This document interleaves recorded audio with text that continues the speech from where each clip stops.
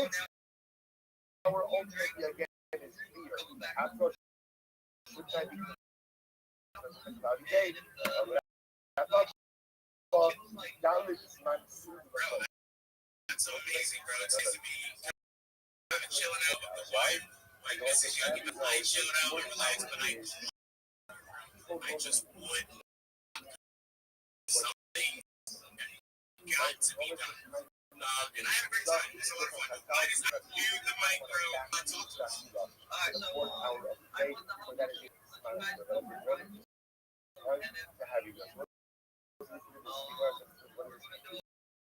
Look at that. She smiles through the both. Everybody's in that. Shari showed up the first hour of the day. That's when the That's for me. Oh no, he was born with a fucking. Oh, that is filled with cheese. Dude. Yeah, with the So do something. About it, yeah. No, it's not. It's not BBC. I don't think it's paper.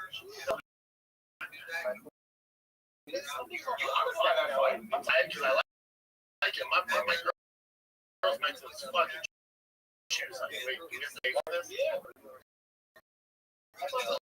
Get down. Yeah, totally. That's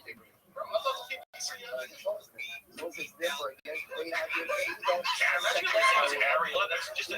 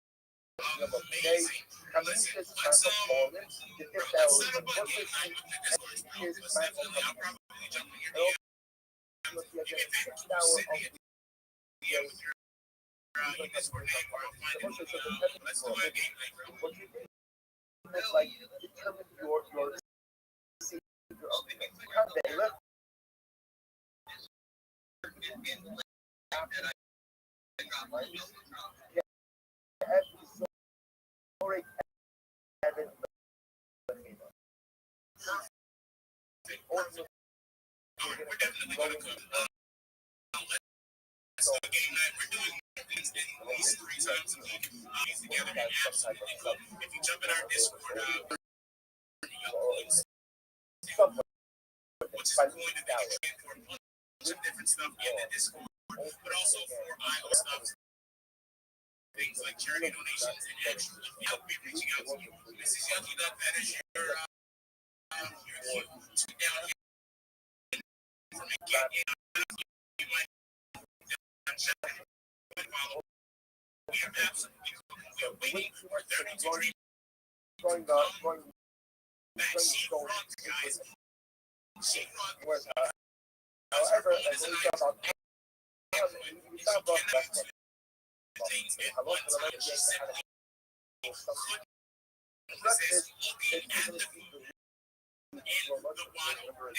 so you know what? She sacrificed all of us for hamburger. Just like we know. So shout out to you. 32 Dream. Let's keep moving. Let's move to the very next speaker. Yo, Chaos or CJ. What is good, fam? I am tossing you the mic. We're gonna take our so we're not finished. But at least now you see now you see that dealt with again in my book about how these non-participants is really a more fundamental nature that really first comes about by Eagles. He focuses on how precise are people.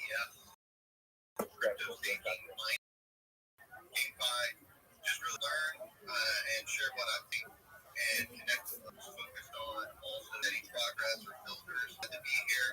Thanks to Mike. Bro, you kept that short and sweet, so I'm going to extend your shell and tell everyone how absolutely amazing you are and how they need to follow you right away. Jump on your page and engage. Chaos, bro. I'm so glad you're here today.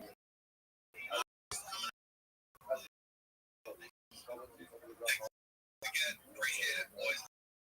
Love the faces. And if anybody needs a little help and you're not following,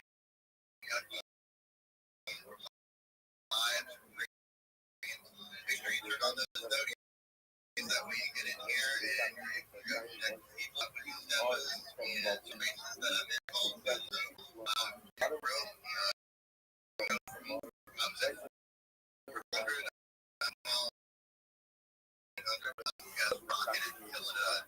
No, we appreciate you, and you are correct. These spaces are definitely the real alpha guys. Jump into these spaces as much as possible. Chill with us. It doesn't matter if you're a listener, if you're a speaker, you are going to grow. No matter what, you're absolutely going to happen. 32 Dream is back, guys. Welcome back to New. Tell us. I went to go look at the food and it looked pretty good, and then I dropped a message and then I wrote. So exactly what I said. Wait, did you hear my comments about you and the hamburger? I heard the hamburger, which the White Guy's burger looked absolutely delicious, so you called me out just right. As I suspected, Dream, but that's high end of yummy food. But you know what? Something we got, guys. I am here in this food frenzy. You guys are having like literally a frenzy. It is insane. We're going to pick these giveaway winners. So you can see 32 Dream like this on Fridays. Like so on Friday, I don't eat. Why did I pick this giveaway on Friday? That was just dumb. That's ridiculous. This food looks so amazing right now in here. 33, let's pick these winners. I'm on a scroll and you are going to tell me when to absolutely stop. And it's going to be no. Probably gonna have fun. Oh, it is not. Come on. Today. I'm struggling. This food is amazing. It really does. It really does. I might take a little bit on it.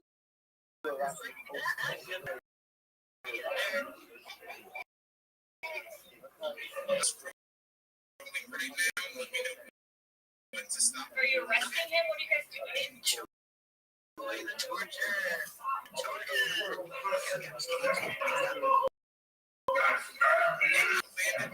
Title chief, you are the winner of this giveaway. Shout out to you. You have to hit me up on with your Discord name and ERC Ethereum. And I am going to continue to roll because you guys are absolutely buck wild. I might have to end early, break this fast, and eat some 32 Dream. I am sure. Let me know when to stop that. All right. It's in your belly, bro. Are you sitting? Continue.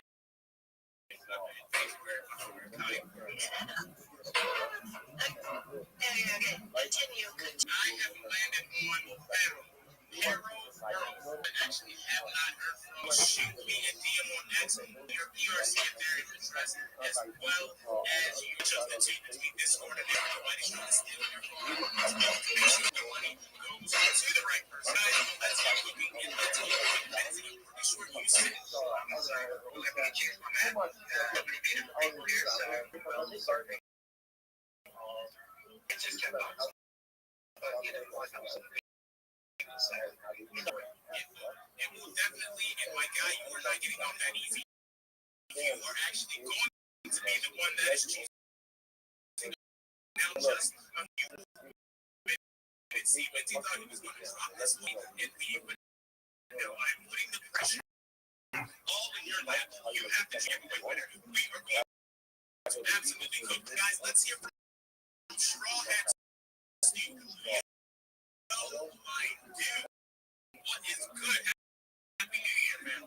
Happy New Year to everyone. First off, I want to say thank you to everyone here to the lovely spices got cooking, because anytime there's philosophy, it's really learn. I'm going to take time to show myself first because lately I've been co-hosting on Thursdays and Sundays, and it's been successful. I've been having a great time.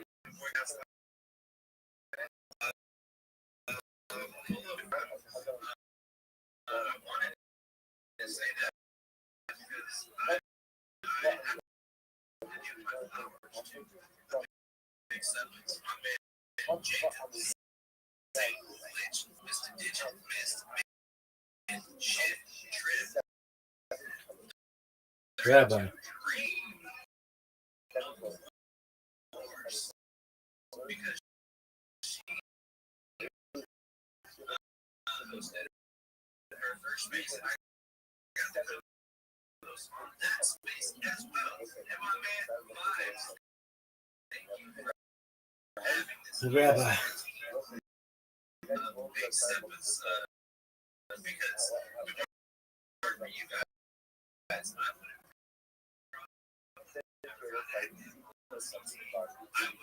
have stayed doing what I was doing, diving into the trenches, run left and right. But now here I am, active in a bunch of different communities. So I just want to give my flowers to the big steppers at the work. You guys, Rabbi.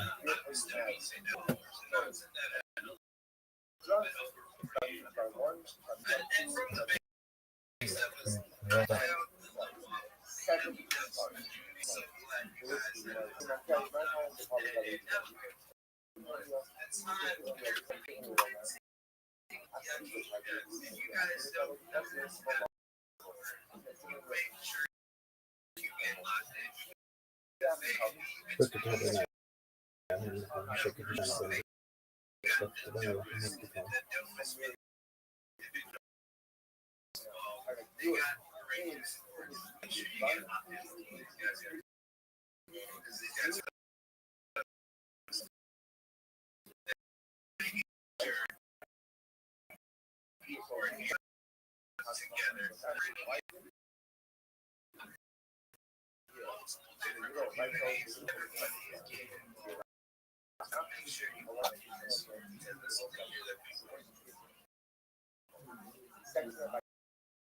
That is absolutely the truth. This is the year that we are going to crush it. We're going to win. Guys, you guys, as you can, we absolutely know in your heart that you are going to crush it in 2026. And the things that you want are going to come true. And it simply will happen. It's going to start with belief. So shout out to everybody in this room with believing in us, with manifesting this amazing future that we are all going to have. We are going to push the third into dream.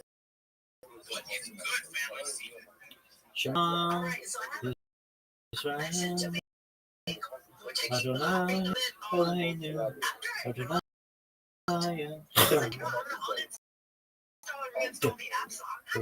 Rabbi.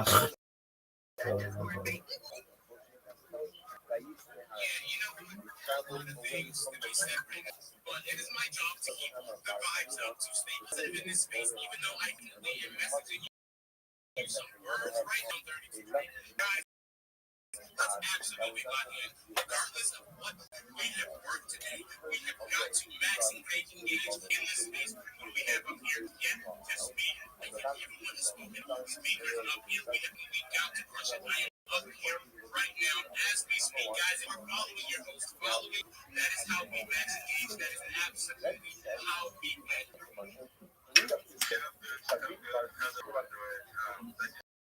So much, Yucky Dogs, and so big ups everyone as a happy new year to us, everybody. Never speaking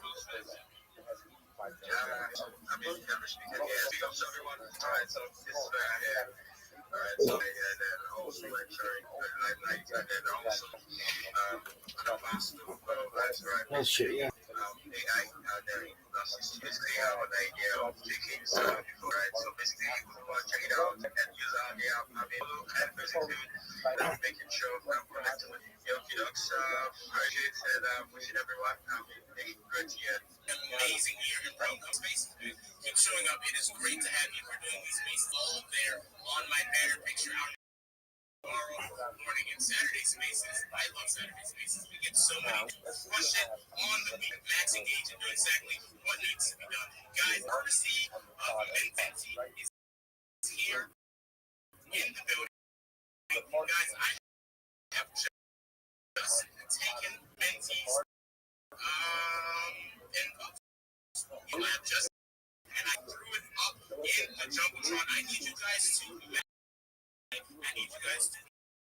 like bookmark know exactly what needs to be. We are looking for amusing replies. That is the giveaway. You have got to make Mentee really quick. Is it easy to make you smile, bro? Or are you on? I know, prickly, bro. And I'm not prickly. Very easily,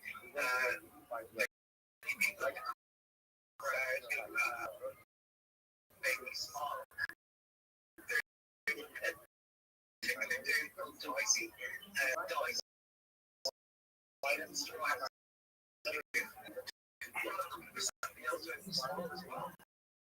So, if I'm going to make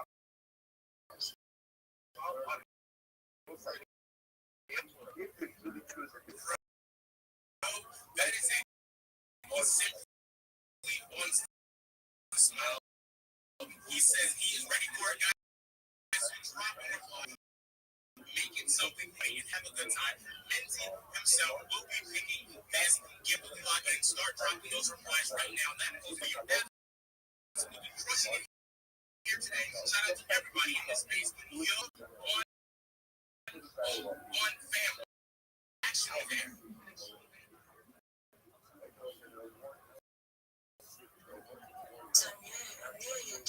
Yes, you are. I'm good. Right? I see it again to the wide. Bringing the pussy rises. When you feel so strong, the God says, yeah, me, I swear to be, so I said, girls, what's up, everyone? See more reference. And it's Facebook, become its moderator. I see people that give up and I meet them, maybe millionaire in my country, channel. Yes, YouTube channel. Yes. And let's host and it's a collaboration of this I can pay. Let me does. guess why I say y'all this. I made good blood, but I'm gonna disturb this because this is a Remy. That's Remy. Yes. Happy New Year to everyone. Happy New Year to everyone. Yes, that's me. This year. Yes, this year is my year. Lucky dogs, I see. This lucky dog, I see. That's vibes. Bigger, I see. This year. Thank you for having me. Yes. It is an absolute pleasure to have you on this space each and every time. Always bringing minds. Guys, that is just what our one-on-one has to offer. You guys jump in there and Maxi Beach will have an amazing time. Shout out to you all. When you are coming through, I absolutely love it. 32 train. We jump to the very got to know are people replying to Minty's post. Are they max engaging? Let's do some shout outs, man. I really like that more people are trying to roll their R's because of me. Dicey, Miss Yucky Dog, Ella / Mayor, Judy Blue Tea, Cucumber, very okay. Society, let's go. Oh my people, yes, they are replying. I replied to you. Guys, everybody replying. Shout out to everyone who's absolutely going to listening. So listen, my dear friend, it is Friday, which means absolutely official. Here, you are on the Yucky Ducks team. The Wizard, I am talking my fam. How are you doing? What's up, Yucky Ducks? I'm doing amazing. Shout out to you. It's a pleasure to be here. Yucky Ducks team. I'm really excited. I know how you doing. I'm doing amazing. Always good to have a fam. What is good with you? Especially here on the space, shout out to my Wasabi, Dating Dream, Yucky, and a lot of people showing up. Supporting the Yucky Dog. I'm here to play my community here on the space. And also, as you guys, especially part of the Yucky Dog, we are looking it's coming up this January, so stay locked in, stay tuned, join the and don't forget to be a part of this step. I got this condition with this step as well, because and also I'm a community builder on the space, I'm a moderator. I'm a reader, I'm a shit at school. Yeah, I'm here to Australia for this one. And this one is thank you, Yucky Ducks. Bro, thank you for showing up, guys. Everybody knows the Wizard. He is literally everywhere, always showing, always grinding, always locked in. I'm not sure this guy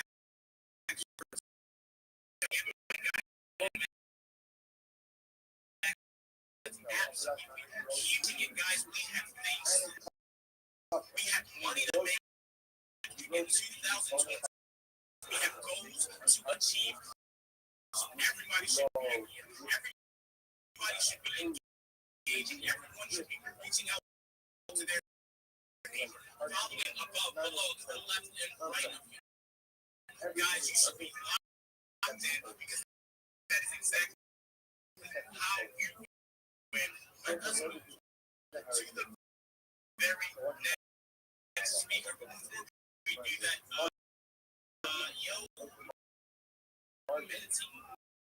checking out some of these replies, man. Yeah, man. Big chicken.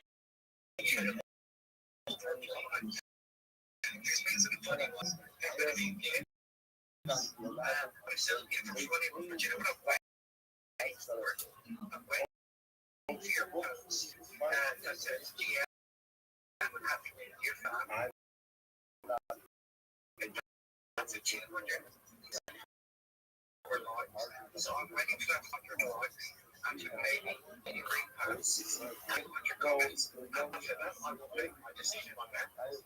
Bro, you have heard it jump onto the Jumbotron X engage with all of those posts. Drop that alpha, decertified next giveaway. So absolutely stay. Let's jump to our very next speaker. Yo, he up and fell back down. I brought disappeared, but I have pushed again. It seems as though you are actually here, my guy. What is going on? Yo,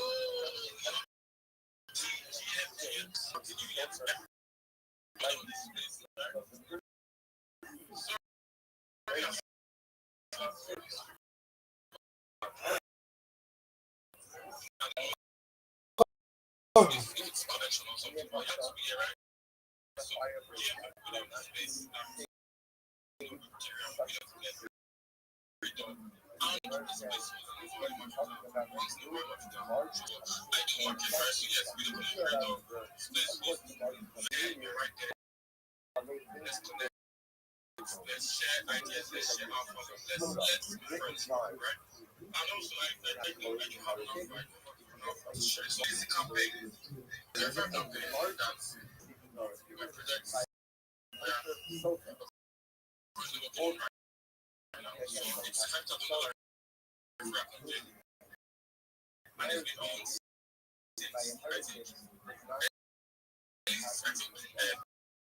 since it's about 29 days. That's right. So to anybody that wants to make at least $1,000 having a black pay for what's to be used by these projects and also Dennis project as well. So that's why I love this.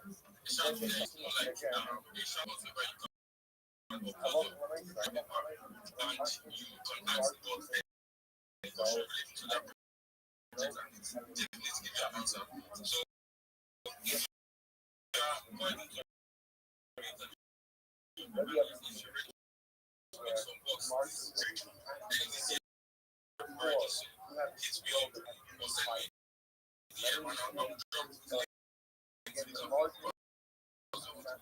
drop comments to see. Thank you very much, guys.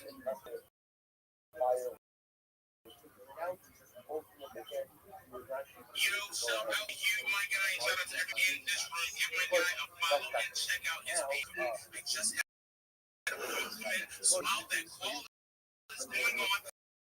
I am tossing the mic to Dicey. Yo, Dicey, what is good, fam?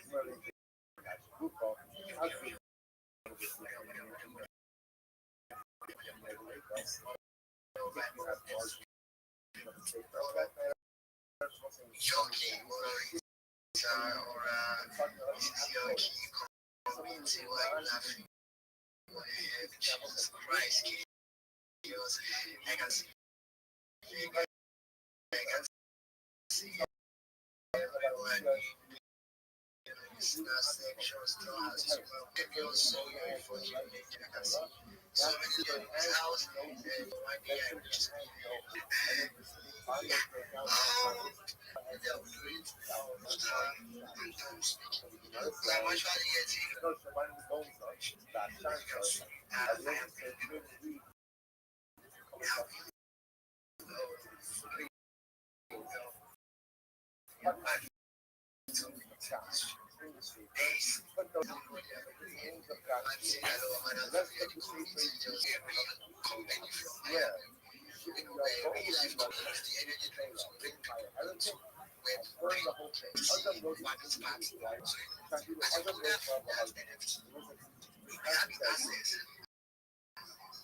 even if someone's done that, you don't like or if you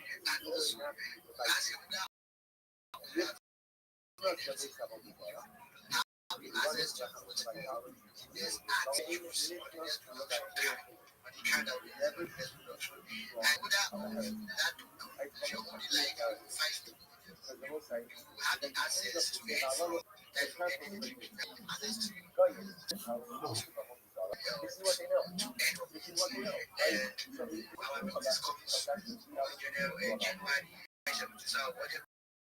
Therefore, again,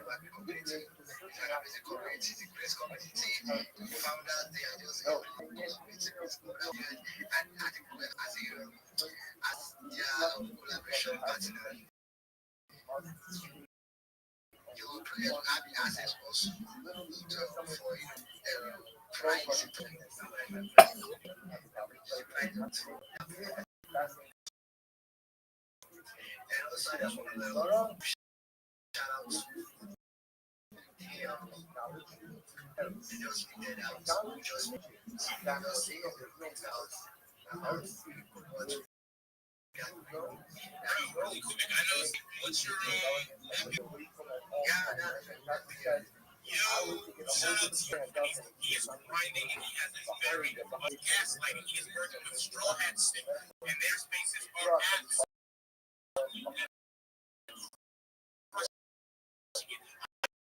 I urge everyone to check out Max Engage and Connect. I love seeing you come up. I love seeing how hard you're working. Everything that you want in 2026 is coming for you, my guy, in the same place to everybody in this space right now. Guys, just keep working and absolutely keep grinding. I'm going to give another minute. He has 60 seconds to pick giveaway winner. Feel the pressure, my guy. I know that you do. While he is picking that giveaway, we're going to jump to 32. Is ready to do some more shout outs. She is moving locked in and cannot wait to call your name. Guys, remember to request. I am then going to be put out some notes. Are requesting so much to do, so many vibes to feel. 32 stream. I am tossing you the mic, fam. Let's do some shout outs. All right. I was actually just trying to get to people that were following me. But anyways, we have Heidi with this unnatural emoji just for shooting me out with a lightning bolt. The David Stern Straw Hot Stew Bone emoji and another emoji. We also have Bone Now in the A but then DGen/account Wisdom Research and Super Emperor with it. Absolutely. Go and you are correct. 32 drinks. This is the way to start a new year. So shout out, so grateful for each and every of you. I see you guys requesting. I see you trying to get up on this stage. You have to have your voice heard. Shout out to you, the Straw Hat Student, Courier Z, the Davis, the Phoenix, Oakland, back in the building, Apex, Precious, Claim, Vera, Powerful, Prince Wave, PFO, Rabbi, Rothschild is in the house. Bro, I'm trying to get you up here as Bobby. So many requests. You guys are absolutely crushing it. Give yourselves an absolute round of applause. Thank you, big man. I'd love to see it. So grateful for everybody in this. Let's jump to our very next meeting. Out of myself, I almost embarrassed myself. The mic to Minty for this giveaway winner. Guys, please forgive me to pick that giveaway winner. I didn't expect you to ask him like about 100 people like a really funny response. The person's called Fly. Because it's the majority of cousins. They decided so I think that's pretty funny. I think Fly deserves the win. So that's a good man. Cousin. It's on the cousins. I love it. Absolutely. Yes, that is okay. Because that is a shout out to you. 532 drink. Give me a drink. And 5. That on 5. Screenshot that name so I can write down there. Full act. You know the deal. Why shoot me? And the one X ERC. That is your area of address. 24-hour shout out to everyone who participated. We're just having a good time on this new Friday, so let's jump to our very next speaker. What about this Toxic orange researcher. I am too awesome. You're the mic fam. How are you doing today? Sorry, possible I have a communion. It is fact Absolutely wrong. This 32 drinks so sad. She is so sad right now with that building. Yo, Paige, what is going on, fam? These schools are written by university. I want to show you something absolutely. Oh, you guys are slacking. I have got to bring up more people right now. Give me about 30 right there. I've got looks. Okay, you know that stuff.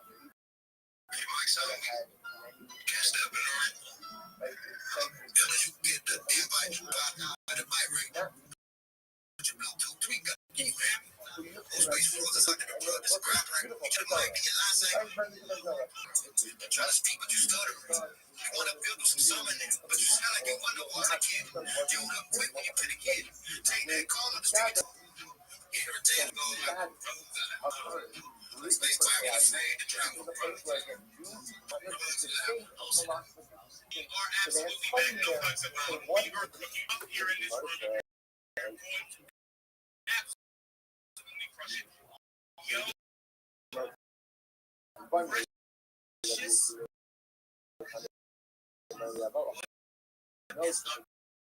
Precious, I'm almost afraid to say your name. Are you here, man? Bro, we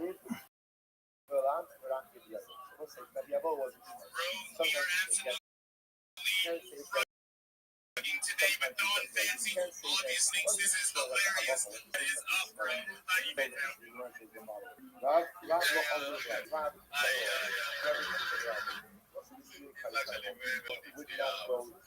out to you. I've been with you. I've got you. So today is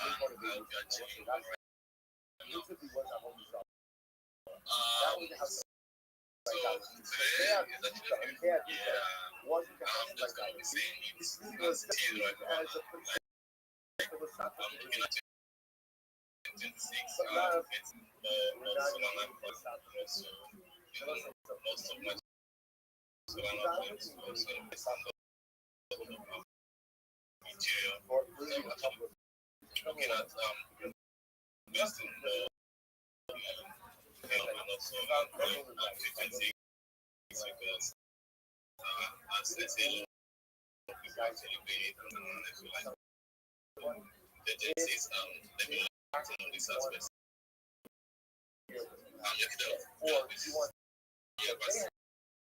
DM coming in right about now. It's going to be very much better.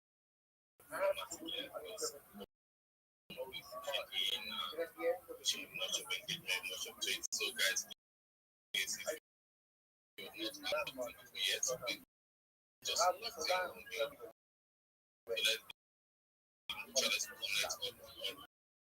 aspect and aspect. And look it out. It's actually nice always coming here to chill out with you. I'm not so 32 today. So sorry about so don't say that. So what's the shout because the mic is thank you. I'm excited to have you here. It is always a pleasure. On the agent, my guy, you are reliable. You have come to bring that energy. And listen, I don't want you to think for a second that I judge you for your poor choices in life with the answer. There's no judgment here. However, fam, it is all good. So shout out to you guys. Let's keep it absolutely rushing. It's not judging. Yes, I knew you would come. Actually, an Android guy now. For space. It's gotta be the iPhone or something. Just We'll check that out. be done. Let's see what we have on here that hasn't get a chance to speak. There are But I some have a brothers guy who had jumping up and falling back like so my guy was throughout this and now space. he's It is okay. done. Not be deterred. Yo, I just shot you. He followed back. What is good? Hey, how are you doing?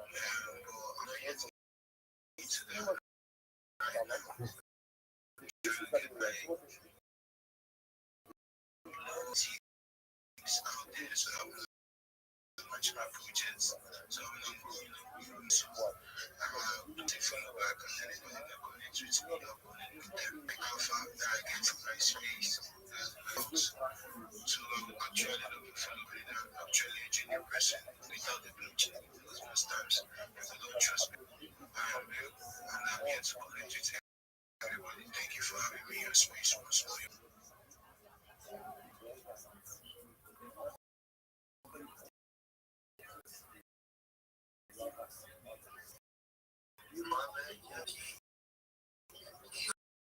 I am here, bro. I am absolutely here. I was dropping so you guys just missed out. I was dropping so much alpha from everybody in this space, guys.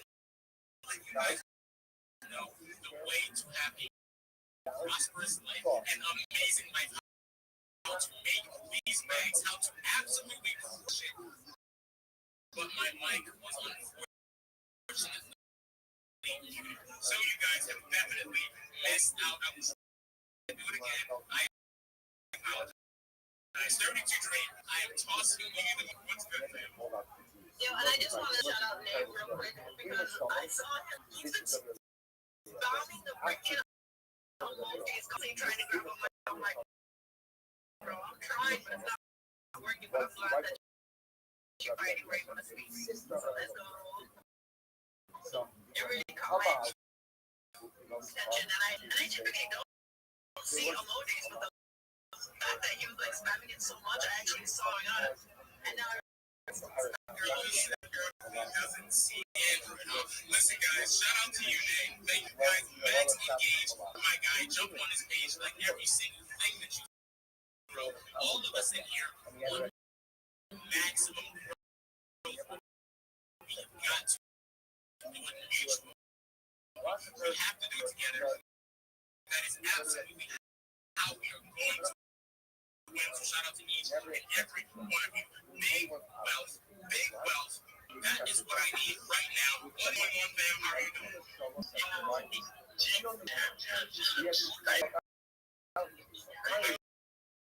I think that we can hear you.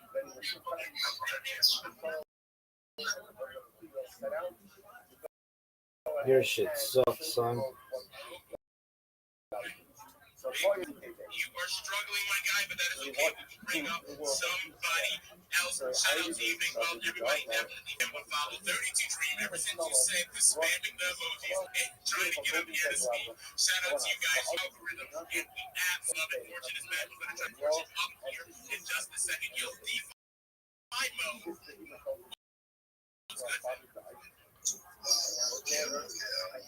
Shout out to you, my guy. Shout out to 32.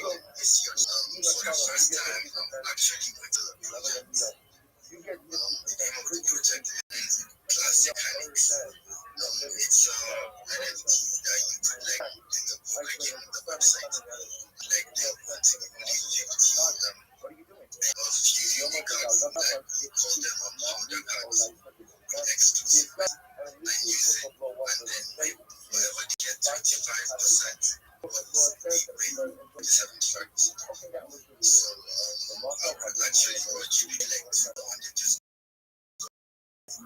and check the white paper and everything is under within the discourse. Like, thank you very much, everyone. Thank you, audience. Thank you. Welcome. Shout out to you, DeFi Mind. Thank you for joining us. You are based. I love the fact you are riding with us. Definitely get my guy a follow. Guy, we have had an amazing stuff on 2 hours. We've heard from so many down there requesting. Make sure to come to our very next space. I'm doing another space with 30 tomorrow, 10 a.m. Eastern Time, which is 3 p.m. UTC on Saturday. I love that space. I love everybody to come to that space. Show up with us. Request to speak. Let's keep going non-stop. Guys, it is a new year.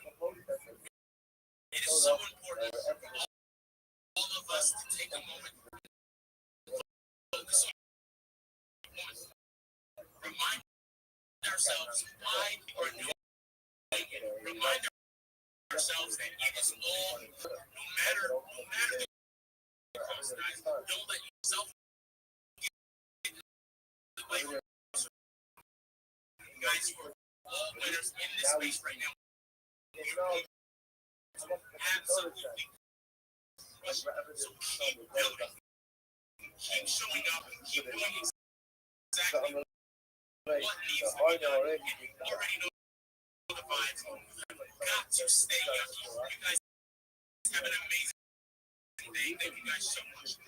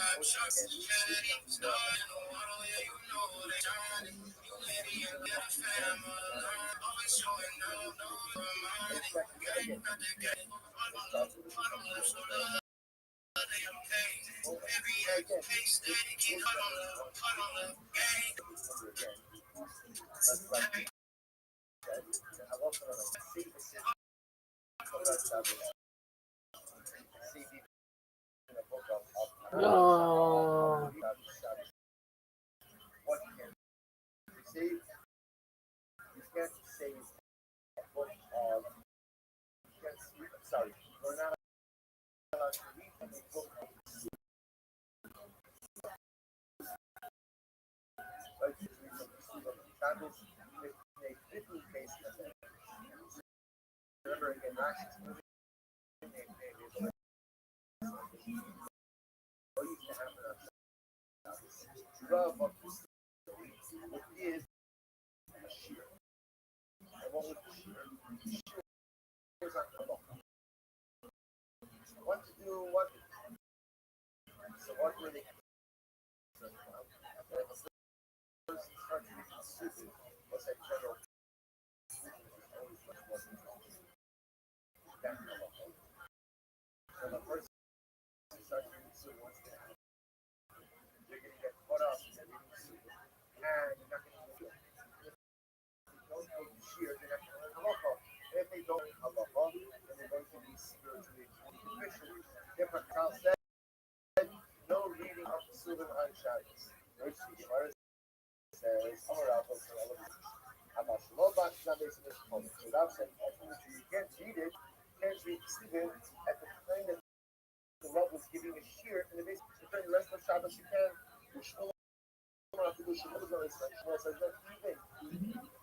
Even at the time the Rav wasn't giving the shirt, you can't read Ksubin all the Shabbos. You need that's so. Yet now don't give you Shmuel, but now God has Ksubin. So the Shabbos, yet in Nardo, we used to go ahead and read a section of Ksubin by Shabbos Mincha, so that Shmuel did allow the reading of Ksubin. I'm like, give my heart to you. Lotion Allah. Makom Beis HaNefesh. About Shmuel ben Makom Beis HaNefesh. God said,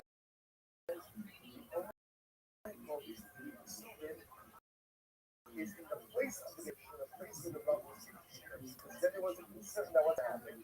Rav's going to be here, and you're going to be reading something else. That was like equivalent to like right, Rav's going to be reading Russia, right, and you're going to be reading something else. You're going to be reading something else. So therefore, you're not allowed to read something giving Russia. Shmuel says, Jake Malcolm makes an addition.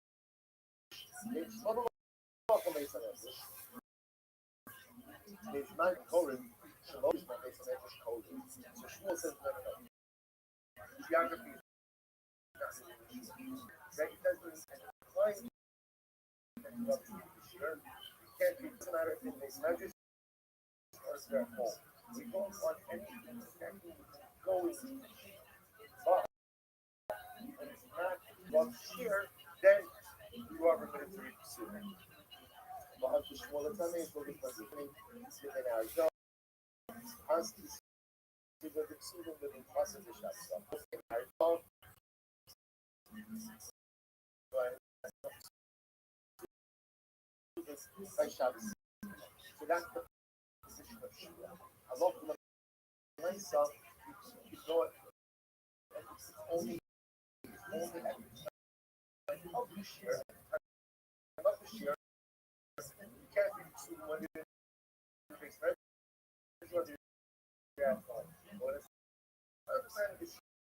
Here, last show the only down on the color.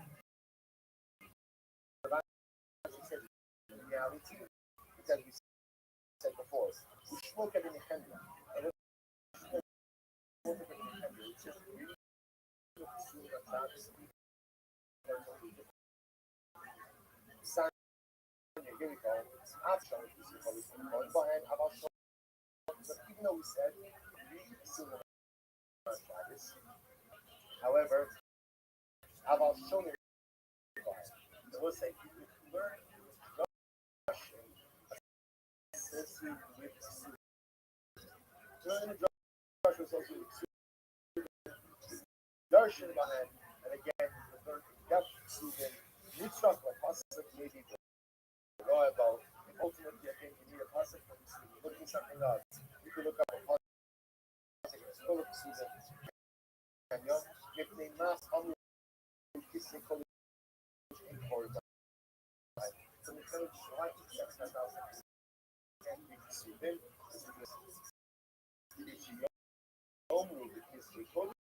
In order that a person should say, there's a limitation on my ability to see this, then certainly I can't read one of the English. So if there's says something to me, like it doesn't feel about this, you're just some level of legislation regarding learning. Okay, so there might be a focus to when you're not allowed to be student, how you're not allowed to be student, what part of the student, student, the point is you're the discussion, right? You're the discussion about not learning some type of soda and shot. It says the reason why has some limitation of food. Well, that limitation subject to dispute. Like you said, it has a 3.1 stars, great reviews. Red $849. It's an expensive gift. Yeah, pretty good. Nice dad. Great dad. The best is dads. Let's see what we got here. This is Will Kim. He's supposed to be one. Fact. Yeah, Chicago. Thank God he got away from Papa Rat. We're going to end pretty soon here. This is posted by Danny Kaufman 2, hitting Bobcat with this line again. I don't know what that means, but I need more Tim Kennedy on.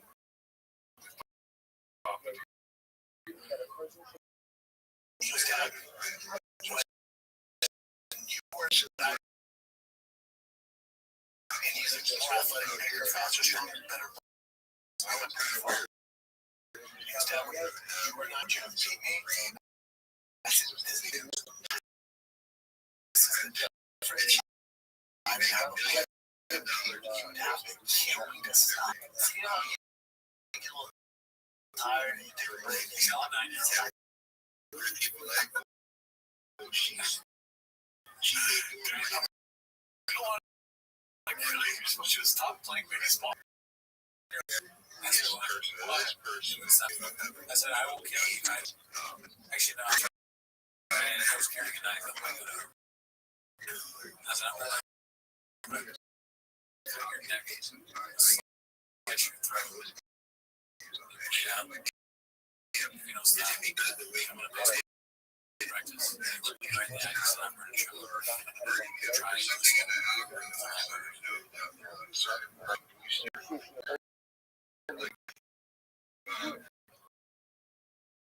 like Josh, Anthony Josh, and the other day, like, it's just excellent. That is trending, so I thought since he was trending, that was trending. So I'm going to see what happens now. You know, great moves. And they're banking up your guys, like, they're really banking up. You see, like, the thing yesterday was all these people coming to X and bikini. sorry, So what did I do? Took my picture of it. yeah, things like that, think of it on the spot. Talk wide. Really, Over. over Like, we don't do anything.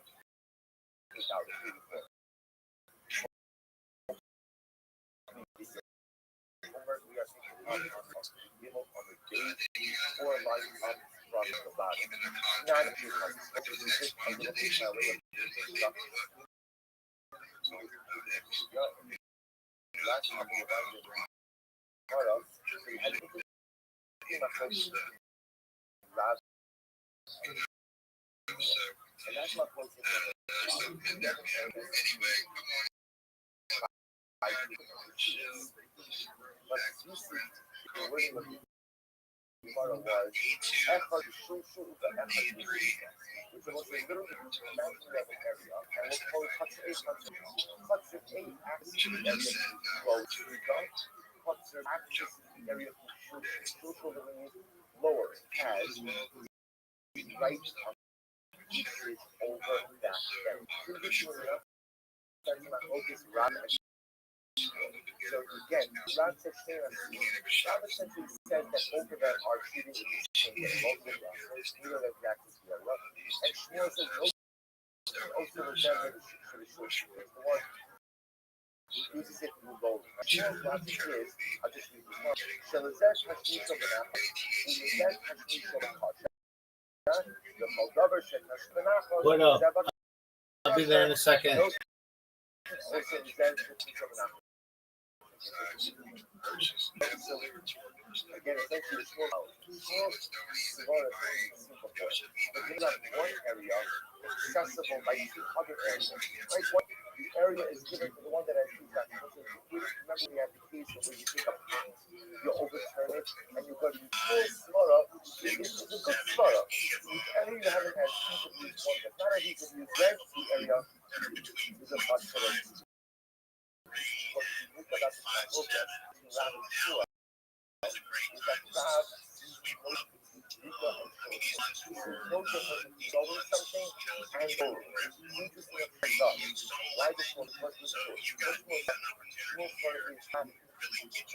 Right here in Asia. Right? So it's interesting enough to explore this ahead and understand that gravity, by definition, your use, you was a gravity that's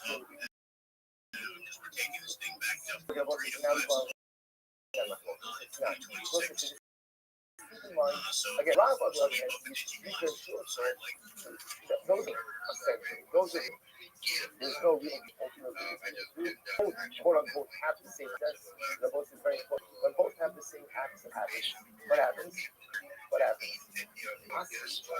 Right, but both have the same acts of effect of the past each other, and when the effect of the whenever everyone has the same action, halacha they're considered halacha you restrict each other unless it's for together. So the Gemara says, so tonight, I'm sure what's about the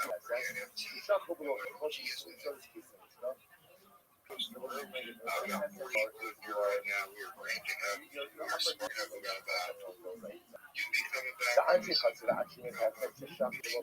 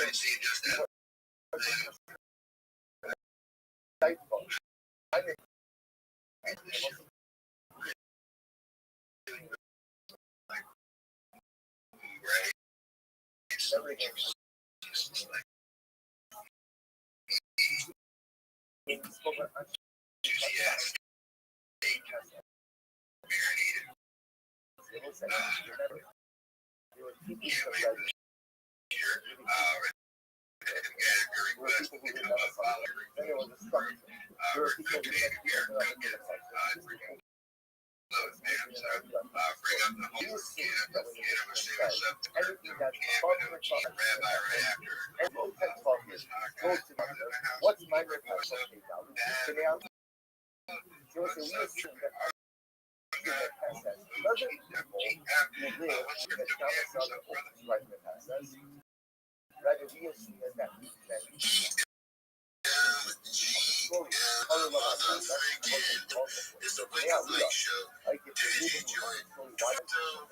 First, hit that producer real tax and frenemies and send it to all those group chats you're in. What's up, bro? What does it say? You have people in the area, people in the how do you decide which part of the country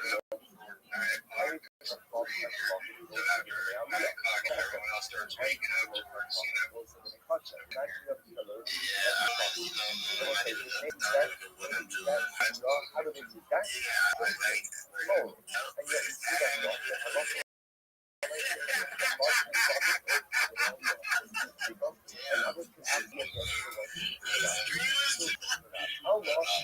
you see that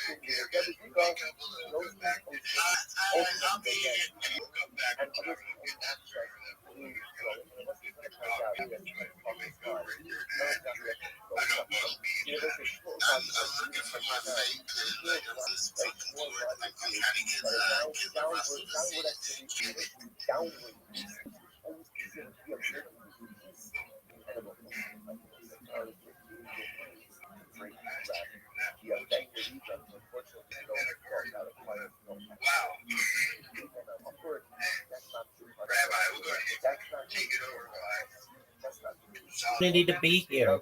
First of all, I would appreciate a follow up if you can do it. I follow everybody back, so if you follow me on timeline, you can see me in a moment to you live on video. Who else is doing that?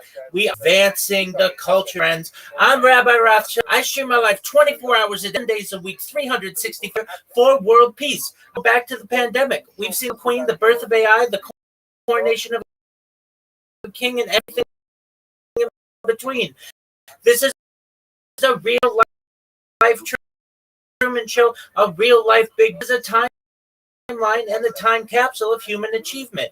In the 1990s, Bill Gates coined the phrase "content is king," and I'm making it true today. I'm king of the internet. This is the biggest event in global history, and here's why. In 2018, The Economist magazine stated that they were taking petroleum as one resource, and I have more data on the internet than any than ever, which is making me very going viral. And when I do, I'm independent if you're not already. I want to ensure that you have generational wealth if you don't already, and I want you to be able to start charities, philanthropic organizations, your own. I'm unlike influencer you're ever going to meet. I'm not live YouTube stream nor two YouTube streams. I'm live on over 20 simultaneous YouTube streams, 24 hours a day. You see degrees. I even have a camera. If you want to view these streams, they're available in profile. Additionally, the link's available in my pinned post. You'll find in my pinned post a link to my link tree. I dare you to look at my link tree. Nobody dares you to look at their link tree, but I do because I have more social media than any person ever. I have more content than any person ever. You'll also find a link to my Discord, discord.me/rabbi. We have over 2,700 people in the community and continue to grow each day.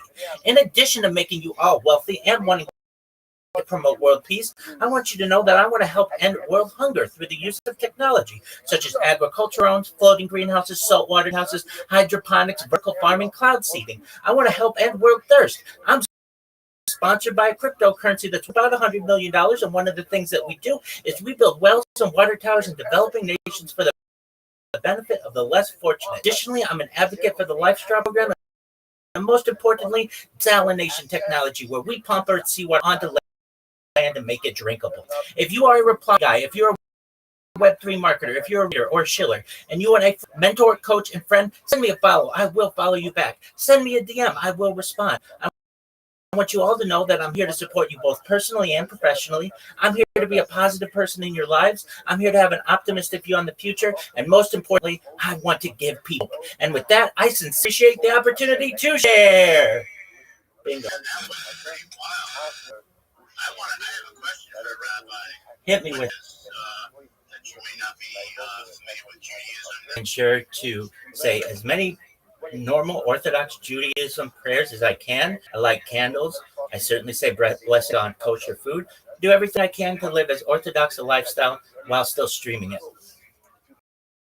is awesome. That is awesome. I gave you a follow, and you learned more about you, and that was awesome to have a man in the room here. We appreciate that. Thank you so much for your high praise. I appreciate it.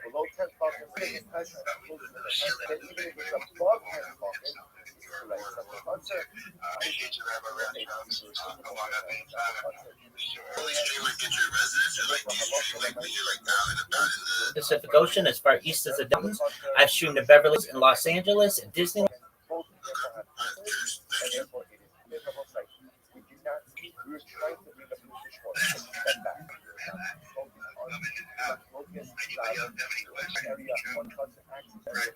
What's up, Carbon? Rob said Well, it's good much. That what you take on.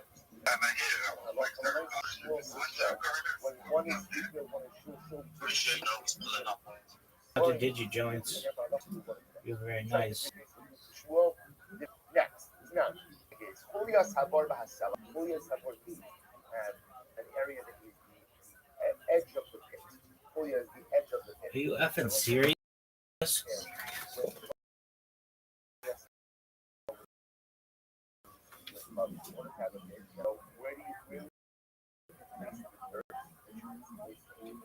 You build like a lick or a lick is wrong.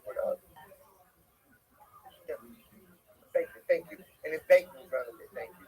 And it's around a bit. That's called Julia Sabor. So again, obviously, that's higher than the rest around. What up, you?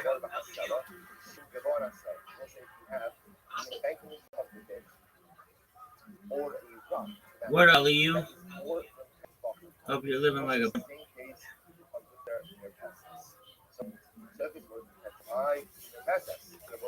Football's good. Again, that's all we talk most of the time.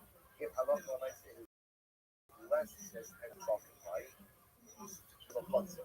Ultimately, it turns to the chutzner. Umer Rafuna, the host of Zorim in the Pasas. So the Gemara says, Rafuna says, that halacha l'maaseh we give everything ultimately again to those who go ahead and dwell within the Pasas. So remember again, Rafuna is here. And halacha l'maaseh says, remember, this one I think that the Pasas means what?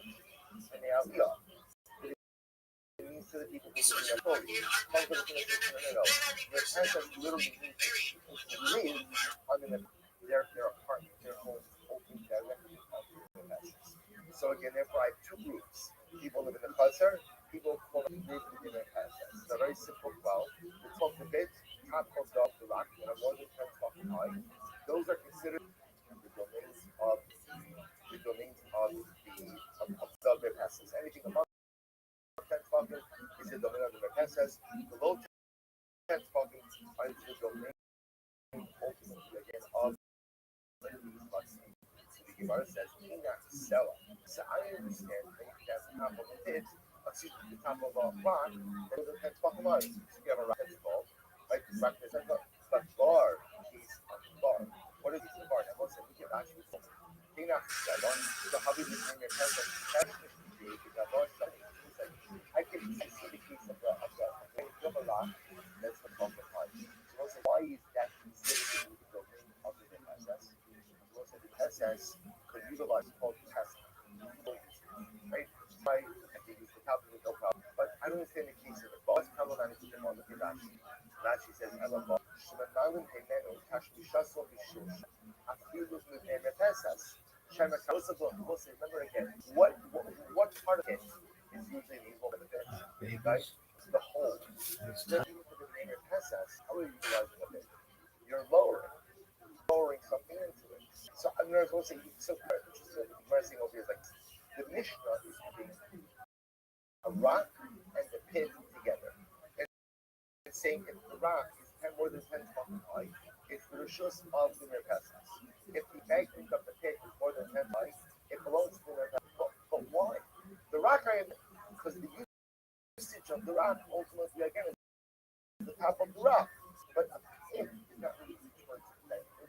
What's used in the pit is the cavity. The cavity of the pit is what's used. So that's the case of the only way the name has to use the cavity of the pit is how through lowering something down. Rashi says over here, Afilu Nervet, Sharim Nikar, Pisa Go Shlamina, Go Mekhatas, Hasisha, Shini Kolu Namalo,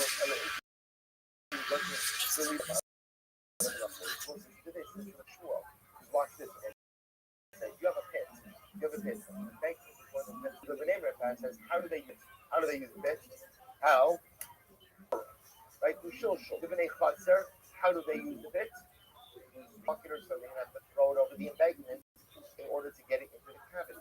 So this is a case of Echad Ishur, Echad Svika, and yet what does the Mishnah say?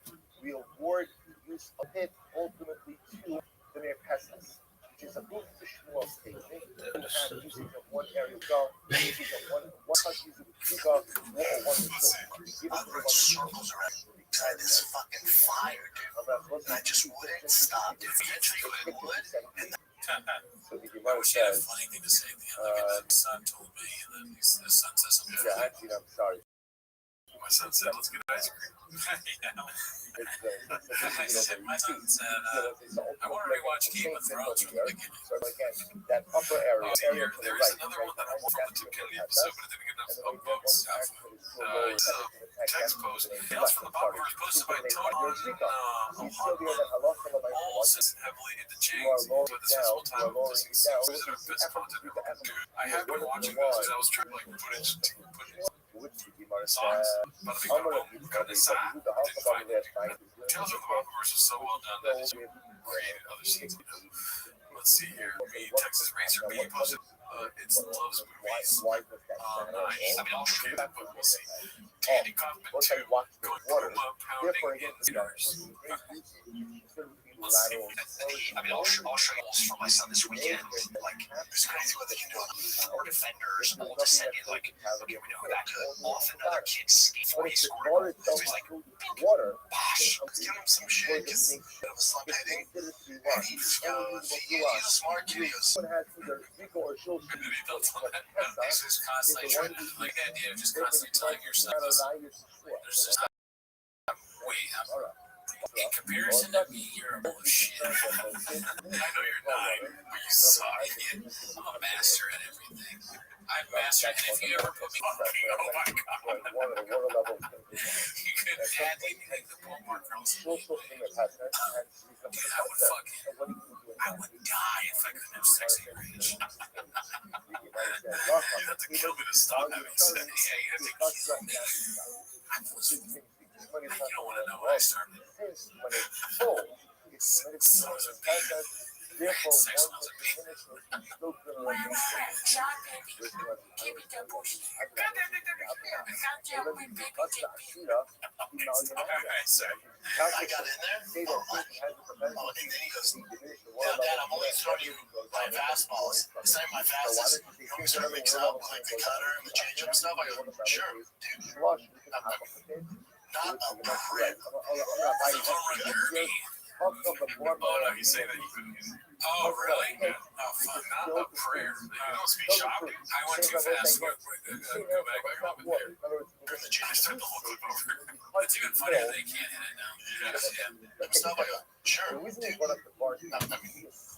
a prayer. And he's like, you good? That's awesome. My bad. My back. Actually, that was kind of funny setup that he wasn't able to hit the balls. I like that. But it could have been funnier. Not a prayer. Just don't do it in the weird voice. What's more psycho? The fact that Tim Kennedy's willing to share his address to have terrorists possibly come kill him, or the fact that he's sitting in a chair like this. Somebody's got to sit in the chair weird with suspenders. Brian usually sits kind of strange, so he's not there, so you got to have another guy doing that. We should have a petition started that we want more Tim Kennedy content. Drag race. All right, let's see what we got next. If not, the war is on. Try I 594. Where's Backbone? Shout out to the creator of this series, Levon, correct? Yeah. I've tried watching this, I just couldn't get into it. Let's see what it is. Rejected War Part 2. I should say descript on the back. I think it's with the Infinity Growth. John Bonet redact this. Every war's fought in thousands of places too many for anyone to count. There's 487 years ago. Mercenary war that just for terrorists to power from Israel. Sometimes it's like you're cooking in the kitchen. Do taste test. And when the chef tells you a little more salt, there's something off about it's like somebody that didn't watch Ken Burns and his baby. Just didn't hit it this time. I'd eat it. And maybe if Levon didn't do what he did, we'd appreciate this. But Levon killed it. Shout out to him. We miss you, dude. But I think that's it for this week, dude. Alrighty. Well, we'll see you next week. Take your vibe, Vance.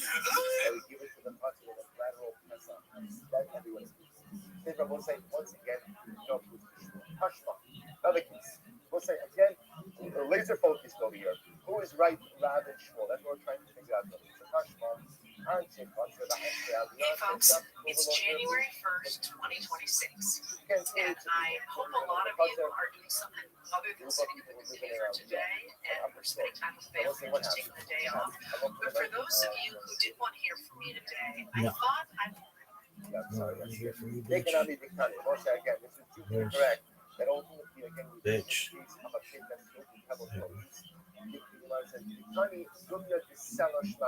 Because also remember again, the Mishnah mentions the case of the stone and the case of the pit together. Just like the stone is muktzah, so too again, what's the case of the pit? It's filled with muktzah items as well, and therefore the level of the pit is not going to be diminished. Hey, what's up? My name Cowbell. The bar case. You already know what it is. Gringo Pop Right, live both of stream, these are the Balavia, and they were telling them it's Alright, I'm gonna start off the stream real quick. I'm your favorite comedian, Cowbell. You all know me. I've been doing comedy for like 6 years, or actually 6 months of stand-up. I did it. I know how to do it. So I'm gonna get right into the bit. Alright, check this out. Some dudes be fucking like this. But you know how Cowbell be fucking like this. Oh shit! What's up? Cowbell's babies. I'm in the house, ready to do some stand-up pre-shit before this 24-hour live stream on the Gringo Pop beat, which is why you're here, you know what I'm saying? But you know what I'm saying, you guys missed me, so I'm back. And it's not so good if it's because it's above you. If you were to want it to different assets, after all, again, that could become a case of Achadis social, the Achadis legal. Therefore, whenever he goes to this, but you are to Tashma. Next case, I was still trying to resolve my focus on the Shua. The Tashma, Anchi Hatsura Anchi Aliyah, Shishak, and Kogula Erbu. You have members of the Chatzir, members of the Aliyah, right? Two groups of residents. Some who live in the Chatzir, some who live in the Aliyah. What happens? Shishak will Erbu. We'll say they did not make the joint group.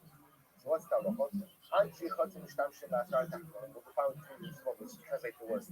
The members of the Chatzir, they get to use the lower. Yo, babies, it's day 8 of Kabbalah. It still sucks. So,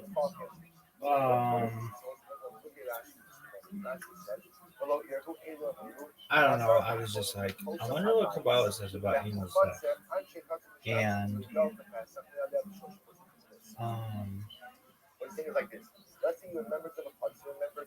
well, then I also want to know what it had to do about rim jobs as well. And I know I could have gone like to normal sex first, but I figured, why not in? So,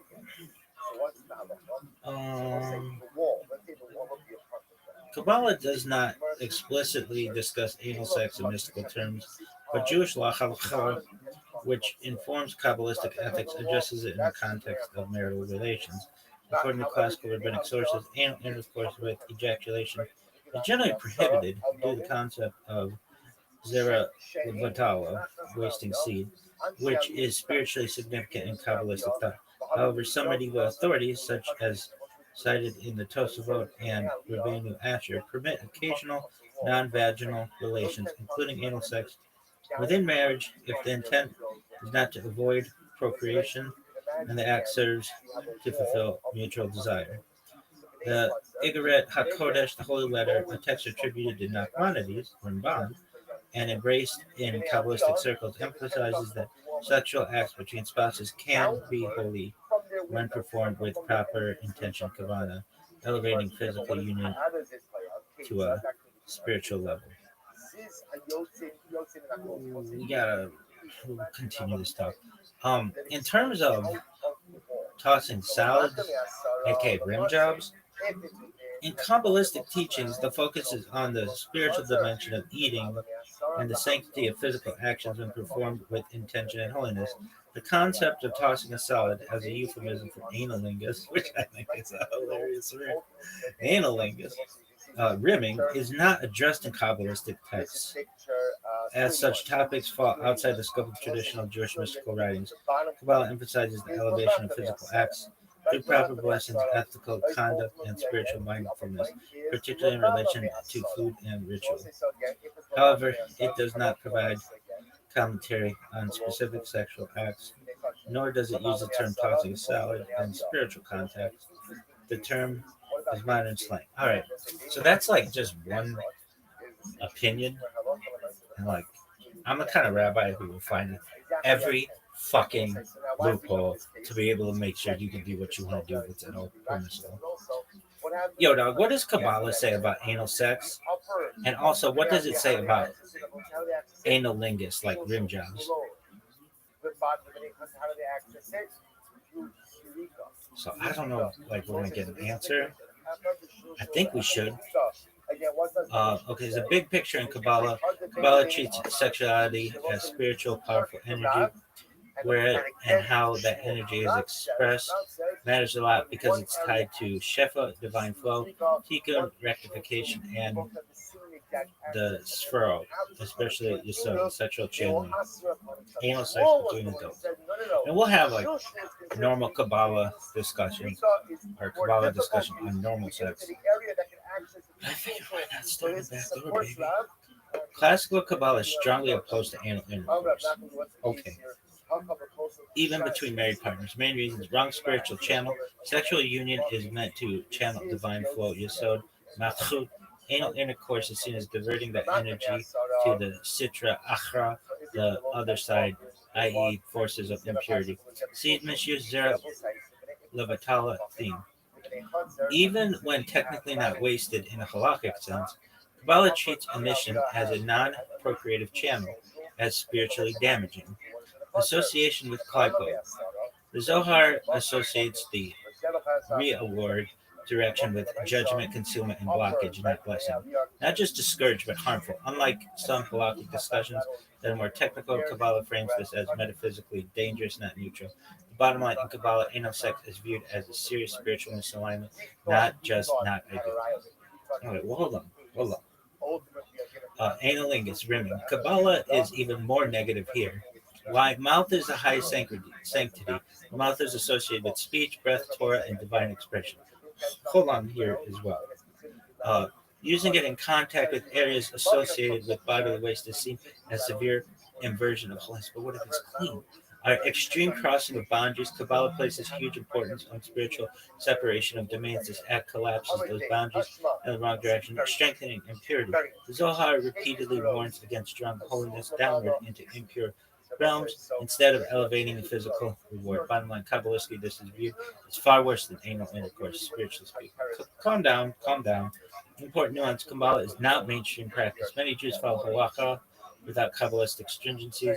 These ideals are mystical, not legal rulings. Rambam, for example, explicitly rejected much of this metaphysical framing. In one sentence, Kabbalah teaches that sexual acts must channel divine energy through its proper spiritual pathway, and therefore views anal sex, and especially analingus, as serious distortions that empower impurity rather than holiness. So, is that the end? No. Because I'm sure some Rebbitzins out there are saying, maybe I want my salad tossed in, but let me see how we can figure this out. All right, so the halakhic rule on anal sex, if you want to know, is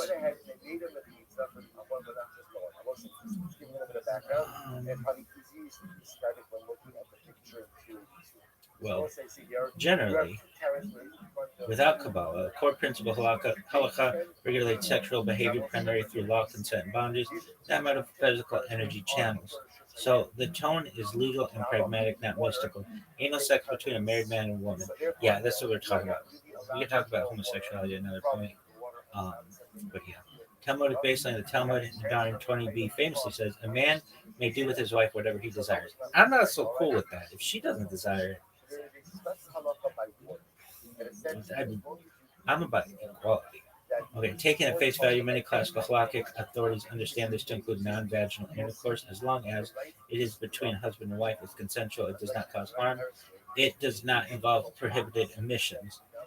Rishonim, earlier authorities, Rashi and Tosafos, generally permissive in theory. Rambam legally allows it, but strongly discourage it as a crude and morally disgusting, not mystical. Ravad, more permissive than Rambam. All right, practical halakhic consensus. Most later halakhic authorities do not forbid it, outright strongly discourage it, often say it should not be habitual and not replace normal relations. Key point. If someone asks, is this forbidden by law? Many poskim would answer no. If they ask, is it appropriate? Many would also say no. Analingus, rimming. Here halakha is much less permissive, even without Kabbalah. Why? Not mysticism, law and hygiene, human waste concerns. Anything involving contact with fecal matter raises serious prohibitions. The mouth must not contact areas considered filthy under halakhic standards. Bal tashakzu, do not make yourself repulsive. Many Many authorities apply this principle here. This is a legal category, not a mystical one. Brachot and sanctity issues. The mouth is used for prayer, blessings, Torah. Halakha treats improper use as a problem of dignity, not cosmic damage. Bottom line, halakha. Most halakhic authorities would consider analingus effectively prohibited or at a minimum strongly forbidden in practice, even without invoking Kabbalah. Key differences from Kabbalah: the reasoning for halakha is law, consent, dignity. For Kabbalah, it's cosmic energy, purity, sphero. Anal sex, technically permitted but discouraged, spiritually dangerous, according to halakha and Kabbalah, spiritually dangerous. Analingus, largely prohibited in halakha, Kabbalah, severely damaging. And then tone, practical for halakha and metaphysical for Kabbalah. One sentence summary: halakha without Kabbalah may technically permit anal intercourse between married partners, while discouraging it as undignified, but generally rejects analingus on legal and cleanliness grounds rather than mystical ones. All right, so I'm going to be honest with you. I'm sure that somebody's going to want me to find a loophole in this bad boy. So here's what I would say. There used to be this Canadian cunt who was amazing called Sue Johansson, R.I.P. baby, and she taught everybody's favorite rabbi about a lot of things sexual. She's like Canada's Dr. Ruth, if you know about Dr. Ruth. Anyway, shout out to that bitch. Anyway, so Sunday Night Sex with Sue Johansson was a show where Sue would take calls, and I would love to have a show like this someday. But they were amazing. I would watch these with just. I'm not going to tell you all about with whom I would watch this show, but it would be like every guy in the world would be very, in their own way, extremely jealous. Anyway, I would watch these shows and just learn, and just like I was like, I'll put it this way: I was like a lion in a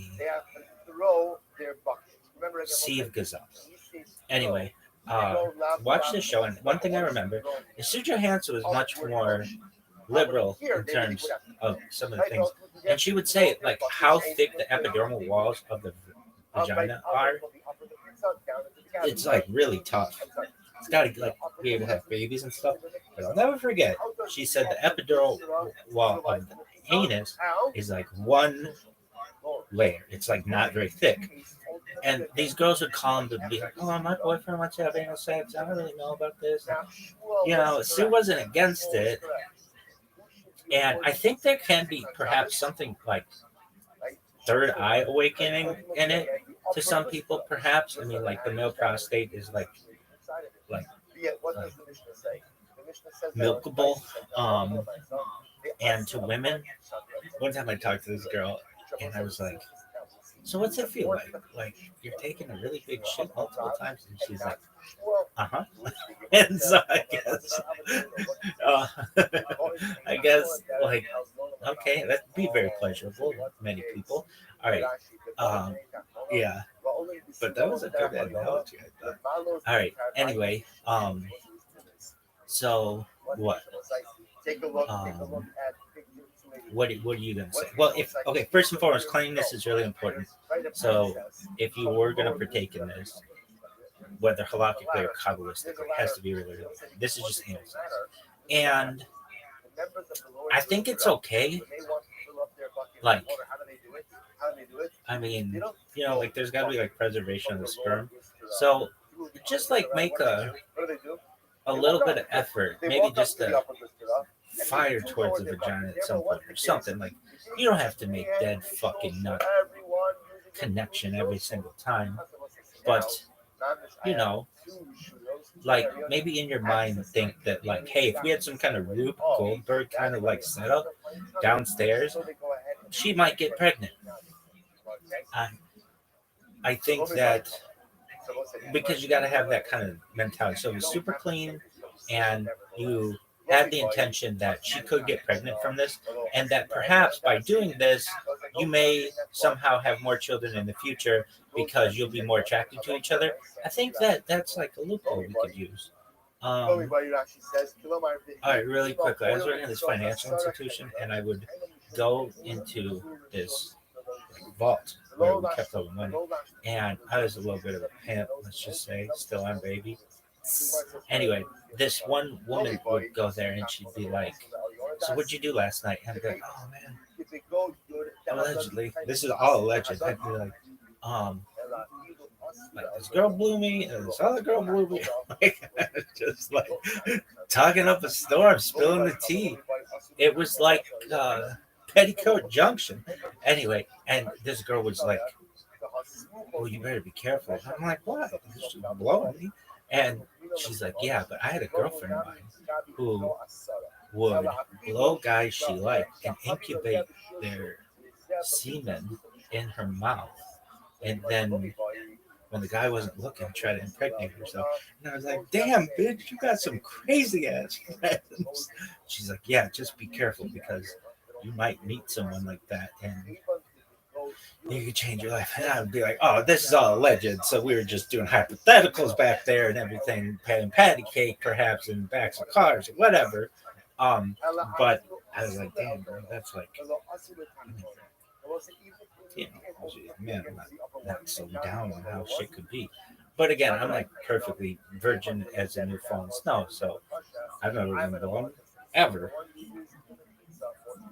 Not like I hold perhaps the world record for most amount of BJ's from hot chicks, but nevertheless, or like that was like I basically made my own fucking religion out of that, kids. But let's not go into it. It had religious connotations. We'll just put it that way. Allegedly, perhaps. Why? Who knows? I'm just allegedly. Anyway, back to cunnilingus. No, analingus. Okay, so do you think anal sex is okay? If you did under those circumstances, I think it's better. And I mean, whether it's allowed or not, I mean, it's already allowed. It may not be. Um, it may not be. Um, it may not be like a mainstream thought, but I mean, it is. But I don't know. It's up to you and your partner, really. Look, I say this for all this bullshit. This is like Outback Steakhouse. No rules, just what right. And I don't know, that used to be their saying. And do as thou wilt, just don't fuck up. And I don't think if you did anal sex under these circumstances, I don't think that's too much fucking up. So long as no one gets hurt and it's totally consensual. Now, rim jobs. That one is interesting. This thing's never gonna upload. All right, so I have to make it quick. Everything's got to be really clean, and I think it's just like any other orifice. That if everything's super clean, then you don't have to worry about the mouth being like, you know, like desanctified or whatever. And then the hole, I think, would be okay. And if there was some girl out there who would be like, "Look, if you do this to me, it will allow me to have more children." That's what I'm about. I want Judaism to grow. So with all of this, if you can justify it between you and your partner that, hey, if we do this, we're going to be more sexually attracted to each other and it's going to make things hotter and we're going to reproduce more, then I'm up for it. You're fine. Go fuck yourself.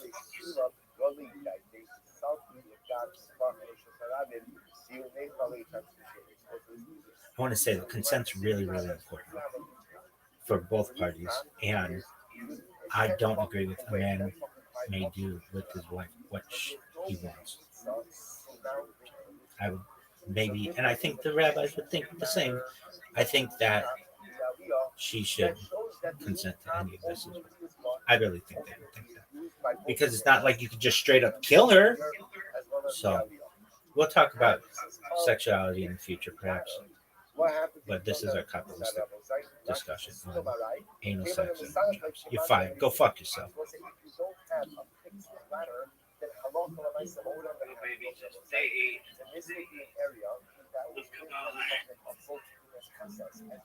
No way. So the Gemara says, Sulam Shavua in, Sulam Araylo, my time. They will say, why is that? Why is it halacha l'maisa? Why is it halacha l'maisa? That only a fixed letter will allow use, but not a temporary letter. Lad, you should be able to serve Asar the Hadabi Kaini, Asar Hadabi. It must be because it was a ultimately the women who are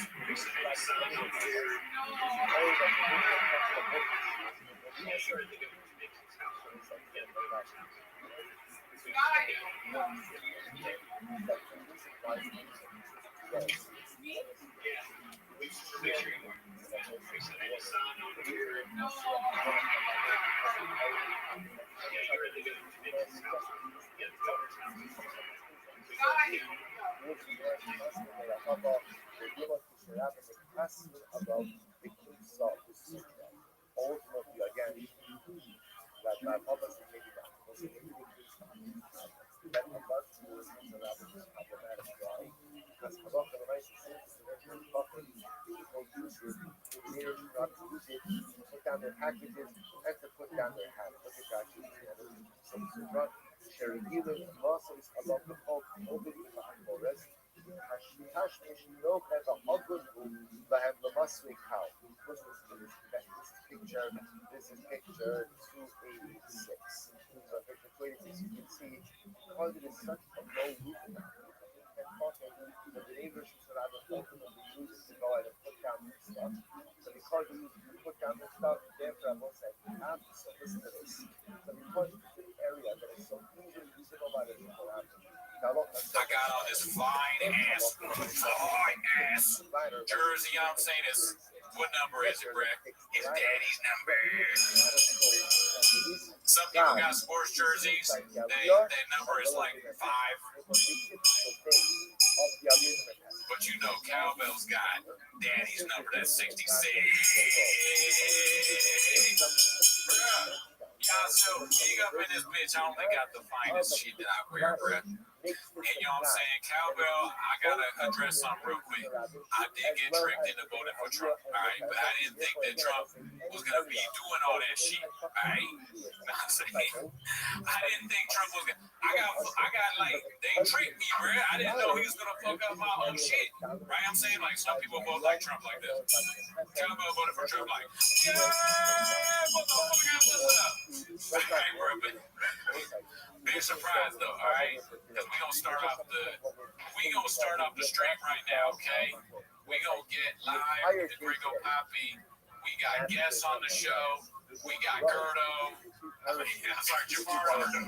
Gerardo. Yeah, we got Gerardo in the house. Not saying we got Americanos for everybody. Not saying, Mark, why don't you go ahead and grab a coffee for us?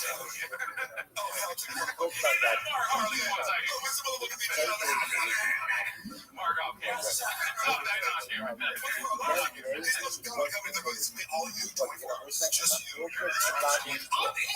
right, I'm stopping. All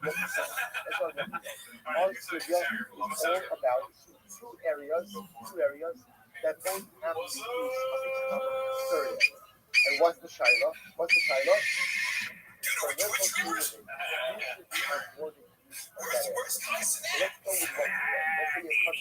Yeah, we're Twitch streamers. What I think about progressive streaming is like, if you're a generation where you're just like, hey, film yourself every day of your life, every minute, like, when's the self-reflection? I don't know. You like I said, you guys have developed your creative skills by being like, I sit alone in the room and write jokes.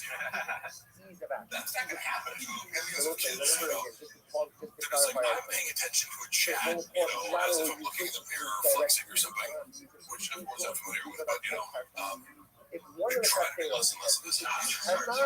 And the other one he's simply both Have you ever talked about that? When he was there, they were going like, dude, we gotta do like a live stream, like Carrie Sinat. Well, se soon as there was a both of them, Tessa, both of them, that was what's called the He was on Logan Paul, and just completely disrespected him. They're like, what's up? Yeah. It was like a 40-minute episode. They're like, oh, we have to go to dinner. It was like, oh my god, you're talking right now. Like, why did you even have him on? You know what I mean? Also, at the same time, it's an acknowledgement. Like, we don't actually give a fuck about you. This is a favor, but it was awkward. Oh yeah, they like shit on it. And what's the guy's name? Like, now? That was the best one. Why is it on YouTube? Gravity. I didn't pretend the whole time. So, yeah, which offers someone data. That's crazy. You told me how you really gotta lie sometimes. Which, oh man, the business sharkiest element to Brendan's personality is the fact that he's willing to lie in negotiations. When he says that, like, oh, you gotta lie sometimes, is that something that he's coming up with himself? Like, he says his own Brendan 48 laws or 55 laws of power? Yes. Or is it like somebody told him that? I think it's in any facet, it's a facet of his personality. Because this is where I'm happy to give Brendan credit wherever it's due. So people are I always try to be like, my credibility shitting on someone is amplified by the fact that I will give them easily credit where they're good at. And so, as far as podcasting, for example, because I've been trying to podcast with Luana, they fucking are hella toxic, and it's like, but it's a learning process because it's called hella toxic. Oh, And then come in and finish talking about this like organized like true crime podcast. I'm like, you haven't watched any podcasts that are just like comedians talking. So I go, she's walked off the podcast multiple times. We filmed a bunch of episodes, and every time she ends up like, fuck this, like I hate this. Oh shit! But it's funny. I go, Luana, this is the entertainment. Like us fighting is the entertainment. That's true. But she, in her mind, because she watches these true crime podcasts, she's like, it has to be structured and it has to like tell a story. I go, no, that's a totally different genre.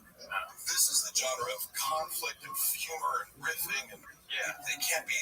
You can't be like, oh, what's next in our outline? Oh, we're going to talk about the toxic traits of it. That's fun. Luana's doing show sheets. Yeah, but it makes her. Luana is charismatic and funny. Like, I'm sure right? Yeah. She's funny, and also even her being angry, it's like she's funny when she's angry. I agree. If you're not the picture, but you're not supposed to. I'm yelling at her. I'm like, you're good, like you do a good rant. Sure. If you put somebody in front of a camera, and I know the first time I ever podcast as a solo podcaster, you freeze up or right? You have to learn the art of being like, I'm gonna blab nonstop, which is kind of an improv skill. It's like you have to release. It's not so much learning to talk as one can talk for days. It's learning to release the inner critic. Yeah, sometimes you gotta just be like, puto, cabron, listen, dude. And you just like forget about everything else. Like, Brendan Schaub is the master of that. He doesn't give a fuck about anything that comes out of his mouth, whether it's true or false, or his opinion or someone else's that he's copying. He is great at just putting the microphone on, and he will fill however long you need with bullshit. Yeah, he can do 15 years of sleep. He's like,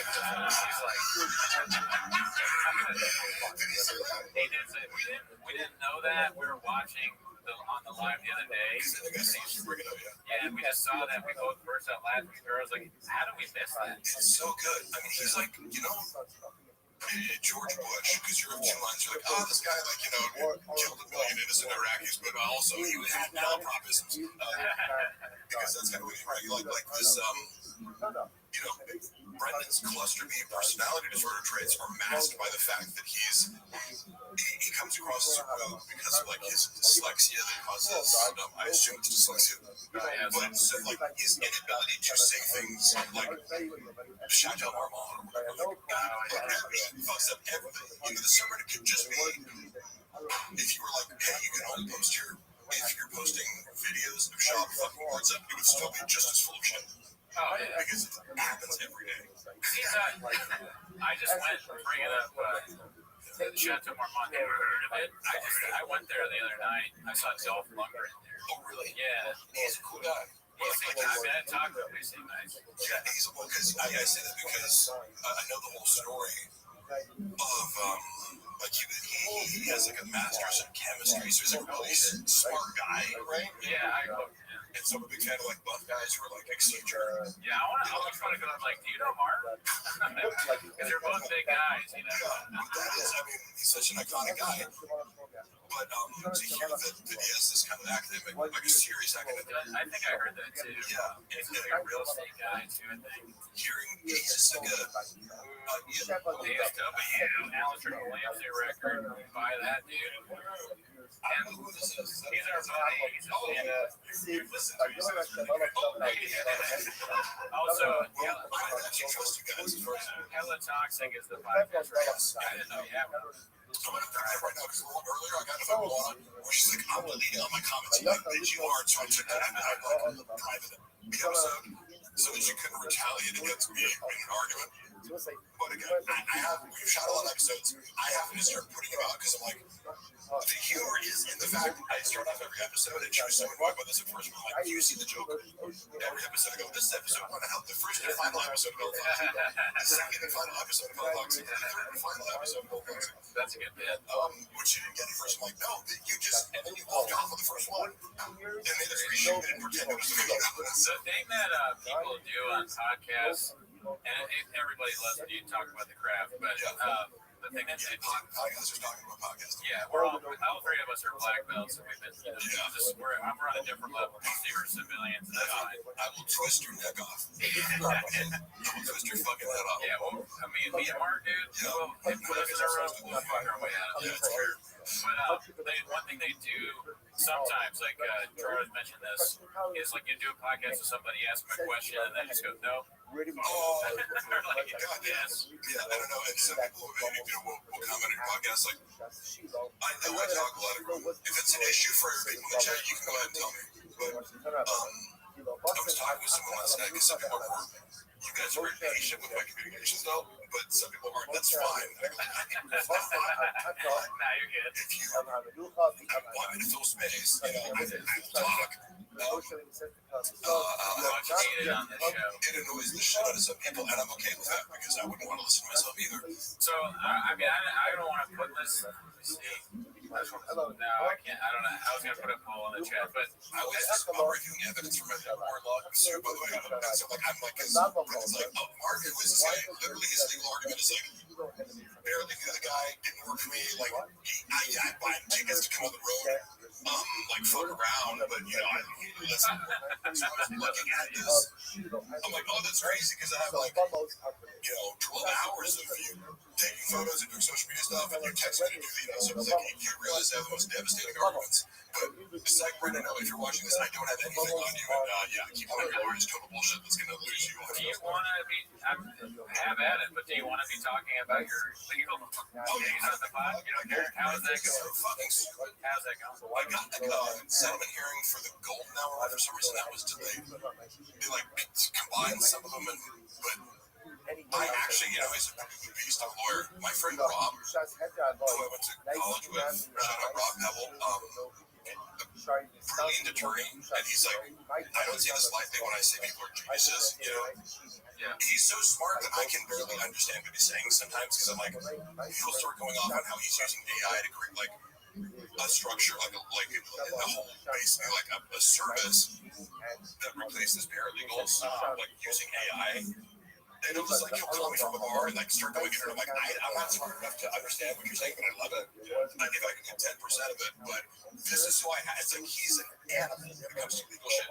Just because he's so highly organized, like he created a database for me to like upload and categorize every bit of the thousands of pieces of evidence I have to just destroy Brendan Schaub. And it's like he has no idea what's going on because he didn't see Rob before. Like, he was guiding me to file the case in the first place because I went to him. I'm like, hey, just quick advice. Like, am I allowed to ask for the $16K that you owe me? And he's like, ask me a series of questions. He's like, were there pay stubs? Were there wheel breaks? Were there all these normal business records? And I'm like, no. That's hilarious. So he's like, so he's going to owe you a lot more than that if you fill out this paperwork. Oh yeah, he calculated your damages, me. Yeah, and it's like, that's interesting. But it also was a lesson in like, Brendan doesn't do anything correctly. You open a business, you think, like you just go, there's labor laws that you have to, none of it. Yeah, that's right. None of it, but I'm sensitive to that because I go, I'm being berated about like, hey, you didn't show up at like 11 p.m. on Saturday night for like, skate through the whole live stream. I'm like, am I an employee or not? Yeah. How are you berating me in front of a group of people and telling me that everyone, including the talent, like Frank Grillo, is upset, which is an actual text message I have where I was like, oh, the talent is mad at me too for leaving 30 minutes early to go ahead. Are you stupid? And I told you the other one jumped in and told like an example where he's like, guys, like you're fucking up, like, we need to up the engagement. And I realized he's like, what do you think engagement means in social media terminology? He's like, replying comments. I'm like, Are you sure that's what it means, Brendan? Replying to comments and Escalated to the point where he's berating me privately. It was like one group chat and then starting another group chat with this new expert, and I'm asking her basic questions. I'm like, I quickly expose her as a fraud because that's my specialty. If it's asking me an Socratic method, like, I'm going to ask you 5 questions, and if you can't answer them, and you're melting down, and you don't know what the fuck you're talking about, right? What the expert funny was, because I'm like, hey, look, I'm Mark Riley. I don't know anything, so just tell me, where are these strikes you're referring to, the previous shadow band? One example. No, I'm sure he's got like a sheet where he's like, no, we got a bunch of strikes here, dude. We got 10 strikes, so that's why we're shadowing. I looked at the without telling me to give this bitch access to the whole account, and you're claiming that a collaboration with Teddy Swims means that the non-follower engagement has been fixed, but where were I looked yesterday at the strikes? He has no strikes. Where are these? He had a collaboration with Teddy Swims. I swear to God, I know he buys many bots. The main thing that was convinced that he's Teddy Swims frustrating. He's like, we need to do better. I'm like, bro, I've given you so many ideas and different techniques and posts. Your non-follower reach doesn't exceed 1 to maybe 3%. But it was like, yes, how are you 1% non-followers? It doesn't make any sense when you look at analytics. Oh, yeah. Because the Thick Boy Network page with like 25,000 followers, it's hit or miss, but you're at least getting 20%. And if it goes viral, it's like 90% non-followers or whatever. But I was like, every single time you're getting 1% non-followers. I couldn't figure it out. And I'm trying everything to break it. And so he brings in this expert because it's like the creative director he used to work for. Right. Refer to these people as the magic bean salesman. Magic bean salesman here is, to get Brendan. Another person breaking him, When a revolving door of like fraudsters. Yeah. And my specialty is kind of being like, without any expertise, I can prove that this person is wrong just by a series of like Socratic questions, which I'm bad at everything but 2 things. Yeah, it's funny that he pushes you out when it sounds kind of like you're giving him advice. You're like in his corner. You're one of his guys. And he's like, no. The magic beans guy wants to tell me about CBD. This helps kids with cirrhosis of the liver. What's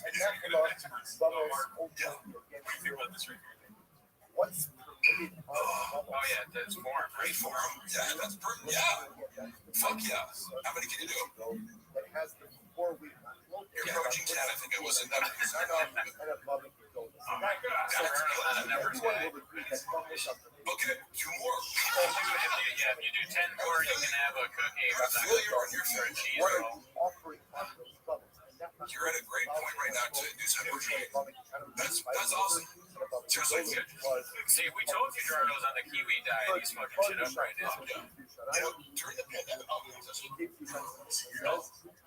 podcast is switching. Jarno's getting fat.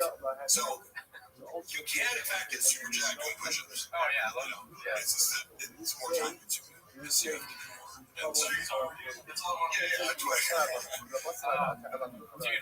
you were mentioning, I have like it reminded me, the Frank Grillo thing reminded me of, I remember that interview where he was, because we watched a bunch of clips from it, and I saw him, I went to this movie premiere that he was in, and he was dressed like very like metro, kind of tight, like DCV shit. You said he got mad at you? I was wondering what he was like after that. He didn't get mad at me. I didn't make this up. What's funny is, so this is, again, as I collect my evidence, one of the things is, it's like, I have to prove the hours that I claim, which was like around the clock, is what I really prefer. So when they started smearing me privately, like, I'm not super big. I just go, look, give me the fucking money, you'll be able to walk away. Right? And the only reason I even started, and I didn't leak his DMs, that was actually somebody else. Somebody who I sent them to, who was an interested party, as like one of his long-term side pieces. But I was like, I intentionally tried to go, I'm going to focus on Brendan's treatment of me as an employer. That's it. In retaliation for you didn't pay me like the severance or the additional things that I owed, and so now I feel justified in talking about this. People like, Holy Spitter, I didn't want to work there. And one actually gets mad at me. He's like, you weren't fired. We sat in the car and we orchestrated this because he was berating you for like not, like, I told him I couldn't come in the morning. And he like gave me the biggest guilt trip imaginable. And I didn't even realize I've been kicked off the thick boy payroll already. So he's like, because I got paid for everything. I'm like, wait, I wasn't even on the payroll. How can I miss work if I'm not employed by you for this show, the shop show? But then also, how did I miss work if at 6 p.m. I'm expected to still be on call and doing work for editing reels? So I didn't respond to him as I'm driving, right? But I'm with one eye, and we talked about it, and I was like, should I just not respond to him? Knowing that if you don't respond to Brendan, he melts down. Like, so he technically fired me, but it's like, one gets mad because she's like, you quit by doing something. I go, well, yes, he fired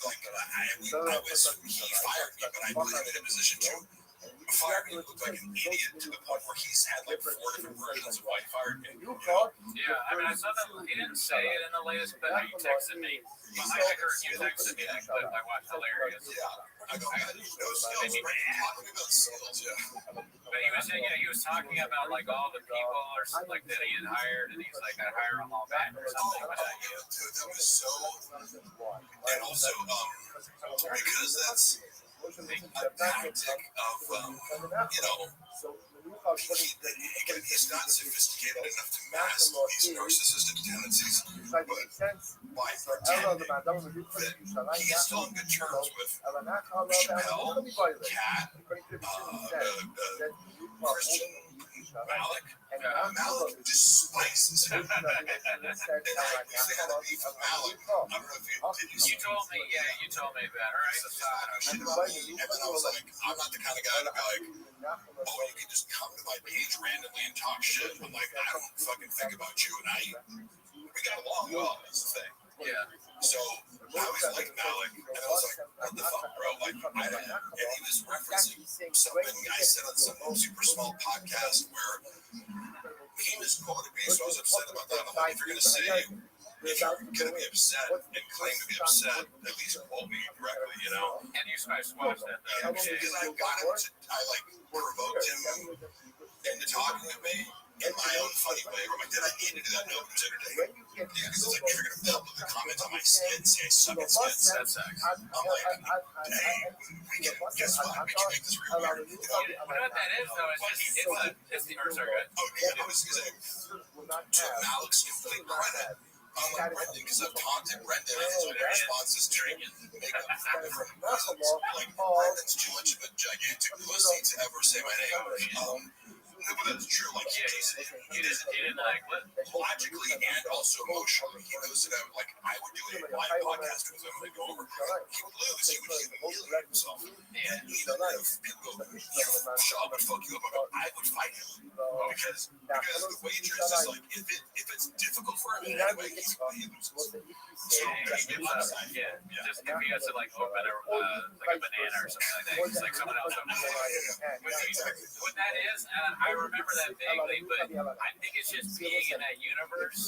You're bombarded with bullshit. Like I know I don't want to speak on what Malik's thought process is, but I'm sure he's like, I can tell, just fed up with all the stuff going on. So he sees that and he's like, fuck this guy. 100%. I'm empathetic to Malik. It was just my issue was being misquoted. But I opened up to saying, yes, I did say something critical about you on a tiny podcast that I get. People send me all this shit. I don't watch TVK or whatever the show that he said I don't have any skills on recently. People send me these clips to be like, whoa, you go respond, which I did on a unique channel. But Malik was upset about that in this space where he was maligned. Like, I didn't realize at the time because I just met Brendan and was like, oh, everything he says is true. Why would I think that he's making up an elaborate lie to protect his ego because Malik corrected him about something? Yeah. But That's invaluable. But Malik is a very nice guy. I remember like years ago, I was talking to him, and he had no idea that when he did this, he was like, I told him, he was like, oh really? You do that? And then but the only thing he knew was flappers. He was just like, I talked to him, and he was like, yeah, I see the flapper shit. Yeah, I'm like, how do you see the flapper stuff, but you don't know? But it was just funny at the time. we hit Shout out it to Malik. First time I met him, we hit it off. It's great to see the final thing we said, because we kind of went for a sword. I'm like, look, I take accountability for like judging a situation without reaching out to you. But Brendan legitimately painted him as a lunatic. And I understand, like, if I was him, I'd be pissed too, because it was like, it was totally unfair. Yeah, I know a little bit about that. Narcissists tend to, narcissists tend to, like, they push you and push you and push you, and so you're like, what the fuck, dude? And then they're like, oh, this crazy person. That's exactly what he did. Yeah, In the same night that he's talking shit, he had me one over. The same night he fired Malik, he's on his phone the whole time, routine MMA. He's on his phone the whole time, conferring with Chappelle, walking in and out, making this huge dramatic deal. And I'm trying to keep it light with Mark, like, oh, how much do you think this guy weighs? Oh, what do you think about that guy? Like, who's going to win? The black guy, the white guy? And then on his podcast on Monday, he was like, oh, we had Mark and his wife up. Jesus Christ, they wouldn't shut up. I was like, what? Like, that's not true at all, right? So, like, I go, I'm not in the room, but you're making this public to 200,000 people because of the time of views were on Netflix. But that was the first moment in retrospect of like, I wanted to, I was going to text him a joke about it, but then I decided not to because I felt it would have been uncomfortable because he makes people uncomfortable for like correcting you. The reality was, I'm like, we did not talk a lot. We talked a normal amount, and you were on your phone because he said, oh, could you watch the fights? Because he's got a narrative. Yeah. When you couldn't watch the fights because me and Lana were talking so much, I'm like, no, you're on your phone. And walking in and out, what the fuck are you talking about? But how did I dismiss that? You know, it's like, oh, people show you who they are immediately. You just look like, ah, whatever. Yeah, that shit doesn't seem like you're doing the same thing 30 times in a row. But you know, so Dude, which one is this? I'm sorry, which one is it? I can't. Which one is this one? When he does this? Fucking, I guess I should know, but we'll be watching it 24,000 times, so we'll catch up. This is God and the Twink. Remember he was like this age. It's so funny. He's like, imagine if God was gay. It's almost better when you can't hear the audio. Yes, it is. It's like the. But I used to know his act by heart, and it's funny because He's kicking an hour it was shooting stuff. Like I would have loved to meet the flying the one in the editing room. He's Pagliacci, man. He's a fucking idiot. I can hear it. They're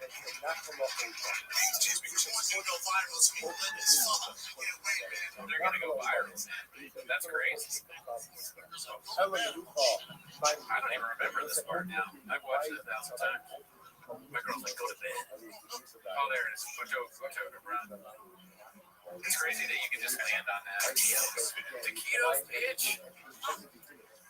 This poor mother-in-law. Who you met? She was nice. And speaking That's what he does to people. She's the sweetest. I'm like, you're hot. You're gorgeous. You're like, you look like this, just goddess, like, But she's been reduced to this, like, you picture some like little Pueblo, like,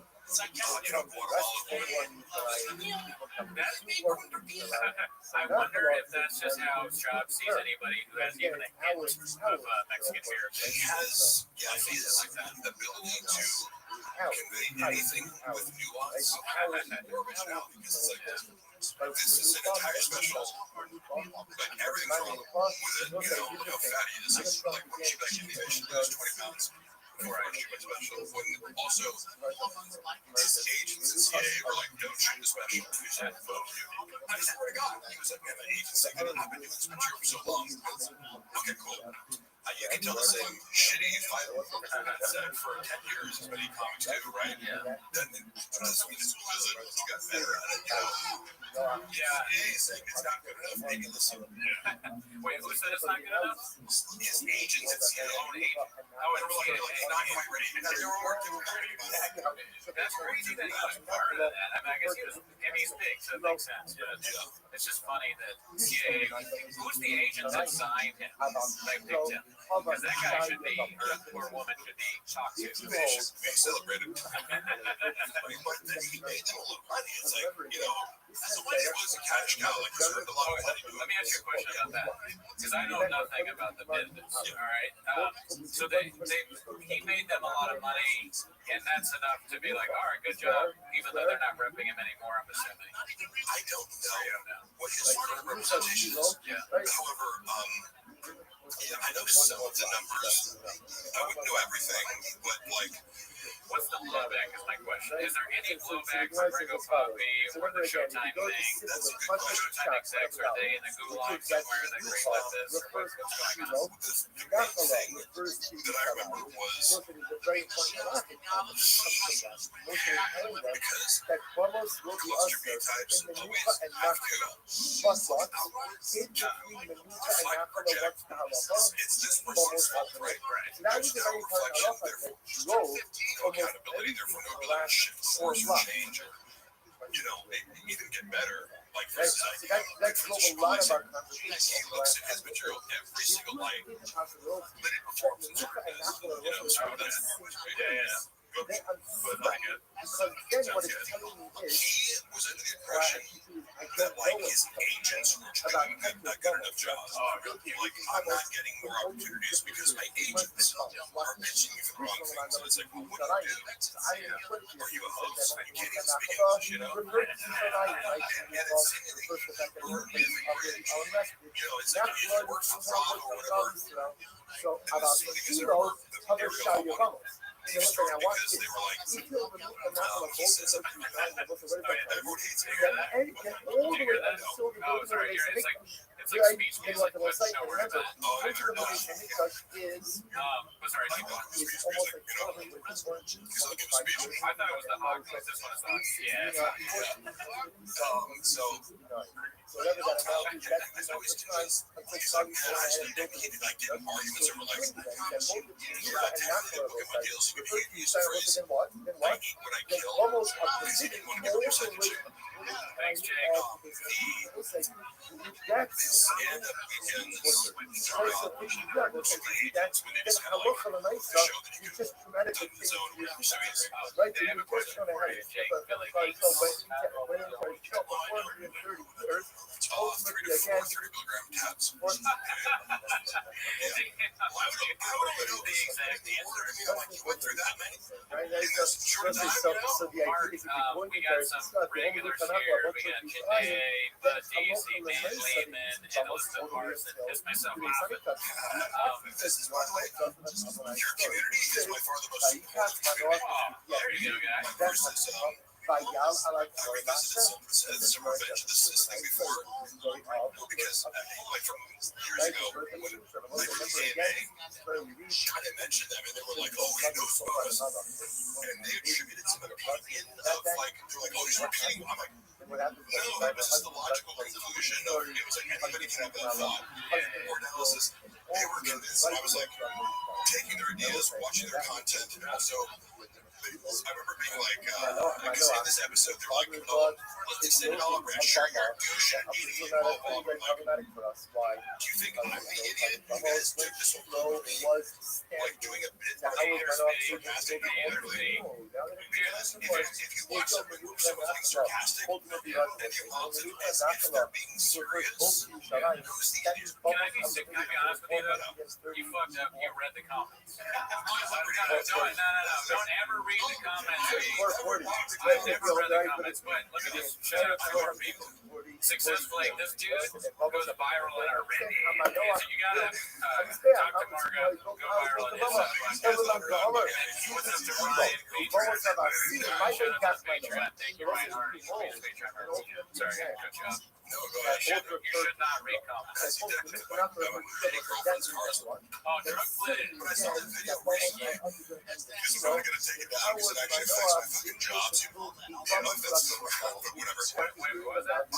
I was arguing with one about the angle that I was like, you were backing me up into like this wall. She's like, no, it wasn't. You were having a logistical argument about like what position the car was in when she was backing up into me. So I was literally debating. She was gonna run you over with the car. Is what you're saying? You can't. It's hard to see in the video, but she was reversing it. Oh man, But the whole thing is taken out of context. She's acting, she posted it. And like, if it just Cassie flee from a community party, no, you got my shit. Your car was about to leave for like a, it was a whole day of arguments, and then she has my keys in the lockdown, right? She asked you to wear a mask, and you were just doing what you needed to do. During COVID, we had so many arguments. Maybe she's neurotic. I'm not used to it, but the issue of lying is not a personality trait level is like, super honest. Something falls in love with you. I'm not scared about things that are great. And I don't falter because the media was made it seem like COVID was the most dangerous thing. But if I went to work out of the park, she'd like, sanitize my whole body. It was like, come in and like, she was just very concerned, but I'm like, I go, shut the fuck up, it's not a big deal. And she's like, no, it's life or death. And so we had all these conflicts already over like COVID and like what how to properly clean yourself. Me and Gerardo never had that issue because we both are deep in the methylene blue. We both done double placebo blind tests. You better drink that scorpion venom now. Put that in the fucking egg. Brian, I like how Brian has this gradually regained power in this dynamic. And now that he fully doesn't give a fuck, because of the power dynamic, which Brendan exploited for many years when he used it, Brian couldn't leave no matter how. And that's also the test of like, if you're somebody who enjoys sadistic supply, you're either a sociopath or a narcissist. I would watch him enjoy like torturing and humiliating Brian in a way where like I am viscerally uncomfortable with how you're treating this person. I've never witnessed something like this in a podcast. Take pride in putting this person down and convince them that what they're doing is boring and unfunny when in reality it's absolutely.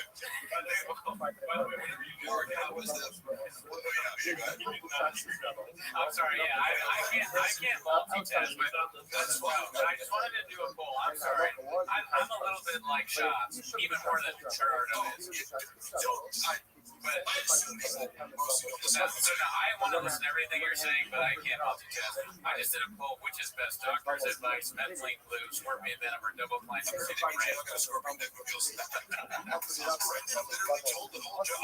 It's so fun. I also been to public because I was looking at my text messages. We had arguments over like, I'm like, hey, after like arguing about what engagement means with like, for 3 hours.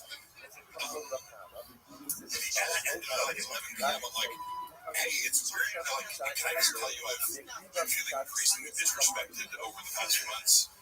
I'm like crazy, or gynecologist, and he's like, wow. And I'm like, I literally listed off like 30 fucking things, And I'm like, one of those was, I've now had to hear this joke about how I said shitty dick pics as the opening of your channel. Oh, yeah. Then you could name anybody's name, but like for some reason I get a lot from talking, roasting each other, but I go, I'm not on stage. I can get you back. I can't let you up. Oh, yeah. So it's like, I'm forced to be in the audience doing social media stuff. So it's like, are you hazing me? Like, what is going on? Or whatever. And in fact, he said, I wouldn't hire him. He has no skills and he's obsessed with me. I'm like, I'm sorry, was I doing a joke in 80 different cities about your dick? No,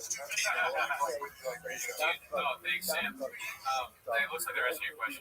Mark, if you were around with Fox, how did you take that loss? I was not around there, but I mean, Brendan's ability to to mental gymnastics is, of course, incredible. However, privately, like, he will front as if something doesn't bother him until he needs to play the victim in order to make you feel bad about setting boundaries, right? Which, I have many examples of this, but he likes to pretend that if a girl comments about me, Travis getting the shit beaten out of the boyfriend of a girl that used to date who's way bigger and more successful than him. Oh, Rondo, yeah. Narcissistic, Right? Yeah. for someone like Brendan. Like, he can pretend whatever he wants, but getting your ass beat by a guy who's right? So that was an important fight he was winning. So, all right, there's a bunch of questions for you, it looks like. So, and yes, I am using a straw. I need it for the straw. The conspiracy theories are entertaining on land booting, but you know what I always think about? Like, there's a moment for why people would think moonlighting, but it seems like a lot of work. But that conspiracy doesn't interest me. Any other? How hard was the Daddy Wrangling? The worst part of the job was Daddy Wrangling, because this was like your job in a Brendan. You're dealing with a sex addict who's constantly asking you to be the intermediary of arranging sex acts. It's constant attention and validation. So this is the part of the job that made it 24/7 was he's constantly texting me any baddies, and you have to go to his Instagram and check shots and then new messages, and then he'd type out instead of, because, like, look, I can write to bitches, I can dumb it down to sound like Brendan. Like, I can chat GPT Brendan's voice easily. He says 4 things. He says thank God. Brendan said thank ya. Like it's a Native American term. Oh, Like think like got me thinking. Yeah, kind of like he says notorious in it's like the word notorious implies no. Yeah. He says learning lesson. The term lesson implies learning. Yeah.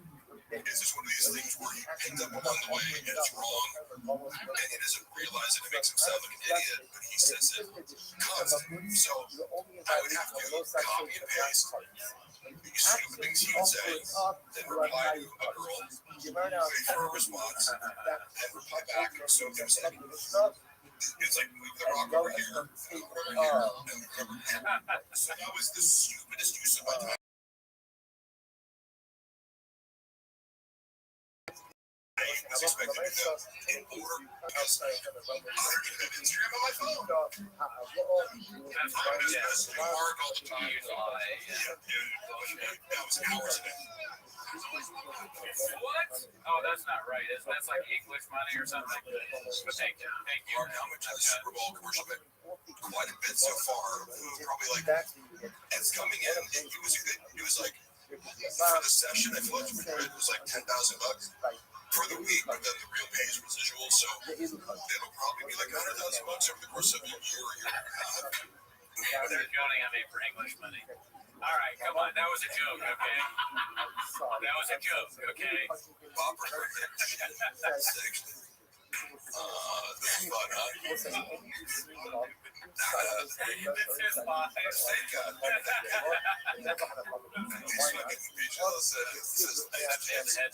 People always comment on the fact that they say, like, yes, I do.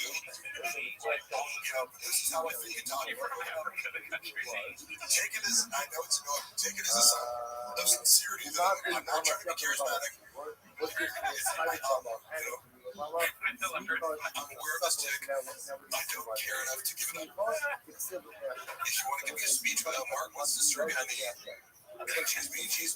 cheese.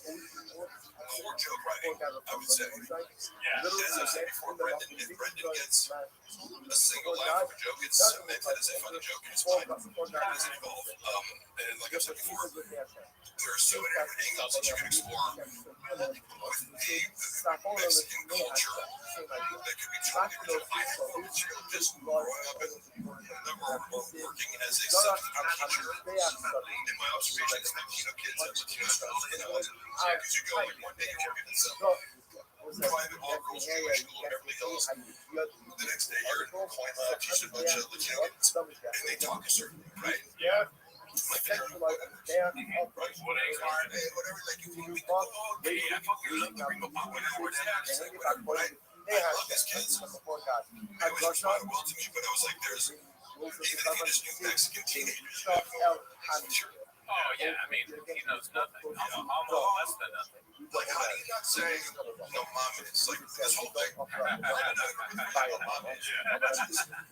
first learned working at Round Table Pizza as a teenager.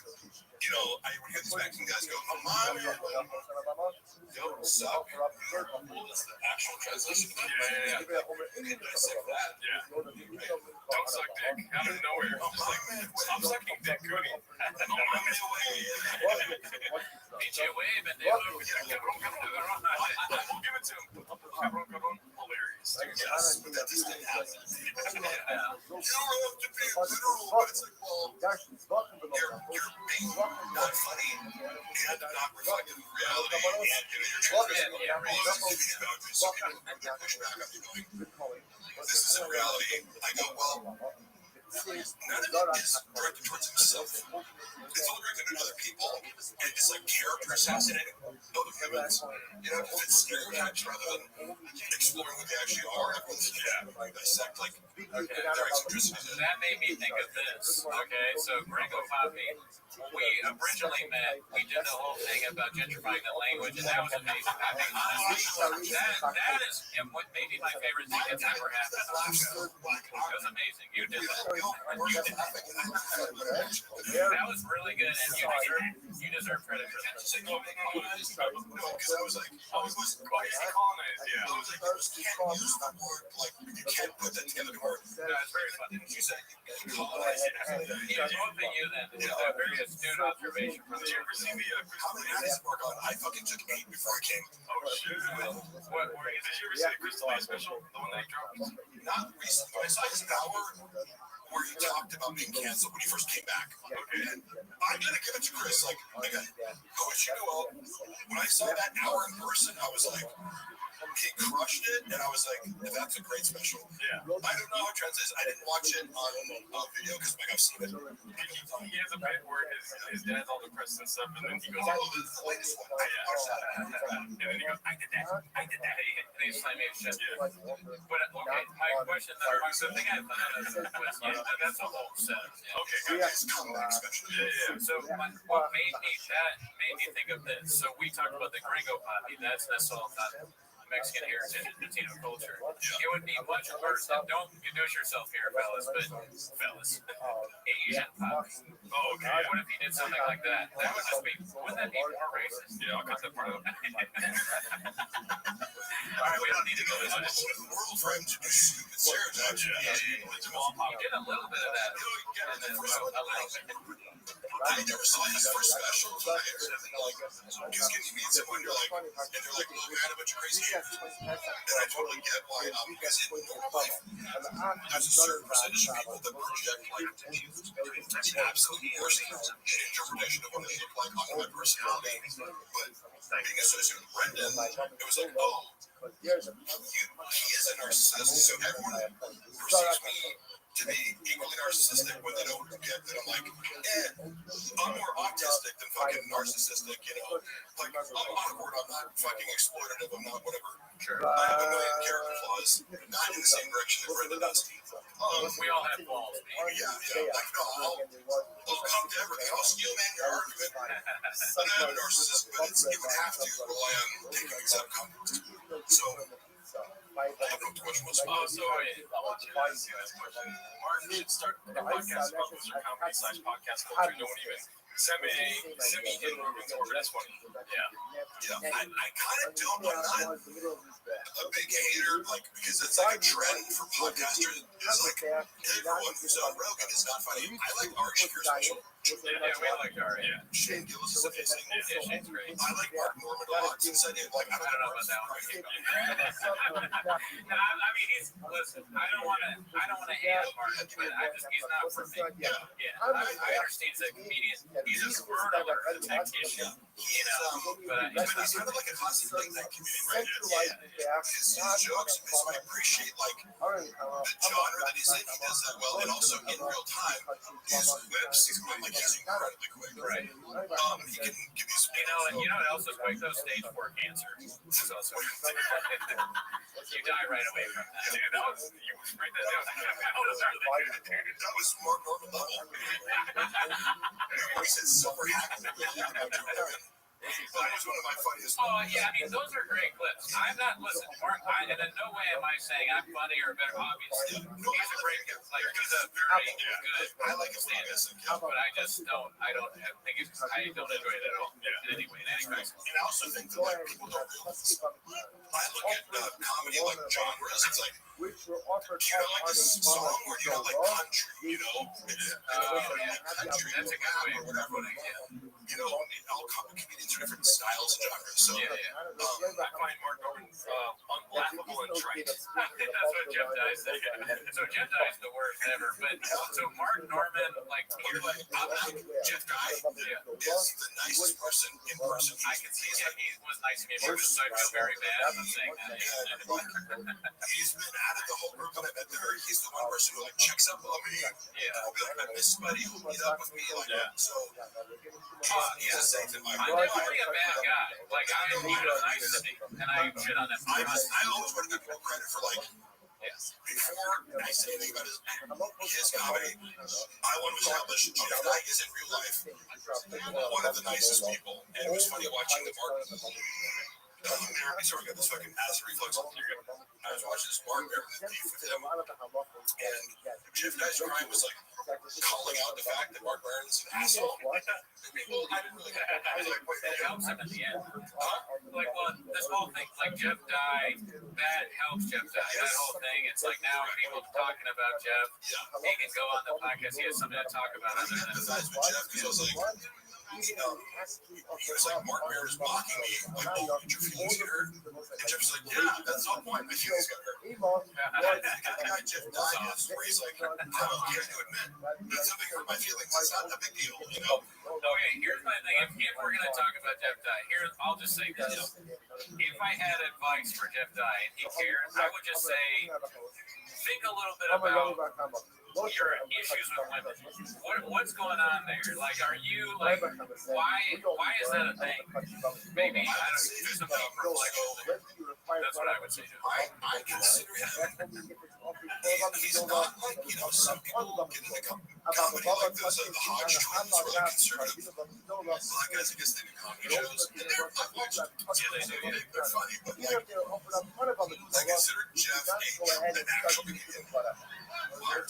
If you're in a regular audience, and oh, by the way, I posted a clip recently a few years ago on TVK where I was like questioning him, and he was like, oh, Trans Anne is just got her kids out, her husband's posing behind her doggy style in a bikini. He's like, why she got to do that? And I prompted him. I was like, hey Jeff, you're seeming a real Christian conservative right now, just to team up.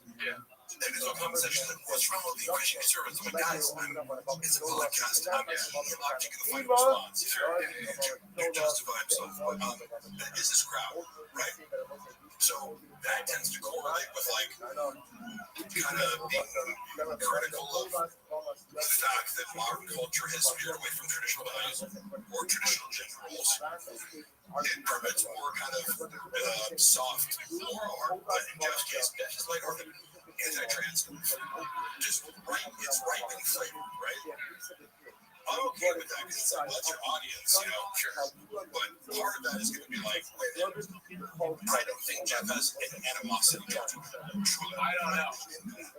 It's less that like I'm kind of being funny, but like But even with that, he's just not funny. Like, he's just not good at stand-up. So that's my main criticism, is that the stand-up is bad and kind of stupid. Was there a specific joke where, like, fill me in on, would you say, like, he has issues with women? Sure. Do you feel like he picks on women? Well, he has a whole YouTube. He did a whole episode where he's like, people think I hate women. Here's a list of comedians I actually think are funny. Yeah, it's like a YouTube. And then during it, he was like, who's that? It was somebody he supposedly picked. He was like, Don. Like, he was on his list. It's like, did someone else pick this for you? You forgot who the woman was? And it was all like network. It was very like industry plant and famous people for the most part. I'll give it to you. They are funny. What's that? But you're saying that they are funny. They say they are funny, but dude, would you do a podcast where you're like, here are the women that I actually think are funny? Crazy. You know, I mean, I know I'm acting insane here. Like, these women actually did make me laugh. And like, he's like, was one of them Whitney County? Because that's a crime. If it was a Sharia law, he would be in prison. And we should have Sharia law. No, allegedly. We should have. I'm sorry. We should have. Jeff Dye is a super nice guy. I understand about that. Because I also, whatever he's leading into as far as the anti-women stuff, I'm very sensitive to guys who have like deep-seated resentment towards women. Jeff Dye's not. Oh yeah, I don't know. It might come out in comments like, oh, this gets laugh, or he has all sisters. He grew up with like a bunch of sisters. And I would love to have them on the podcast. I feel it's like more comfortable talking about women. Kind of happy. It's like, yeah, I got my black friends over here. I can say, oh, because he's got sisters. Yeah. I don't know, man. I just like the vibe I get, but we don't need to attack him now. It sucks, but I have like a medical condition where I'm putting off getting it checked out. I'm sorry. Oh, what, you got a problem with the human body? Get a grip. Balloon fart. What do you think of that name, Balloon Fart? That's one of their big fans. Oh, yeah. Dating women is two male comics when talking about their pussies. Yeah, a little bit, and it is a little bit lame, but how do we? Oh, because I was shitting on Mormon. That's how we got there. I mean, Cootie and Gerardo are yes. Would life be easier if you were you're the first guy to ever make that joke? LPJ27, good to see you in the chat. So much easier about it. Joe dresses like he thinks rock with it is true. Even though this whole outfit is like $20, I got them just go, what's the outfit I'm going to sweat the least in today? Yes, it's a stringer. Do you ever go out of the country with Scott? To Canada, yeah. Oh, shit. Okay. Because you were asking about making pay earlier. I remember he did 2 shows. In Calgary. And it made $40,000. Which is maybe because it was like this nightclub and he acted out. So the thing is like, Shaw was a draw big. At some point, and that drastically fell off because I think people give you a chance based on celebrity. Yeah. But then if you don't evolve, they'll come see you twice. But who is one of your favorites? Favorite comedian? Kevin Nealon. Right, yeah, Kevin Nealon's great. Bargatze's great. Nick Swartz is great. So you assume if I see this person once a year at a theater, they're gonna have a new hour. Yeah. Or it's gonna be whatever it is you do. If you watch the guy get shittier over time, when you're already spotting him, like knowing, this guy is from another arena, we'll give him some credit. And be like, oh, yeah, that's good for a guy that just fights you. But then you don't evolve. Are you going to go back the third time? No, that's a constant criticism of Hackery. BGL could easily be a Bollywood action star. All the guys were running the block from I definitely missed the boat on a lot of things. I should have just started hitting the steroids heavy in my early 20s and became the fucking WWE guy. Because now I'm doing like commercials where I'm playing pro wrestlers. I'm like, I should have fucking done that the whole time. Oh yeah, dude. I text you about that. You're on a run, man. It's awesome. It's been fun, yeah. Very cool to see you on TV. Yeah, do we just have Snatchers one? Which one? The Snatchers commercial. I've seen them all. Yeah. But were they? Is it fun? That is a question. Is it fun to do that? Love commercial acting. Like, some of the days, the first Bosch commercial I did where I played Macho Man. We shot in Canada before the Super Bowl once. They hired me for the Super Bowl after this one. It was like a 17-hour day, whatever. It was so packed and like, but it's just my element. I hate doing so many jobs and I've worked so many different shit jobs. Acting, even when you're actually busy and the focus of everything, and I'm standing in a single, it's cold outside, and I'm it's like it's commercial to be perfect, so it's like that 30 seconds does take the whole day because every single second of it has to be perfect. You know, like the cinematographer is an Academy Award winner, so but I love doing that shit. It's such great. I've never done it, but I consider a lot of the work we do with Rain, like when I have Rain on the podcast, kind of like a commercial for Rain. We're trying to get a deal with Sure Shot and making mine. I was watching these the other day. There used to be a fridge and think, well, I fucking lived off these. I gotta have like 6 a fucking day. You know? That's crazy. Running on no sleep, fucking, you know, batty ringling all night and then waking up. You need it. You gotta message girls. You're not gonna just do that without me. Nicotine pouches. Yes. No, I just started to. Somebody sent me a bunch of them. I don't really do nicotine, but it's kind of nice. Oh yeah. Oh, he loves it. Oh yeah. Yeah, I was worried about getting nauseous because I'm like sensitive to it. Oh. So you know, people say, "Oh, here, take this." It's like Shaw was taking like 18 milligrams at the time. That shit would make me nauseous. Yes, but you know, I take 2 back to back. I start hiccuping like crazy. When you get commercials on TV, what's funny that happens to me, thinking it about myself, is that I get like 6 or 7, maybe more texts from other people being like, "Mark's on TV," and we both get messages on Discord, Reddit, they post it. My breath is burning Kumi's nose. Could be, yeah. Oh, because of the energy drink? Or just have bad breath. I mean, that's a false embarrassing. When you find out you have bad breath, I'm like, oh shit, No, you know. I don't know. Army this, and Cootie won't volunteer this information, but he broke both of his wrists playing basketball once. Oh yeah. Do you see the scars? See the scars? Big surgical scars. He got crossed up. Yeah. Kids have crossed him up. Oh, but check this out though. I was pulling plants the other day, and I reheard my wrist. But look at the difference between this one and that one. Do you see it? Like that? See how this is kind of swollen up still? Nobody sees anything. Right? No, Mark just said, yeah. Shut up, you heard him. See how it's like way bigger than the other one? You don't see it? So, I think what happens is it's like some torn ligament or something, maybe. Yeah. Or like a cyst or something. Mark. I gotta orthopedist point. That's gotta be something. All right, but I'm sure it's fine. I don't think it's gonna need surgery or anything. But my doctor told me it's like, "Wouldn't go live." No, all right. I didn't mean to do that actually. Let's just forget that I did that. It's for special. And when I found out that Brendan added a stereotypical Asian voice to a handsome, professional Asian doctor who has a flat West Coast American accent, I was like, no one ever teach you that it's bad to be racist. All right, so Mark, this is my best friend back on both of them, Bashir. He's asking you a question. Does Mark have any insight on Barn Door's fake BJJ black belts? Is that what his more qualifier? Oh yeah, I believe all the stories about him faking it, that is something Brendan would do because he fakes everything. Like, I couldn't think of 10 different things where it's like, he wanted something, he's like, I want more followers, I buy them, I want more views, I'm here, Bobby, I buy them. Now, does he have grappling skills? Of course, but I'm not educated enough in this world of black belts and what the real experts consider black belt, but his story was like he didn't have it. And his son was like, "But where's your black belt?" It's technically, to me, it doesn't really matter because it's like, you'll see guys who are submitting people all the time, and it's like, oh, but he's only a brown belt.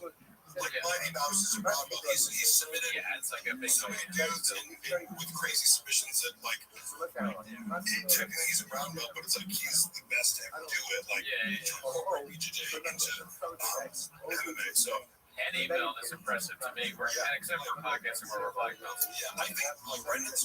I don't Brendan's grappling skills, I assume they're better than his striking skills because of his lack of coordination. His speed, he doesn't look very fast. Like, that's, powerful, but just not like, Ilyich Morgan. Yes. Like, so watch him, his boxing is so crisp and precise. And then when you watch Brendan strike, like, he looks like I wouldn't want to get caught with one of his haymakers, but like, it's sloppy. Yeah, it's a sloppy striker. Yeah. I don't get away with it. I wonder if you were going to stick on belts, like what kind of belt, like English language for Brendan, probably white belt. Acting ability, he's probably white belt with this thing. But actually, I want to ask you White belt for sure. when sticking on the ear thing, I don't really know much about that controversy, but what I heard was like what guys were doing is like they cut up their ear, right? Is that what it was? He turns out here, RFK. Fuck, that's accurate.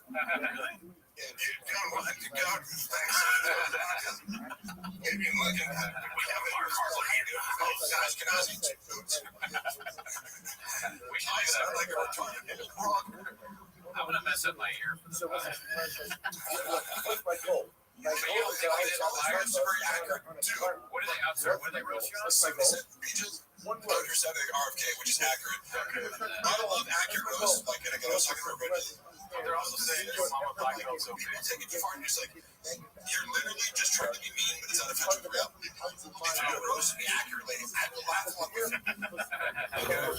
Yeah, they say I fuck some girls, so don't believe everything they say. I got small teeth, big gums, off the ball. It's like, how many things are you going to say? Do you think I don't know how I look, motherfucker? Like, Somebody said that was coughing. How much Bob will lose on Tiger Thick? I don't know. All I know is I got fired for running the social media, which I brought up over 10,000 followers in a couple of months and was posting every day. I came up with a creative strategy that I hated, but like, this works. I came up with a lingo where, like, let's say, like, Tiger Bird after like psychic introduction.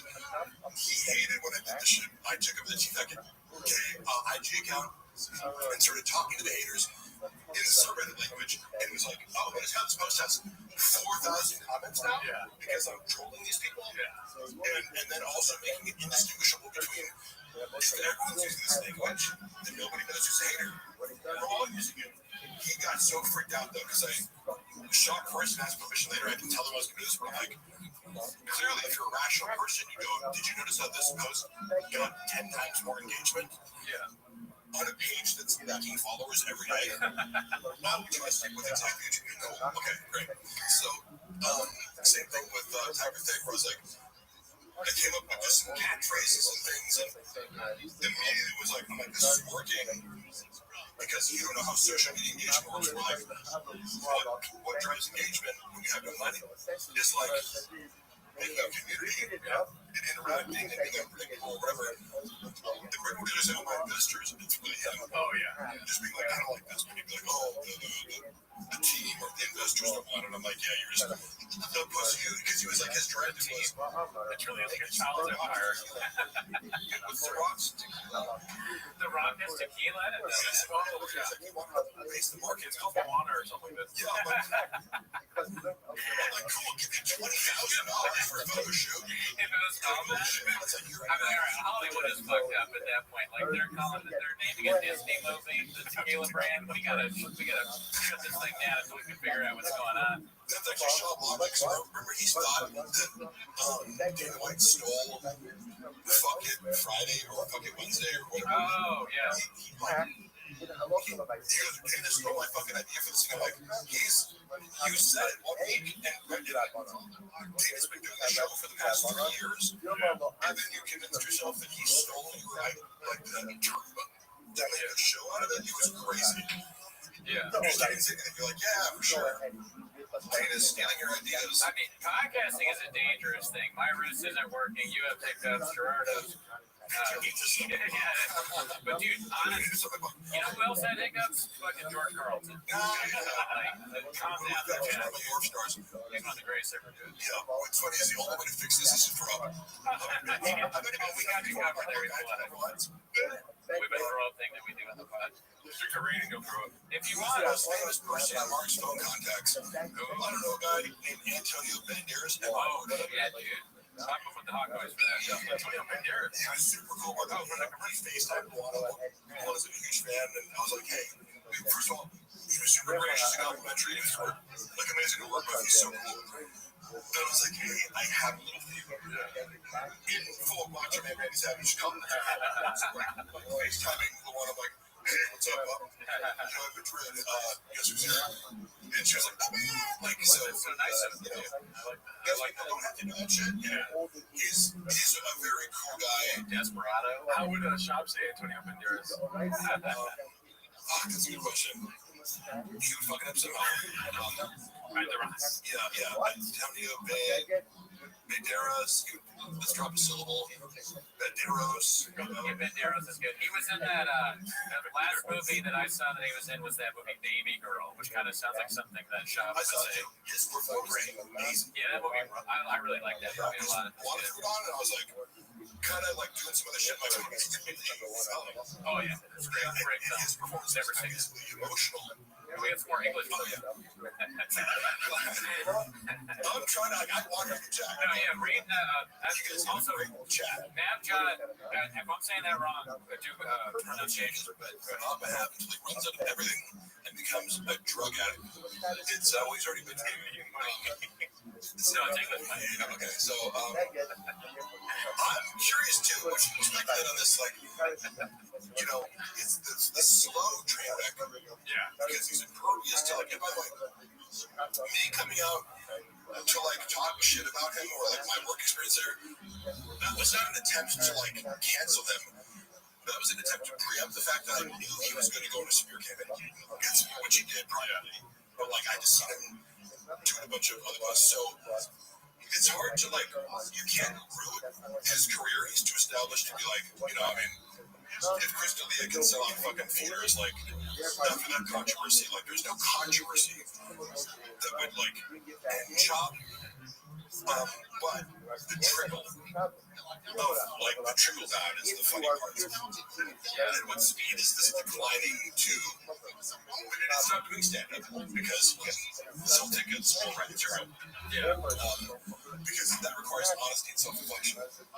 Yeah, I mean, that's really not, it's hard for a lot of the Roganverse to do that, I think, the honesty and self-reflection. Oh, yeah. And I think, I don't know, because I've never had a ton of money, but it may get harder as you, like, if you're able to just go buy a Rolex and fall asleep during the day, it might be harder to do self-reflection. So, as a comic, because I consider comics under this umbrella of, like, you didn't get into comedy to be a millionaire.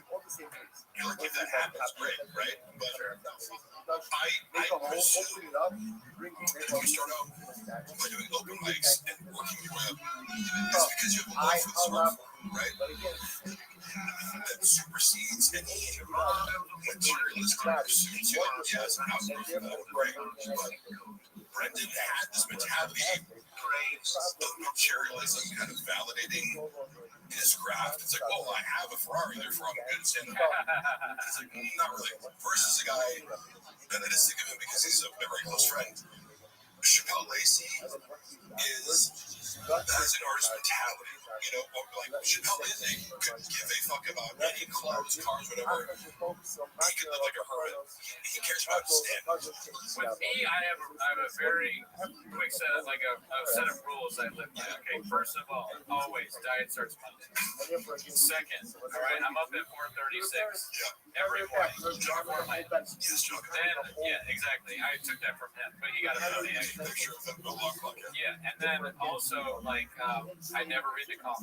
No matter what happens, I've never seen anything. I like, what is this, Justin Lang? Never heard of him. Done that. I don't know Justin Lang. Hey, I've never in a million years. No, we got a Antonio Banderas, yeah. Antoine Jameson. Antoine Jameson. That's a good one. Hey, you're thinking like a writer. That's the thing I like about your Some of these writer's perspective. It's almost like I read about the John Africa thing. Some of the shamanisms I'd seen and I had no idea where they stem from, and like years later, pretty hard to sorry. Like John Africa's one of them. I said John Africa. Yes, You said that. Oh my God. the fuck is John Africa? Mike Tyson. John Africa. Imagine Mike, not to insult Mike Tyson's intelligence, but he's the one correcting I it. think Mike Tyson is very intelligent, by the way. Seriously. I don't know. I mean, I I don't think like he's so compelling. He is human. Okay. You You guys know more than I do. about him. Oh, It came out in 2008. I never saw it in theaters. yeah. And I brought my girlfriend who wasn't really familiar with his fighting. Getting to see somebody who's never seen Tyson fight, watch his highlights. It's amazing then. It's jaw dropping to me. When somebody's never seen Tyson, look at this guy beat the shit out of him. In a way that humanity has never even seen before. Now, he's also had this transition into becoming this extremely thoughtful, like I would consider him philosophical. Like he reflects and he thinks, and he's just sincere and authentic at all times. And I think that comes that's what like Brennan presents. Because Brennan hates mechanism. He hates insight. He hates, Yeah. because also, remember when he was doing the show? Mike Tyson used to do this show in Vegas, like a one-man show. Yeah. And it's basically comedy. Like, that's what Brendan should have done. I was always like, why don't you talk about the UFC? He's like, no, I don't want to, like, major mistake. Blind spot? I get it, It's like, people do this thing where, like, oh, I don't want to talk about the hobbies. So I'm like, that is actually your best bet. To at least make one special where you involve it. But, Mike Tyson's show was funny as fuck. Oh, did you go to it or I not? saw clips of it. I was like, oh, it's good. It's well written. It's a good presentation, but it was very successful. Great entertainer for sure. That's hilarious. I think part of Brendan's resentment is that, and the fact that he's like, at all times, for better and for worse, he's authentic. If he fucks up or says something silly, it's like he's just authentic. And doesn't give a fuck. Yeah, definitely. I mean, he's very fun to watch. What I used to do with my buddies is like we'd be hungover in college and we'd watch Tyson highlights of him just destroying somebody in 30 seconds. Same with Fedor. We did the same. Oh yeah, and I recently got like somebody told me, who's your favorite? Like when I got into fighting, and I kind of Conor McGregor got me back into fighting in 2015, watching pay-per-views. And I asked somebody, who's your favorite fighter? And they're like, Fedor. I'm like, who's that? Because he wasn't in the UFC. And you start watching his fights, you're like, holy shit, this guy's great. Yeah, he was the best. Somebody sent me a clip of Fedor interview with Luke Thomas. Have you ever seen that? It's hilarious because it's like, Luke's like, what's your favorite book? And Fedor says something in Russian, and his translator is like, he only reads Russian. He's like, what's your favorite movie? He's like, he only reads Russian movies, you wouldn't get it. And he's just like, give it that. You would not understand. That's funny. Who hated first? Sean or Tyson? Yeah, I read it first. I think Tyson's really open-minded. I don't think Tyson hates anyone. Yeah. I swear to God, because like that's part of his journey. Like you can just tell I don't think he holds animosity towards anyone. I think he's completely evolved as a human being. My favorite fighter is Cody's wife says. Fuck you, Mark. He had a great comment. He said, Yeah, he thought he'd fuck up Mike Tyson. I think Mike Tyson today could knock out Chop easily. oh, yeah. Without question. My Mark sounded like he's having a stroke. Yeah, so what if I am, bitch? So the fuck? Oh, yeah. Act like you had a stroke before. Do a few hawk noises. We were talking about, one thing we constantly talk about on the pod, because we have to address it, is the violence in my DNA. I'll check back when the segment's over. Holy shit, this boring. Hey, what are you doing right now, dude? What are you doing? You're fucking. Go watch I porn. don't know which one that was. You're doing a little bit reading of comments. That's a duck noise for you. Just kidding. What are we getting here?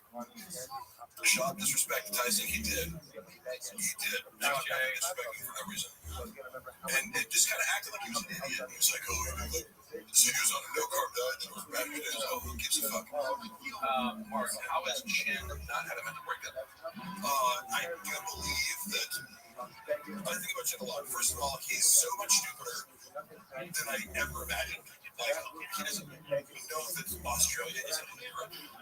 Or sorry, he couldn't name the Europe languages, and he goes, Australia? He thought that Australia was in Europe. It's a hilarious first guess. It's a second grade, like, I mean, that's insulting to second graders. That's a preschool level answer, right?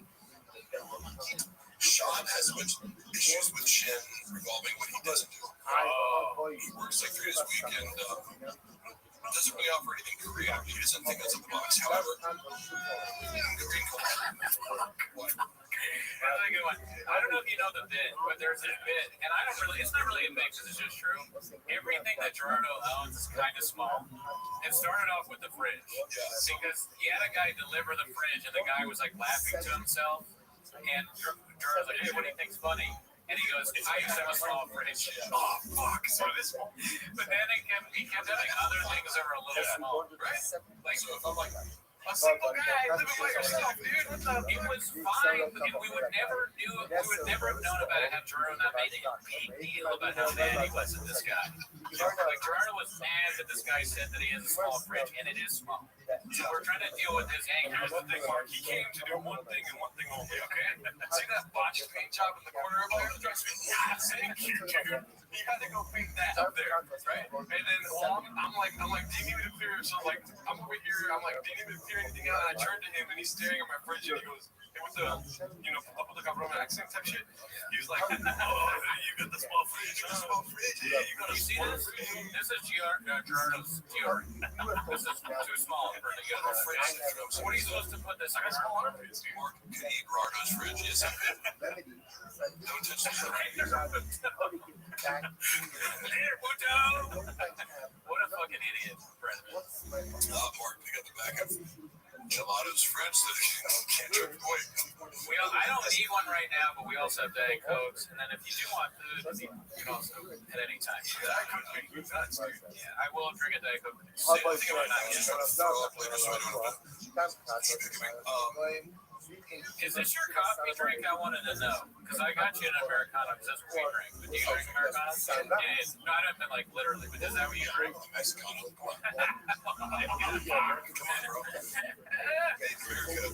I love them, dude. That's one, I share that with the lead. Imagine being like, I'm a white guy, and I'm just going to make a special about how Mexican people suck. It's a crazy move. It's like, it's a very special move. It's crazy. This sounds fucking stupid. Mark used to get Golden Girls names like this. Thank you for being a friend. You ever go to Porto's? It's like it's a chain here. There's a bunch of different Portos. You're not a baked goods guy, right? Are you a baked goods guy? It's like Porto's is a famous chain here. It's a Cuban bakery. Very it's like not expensive. You can buy it all at once. Yeah, I mean, I wish they sponsor. I love this place. I think it's a great. I will try some. They got potato balls there. It's a great spot. We need to get a sponsor soon. Mark, do you think Brendan offered shit anything monetarily for moving to Austin? I do not. Certainly, I thought about that before. I think he offered him zero. Whereas, if when you work for a corporation, people would just be like, oh, here's $15,000 for your move. There's no fucking way that Brendan offered anybody. So I'm sorry, but you say he moved on his own, he didn't have to pay? That's my assumption. That's great. He was He didn't have to pay to live, he would justify it as like, well, I already pay you enough. I pay you up $100,000 a year to work 3 days a week. That's just nobody does that. He's like he's alone in that. That like you move and I don't give you any money because like Mark BGL is like Lil Nas X on steroids. Do I look like a gay black dude? Is that what Lil Nas X is? I forget. Yeah. Mark, that Akash helped Bob with your puppy. Well, no, I remember meeting Akash. I thought he was super cool. Like we had a pleasant interaction. Here's the thing. Gucci sweep up the bag. Scoop up the bag. That's what Schultz and Akash say. Scoop up the bag. Each other. Get out the mud. 10 toes down. 10 toes down. I hope you're 10 toes down when you met us. Most of the minute you guys got along. Because if you weren't, yes, I mean, they would just look me. I want a little bit of flavor, but that's all to do that. Because I do find Schultz because Schultz seems very arrogant to me. Yeah. Oh, yeah. And I'm turned off by that. Seemed less so, of course, I don't know, in the context of that show, different than how I perceive him. Bud Easy, sorry. Bud Easy is one of our big fans there. He's a great guy. Never met him. He says, will you tell the Red Bat story? The Red Bar's Red Bat? I assume he means Red Bar, but Oh, you spelled wrong, Bud Easy? All right, well, you're a guy. they just want to talk to you. They're like, they want to come on the show. I wasn't even planning. That's the thing. It's like, again, to address Brendan recently on the Patreon. Anyone knows about this unique video? He called me obsessed with him. Like, guys, he goes, he's obsessed with me. It's weird. And he goes, bad Varn, because he had no skills. I was like, oh, that's the third fake reason for firing me. Yeah. As I was editing 6 clips in the night, but I have no skills. The Red Bar story, not much more to it than they just reached out. So, people wanted to have me on the show. It's not like I was going, I need to expose this story. People were reaching out to me going, do you want to come on my podcast? And I was just like, I guess. And Red Bar, they are so scared of Red Bar. I didn't know what to do because it was just one of those things where it's like, oh, stay away from Red Bar. It's like the forbidden clause. Who tells you that when you start? Is that an orientation? It was just this vibe, they knew of Red Bar. It was like, kind of like the Reddit. It's like, stay away from the Reddit. Don't look at the Reddit. But I mean, to me, Red Bar, funny and does good content.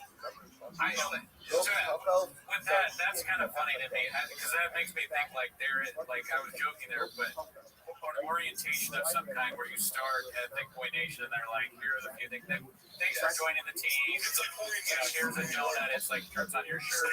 Got you. You're looking at these. What's over the donut? Nothing they say is true. But Red Bar was treated like the boogeyman. I swear to God, I've never got that. I'm like, can't even say his why name. are you guys so scared of this? Like Voldemort. Yeah. No, it's pretty good. Okay. It was Because we used to be like that too. Oh yeah. We love Red Bar and it's hilarious and he's a controversial figure. But when we first started, we were just like, maybe we shouldn't say anything. what's funny is his fans have been really cool to me. Like that's one of the more supportive communities of people where I came on and a lot of people were like, oh, he was trolling me the whole time. I'm like, I don't give a fuck. Yeah. What his intentions were? We had the mic. He probably wanted a little more out of me, and he was trying to press the conversation. But he's being a good broadcaster. It's like Howard Stern is trying to press you to say the most controversial. I get that's his imperative. I didn't feel mocked or bullied. But You're in on the bit or you're enjoying it. Because he was holding, he was like, had me on the FaceTime. He was like, maybe going like, oh, this is a little way. Great one. I never met her. Oh, yeah. He was holding me on FaceTime. And people were like, oh, didn't you see what that bar was trolling you the whole time? I'm like, I don't know.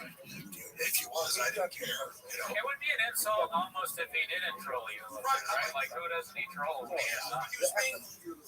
When he was saying complimentary things to me, I'm like, I don't know. I don't have any reason to doubt he hates me. I don't have any reason to doubt that he's being sincere.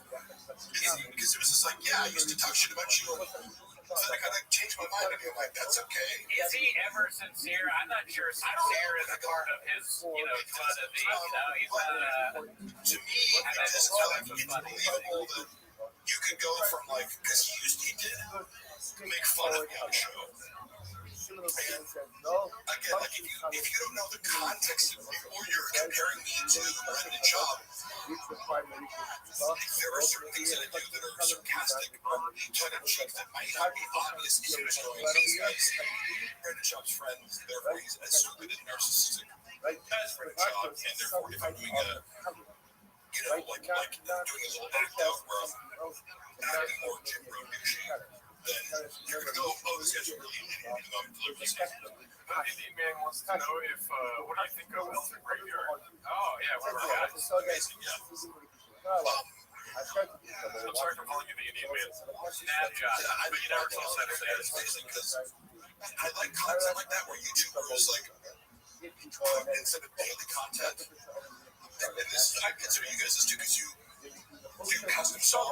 I think you put a lot of effort into podcasts and elevate it, to something. That's two people talking, right? And I think Elevate Graveyard's a good example of this guy puts a lot of effort into the artistic output of the thing. Yeah. Oh yeah, I mean he's a legend. Those two are like they're like Socrates and Plato or something like that. We're standing on the shoulders of giants. Oh, Sean Penn. Let's Sean Salary and Robert Kelly. Goddamn, It's crazy. Yeah, that's true. 100K plus. I know. Oh, his salary. Years ago, he negotiated 100K because he found out that Jamie on Joe Rogan makes $1 million a year. I mean, it's reasonable. He was like, well, if your boss is making That's hilarious. $100 million a year, You heard it here. I can't throw $1 million my way. I'm going to Jamie basically in poverty in Austin there. Yeah, exactly. $1 million. What the fuck is Mark talking about? Effort. I don't know what that means. Sas was watching. Was the guest on for today. Thank you, FB. Did you watch the latest? I forget what it's called. The latest Cub Graveyard that just blew everybody away. So funny. I've at least most of it. Yeah. What was the title for that, Chad? I have Graves. I forgot. Put the title in the chat. But I mean, that guy, he's just. I really. Have you ever done something like that where you sat down and made like an edited thing where you're talking about something? No, but I would like. I do enough basic editing, or like here's the main thing that I'm looking at. The visuals are great, editing skills to edit and Comedy jokes. even just the voiceovers he does are very cinematic. So that's what I go in and I go. I love the cinematic voiceover style that's matching the visual qualities that are dreamlike. The transitions. I could never edit that shit. That's a Gerardo skill. He does it because he makes great artistic choices. It's not like he's when he's voiceover, he's like directly what's on the screen. So he's making artistic choices. What is the moment to moment visual? So you have to do that, but also have this like kind of poetic narrative for the whole thing. Top Jimmy, I saw your question. Can you post it again? Because I don't remember what it was. Graves activated. So Top Jimmy, I'll keep an eye out for it. Mark says, how do all my Mark in the chat, not Mark here, but hey brother, how does Gerardo keep all those kids in the bedroom so quiet? Fuck you, guys. They're watching the stream in the restroom right now. All the Patreon ads. So I remember now. Top Jimmy said, have you seen all of Callan's videos? Oh yeah. No, but I've seen him do stand up. Like in Cali? Yeah. I've seen him at the store. Yeah. I mean, he's terrible. Yeah, he's the worst ever. But like that doesn't mean that he's not also like technical level for like. No. Here's what I look at. I go like his act outs is like they're horrible. top notch. He comes out. Do you see that? Because I'm an objectionable. Because I like Rob You're as a person. You can't say he's bad. And I like at least when people use different. Like I appreciate physical comedy or he's doing something. It's like he's making choices that you don't like, but I go, he's way better than Sam. Yeah, I don't know. I mean, I'm not sure. I'm not sure. Cooney's trying to pay the bills. He has to hit. Oh yeah, that's why. I think Jeff Dye's probably better than Callan. Yeah. I mean, Jeff Dye is fine. Totally fair. Because it's like, better than that. comedy should just be an instinctual reaction. This made me laugh or not. That's the only Right. whether you like it. That's the thing though, because like now when I watch Brennan Schaub, I laugh like almost every time. But I don't laugh. I don't even laugh when Callan does the hawk duck thing, which I love. I love it. Unironically, I love the bit, but not like in a make me laugh. My son, that's the stupidest thing I've ever heard in my life. When I see clips of Brian on the podcast, as a friend of his who likes him, it makes me sad because Brendan is such a bad comedic partner most of the time. Oh yeah. Like he doesn't understand the basics of comedy or improv or just ending. So it's like sometimes he gets it, but he doesn't. He shoots Callan down way more than he should. Callan is very good as a comedic partner. For team people up. Him and Crystalia have great chemistry because he allows Crystalia to make him the victim of the comedy. Yeah. And in a pretty big way, that's not fair. It's Crystalia's roasting him. He knows how to keep it going. Keep it going. You hit on two things that happen in our show. One is, okay, I'm going to start with Brian and then I'll do the Delia thing. So Brian, when we're watching Brian and Schaub, Brian will go into one of his bits, and granted, it's not funny. What is it? So it says, Mark, does Bob have any incriminating info on you? Fuck no. He has no idea what I have on him. He has no fucking clue. You know that movie, The Dark Knight Rises, when Catwoman, played by what's-her-face, leans into Christian Bale, it's like, there's a storm coming. That's literally what I think of when I think of what's coming for Schaub. And I have to keep this under wraps because part of it is my legal case. To put it out on YouTube would be detrimental to my financial bottom line. But it's like he doesn't even know what's coming, and he's too stupid to realize I have everything. Right? He should just nothing. He should He hired a private investigator to go to Luana's house, and Luana owns the private investigator. Oh shit. Well, I mean, she's charming enough to be like, and she knew more about but Luana is skilled at manipulating men. So, but also she played it very savvy, and I applaud her for that. She was able to get the fact that Brendan Schaub was this guy's employer out of him when you're not supposed to do that as a private detective. And I have, somewhere on my phone, I can show the guy's car, I can show the letter he wrote, and put to our apartment door, not realizing I was living there at the time, you idiot. Yeah. So he's operating in this prison. And I want to call him. He was like, "What's this guy doing out there? Like, did you serve me with some papers or something?" I was like, "Luana, no." Go, because I was no. I say, "Go look at what he wrote." He wrote. I said, "No, put a number on there. You're still in the area, so just call him up and he's a private investigator. You can say Schaub." Because she talks to him. She knows when he's in bed. He goes, "Are you here because?" And she's like, "Who do you work for?" And he's like, "I can't really say." I go, "Oh, is it Brendan Schaub? And does it have to do with a bouquet of flowers that someone sent to his house?" And he's blaming it on Mark. And he's like, "Oh, okay, you know what this is about." And he's like, "Let me tell you the real story." And one of these girls said, he was having a long affair with, who's smarter than the rest. She has an MBA, just a more accomplished professional, and somebody who you shouldn't cross. You fuck around with the wrong girl. A lot of these girls, he dates are idiots. But this girl, after he crossed the line with her, having lied to her for last time, she sent a bouquet of flowers to Joanna, saying, just outing him for having long relationships. But the note started off with, "This is not Mark." So, it's true, it wasn't Mark. However, it gave them just enough of a thing to go, "Joanna, obviously it's Mark because it says this is not Mark." Yeah. And then he invented an entire story whereby I somehow went to his house with a bouquet of flowers and a note and knocked over his bed. It was you have security camera footage. I've been in your house. The whole thing is covered by 8 different cameras. And he said to another side piece, "Hey, you talked to Mark recently?" I was like, "No, what's up?" He came by the house when I wasn't there. like, he's harassing my kids. He's like, no way. And he's like, yeah, I had to get the police involved. Like, I'm on the phone with them right now. I'm like, oh, yeah. The police. Yeah, sounds good, bro. With the security cam footage of a worker from Joanna's favorite florist delivering, or I just wonder how he gassed her in that, because, like, he's like, oh, he pulled out the fucking camera plugs, he cut the power to the security, because otherwise it'd be like, well, watch the footage.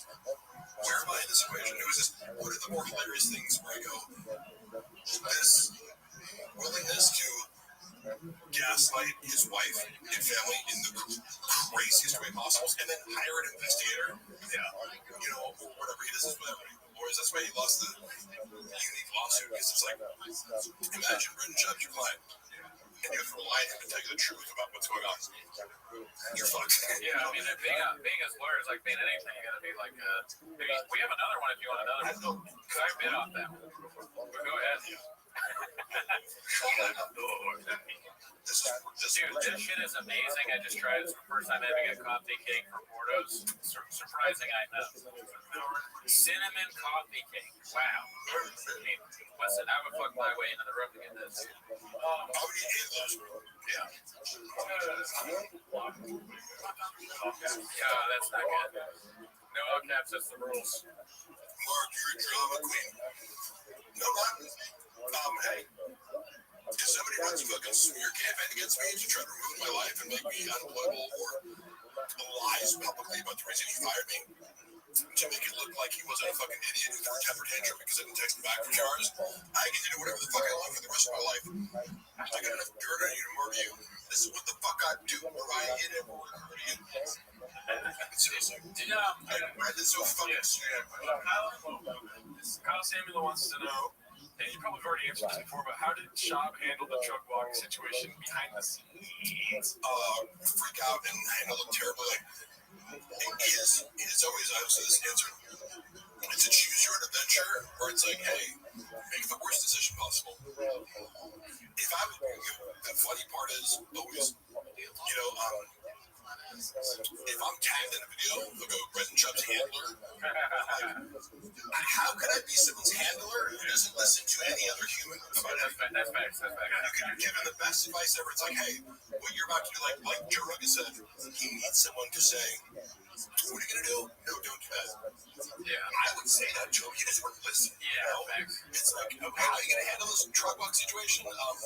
Stutter on fucking, I went through your DMs. You sent a peach emoji to fucking a picture of Annie Letterman's ass. I saw that. But you're like, oh, I would never hit on her. Doesn't make any sense. I mean, I think I'm on this fucking Slayer podcast for stumbling over his words. How do you handle a drug walk situation? Obvious. You text my video, I'm the killer. But moving on, Christian L. Literally, it's like, as ridiculous as that Mark broke into my house story. It's like, how can I make this the absolute worst out of this universe fucking problem? I'm just being like, yeah, you wear to know you're a cheater. Just admit to it. Just be like, hey, sorry.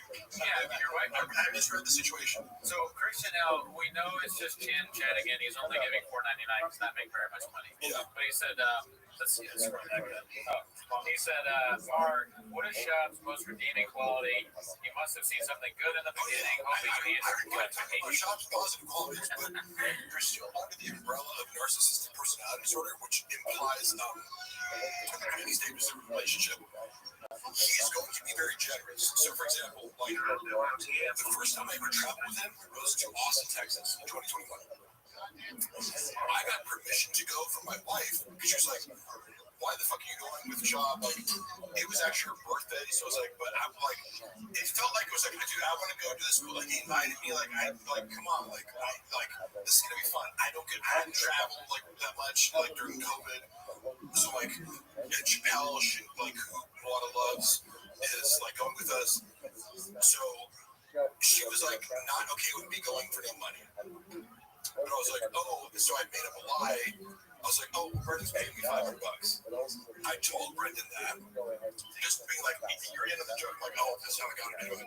But then he gave me $500 to cover my ass, so I could be like, so that was a good deed, right?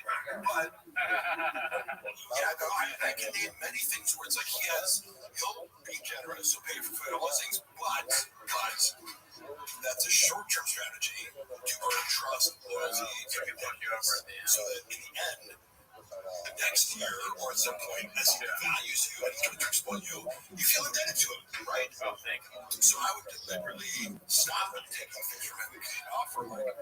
When I was having issues, like me and Luana started having conflict because she was working a shit ton. She was working like 2 graphic design jobs. She was suffering from burnout. Easily 2022. I'm trying to shop, fed up my fucking ears with this bullshit as he's increasingly being disrespectful. So like, I got this crazy boss who's disrespecting me all the time. I'm traveling, then at home, I'm working after being in the office. So we're both like high conflict because she's like mad at me about Brendan being like exploiting me and not getting paid enough. And I'm like mad at her because I'm like, I'm coming to the door from traveling, and she's like giving me the steak face, but I understand her perspective. And then, you know, how he's a good guy. Oh, okay. Yeah. So, or the things he does well.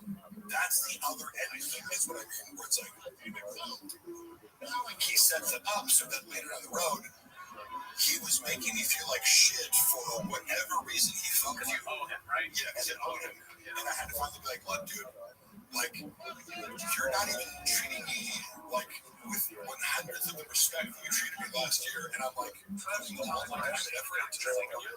Like, you think you're doing me a favor by doing all this? Like, I, you know, in college educated professional writer, I do all these things. Like, I don't need this job. Like, you're underpaying me, and I did agree to do the same fucking.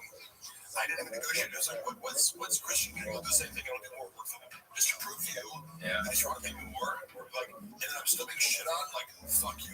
So yeah, that's so funny. The first time I've seen a guy tripping on acid, pretty fun.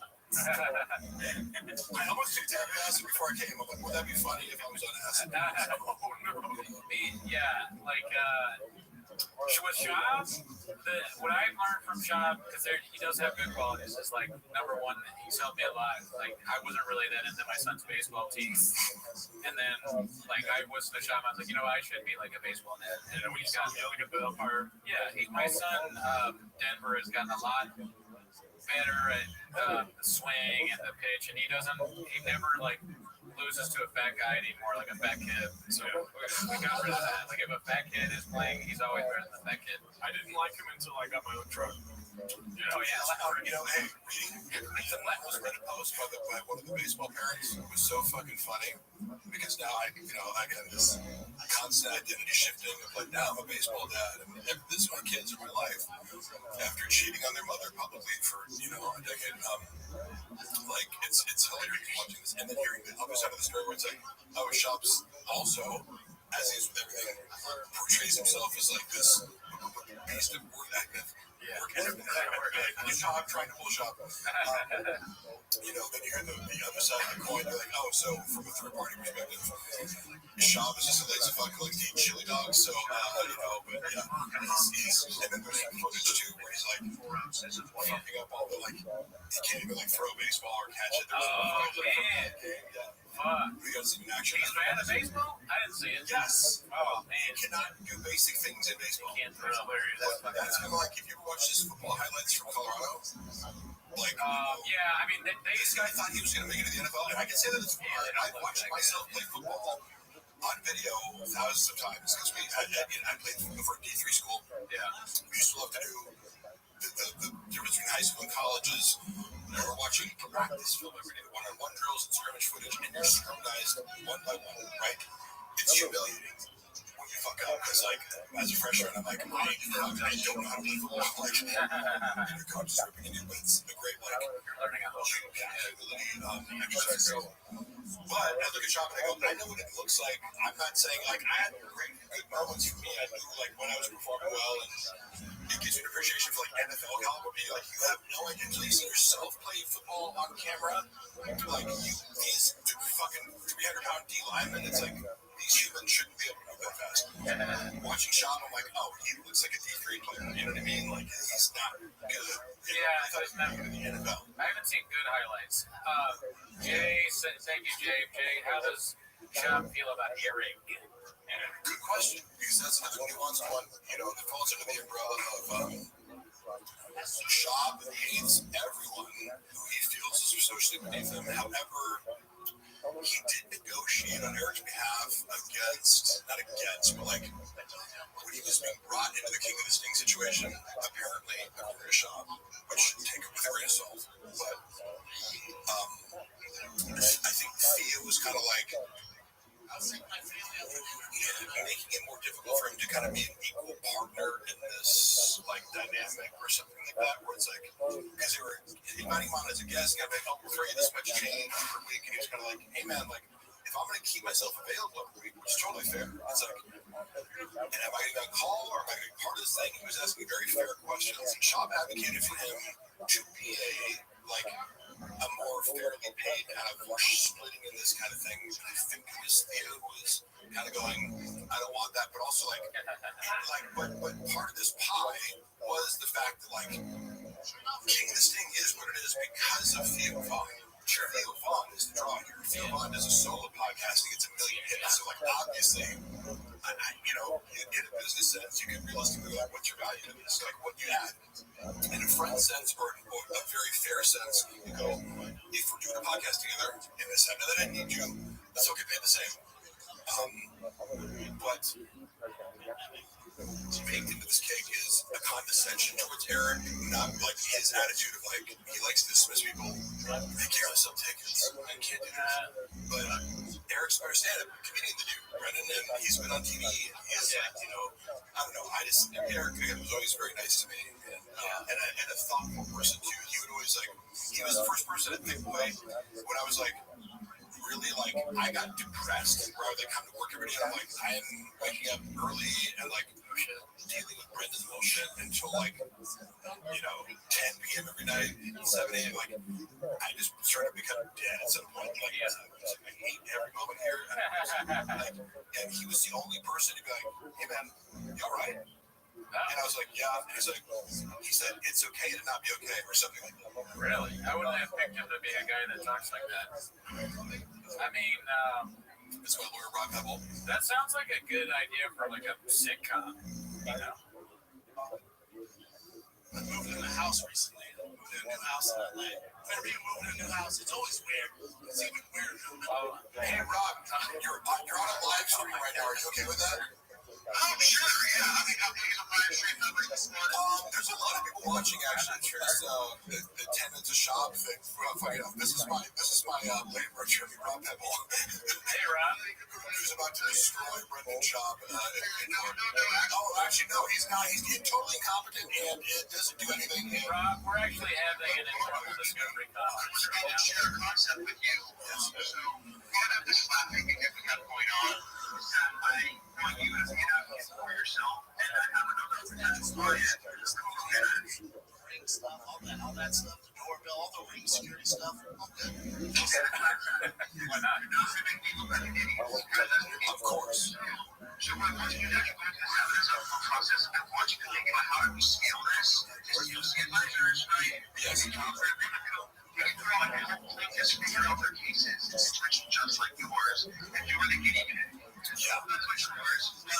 You're doing the things that you're creator like me, and you are going to teach us where she decides she wants to do this. I'm the lawyer, you keep up all those crazy Robert calls. Right, but I think you guys will like open your seats together because I know you're a guy that makes you also process. Yes.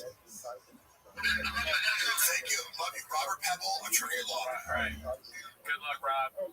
Yeah, so Rob is like, I went to college with him. He's literally one of the smartest people I know. Like I was like, if I get 10% of what he's saying, I'm lucky. But like, he's, I go, oh man, he's just better than Chop Lawyers. Right, motion to dismiss. Yeah.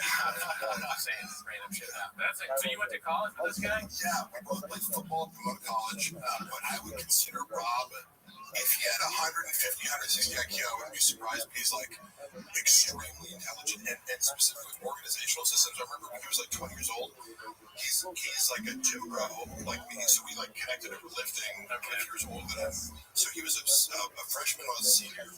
We connected over like just lifting, you know. And he was like, "Oh, what?" Because I had this policy of like, if you ask me if I'm on juice, like I'll tell you. But if you don't, I'm not gonna talk about it. And he was like, "Oh, have you ever run a cycle?" I'm like, "Yeah." And so I was like, "You're the first person with the audacity to just ask me politely, you know?" Yeah. And I appreciate that, but he's very direct. And when you step into that deposition room, you want to look jacked because you're going to be like imposing your presence on people. Rob is really, it's deceptive because what I like about him is he's a jack, handsome gym bro, but also he's like an autistic savant with organizational systems. So remember when he was 20 years old, he was like making $100K a year, running like LA fitness clubs. Like he would like train other people how to like run a more efficient like personal training like architecture for all the clubs in Southern California. Like started as a personal trainer, like quickly they were like, "Oh, you're way too smart to do this." Like so, because he was still going to college, you know, and also making $100,000 a year, like you know, like telling people how to do their jobs. Yeah, and like,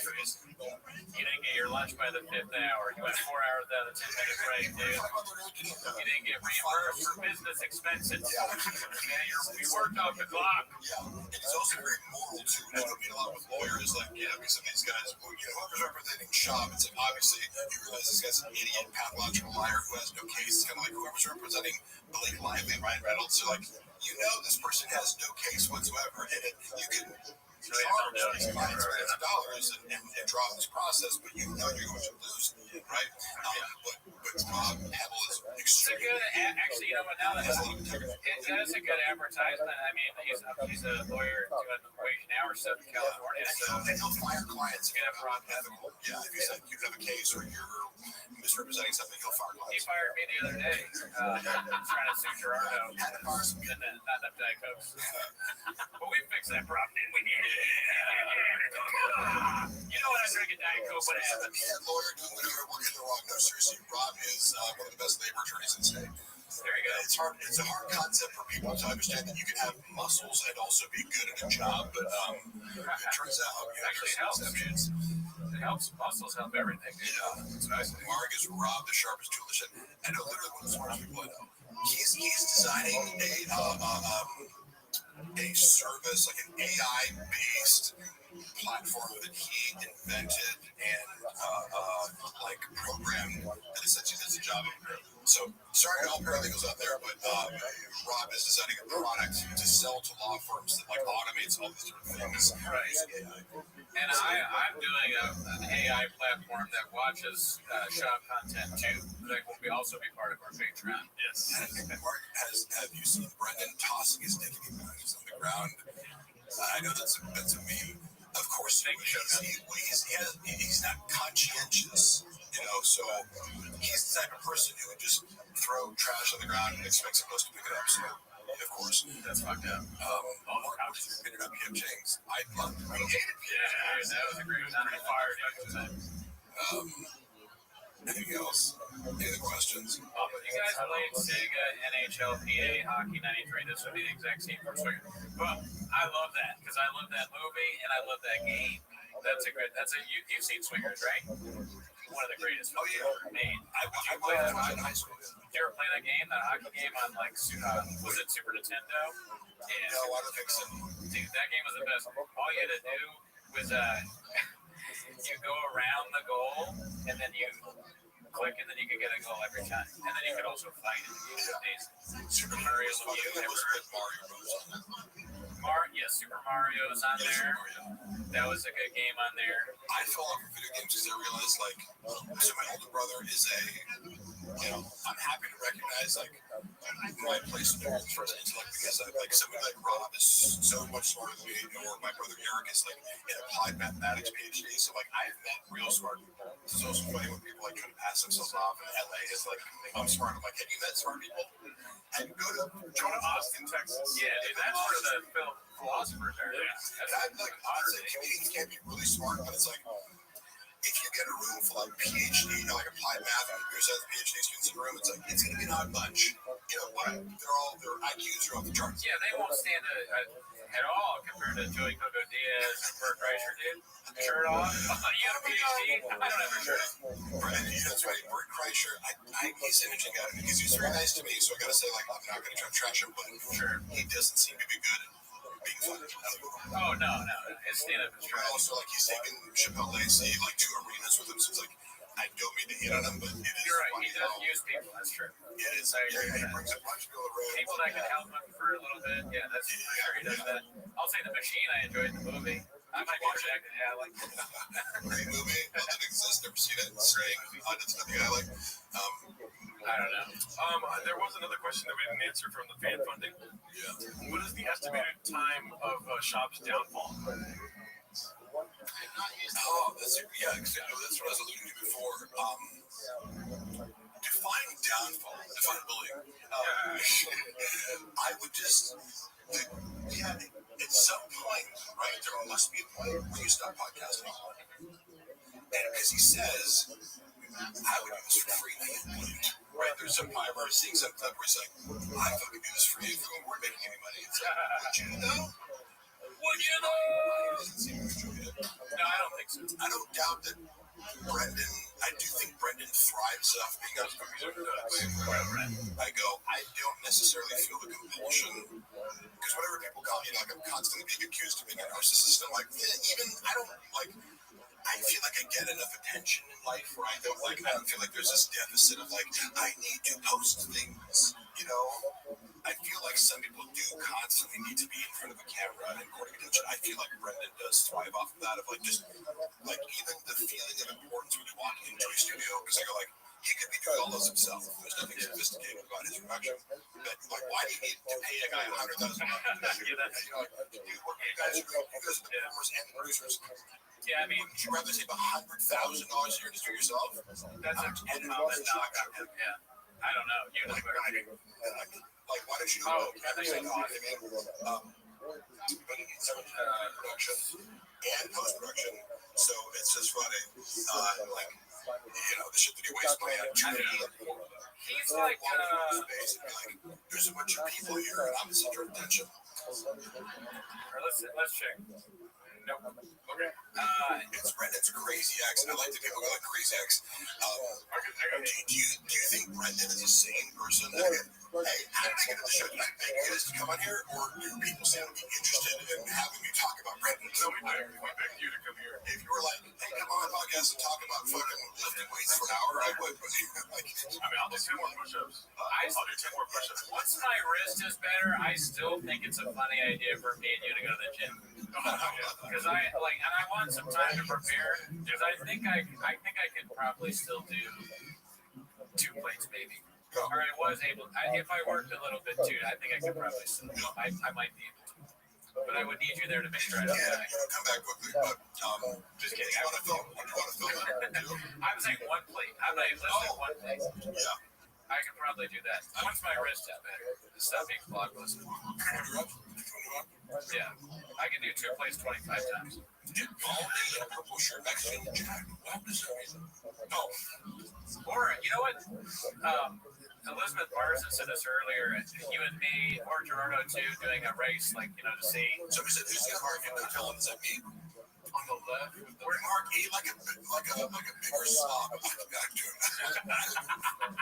you think you're gonna let me or telling me that I eat like a slob, good fucking luck. I mean, if you say the words "oh" from no talent, you have to be specific because look at the 3 of us. We all show We're all like imagine thinking I'm insecure about my own talent. I know exactly how untalented I am. I'm not sure I could ever do 2 plates, maybe back in the day. I could drink like that stuff. Yeah, once I know roid out, yeah. Roided, because then with violence in my DNA with the roids, I don't know about that.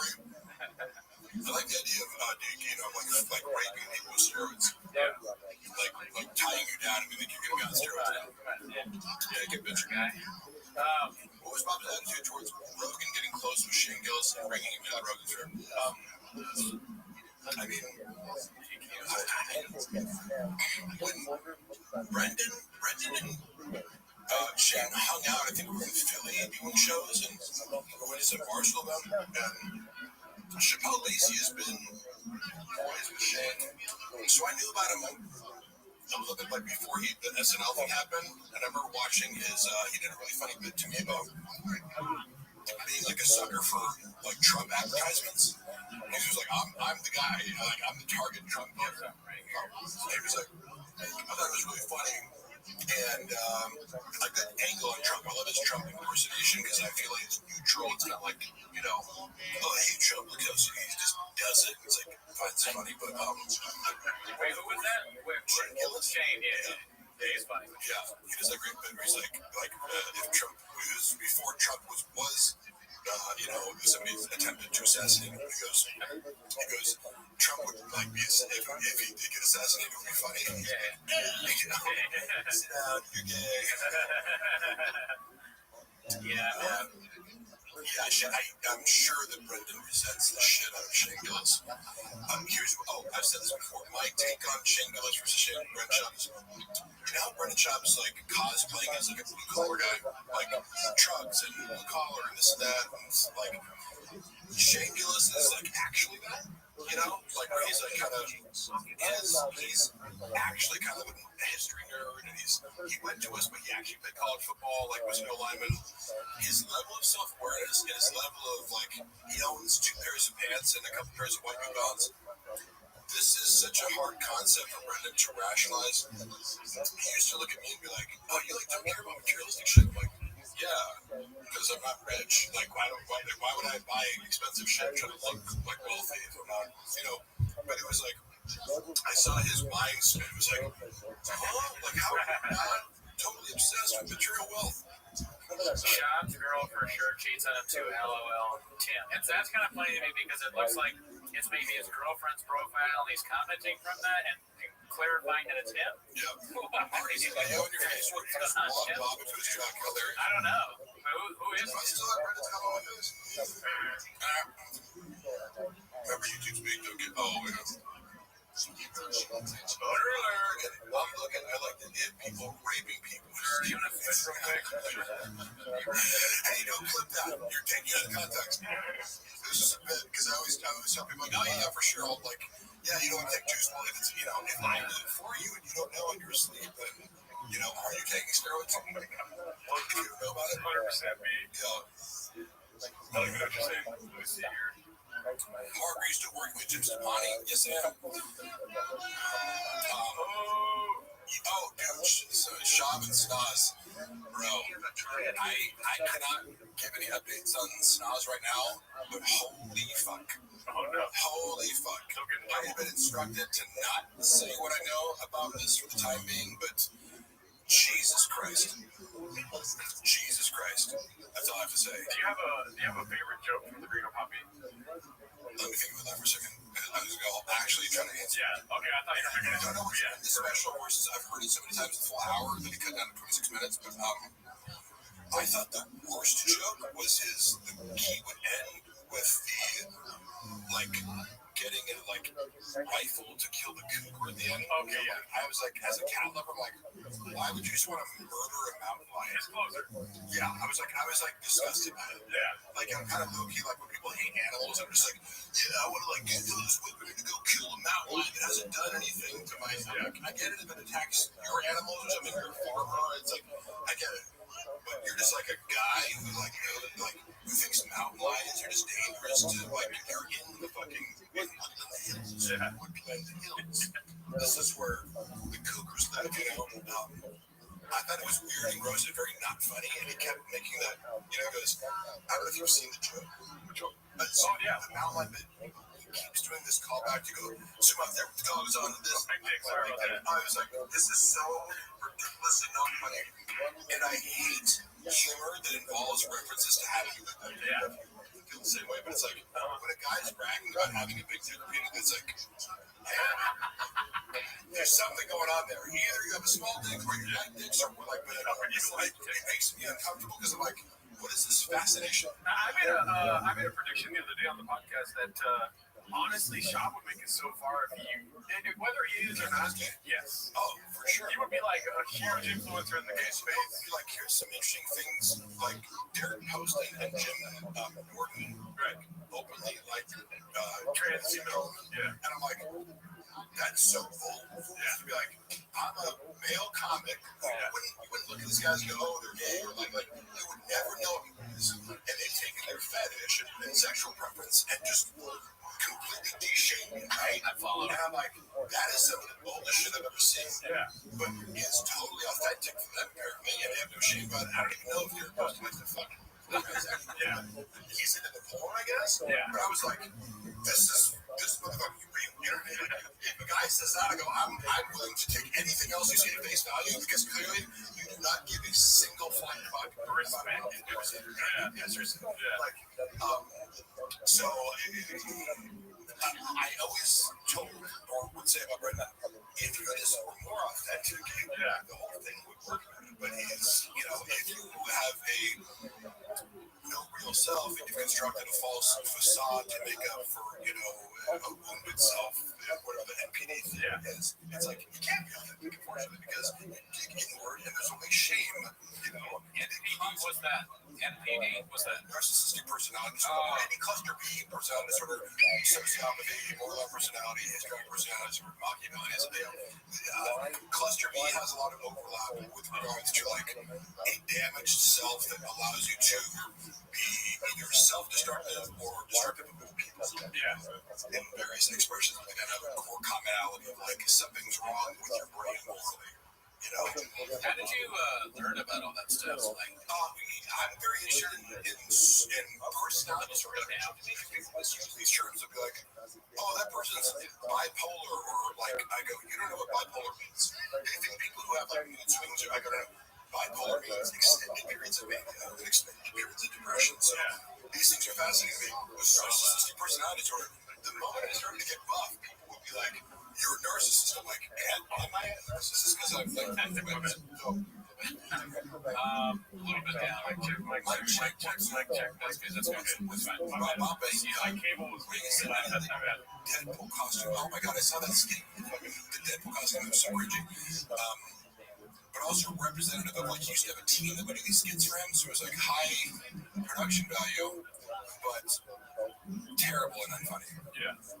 Okay, so I like how, so I don't know if you heard, but I asked him a question. I said, what's your favorite bit from the Greek Poppy? And he was like, my least favorite bit. So he says, we get to Mark, you've watched Jordan Peterson podcast. First of all, I have consumed many hours of Jordan Peterson, but like, imagine me learning psychology from Jordan Peterson. That one has, that's his area of expertise. I don't subscribe to politics. He is an expert. Like, have you listened to Jordan Peterson? Because what he says about psychology is highly accurate. You've been able to get pills in the past. I'm sorry, Mark. One look at Jim Norton and I knew, well, good for you. I didn't. But I do, you know, I know a girl I used to date, Jim Norton. Here's a funny story about him.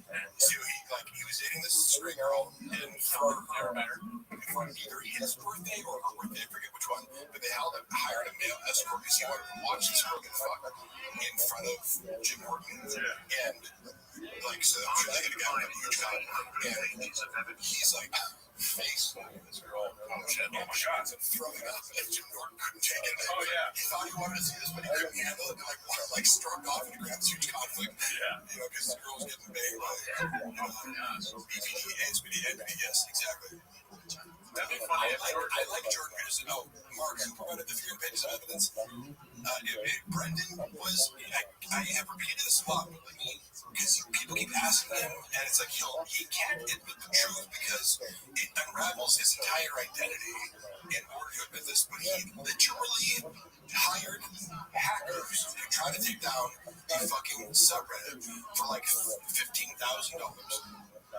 How could I make that? Yeah. Right?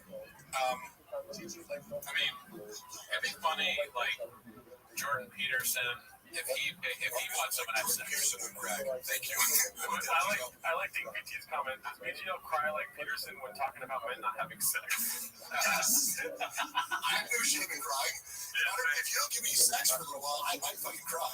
Okay? That's if you want to hurt me, you got me, right? Deprive me of sex for a week, and I might get really emotional. Yeah, I mean, hopefully no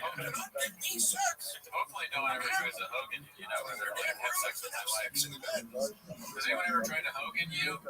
Asking for a friend where they're like, have sex with my wife. I feel like Jordan Peterson might do that. Red Bar once withdrew the sword from the stone. I don't know what that means. Beetle is steamrolling this life. I'm sorry if I'm steamrolling. No, you're good. I'm good. We got 24 hours of it. It's a long time. Don't realize how long we've been at the podcast. 24 hours. I have the benefit of being like, I can leave whenever I want. Yeah. You said they put a dude show with some bread. Hungry. Marcus did about that. You know what I did take? I took the microdose of mushrooms before it came. I had a coffee, fucking energy drink. He's drinking one of the rain, yeah. That's pretty good. You guys are like, okay, so Andy's a good the last time I went on your show, I mean, you guys like had a workout or tired. Like, I took pre-workout before I came. It doesn't take much to get me going. Yeah.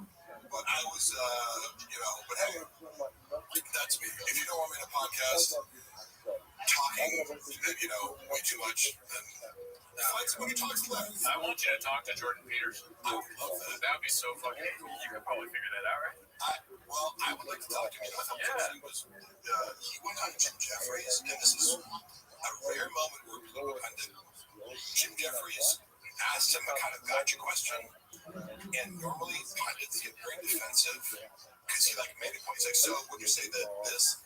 And Jordan Peterson goes, yeah, you're right. And I was like, what? Yeah. Did Jordan Peterson just admit that he was really wrong about something? So I respect him for that because he thought about the question. I was wrong. You don't have it. I don't know if you know, but Koozie is known more for his Peterson impression than his shop commentary. Yeah. I mean, I do the Peterson impression on the show a bunch, and people request it, but I'm not convinced it's any good. Can I hear it? Oh yeah, I've been doing it. Mark, I've heard that you at one point couldn't take pills. Is that still the case? I thought about working with a Canadian. Yeah, for sure. Let's see high pitch. My daughter has plastic surgery on her face. Have you seen it? I mean, thank you, David. I'm still not convinced. It's really, it sounds too much like what I do my mom. Like an impersonation of my mom. Has Mark ever laughed genuinely? And why do people think I don't laugh genuinely? I'm very open with laughter. I don't try to shield my laughter. If I think something's funny, I laugh at it. Can we get some more English money in the chat? I need English money. Navjot, where are you at, boo? Do you want you're saying English money because it's like in pounds? I'm joking around. You fucked up. I mean, I did it on purpose. It's a funny shop. It's a joke. There was a guy that gave us I'm not sure what ruble was it? Rubles? Yeah. Oh, I didn't know that. He gave us that, and I was like, "Is that English money to Gerardo?" And Gerardo didn't cut it in time. Does Mark know the lyrics to 10? There is I should have. Let me picture it because I'm confusing right now with all the. I'm falsely confusing it with all the songs you guys do. Give me the start of it. It says, "Oh, for my favorite time week, maybe get the Papa trying to be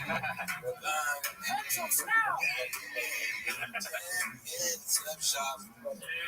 Thank you. I kind of hear that melody. Oh man, Dagestan, never heard of it. I want to see BG left Miguel have a race when he gets a treat. Do you know Miguel? No, probably not. You met Miguel. He's our friend. I used to do the show, but he hates the show now. He sounds fat. Wait, no, he sounds fast. Oh, he hates the show. He hates the show. Well, he hates our fans because they were making fun of him a lot. Probably because of what we just said. Yeah. What do people expect to go to live stream not get made fun of? What? Yeah, take that like you know. I was on here and everybody's like, look how cool Mark is. I mean, are you guys trolling me? No. Like, did you make a bunch of like bots to be like, Oh no, we actually made a decision. Thanks for bringing that up, Mark. We made a decision. We don't want any more bots. Oh, yeah, dude. I know. That's flex bicep, biceps. yeah, vote on the bicep. Damn, well, you can see a real big horde view right here. Dude, look at that horde. That's for real. No, look at. So Wait, let's actually you can see it. Is it coming back? Wait, Who's that horde coming back? look that way. No, too much. There, what? Just go like back and forth right there. Oh, can you see it now, though? No, I used to have a horde. Oh, nice. Dude, Horn Brothers shroud. Yeah. Horn Brothers. Look how cool Mark is. Thank you, finally. But one thing we do need to be clear about, we get a lot of bots. All of the 100% of the negative comments are bots. We know this. Every time someone criticizes us in any way, it's just another one of those bots. Yeah, we actually a lot of bots. We do really things. Recently, it's like, oh, the haters of the bots. It's like, people are paying for negative comments. What? They're doing that to us. Go ahead and make sure they get. What is your favorite TV show that hates these bots? Well, actually, my favorite TV show might be Barry on HBO. Here's some English lollipop. Oh, thank him, Tom Jimmy. Appreciate it. You're not a bot. That would require athletic power. I can tell when someone's a bot because if they say something negative, it's a bot. 100%. Shirtless, so he would not be professional. Hey Mark, what happens to his drug giveaway? I don't really know how giveaways work. Like, I've been trying to follow that story, but I just like, I assume whatever shop is doing is fraudulent. Like, obviously, but that's my presumption is if you tell me that it looks fraudulent, you know more about giveaways than I do. I believe it because why would Shop do anything that doesn't benefit him financially or involve some sort of misrepresentation of reality in order to benefit him? The only giveaways I do are facts. I saw Brendan piss in the sink literally every day. And the creative director at the time pulled him aside and was like, I have one request. Could you just not piss in the sink? Holy shit. And Brendan, I think, agreed. He's like, oh, yeah. What a stupid thing to ask for. I would never ask somebody for that because I just assume they're gonna piss in the sink. It's like, why would you ask about that? It's like, if someone comes to your house, it makes sense for them to piss in the sink if they have to piss.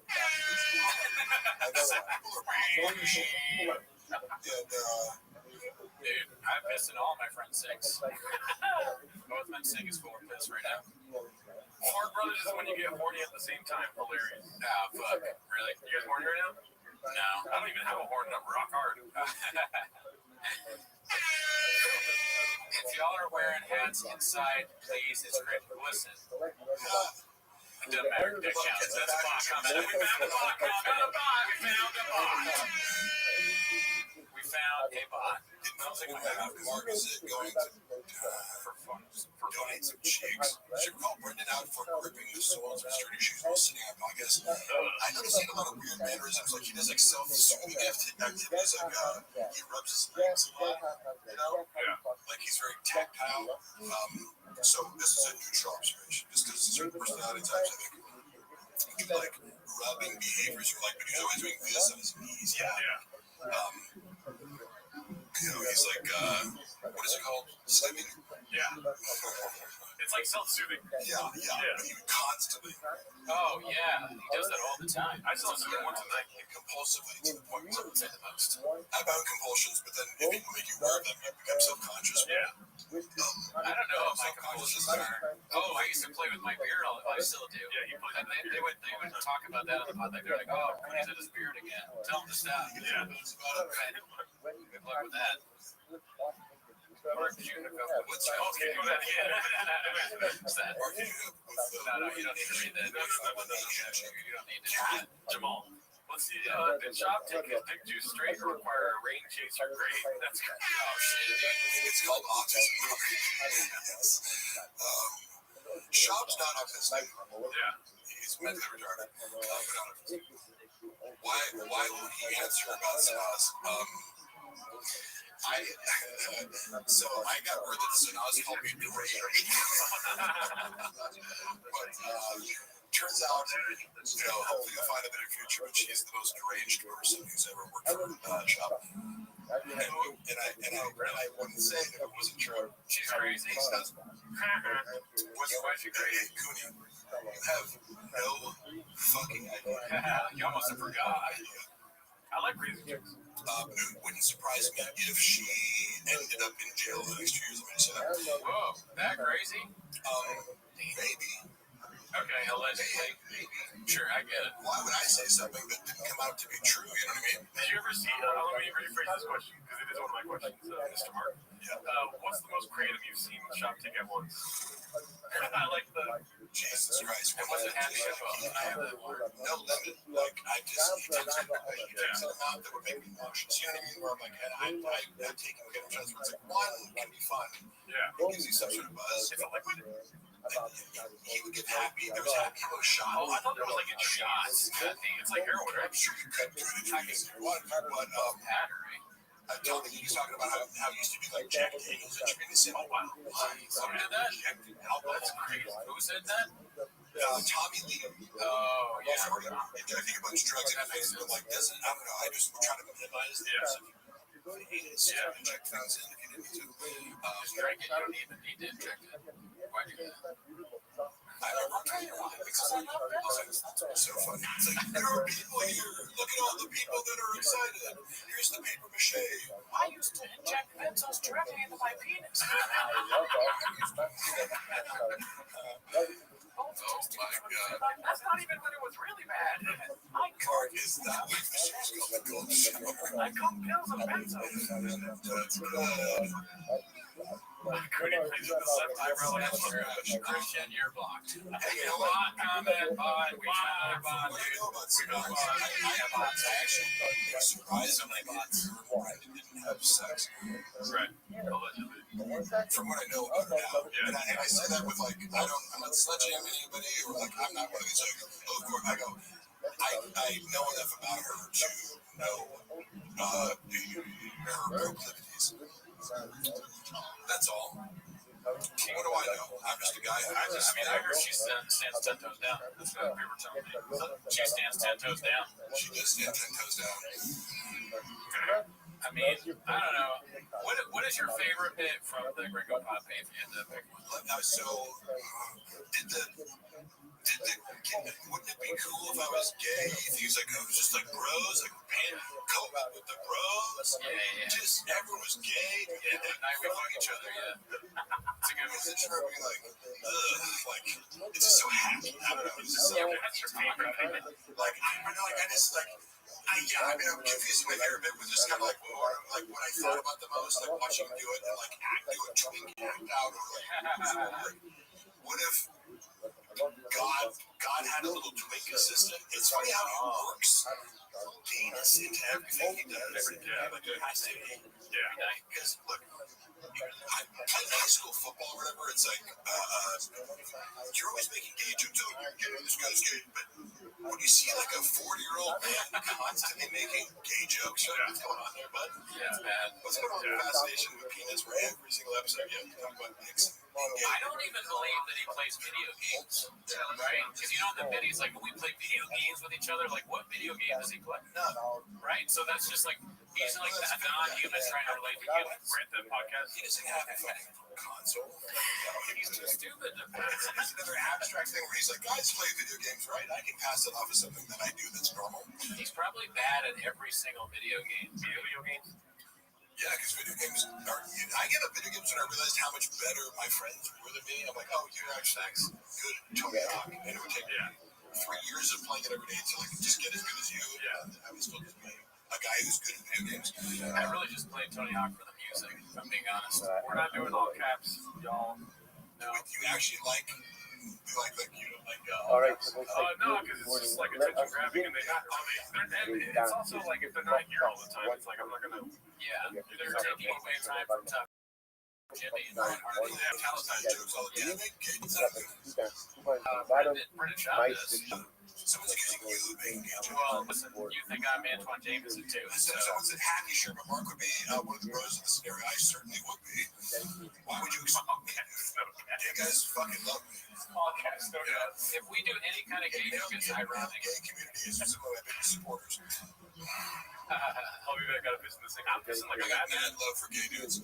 Oh yeah. I mean, pissing in the sink. I mean, I do it every night, every day. Yeah, 7 days a week. Only game Papa's good at is NASCAR. All caps, no gas. Can you do me a favor? Adam is one of our loyal supporters. He has a wife named Ellie. Can you say, what's up, Adam and Ellie? Make sure to cuddle tonight, something like that. You know? Hey, what's up? Wait. What's up, Adam and Ellie? Make sure you cuddle. Yeah! Motherfucking robot. We need some little animals. Dude, if Ellie is not turned on by that, then I don't know what else to do, Adam.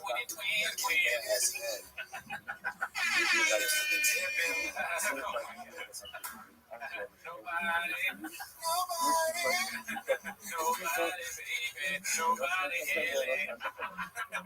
What about happened to R&B in the 90s?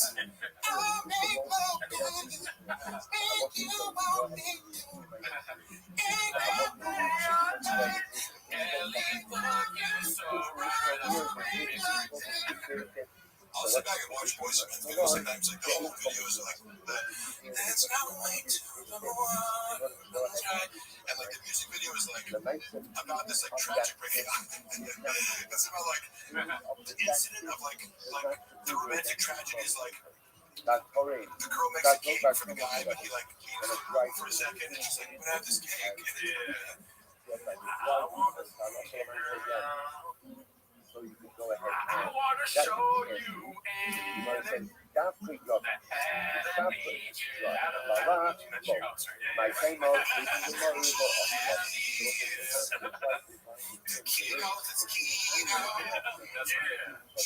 My baby is right there. I just showed up a cool girl.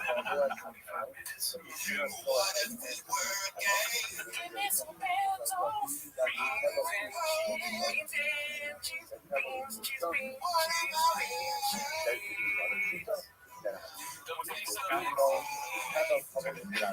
Ellie's in here, dude. What? That was cool. I actually wanted to do that. I was trying to knock that out. Yeah, that was great. I think you could do so many versions of that song. There could be a Sean version, Peterson version, Jordan version. Yeah. I like the part that I heard earlier part of the Thick Wheel. Sean took out all the episodes where I appeared as a guest on The Fight with the Kid from the video, but there's still like clips of me from the episodes on the Clips channel. I think I still get the audio version, but like this was like just like me, you know? It was like, even though I appeared in like 100 episodes after that, like in Cat's Chair or whatever, they're like, "Oh, you got me. You took out the 5 episodes that I'm on as a guest." That's fucking up.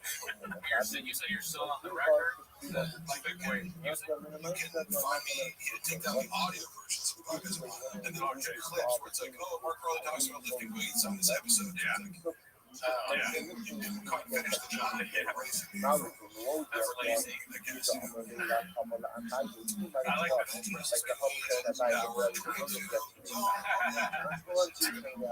S words. That's great. Called out more for saying maybe NFL. I feel like it does get called out a lot, but it's insane. That is an insane line. Yeah. Can we just become more brothers? I don't know, just because he did so far from doing that, it's like I don't know, showing up at fucking like Buffalo Bill Stadium. I played. It's like that's how close he was to the damn. Yeah. It's like having a courtside seats at a Lakers game and say that you played with LeBron. It's like throwing up the press game 46 times. I was there when there's multiple, the truth of the he compulsively repeats saying that so say this Joe Rogan, for example, he said it so many times, and I love it, but compulsively repeat themselves. He said he did it. Okay, in reality, we were in Zoo culture when we're having the dead at the convention and blah, blah, blah. Now, for the record, I did it 33 times as a 19-year-old in college, so it's like, this isn't that impressive, right? And doing that 33 times, it's an NFL little number. However, you also have to, like, if you're a linebacker and you bench press 225, 33 times, you also have to run a 4.6. You also have to have a fucking, 38-inch vertical. You also have all these other things that be super good. So bench press is really not relevant to the big picture. Yeah, you want to be strong. Right. Yeah, that's right. They will put this out there as if he's like, struggling.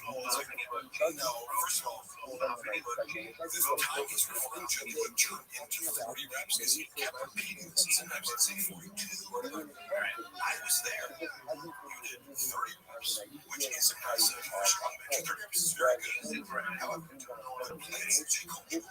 And I have photographic evidence of this. They don't weigh 45 pounds. Everybody knows that. There's calibrated plates for powerlifting that are colored and they're from, Alico or whatever. There's certain brands of powerlifting plates that are calibrated to exactly, but just regular iron plates, there's like discrepancies between each plate.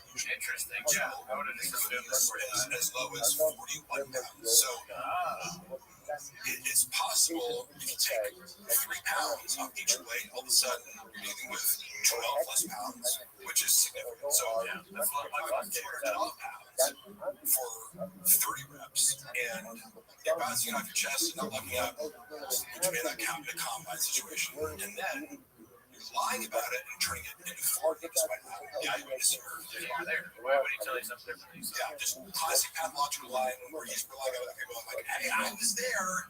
I didn't do 40 to 30. And then because he kept saying it, like, and Rogan's impressed by it because he wasn't there, so why would you lie about it?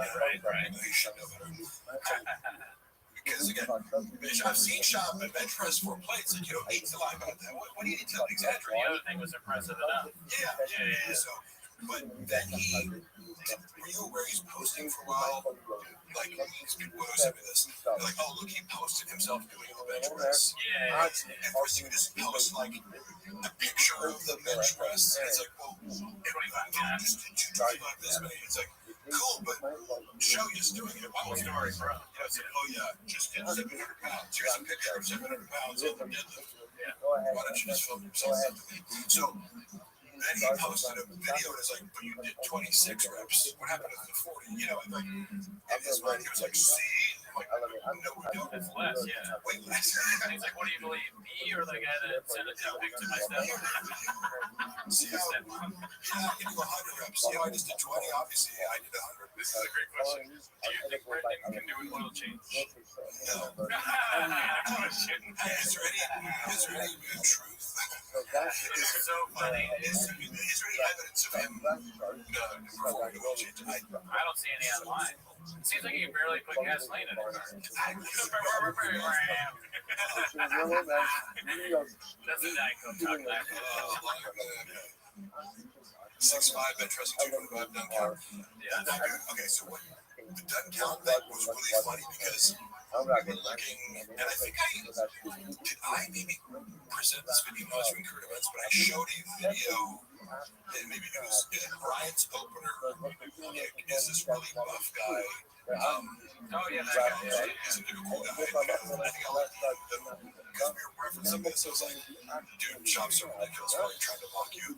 Yeah, he's got a short arm.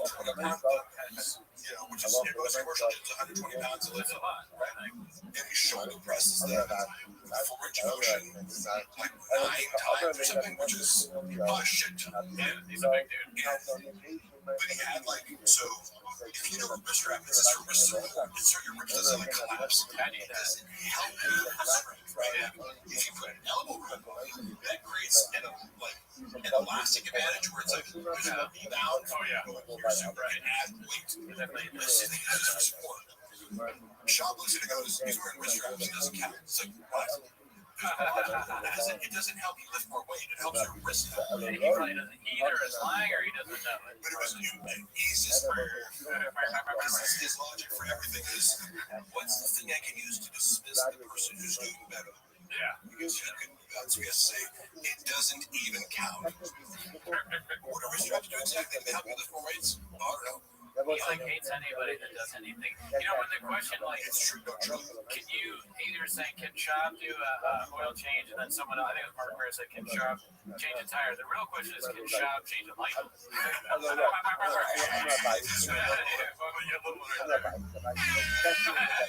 many shops does it take this for a light bulb? Yeah. Shop is deaf watching, which is the funny thing is, Shop is just scared to watch. He's a man who's scared of, scared of comments. He literally is. Yeah, I mean, so you know, he really doesn't read comments. He's scared. Yeah. Like, I read them because I go, give me somebody to argue. This is fun for me. Like, I read them compulsively looking for conflict. I just learned a long time ago that you can never, ever read, even in the live streaming notes, I haven't read a single one of these things coming out. Baseball dead letter, what did you guys think about what happened to Baba's dog, Donnie? Is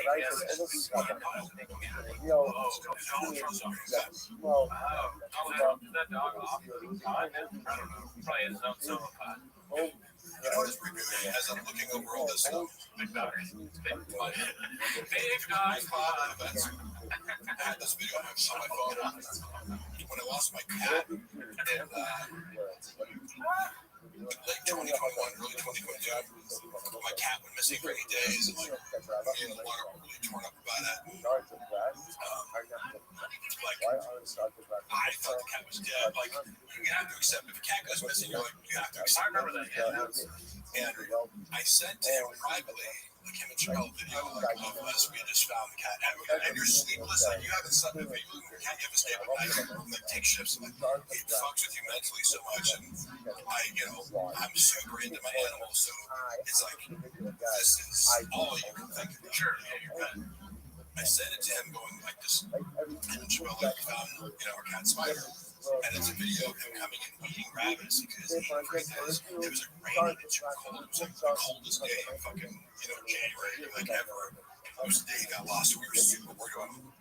And you hear like Luana's like talking to her mom, like in German in the background, and they're both kind of like crying, like, and I'm faintly got but I was emotional, He plays it on fucking Fire and the Kid and starts making fun of us. Oh shit. He was like, I got Luana in the background. I'm like, you're doing the Hitler joke about Luana crying because she's speaking in German to her mom, and then like making fun of me. Like, but it's now I don't take offense to it. It just tells me like you have no empathy. No, probably not. And you don't understand people's relationship with pets. I know that too because we lost the cat Rogan and Shorty by our cat. Can't find it. Was it? Yeah. I mean, it's Haven't seen it in a while. Cats, you either keep them indoors. I don't take my cats outside and monitor them and take them inside. The cats want to be outside all the time. How many cats do you have? 4. Oh shit! And I walk them. Really? With like a leash? I don't walk right walk. They like to play in the corner of our apartment complex, and they just like to smell shit and be outside as much. But if a cat had its way, it would be outside most of the day. I like cats, but I have a dog. I like the dogs too. Yeah. Do you have a? Cats are easier. Like if you're looking at That's why. these are good. Shredded cat daddy. What's that?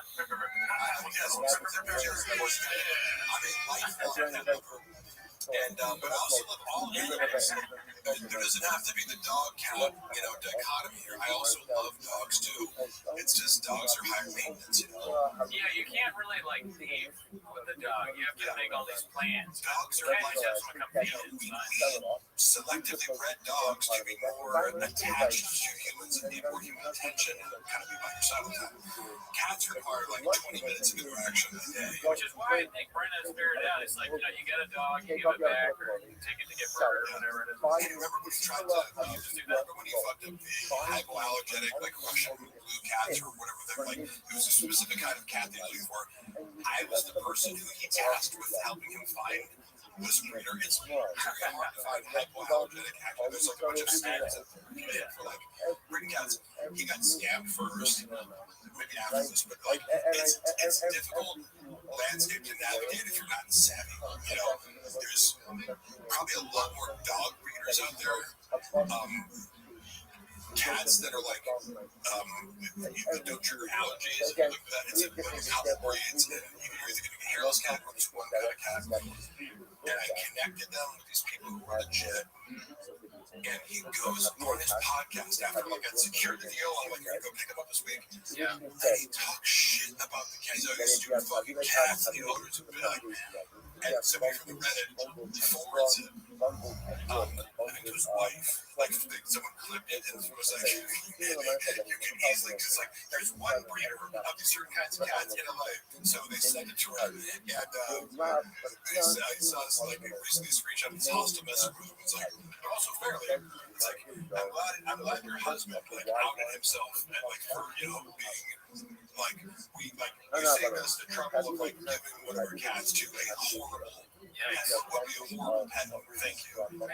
But he couldn't even, I was like, you can't, like, you could possibly talk shit about so many things in your life that you don't even realize, like, you just paid me, you know, work 20 hours to find these cats, and you're just like, couldn't keep your mouth shut long enough for one fucking podcast episode to not talk shit about a stranger when you're about to do business with and fuck up the whole opportunity. I mean, Shabbos says, I like how you bring up how he keeps getting scammed. Because I think we should try to He scam is the biggest, but I'm down to our I mentioned before how the former creative director would talk about the magic beans. the magic beans. Like, Shab, you need alien insurance. Yeah, it's like, oh, here's your social media. Yeah. He used to run this scam where he would get more followers. There's an automated process that you could do where, okay, let's say you're slumming, right? There's like an automated thing that likes random people's stories. Yeah. Because if you're like, if you really check market and followers, and somebody sees and you like your story, it drives traffic to your page, and then they follow you. This actually does work. Yeah. But at the time, he was being counterbalanced by the fact that he had like fucked with Bobby Lee, and like so people were just like unfollowing him by the thousands. It's like you can't make up for this. Like it would have worked if you had a net neutral following, but some engagement. I was just going through all these screenshots of people being like, "Oh hey, thanks for liking my story, Brendan." Like, because I'd be sending it to him. It's like, you know, he hired this guy. I remember, and like stiffed him in the final month. He's just like, allegedly. Yeah, it was like $5,000 a month. Like one of this thing. He's like, "You're not getting the results." I'm like, "Well, it is. It's just if you look at how many followers you're getting, it's just being drowned out by the unfollows because of your own actions." Crazy. It's crazy because when you hit that hundreds of dollars, millions, it's like you don't see the unfollowing rate, really. Yeah. Wait up, it's just someone who didn't play on their content.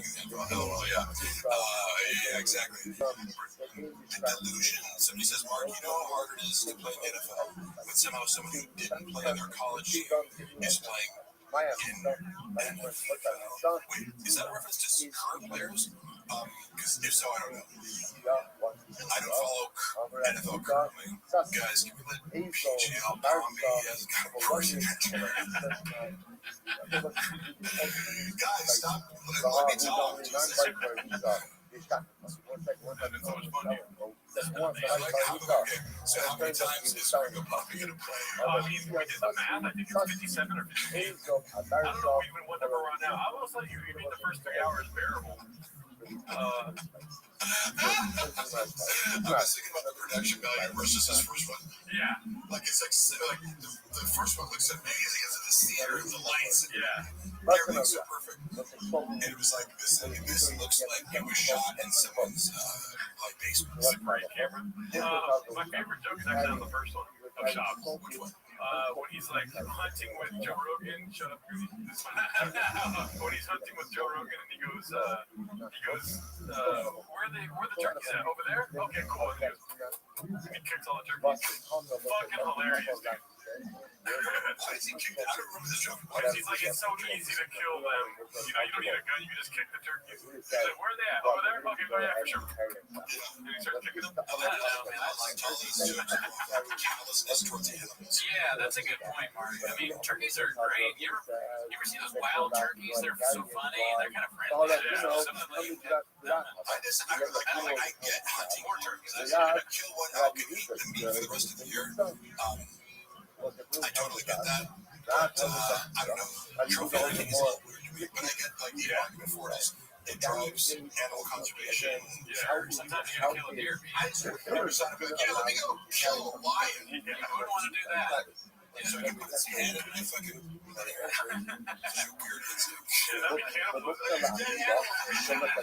Closed environment, and I had a high-powered rifle. Talk about a lion killing a lion, maybe? Mark, let me ask you a question about that. Do you feel any kinship to lions now? That's a ridiculous question. You always have? I remember as a child, I saw this guy, an article about a guy who somehow had he had a pet lion, but there was some he might have been South Africa, he lived in a place where there would be more an actual lion in the wild, but he befriended a large cat, and there are these people you can see on the internet where they this with him South African guy he kind of has his herd of lions, and he also does it with hyenas, but he knows other predators. You can own a tiger and develop a friendship with tigers are much more solo, they in nature, they have their own territory, they go solo, but lions are highly social, they're the most social big cats, right? So I've always thought it would be so cool to fucking have a big cat, because they act just like regular cats. And instead of scratch my arm, it's dead, but this question I wanted to ask you next right here. I think you got lost in the sauce here. We're already on another technical group about it. Damn, dude, not enough, man. Did he delete it? That was a great question. Oh, here we go. This is it right here. Do you think Brendan has ever read an entire book without pictures? Such a quick note. He only reads picture books. He hasn't read Hemingway or Josh Shakespeare. Do you guys remember Never heard of I say this? There was a lot of people who was also guys for that, but I have a little Tim Kennedy's story. He was on the food truck diaries when I was working there, and he came in together. Tim was very gracious to me. I also get that he seems to have told some ridiculous sociopathic lies that, what the fuck, again, isn't it enough to be a great brain who, was a great MMA fighter? Yeah, and you had to, invent, that you didn't put crimes in order to see it. And no one's checking that for you. They're hey, you got an idea, buddy. Who's your upbringing? What was your upbringing like? There's this deficit of attention. Did you have a bad childhood with the Vita Vice? Yeah. Tim Kenny's I was in Glendale the other day and I was just shooting all these Armenians. Because he was looking at it. It's funny watching Callan try to explain his job always has this broad stroke, no, I got it. So okay, look, kid is good. And Callan's no, precisely what the argument is whether or not he had the broad stroke would be good. Specific shit that I don't know about. Callan researched into it and had an understanding of why it's a big deal to even go from this far to something with but he actually looked at it and said, he's a good guy. We're not fucking, you have to be, this is very nuanced to make military people are talking about the technicalities of medicine. And it's in that world that's very important to be highly specific and not misrepresent yourself. Well, that's the thing about that world is that he's not Superman, but you're going to find out he's Batman. You know what I mean? What the fuck does that try to do? I was like, huh?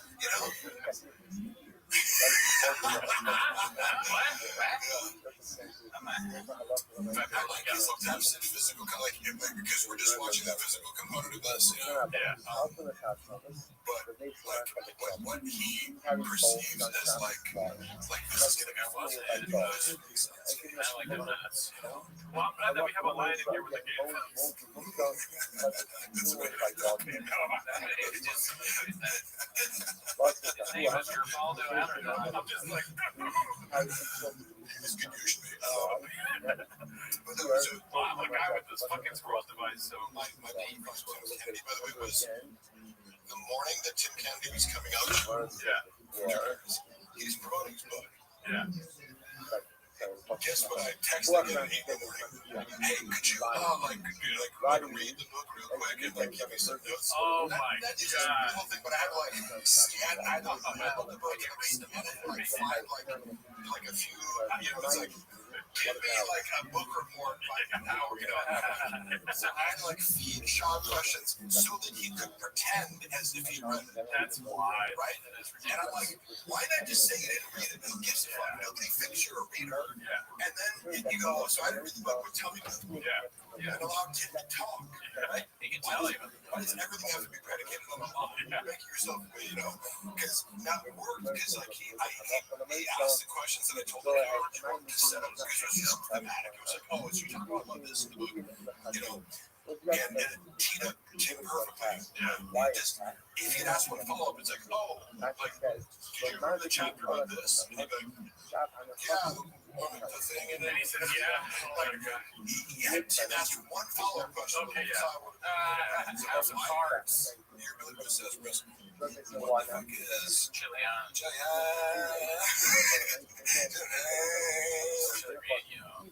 What the fuck is Wingus McDingus? He's Batman.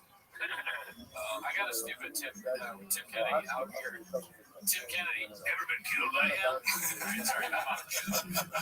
Mark, did Brennan after that video of everyone congratulating him for his Ringo Poppy special, or did Jin actually come up with that on his own unprompted?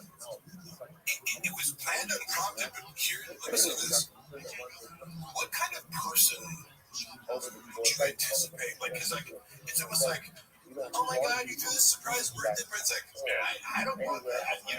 Don't give me an emotional thing. Right. I'm recording a podcast. Yeah, exactly. So, reach out to make me cry all the time. It was it's telling of what the environment necessitates. Shin's anticipating that this is something that needs to happen. That Brendan, if it didn't happen, would feel insulted. He needs to have some sort of self-congratulatory, emotional, celebration of his thank you for the Academy. They put out a 26-minute video on YouTube. What the fuck are you talking about? And that's got bumpers too, so it's like 23. And it didn't accomplish it. It's like maybe had this run some award, you won the Mark Twain Award, or something for Andy Kaufman Award for comedy. It's not an accomplishment to post a video to YouTube. So I don't get what the premise is. So congratulations on uploading a video. But we also celebrated when he had 1 million views. He resulted in bought 300,000. Oh shit! He bought views on the Ringo Poppy? Yes. And I heard from the social person a lot that was like, I need him because he felt in his mind that getting 2 million views would it's a benchmark. prove everyone wrong. But he gets fixated on it needs to be this. It needs to be a certain thing. Speaking of being fixated, I don't expect you to watch all of our shows, but we have this idea that Shop hates us, right? So if you could do me a favor, because we've articulated our views on this, right? And it's been asked a bunch of times in the chat, if you can close your eyes and paint the picture for me of what it'll be like if he finds where we are and how he would potentially hurt us. Yes. So if Sean would handle, if he figured out where you guys lived and actually was forced to watch your content, which you would have to force him to watch it because the moment anybody is making fun of him, he doesn't just and it's fun for me to go about a joke. Like I said before, it's if it's a good joke, please, by all means, if it's shitty, okay, but your community is very fun. You're not you're not vicious. You leave unscathed when you're here, is what you're saying. Out of all the places that make shop content, you guys are very fair. Thank you. Okay, Now gets to the part where he comes in and he I'm does saying so. I've never If counted. you're a normal human being, like if you had a 10 minutes of fucking Chris D'Elia or Brian Callen, you'd be like, oh, that's hilarious. Like, and you guys like do a podcast about me, like that's funny.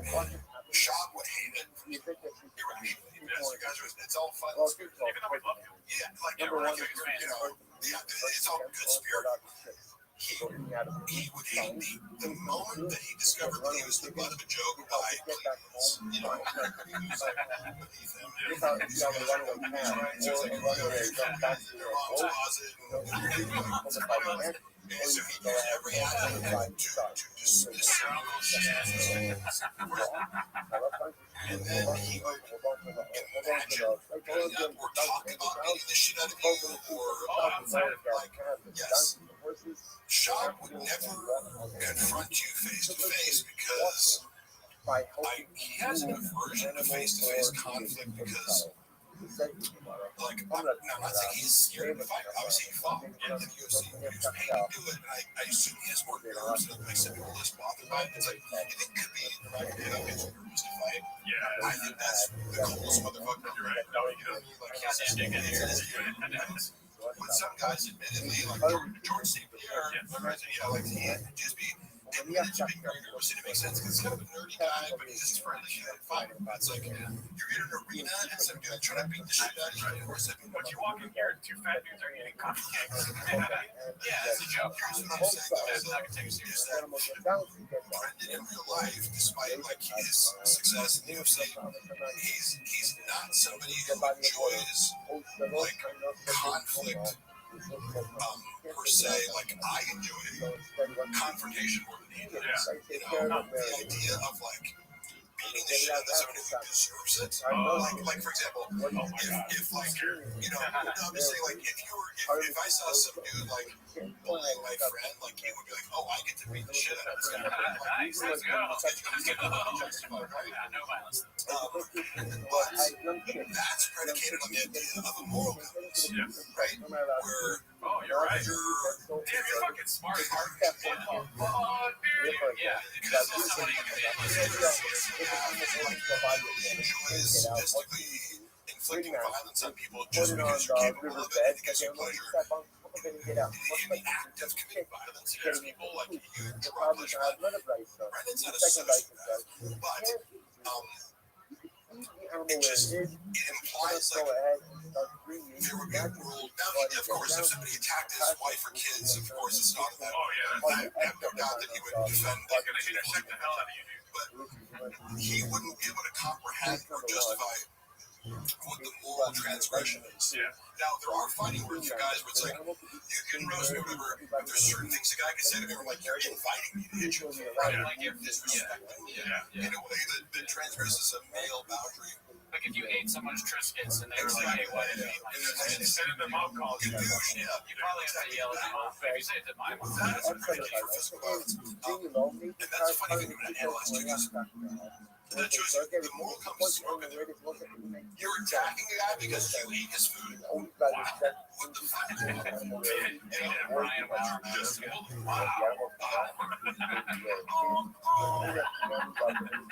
In his mind, he's the hero of that story. He doesn't realize it's like, oh no, you're Cobra Kai, you know. Assad is one of our favorites. Dude, he's a chef. Hey, real quick, y'all talk about Baba being scared. That's your takeaway. Look him in the room. Lock him in the room and he'll bug his way out on skate with the Diet Coke. Yeah, exactly. I'm just telling you, like, why would I lie about my perception of Brendan? The most mean and aggressive he was in the group chats. He likes to bully people where he has formal authority in front of other people. And knowing that if you clap back at him, it's going to be in front of other people, therefore he's justified in firing. I would be far more like, I would say things to him in text message that he's probably never heard before from anybody, but it's just me going coldly like you're wrong. Like, I'm sorry, Brendan, I'd be diplomatic, but I'm like, let me analyze this for you and tell you why you're incorrect and be coherent. And he, like, it scrambled his brain because he's like, employees are stop arguing. I'm like, but I'm right. And you're just totally wrong to the point of like, if I tell you that you're right. I'm actually like harming your business, you know. And then in person, we have these conflicts of text, and I go, let's talk tomorrow. Anyway, hey, what's up, brother? Like, he's very reconciliatory.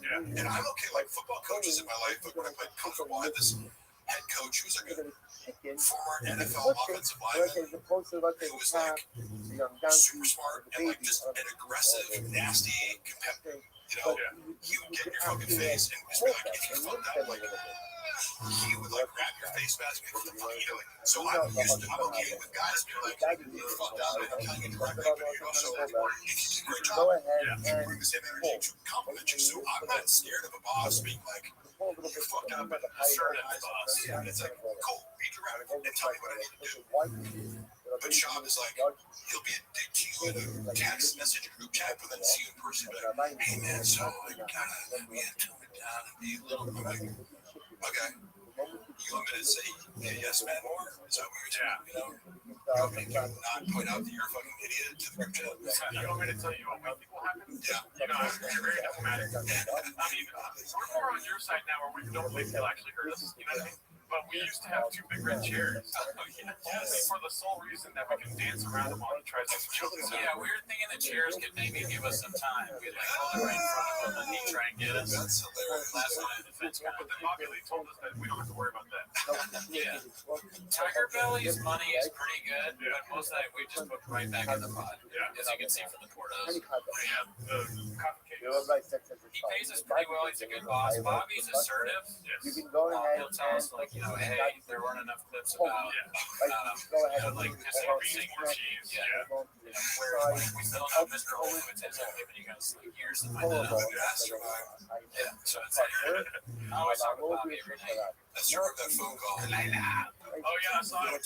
Yeah, call me up. He's like, we fucking got it. We got eyes, man. The circle. I'm like, no way. How do you know this? He's like, fucking hacker. So I hired with a duffel bag for cash. Accounts open. I'm like, okay, here's what I'm gonna recommend you do. Don't tell me about this. Try to maybe gather some more information. Wrong. Sure, that's stupid. Stupid suggestion by you. This email address that these anonymous people gave you that might be Bobby Lee's email, but maybe not.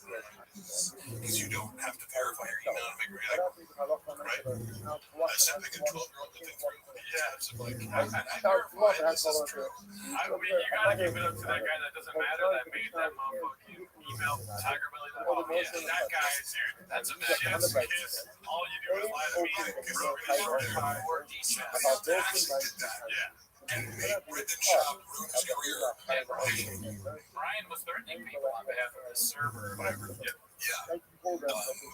Flapjack. Honestly, how well do you think you do in a real fight with Bubba? I think you'd be surprised. All I've ever said about fighting Brendan is that I wouldn't be scared. It's like I played fucking college football against guys who are bigger and stronger than Brendan. I wrestled in heavyweight in high school. A lot of guys, like, do you think I'm scared of being punched in the face? I've been in more street fights and we're like, I'm just not like, do you think engaging in physical violence with guys roughly my size scares me? You must not know me. That's how I feel about Augusta. Was he good? That guy used to grab my wife's DMs. Oh, yeah, I've heard. So it's not good. You think the water would go from you? No idea. He's trying to fuck. Let's just say he slipped up more than that. He said, give me devil face emoji. No, he was actually kind of polite. I mean, hey, shoot or shoot, but he was like, you know, hey, if you're ever in London, like, come through. Well, it was polite, but like he was like, If you have a London blog, come on through. we said, Joe, you didn't give him this comment. What the fuck are you talking about? Crash out. When did I crash out? When my wife was typing my. I crashed at every night. Cell phone was Sequoia National Forest after locking down the barber house. Truck flip ass this earlier. Has Brian taken loans or something from Bob? Is it sort out? He needs money for alimony. Mark, when Brendan was drinking, how much alcohol was down? a lot. Because I remember keeping track of this, and I remember I'm looking through some of the photos that I have on my phone that I take a chop show at 9 a.m. Yeah. Fucking large, like at 9 in the morning, and then he just keep drinking. You can't see his face, he looks bloated. It's like, well, you're drinking whiskey all through the day. Cheeked up from the chin up. And then he would do, I remember I tried to calculate how much whiskey he was drinking based on, like, he would take a large, like a glass this big, where we go to comedy clubs, sort of like a Diet Coke in, with whiskey and ice. And I was trying to be like, okay, you need about like 6 shots, like, to fill this up with ice. I have one of those, maybe more. So he was drinking at least 12 shots of whiskey at night over the course of 2 shows. And then, I was like, he was at least drinking 30 drinks of whiskey a weekend. It was a lot. And then go to Bunny. So is that alcoholism? I'm like, I don't know the definition of it, but I don't know if it is or not. At least I'm very high tolerance. Where those parts act, he's like sipping a giant glass of whiskey and tasting finish by the end of the show. And for somebody who struggles to pronounce words, it's not a great look. It's by the end of the second show, you'd be like, he sounded drunk on top of that yellow thing he was drinking on the where he dips up, looks like a banana. He drank out of it. He had the weird face. Oh, that was the celebration of Titan Melissa. That I think drinking that even one time makes you an alcoholic person. How dumb were the baddies that hooked up with Bob and are his comedy days? Were they just neighbors? A lot of them were, but a couple of them were very intelligent and like. Now it's women are have to understand that like the draw of status is enormous for most even sophisticated women. It's like, you're famous. He's also, tall, good-looking athlete, right? Like, is it surprising that a job can, as women offer themselves to him? A lot of them are done, but a few are more sophisticated. And they just see through his bullshit. He gaslights everyone he's with on the side to be like, he does this like future faking where he's like, I'm gonna make my wife for you. I'm like, oh my god. He's like, poor old me, like, I don't even sleep with my wife anymore. It's just like a staged marriage, like, yes, with kids. And because I've seen him to my friends, multiple of my other friends. He's like, this chick that I work out with Zoo Culture, like, who he pursues this. I've seen him pursue so many women that, like, I knew before him. And sort of the realty of, like, his approach is identical. It's like, Daddy. He's the most socials. He is incapable of not being the same things over. It's usually the same story, which involves, like, I'm super sympathetic. My wife is actually really sad at home because everyone's like, my wife, so this is really cheating. Or the one that I'm going to leave my wife for in certain family. Yeah, he looks like a 60-year-old in the middle class. What? He acts like a 60-year-old in the middle class, like acting like they're going to leave their wife. They don't really have that much money, so they can just pay for sex and like not have to. Worse. I don't know. It's like, because you could get away with all this. Look, I'm famous. I have money. I'm a kid. You're the side piece. You can't be honest. He needs a shared fantasy. There's also NPD, classic behavior. Enter into a shared fantasy because I've received, like, women I didn't know that well that reach out to me and be like, we made plans to go to a fertility clinic. Talk about having kids. I'm like, what? I'm like, you're an idiot for believing that. First of all, but Brendan was an issue. Because he develops a pretty elaborate fantasy with people that discard next week, which creates liabilities. Because I guess what? If you do that to enough women, one of them's going to. That's what there's still That's Crystal, Right. It's just like you're upping the odds of between enough women, like objects, one of them might protest. That might give momentum to a little bit of or other people. Truck flip, great question. He already answered that though. Yeah, I think El Rivera is he's God's work. He's an artiste. How many addies went with all that whiskey? We already answered that. He's doing it 4 days. Yeah. How is Brendan affording his lifestyle? It doesn't make sense. Peter. Somebody said Peter. So I really try to not speak inaccurately, right? Like, because there's already so many people speculating on, like, he's going broke, he's doing this guy, like, but if I don't see your bank accounts or know your exact financial situations, I can't comment on that price. I know he made a lot of money doing stand-up, for sure. He made a lot of money doing podcasts, so, like, if you have any sort of financial intelligence, you'll tap some of that way. And I think he doesn't keep it a secret that he lives outside his means. Like, he talks about that he just bought a Corvette because he got put in the UFC or whatever. Right, and that's the main thing, is like, a guy like me, if you give me a bunch of money, I'd be like, I'd buy a functional car and like, I don't know, live in a tiny island. I just be like, the comfort would be having a bunch of money as security to kind of do what I want, not have to worry about it. It doesn't make sense to me to be like, I got a bunch of money, I can look like I'm more rich. Like, what? Yes. But the appearance of wealth is very important to me. As you know, many people know, they read that I'm sad. For sure. They're in Austin now, though, and they do. You know, one thing we're laughing about with that, with the expensive thing, he's whining all the time about Austin now. And one of the first things he said was, "They don't have an Erewhon out here." Oh yes, I wanted to ask. Yeah, what do you think about that? That's a crazy thing to say. Also, you guys have been to Erewhon. I actually shop there, had it up in for shop. Because it's like, because I feel like, as a bodybuilder, you're like, you cook your own food. I eat steak and rice and chicken right now. I don't eat fancy shit. Right? So I'm already cooking for myself. So I'm like, wait, so this like $10 steak that I can get from Costco, that's amazing. Like the equivalent of that at Erewhon would be like $80 from the phone. You know, I just remember going there and being like, wait, how about a drink and like a plate of food that had like meat and a side dish, and it's like $40. You know, Yeah, they're hot bar different. And it's now the food is very good, but it's like going to Erewhon is part of the whole like, I'm rich, I can afford it. You like to be seen at Erewhon because everything's so expensive, it prices out all the brokers. Erewhon's like fucking Costco with a beach too. Again, by helping the blood, It's a funny little thing. I can eat McDonald's. Shout out to CR Guitar, dude. What the fuck? Shit, dude. CR Guitar. CR Guitar is a guy that made our theme song. He's in Canada. He's a great follow on Instagram. You know, on my mom's side, her mother is Irish heritage. Mary Evelyn Ruane, We're all Irish heritage. Dude, hit up CR Guitar. She was the most Irishest.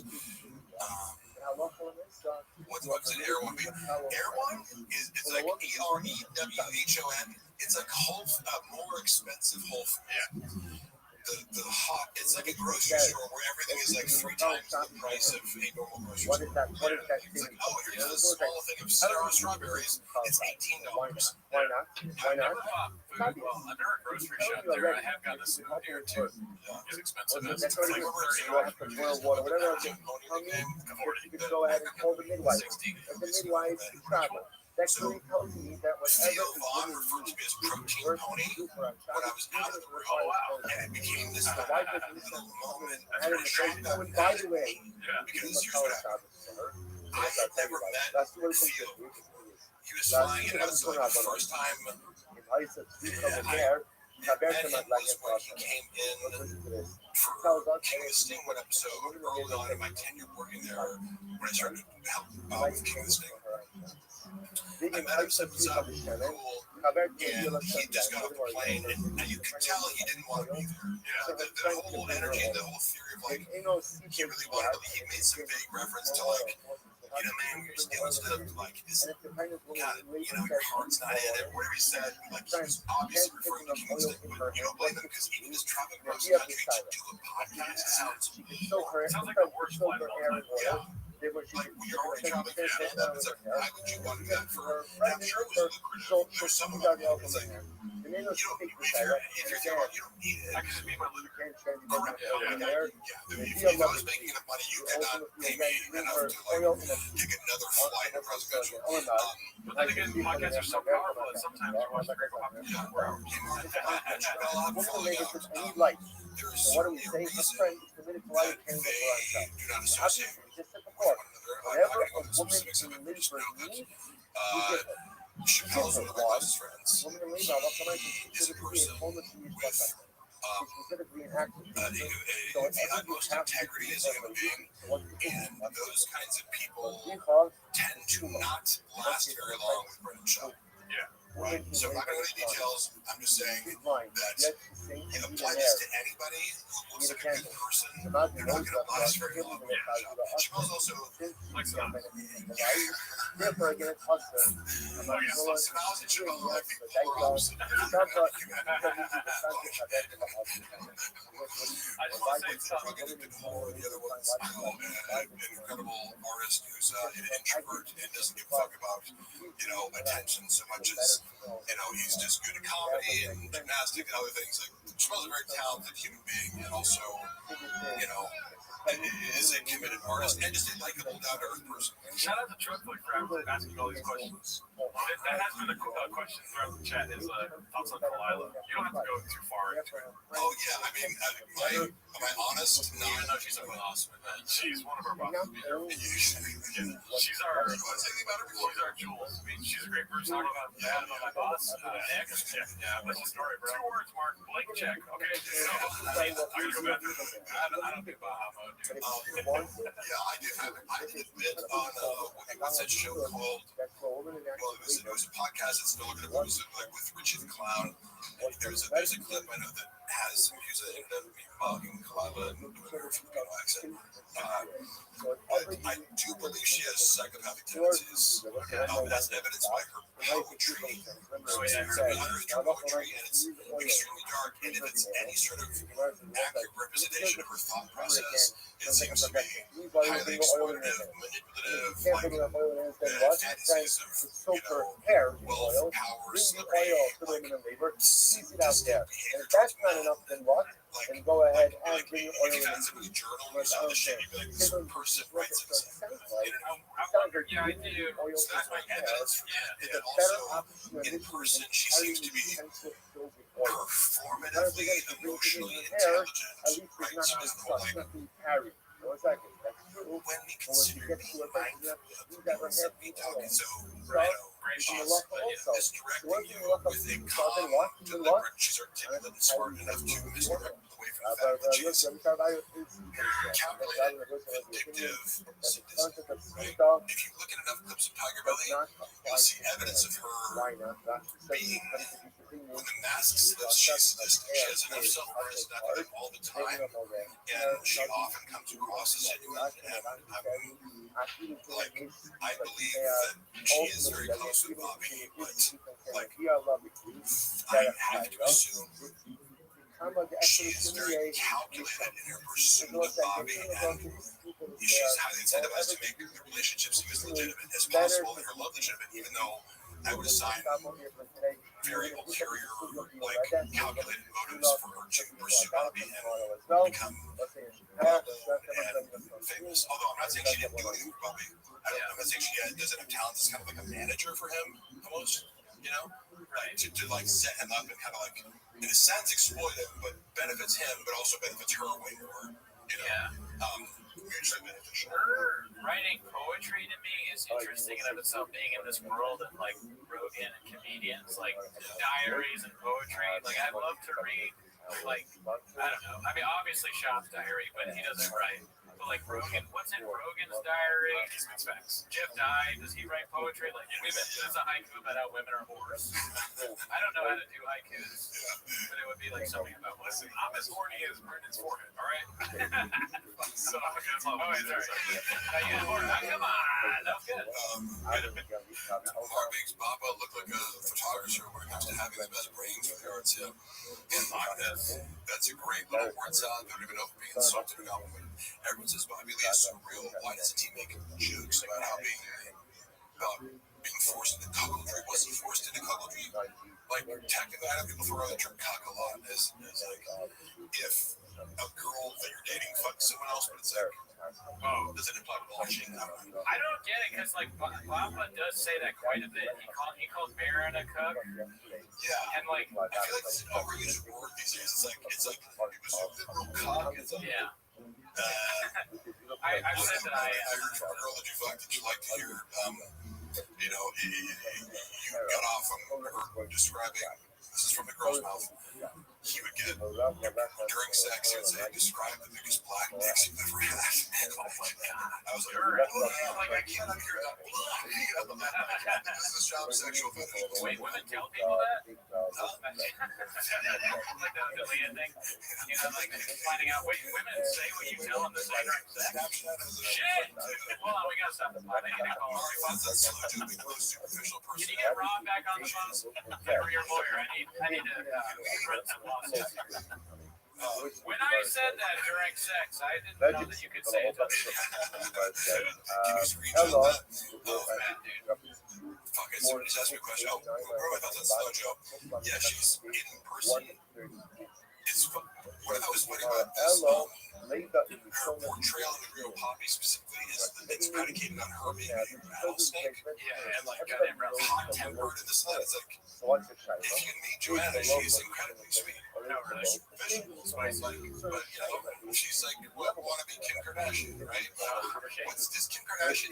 Mean and nasty. Like, it's like, she's very polite and conscientious and sweet. Like now, Sean will like privately complain about her, like, oh, I get into arguments and this and that. I'm like, well, yeah, like anybody who doesn't buy into your like stupid world you have arguments with. Sure, I would imagine that she's like not accurately portrayed by Sean for sure. There's no way he's like describing her accurately. No, Crap out the ugly.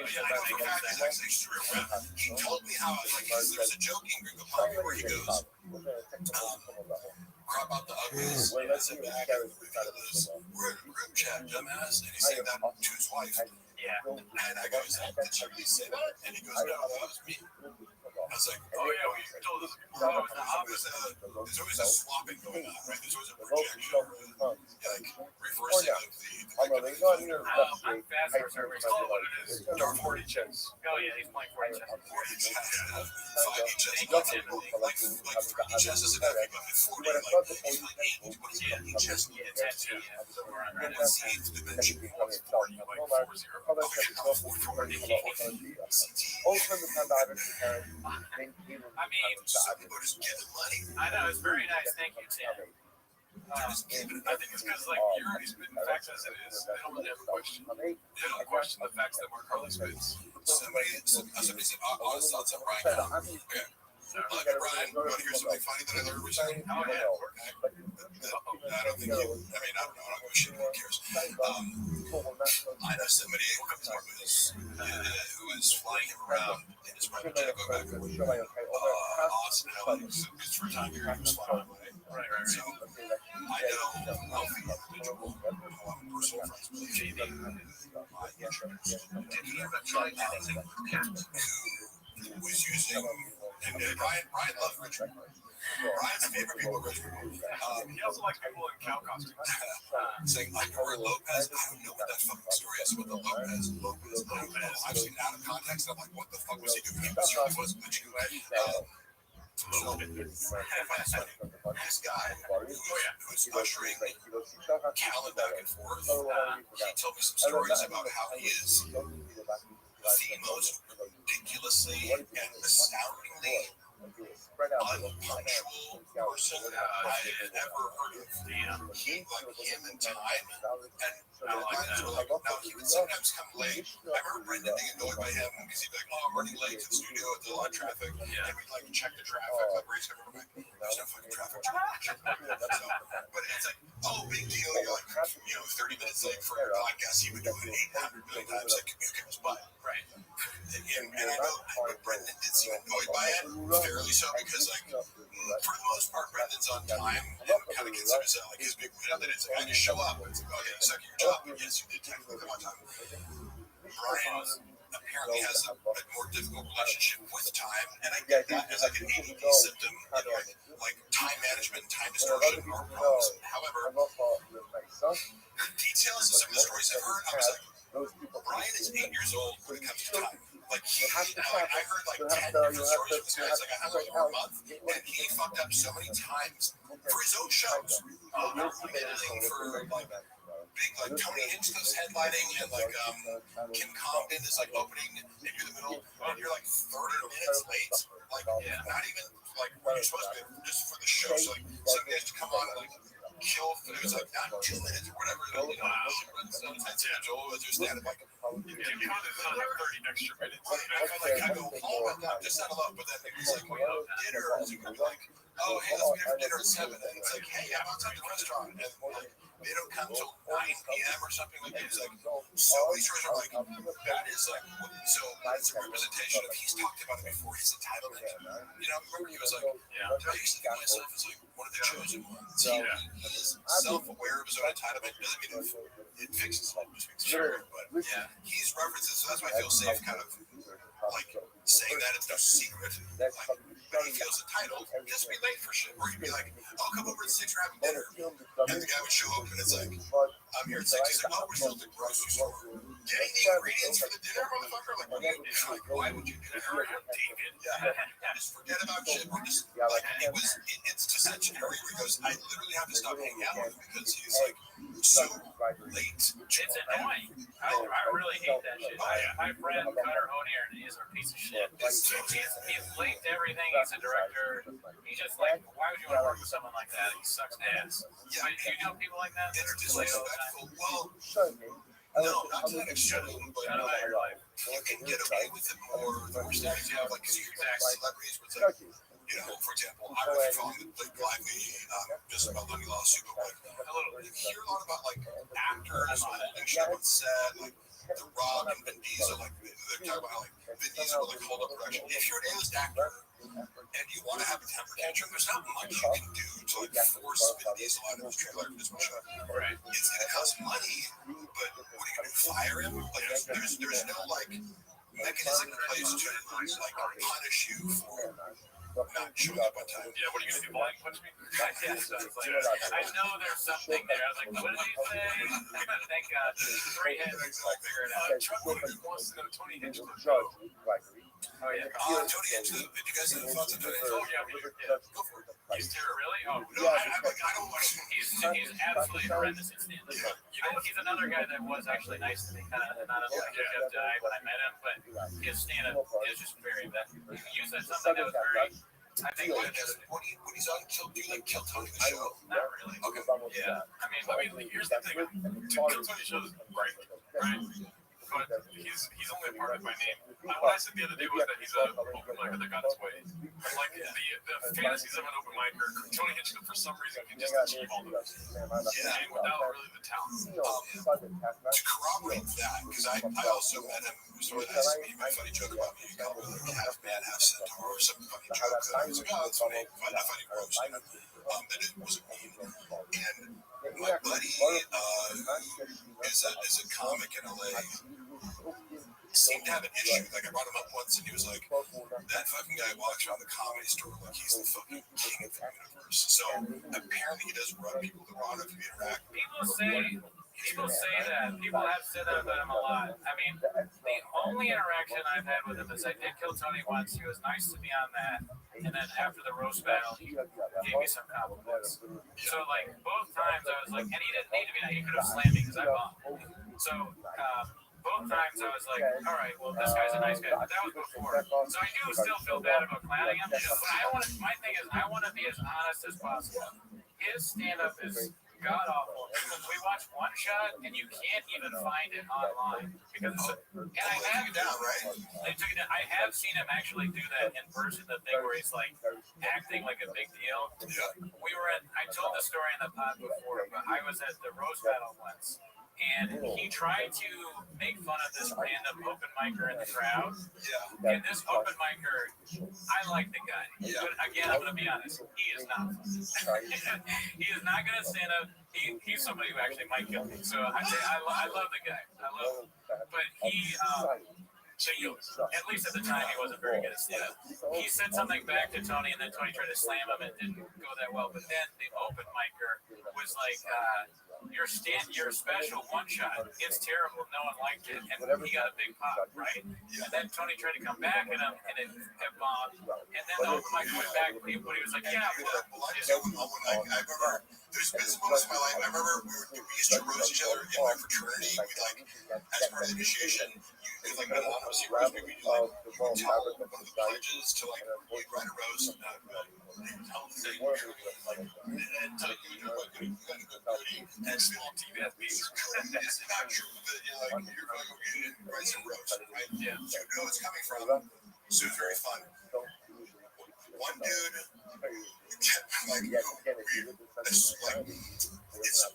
was, I think, closeted gay, but because he was also really in your face, narcissistic and overcompensating straight, that was what made it you don't want this out of gay, right? But he was a dick and a douche and a narcissistic. The final joke of the entire evening, somebody goes up to him and goes, sir, whatever, you're gay and no one likes you. And it was just people laugh. It was sad. And then I remember he kept did you fucking see the joke? No, dude, why would I? That's so mean. That's a great, you can feel it. It's one of those things you guys just go, saying your special sucked. Yeah. And it's if it did, and you just have to say that, and it gets a laugh, what are you going to do? Yeah, it was so much worse. It was so much worse than that because he kept trying and then you're trying to one up it. Yeah. And it's not it got worse and worse, and the crowd started chanting the open micer's name, and Coney sucked.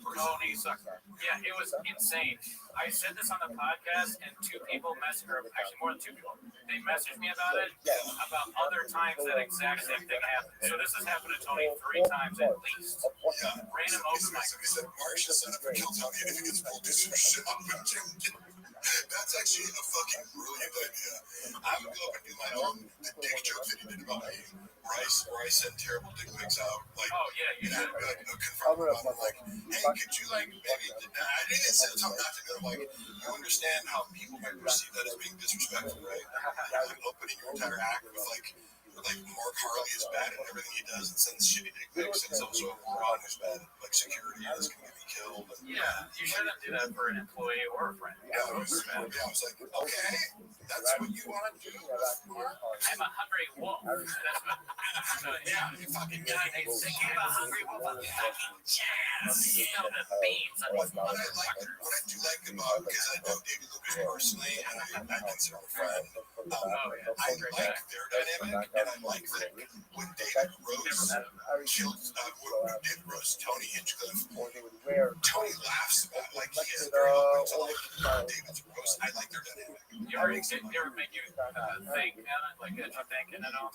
You ever think on Who's going to be thinking? Thinking. The Elephant Graveyard mentioned that a lot of times David Lucas makes you think on things. Yeah. You leave the theater and you start thinking. David Lucas said to me, he said, this motherfucker looked like a less from the Bobcat. I was like, that's pretty good. Well, we got a laugh off, y'all. I think he said, I have a protein powder fetish or something like that. That's funny because you hear the same shit over and over again. And you're like, oh, okay. This was funny. It made me laugh. It's original. Their dynamic, to me and Gerardo often do this, but it's just David's man, you gay, though. And then Tony's well, you're fat and black. You're fat and black. You take that black. Gay, though. You're gay as hell, bro. You helped shit out with current events. What was funny was, we discussed, I hate to be repetitive, but I did try to help Jim with current events because the way they were doing it is are you reading newspaper articles as current events? That's not how the world works anymore. Get a fucking YouTube and a viral clip. Why are you responding to a girl was kidnapped and then she's reading it out loud or whatever? It's Jesus Christ, this is the worst part of the show. It was current events. This is not the world has evolved and left. So I was what's hot right now? Andrew Tate and they loved the first one. The first couple ones I brought in, they're like, oh, that's hilarious. It was just it's easy because it's a YouTube short. It's all the internet. He's hot, so you get to react to what he's saying, and he's Andrew Tate's delivery is funny. His reaction's funny. And then he did this. The next time around, so he's like, oh, this is working. He goes like that. I'll do another one next week. Yeah. And he does this joke where he goes, was reading an article the other day. Some kid recipe pie in 200 places. That's great. But how the fuck are you supposed to get laid reciting pie to a hoe? And that's right. You guys laugh. It's like the verbiage. How are you supposed to get laid in a club reciting pie to a hoe? And I was like, that's just funny. It's a funny little phrase. That's funny line. And also, Yeah, you bring up who tries a funny, because no, it's somebody that just well, that's about interaction. David's funniest joke is when he said Tony buys baby carrots just to suck on. I don't know if actually I got some. Oh, yeah, he said it was the worst interaction you had as a T-Fat Kigas. Oh, that's a good one. Fuck, there's no real bad interactions. I would say, but on Food Truck Diaries, Jamal Hill was like high as fuck and super awkward, and like we were talking about skits before he like I was kind of like the liaison for Food Truck Diaries for the MMA fight. So like when they weren't involved in the shot, I was tasked with like talking to them. Yeah. So I had a lot of great conversations with guys like Alexander Volkanovski is super smart, and Michael Chandler's easy to talk to. So I said, like, really easy to talk to him.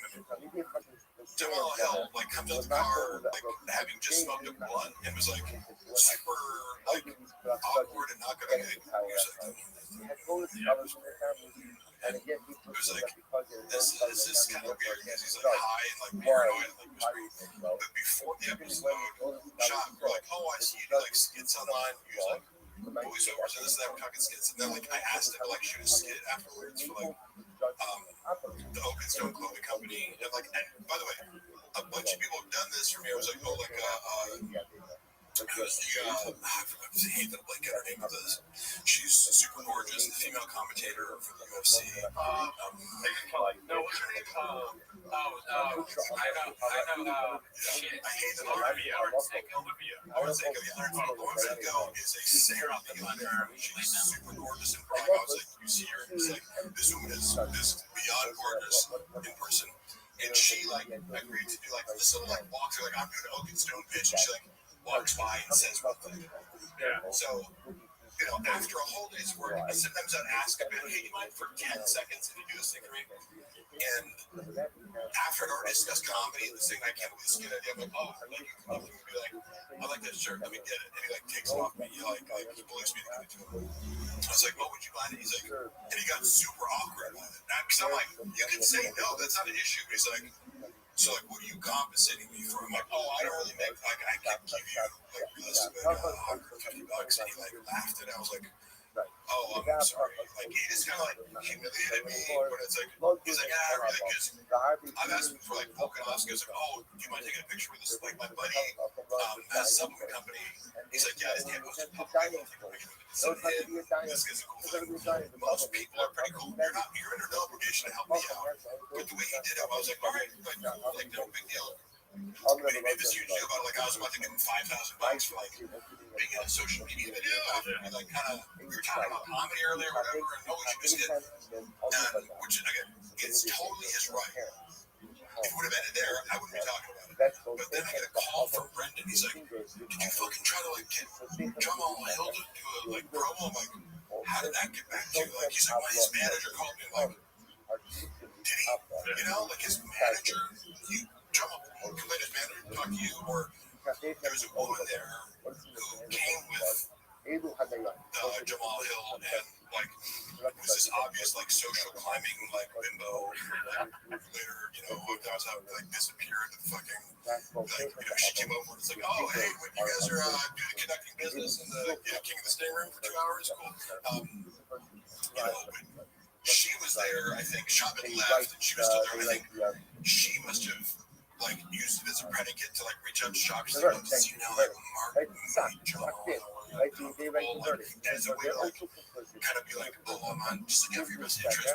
Why am I being reprimanded about asking a simple question to a guest? Like, we're in a production studio. He just did, was he paid for this whole episode? Like, it was just, I'm totally open to being said, no, but Brendan even considered it was like, this was the worst episode of, like, Food Truck Diaries ever, and I don't disagree. And that, again, he doesn't have anything but I left it salt taste in my mouth because he could have not been a dick about it. Just because people who are bigger than you, like, Laura Sango doing one for me was fucking so cool, and she's like gonna be, That's bigger because than, I'll I don't know, I just think she's way more appealing, on social media. Like, don't be like boy. The Jamal Hill. Or I missed something. Yeah, although he is like, I mean, he's become, the world is now seeing that he's very likable as he comes with his losses. Like, I was not a fan of his. It was funny because Brendan was like, he'll never be champion, and then he was. I was kind of like, So did we like, it was check funny, it kind of out? like said that to me. I was agnostic as far as his fighting skills. Like, maybe a little bit, maybe no, it was Lauren Sango. Laura Sango is gorgeous in person. Like, she looks hot on camera, saying in person, it's like, has Marky answered Bob makes the episode using whoever the fuck is there, probably George or janitors or needs anything about the Pure Spectrum. Yes, okay, Pure Spectrum lawsuit. That's a great question. All I can say is Brendan introduced the idea of the Pure Spectrum lawsuit. It must have been 2021 because we were at Suit Culture lifting alone. And my recollection is not exact at the time frame, but we were lifting there, and I wasn't yet working at Thick Boy. So I believe it was like summer 2021. Somehow this gets brought up. He's like telling me that he had to sue them, right? And so his version of events, again, when I first know him, so I have no reason to distrust everything he says, which I now, like, anything that Chop says is like, take with a grain of salt, because if it involves him being wronged and other people, like, and money and numbers, it's like, none of this is potentially true. There could be a kernel of truth, or he could be flipping it entirely on its head to, like, project, his bad deeds onto other people and reverse the offender. Good society. But he told me what is literally an upside down version of the story. It's on record, which is, he said this. I was working for this media company, like, I got ownership stake in it, they came to me and like offered me this, like, and he presented it as, I'm getting, like, I own a portion of their business, and it's like paying some sort of dividends each month, and everything's going great. And then slowly that starts to dwindle down to the point where we're like, what's going on here? And I'm condensing this, but it's like the accusation the shop was making is I'm being fraudulently, like, kind of my stock in the company's being diluted or something like that, or I'm being, like,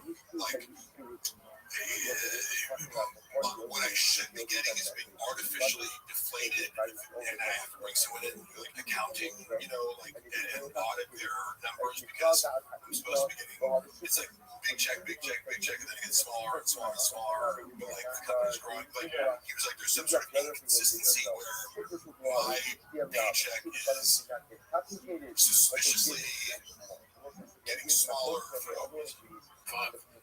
Then the lawsuit says this, which feels like that's weird, like that's crazy. And then you like, so he has to take legal action. This guy, but in this story, he's the innocent victim of being swindled out of like a business deal. You know what I mean? He was unfairly treated by a guy who like Magic Beats is. Yeah.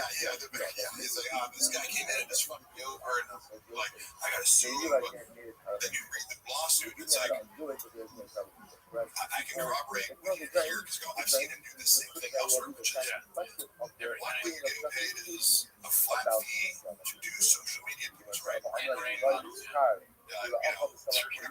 total is something like $1,000 over the course of a relationship. Whatever it is. Okay, you take but you have to do 2 Instagram feed posts and 8 stories or something. You have these like requirements, right? Yeah, we call that like it's like you have to do it. He did nothing. He didn't post once, right? So it's like not just like, oh, we missed one here or there. He was doing nothing. Maybe talked about his podcast, so like in his mind he justified it, but he was paid hundreds of thousands of dollars and just wasn't doing it. Like they look back at their time frame, they're like, hey, so it turns out you posted no posts and no stories. We have to stop and get this. Or like we have to dissolve your ownership, and then the ownership of the company will be another source of revenue if it pays dividends and then also like using a code, like use code shops, you're getting the percentage of the sales using the code. So 3 streams of income. Well, if you're not posting like the code, you're not promoting it. If you're not hitting the post, your pay is going to get docked. If you're not getting commissions, your pay is going to get docked. And then the ownership stake, I think, was negotiated because they were like, well, instead of us suing you for the $300,000 that we gave you to do nothing, how about you just like give us back the 10% of the company? Yeah. And that's where the point of contention is whether or not he had the 10% ownership is the company, which he claimed that you have in some sort of legal document that does or does not exist. This is the whole lawsuit over that. But it's alleged that he took $100,000 after dissolving his ownership stake to pretend that he still had the or claim legally that he still had the ownership stake. Took $100K cash from these KGB guys in order to oust me as CEO, like in a hostile takeover, because it's like it would be like, oh, these guys own 45%, but ad shots 10%. Now you have majority stake, and they can oust you. That's like so. Go, oh, that's really the opposite of what you told me. Which one's true? Gee, wonder who's telling the truth. Sad, because at the end of the day, that whole CBD thing was about the kids. Giving CBD to kids for their type 1 diabetes. I think he justified it. I know he justified it in some way. Probably him crying about it on a podcast once. It was like, I did the promotion. I'm talking about CBD and how it cured my kids' seizures. Yeah, I am God now and give me $500,000. When I see a kid, I'm just like, I see 20 CBD, like and I do my jack. Now I'm like, hey, oh, the magic line. If you want some magic line, I give it to kids all the time. This guy's a real narcissist. The boys are good tired. You know what? I'm autistic, bitch. No, I was going to ask him about the CBD thing too. We want to talk about CBD, and you know what? If you have a problem with that, that's your problem. Why don't you go back to I love it. If you allege me of being a narcissist, why don't you use the diagnostic criteria? Oh, you don't know what the fuck you're talking about? There's 9 of them. Can you name them? Can you go into theory? Do you want Sam Bagman lecture on narcissistic personality disorder, borderline personality disorder? Oh, you almost have forgotten. You almost have forgotten. Accuse me of being a narcissist. I know fuck nothing about narcissism or any form of personality disorder. Sounds like somebody's not watching the YouTube. Oh, give me 1 second here. We got a guest coming in. Oh, shit. We got a motherfucker zooming in. Oh, shit. Is it Daddy? Oh, I don't think he's there. Okay, he's not there yet. Wait, let's not. Oh, shit. Is that Brendan? What's Brendan? You got Brendan. Talk about Brendan. Another Brendan. What's up? What's up, Walsh? Dicey. Wait, you're unmuted. Oh, you're unmuted, dude. Unmute. You're mute. I'm gonna text him here. How about these in 5 Marcus? Oh, there you go. What's up? What's up, Walsh? How do you make it big? How can I hear you? Oh, is your headphones kind of fucked up or something? Let me see. Oh, yeah. No, your headphones. No, it's like this. Lost in the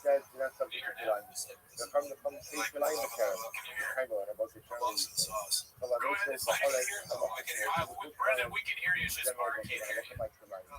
Yeah, you're good. Can you hear me? You mess with these a little bit. Just say, Dude, so Walsh, what's up, man? We've been watching the 24-hour Gringo Poppy with Mark Harley. Sorry, he couldn't be at the beginning. What are you up to? You can't hear. Yeah, I'm gonna take these. I'm gonna get my headphones. Yeah, it's all crazy here. Sorry. Yeah, now I can't hear. Can you hear me? No. Well, let me see here. Where are you at? Is that you? Yeah, that's me. I got it. We're good. All right, technical difficulties, but I can hear it now. What's up? Now Walsh can't hear. Okay, good. Where are you at right now? Nice. Great place. Never been. Fucking a lot of chicks. Oh, hell yeah, dude. DMing. Have you guys ever talked to, have you ever met Mark Harley? No. What's up, bro? Hey, real quick. Bro, I got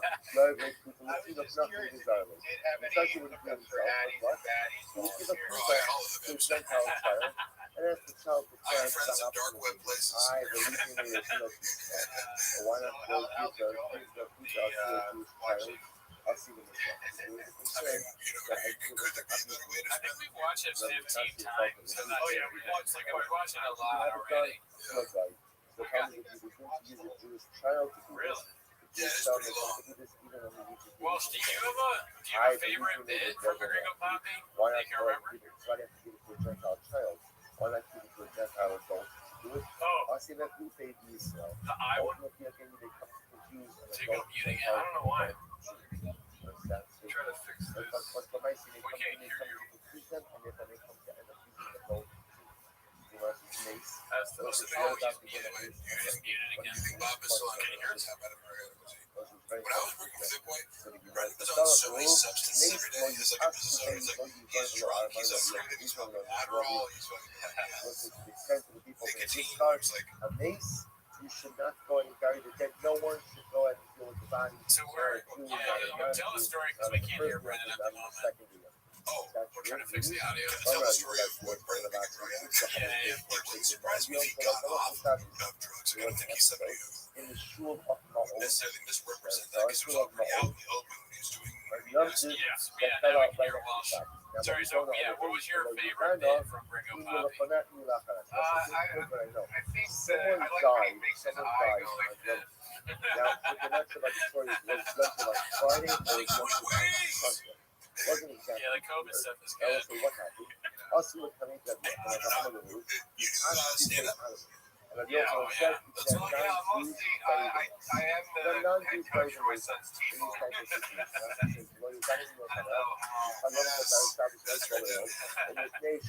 Is that why you're in Sacramento? You're doing some T-ball stuff there? Again, we're not sure about it. Oh man, that's brutal, dude.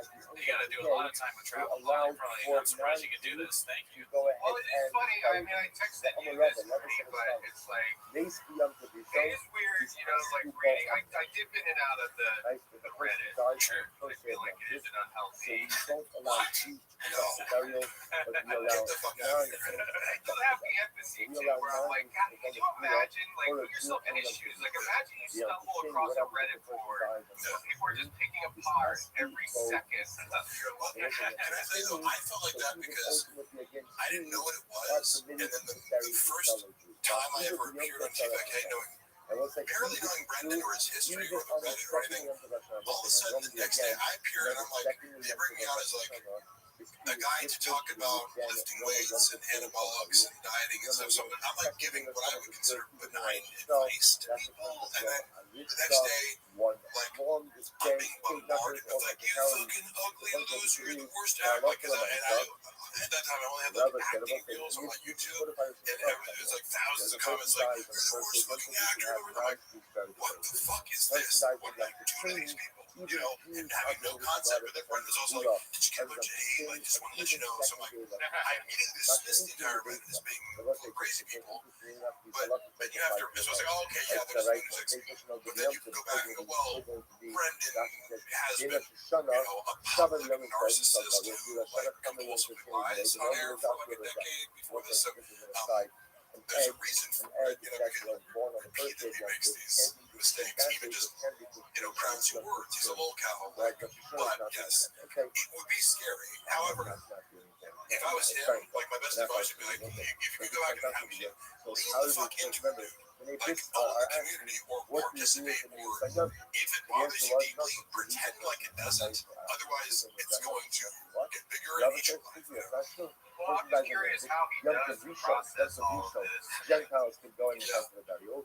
Yom Kippur, second Aware of it. I mean, it's just, Everything in his go-to coping mechanism is anyone who's criticizing me is coming from a place of jealousy, which dismisses any criticism as legitimate because you're going, I'm scared, over 100,000 people consistently. And honestly, it's illogical. that's what winds up sucking me back in. It's like, I'm this is too, where I'm like, I can't, I have better things to do with my time. I can't fucking do this shit anymore. And then, I'll step away for, to for free, and it'll just, it'll just be one of those things. Like late at night, I'm fucking, everybody's in bed, and I go through sleep. That's the thing too. My name's Brendan. I'm a failed comedian. I'm a failed black pastor. Sometimes because it's like, look, my wife's name is Johanna. She's Taco Bell. She's not Taco Bell Mexican. Right. I mean, you can relate. That's part of what brings it. See, the thing, what I would say, you asked, like, how tough is it to be in Brendan's shoes? But if you're in Brendan's shoes, your feet are going to be wet, remember? He drinks out of his shoes, so you can't do that. That's what sucks me back in, though, because it'll be late at night or whatever. For whatever reason, I'll be online just fucking wasting time. I'll be like, I'll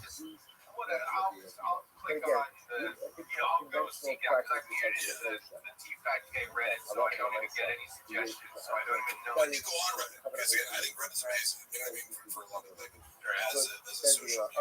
But I was away from it, and then I did it for a second, and then it's like, the guy, it's just non-stop hits, like, I'm like, what? That was one time when I laughed, and I came back, and it's when he got the fucking Chompy tattoo. Oh, yeah. And I'm just like, It's as you say, he keeps on doing himself. great. And then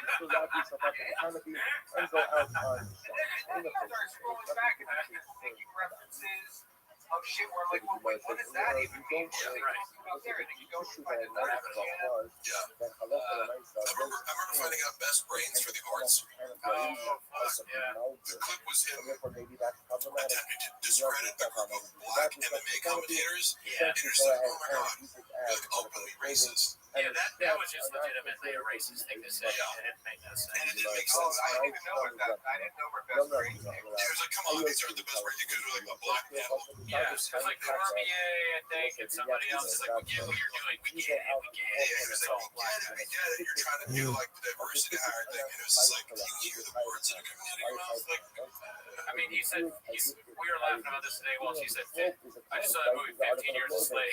And we hadn't heard that before. We're like, God damn, dude. but Trump is legitimately racist. Oh, for Like, sure. I know you privately. I'm not going to say like the exact ways in which I feel comfortable saying. I don't believe it. Yeah, no way. I've I've seen various shades of racism expressed, like, depending on the circumstance. If we're completely alone and there's no one around, he's going to express racism in a certain way and more subtly in other ways, and it kind of slips out, even when he's on fucking camera and he knows everyone's watching him, he still can't help but be racist, but there's some sort of, yeah, symptoms to racists, right, but, like, I always feel like, when you raised in this way, like, is your dad racist? Because again, empathy turns people go, look, if you were raised with certain terminology or attitudes towards other races because your father or parent, like, or your community acted that way, and it's normalized, like, I think from South Africa, sometimes we're like, the way that they talk about black people, I'm like,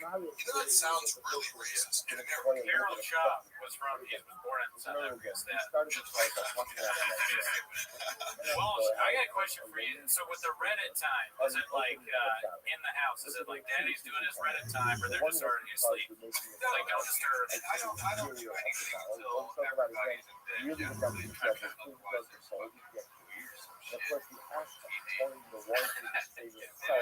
But it does get, I haven't been this bad in a while, but there was a period of time when I did have to step away, when it was literally the first thing I would look at.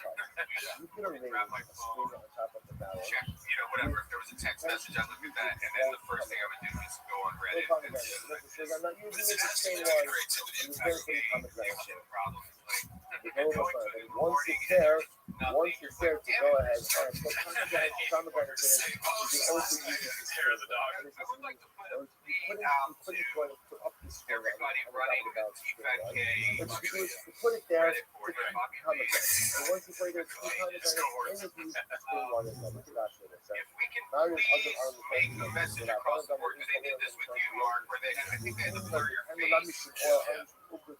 Everybody please blur Callan's fucking feet. the last old and the same as far as coming to meet the Shamina no to That cocksucker sitting Indian so style. Rabbi is saying this is young people. I'm not allowed to put up the strainer on the opening of the barrel. So I said, you know what? I'm putting up the strainer, but I'm not using it to strain wine.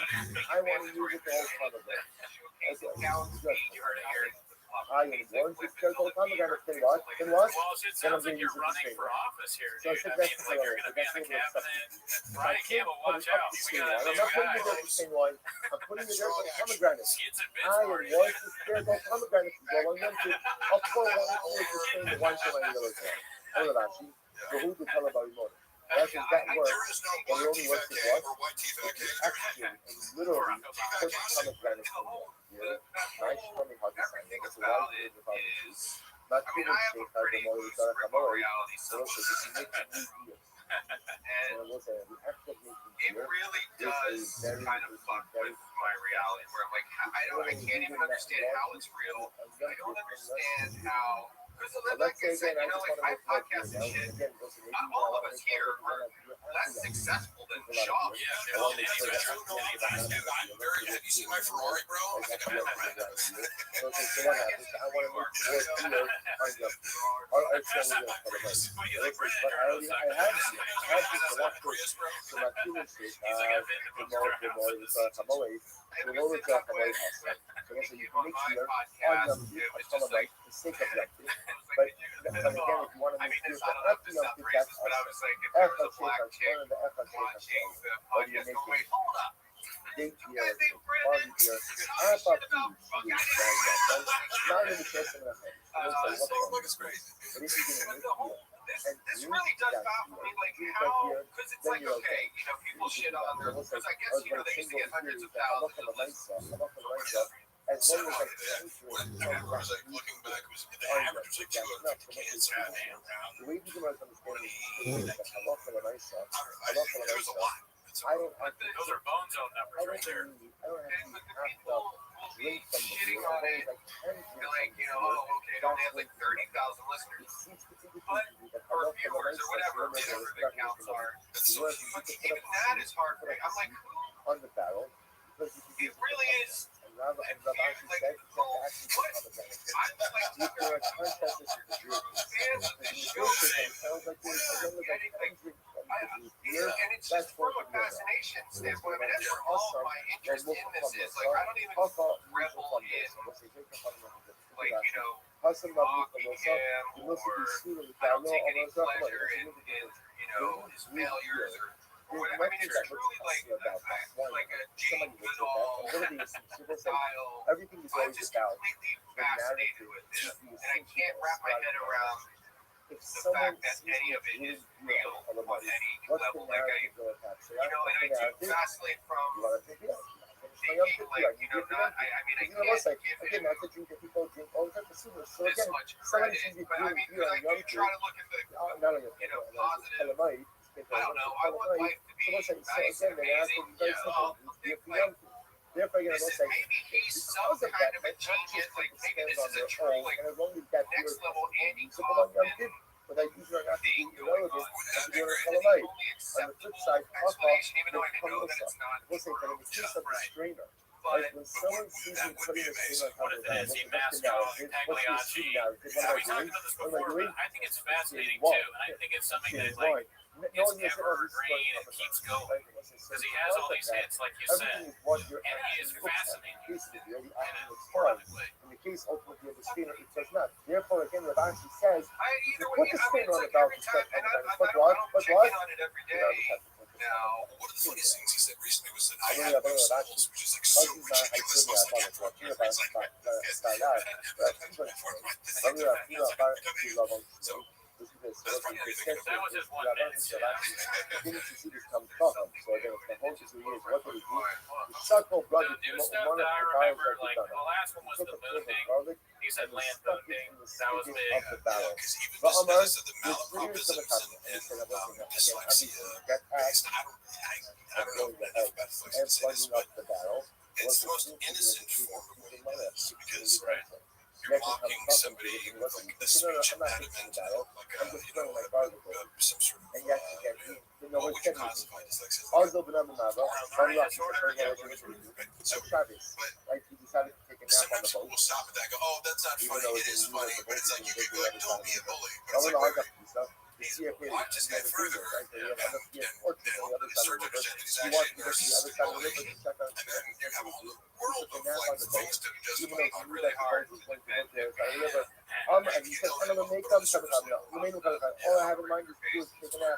So listen, so again, these are cases where it's going ahead and doing something. So like, And then he's what else did clearly that when he race? puts I the mean, a people lot of in people there, in the he chat. does I in just order to wanted watch. to check in Go on the ahead, viewers, and and I asked him because Walsh was talking about the hair of the dog, checking the chains in We'll the stop morning. here. We'll pick How up and long we'll you have a spend lot on chains, and the winner is 8 inches. talk on tomorrow. Of course, classic. Looking at the Reddit board, this is another thing that blows my fucking mind. Because like when he sees the like, if he is in fact looking at this, right? I feel like if he is any level of a human being, he would have to like this. If this was happening to me, I would just have to stop. Like just make believe it doesn't exist. I don't know how else you can cope with it. But if he is checking in on it, because like one of the clips up top here is him shoving those fucking nicotine pouches down the cushion of his chair. And that's the thing, is like anytime you try to find a shred of humanity in this guy and have some kind of empathy, all you have to do is open up the Reddit board, and within 2 seconds you're like, never mind, fuck this dude. Like, it's just like that. Because it's a basic feedback mechanism. If you had even 100 people in a subreddit commenting on the things you did, I would be curious enough to go like, is what they're saying true? Like, should I be ashamed of things like, people will make fun of me for saying blank, which I do. Not enough for me to really try consciously to expunge the word like as from my book, but it makes me self-conscious and makes me think about, should I try, but there's none of them, because he is very scared. He does not visit the subreddit because criticism is very threatening to people of a certain personality. So is he just, I mean, he obviously was raised in a certain way. I have some insight into that I thought was interesting. And if you want to hear it, Criticism or so that, one story sticks in my mind that I think you could extrapolate a lot from. And he tells the story because he's like moments of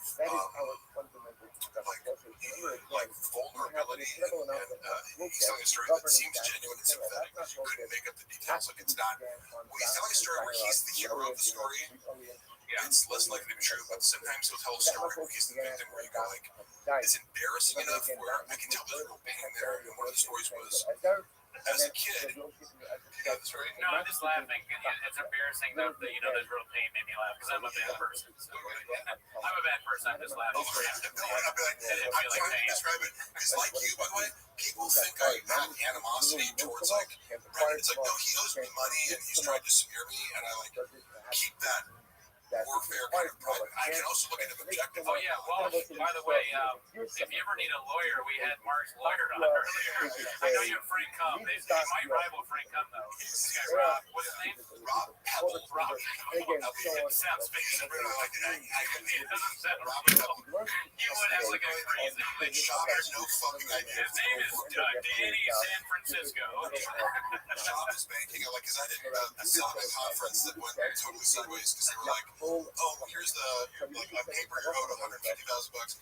We'll offer you 2.5K. I was like, suck my fucking dick, bitch. Like, but my lawyer wasn't there, so they think I'm like, I don't have a lawyer, and I hear like basically what their defense is going to be because I heard the lawyers regurgitate what Brendan told them. I'm like, oh my god, like, you have no idea that he can't back up anything that he's saying here. But go ahead, believe that. I'm sorry, I derailed you. The story I was going to say is, as a child, let's say he was between 10 and 13 or something, he starts out by saying, I used to love strawberry ice cream, if there was a gallon of Neapolitan ice cream, I would dig out all the strawberry ice cream. So fresh, like, See, funny though, but I'm familiar with once this. they say that, but that got me into his childhood trauma because my parents, like, right, I can list off any flaws or whatever, but I go, to shame me about eating, that's something that would happen ever, even if I was fat. Like saying you fat fuck or something, whatever his dad said, because he comes home and he's like, Brendan, did you eat all the fucking strawberry ice cream? Which is a stupid thing to do, but it's a kid thing to do. But like, clearly, Brendan has always been self-absorbed, and he's like, I know, I'll just eat all my dad's fucking ice cream. Like, eat the small one part of the ice cream to myself. And my dad would also do this, and just goes, did you know fucking strawberry ice cream? He's like, yeah. He's like, fat pig or some fat fuck or fat pig or something. And his response to it was, he's like, oh, fuck, it's like a dagger through my heart. So that was the moment where I'm like, oh, your dad hurt you. And Well, that, I mean, trauma aside, though, is the fact that he has managed to go this far in life with just, never really learning anything. I mean, I assume his dad is pretty, like, his dad funds everything he does. Like, he doesn't, like, this his dad made actual success. Like actually made a championship or something like that. He did something where it was The diamond mines are pretty profitable. Emerald. He says Emerald Empire. he actually built a business, rather than I mean, I think so. I'm surprised that there hasn't been like an actual. I mean, I guess there's like the, those YouTube channels like the Beige Frequency and Hell's Graveyard and shit. But I mean, he's such a fascinating guy. Like, to have a real true documentary made about this guy. But I guess you can't really keep up with it because by the time you're done editing, they're going to be like, he did 70,000 fucking crazy things. That's what I documentary. So there has to be like an ongoing like reality show. Like, I don't know. Like a reality show would just be like a fucking. That's such a good idea because I was like hive minding. It's like I was gonna watch this shit and like find the footage that Max isn't contradicting himself and previous things. I never watched that Beige Frequency documentary or whatever it was where it exposed all like the lies in his like before I met him. Because I met him, I was like, oh, this is a guy. Chappelle Lacey opens for like I had a clean slate as far as meeting him, so he just seemed pretty normal to me. And I didn't have any incentive. Once the subreddit like attacked me for like appearing in his world, I was like, oh, these are crazy people. So why would I seek out more information about this person when I feel unfairly attacked? I think, and then later you watch a page, you're like, oh my god, this lies about everything is a lie. by the way, the chat is saying that you guys are on Baja Boat. I think that you guys have a great idea with the reality show. I would watch that, but my thing has always been documentary on specifically the Gringo Pop, because that is like the most important aspect of his work. I want to work. I'm being serious here. I want to work on this. I was talking to Adam Sandler and Yasiel Puig the other day about this. We were discussing ideas and all that. And they're like, "Yeah, you got to do this. Like, this is your thing." So that's something. But I do think that the main thing that I would like to see is a documentary on like the building of the set, who wrote the stuff, like how did they come up with the jokes, like what is people's reaction to it, and then obviously Bob comes in and we interview him at some point, or the director does. I would like to contribute some things like I got out a few key, not everything, but I go like I was there for the conversations where I'm friends with the editor who's being tasked with like you're sending. It's difficult because I edited for Brendan. I learned how to edit for Brendan, and I was his normal paid editor was having trouble editing clips down to 90 seconds. He'd be like, oh, here's 5 minute clip, get it down to a 90-second Instagram reel. Right. And I would treat him like a writing project, like, okay, look, do this. Like I'm not going to do that because, and then Brendan's very trusting me, right, to like edit him. So I did have a little bit of editing experience. One of the things with the Gringo Poppy was he kept going, juice up the laughs more. In his head, a stand-up comedy special is funnier if the laughs in the audience are louder. And so it was like repeated. It's like he sent it back. You know, he sent the dish back 4 times to the fucking kitchen to be like, warm up. Or the thing is, dude, how fucking loud do you think the loud need to be? So people might notice that it sounds ridiculous because it was ridiculous. Because you're like, dude, you want it more loud than that? Like, do you think it's gonna make the jokes better? Are you tricking people into laughing? Doesn't know anything. Yeah. And by the way, the reason I brought up the strawberry ice cream thing was the insight was he has an issue with seeing other people. I eat a tremendous amount of food, but I'm also in shape, right? And this is a typical concept for him because I think one of the reasons he wanted to be friends with me was like, I think he thought he was going to get like ripped by osmosis. And I'm like, yeah, we can work out in the gym together.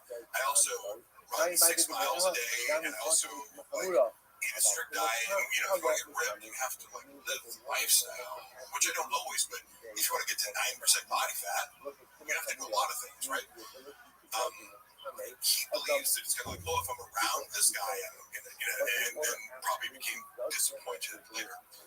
He has a very strange relationship with food in that, like, he hates when other people are eating around him and he can't be eating because he publicly presents a facade that he's on a carnivore diet or he's on this diet, which means if he's around other people, he has to keep pretending that he's on carnivore or he's not eating or he's doing this.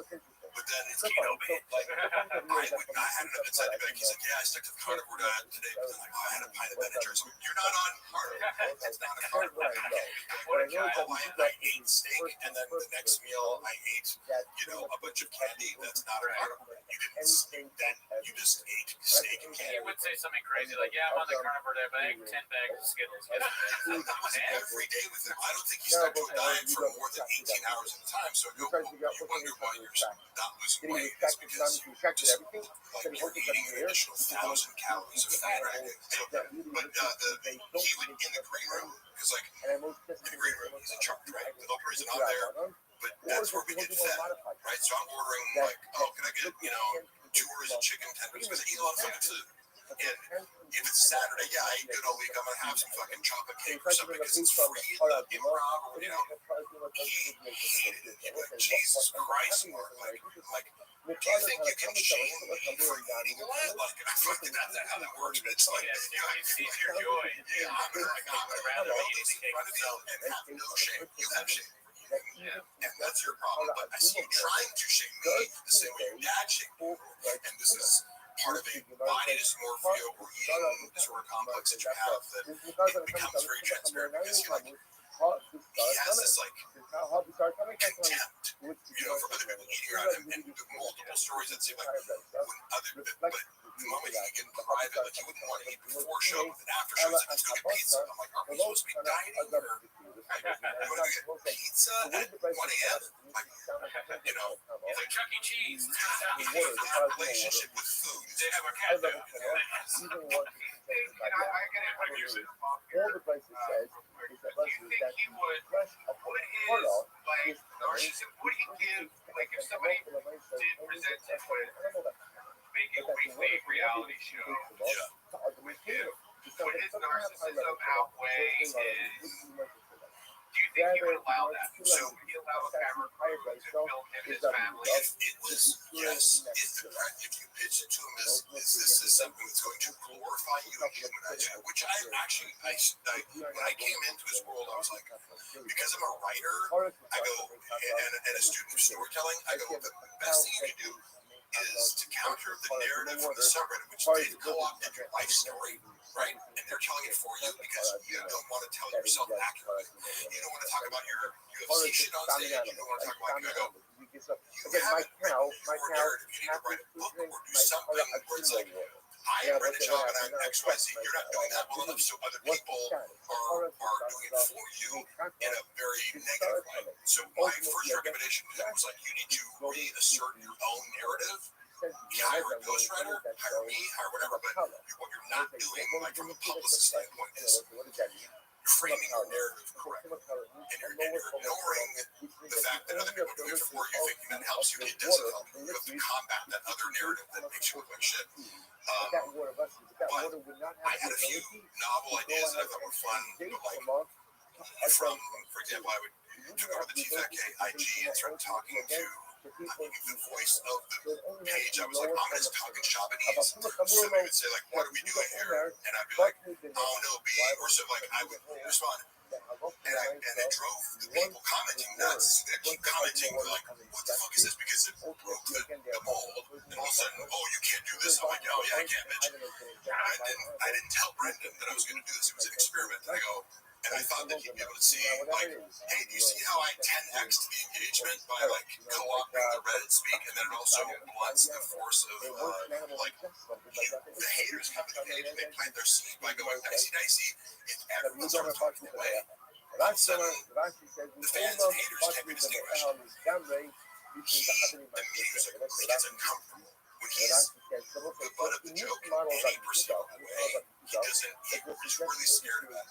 I started editing, because again, their page too, even though, like, they're just making followers. They're going, let me change something up. I started editing the clips in a way where, like, I'd have these, like, weird zoom ins and kind of, like, bump up, like, do, like, a little bit different editing style for the clips. Because it's just normal. Sure. But Brian and Brendan, because of their egomania, like, and self-absorption, like, no, like, we're funny on our own. They don't, it's like, hey, guess what? Like, I study comedy too, bitch. But you're not the only person in the world who has ideas about comedy. They always thought they were like, let me teach you about comedy. I'm like, okay, I've been a screenwriter for 20 years. But, like, any idea, just put them at the butt of the joke. It's like clips by zooming in on certain things that Brendan would say, where he's like stuttering or something like that. It was funnier, but it made him the butt of the joke rather than like, oh, we're telling a funny story. But if, like, if you do something like that, and I'd be like, I'd edit it in such a way that zoomed in his mouth. So you were editing that to show that? And they hated it. And I'm like, oh, I have a couple examples of what I did that I can show. Like, there's probably still up there. They're right. They also, again, I was taking Brendan and Brian, and the creative director at the time, because creative director, no, this guy, he's actually very talented. Right. He quit, and I heard the conversation. I was the only person in the studio, and the next day Brendan goes, I had to fire this guy. And I'm like, you didn't fire him, he quit. I told you that you were the worst boss he'd ever had. Like, I was, what? I was there, I heard the phone call. Like, how are you instantly turning this into something that's the complete opposite of what happened? But he had to explain to Brendan, because he tells me, he's like, Brendan's like upset about the reels when you're editing him. And he doesn't understand that, like, you're open to feedback and just trying things, and that this is a style, like an artistic style that you're experimenting with. And Brendan thought that I was, like, going to be too sensitive to I'm like, oh, I can edit it. This is harder.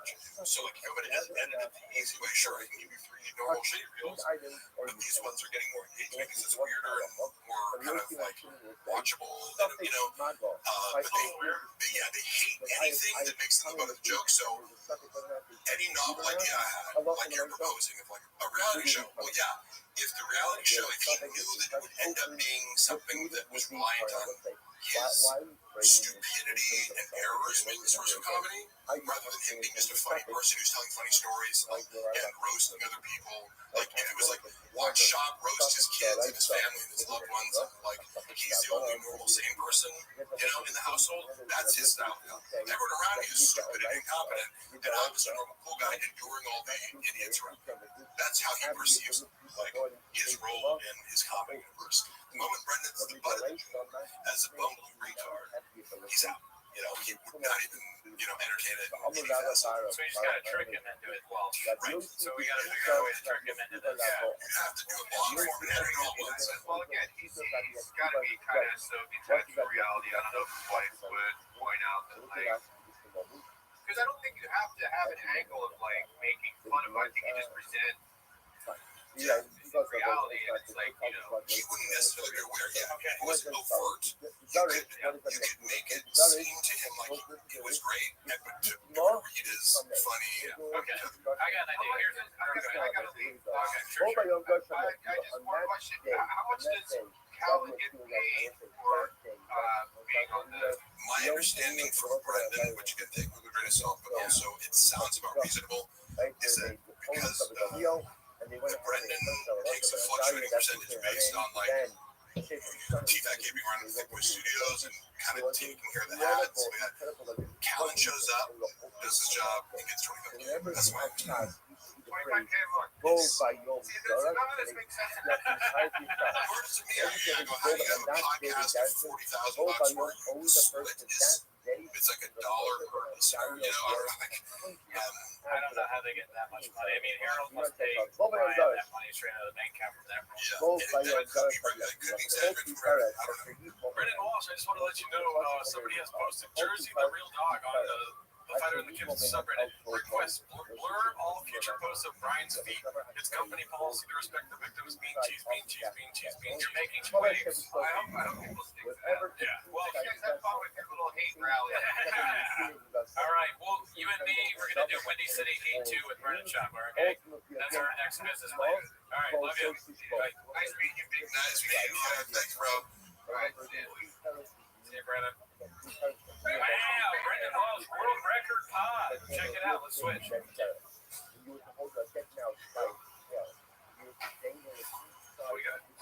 my gosh. Sorry, I've been running around. Let me see here. We have been playing the bigger poppy in the background that whole time. If anyone's wondering. How do you guys originally know Yeah, first hour. I got it from his Skits and Bits online. Yeah.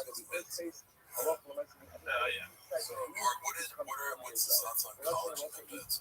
Oh my God. Joe Rogan is a redacted, unfiltered. And pounds are very low consequence. Like, you can fuck up steroids and have some unintended consequences. Promoting out the talent for some funny redacts to the top of the industry. Okay, so Was comedians of the Rogan sphere. great question, Drugfoot. What do you think, Mark Harley? I was going to let you guys go first because I feel more comfortable shitting on comedians after actual comedians shit on comedians. Okay, three worst comedians in the Rogan series question. Tony Hinch put Bert Kreischer, who put that? David Lucas. Oh, there you go. How dare you? So easy. That's my bully. Oh, sorry. I mean, No, I'm just kidding. I'm glad you stick up. I will not Stick up for your friends. Not enough people are sticking up for their friends these days. Yeah. I genuinely love David Lucas. We work out together. Like, he's just always been a cool guy to me. So, You guys play video games? Mark, how many Patreon subscribers would you suppose I have right now? You know, that's what he's so unique. And most people send me unique shit, and then he starts popping up in my algorithm. So I see a lot of stuff from Unique's channel. Who I have an odd kinship for, or like affinity for. He will say, oh, these posts are getting 60 likes, therefore it must be 60 subscribers. I'm like, the 60 likes are probably out of like 200 Yes. or 300 something. It's a fraction, you know. Yeah. And I would assume 500 max. Yeah. That'd be reasonable, right? Yeah, let me see here. Let's do a study. It wouldn't shock me if there was 500 subscribers. So it was like, okay, if you get, let's say you get 50K monthly viewers, that's 1 out of 100. I mean, look how strong you are. You got 438 viewers with 342 likes, dude. What the fuck? Someone says Dave Lucas works out. David Lucas is actually very strong. Yes. You'd be surprised, me. He will twist your neck off. Logsboss has a lot of stuff to say. Logsboss, first of all, let's put all your comments into one comment next time, yeah? Did shop farting loudly during the business meeting really ruin the sale of Tiger Thing? I never heard that before. But whatever. It's when you can say shit like, I go, I wouldn't put it past him. Yeah. You know, how could you, like, Is he a gassy guy? not particularly, but like, it's one of those things where it's, like, you can see him doing it because he lacks self-awareness and self-consciousness. Yeah. He would rip someone else for farting and then turn around and fart to him. So it's like, he just has no principles where it's like, the same rules apply to me and you. So you're disgusting for eating, but I'm not disgusting for eating. So there's this weird mix of like shame and projection with types of this. What do I make this little? Can you make me more tan? Do you naturally tan? I go to tanning beds and I also run it like if I hate to admit it, but it's like I look for my auditions that I usually get. It's like if you're looking for like I get like the bodybuilder or this kind of guy. It's like I've gone on kids that attendees. It's like when an audition comes up, they typically for the role they get, it's better to be tan. It's either if I'm not tan from running outside, I'm going to tan. Like I wasn't, but I love donuts. What is that? The shops. Wait. When he talks about his mom and like getting a vaccine because she likes donuts. Oh, free donuts. On the shop. No, because you triggered something of a memory. Giving out free donuts for vaccines. Yeah, I remember that bit, but he was kind of obsessed with vaccines. Yeah, let's see what he has to say about vaccines here. He's like, would you get the Johnson? There's always one guy. No, get my own phone.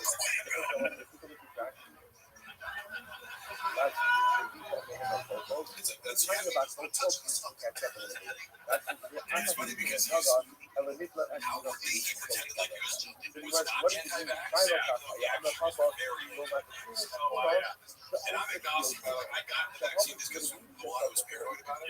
But I'm like, I don't give a fuck either way.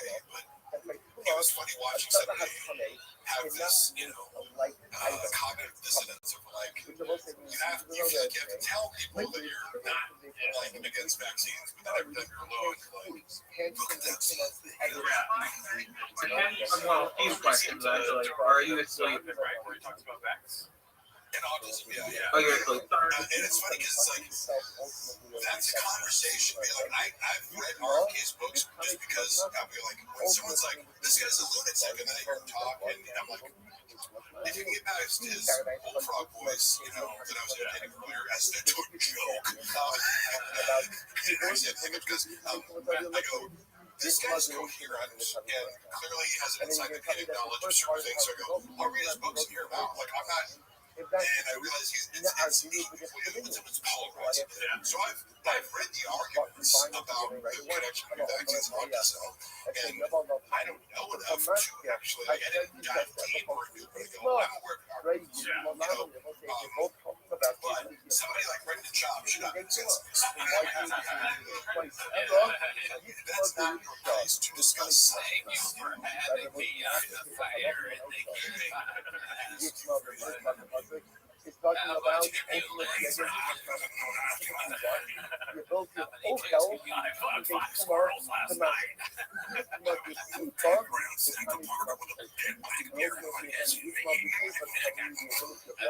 we fuck each other, I got a vaccine.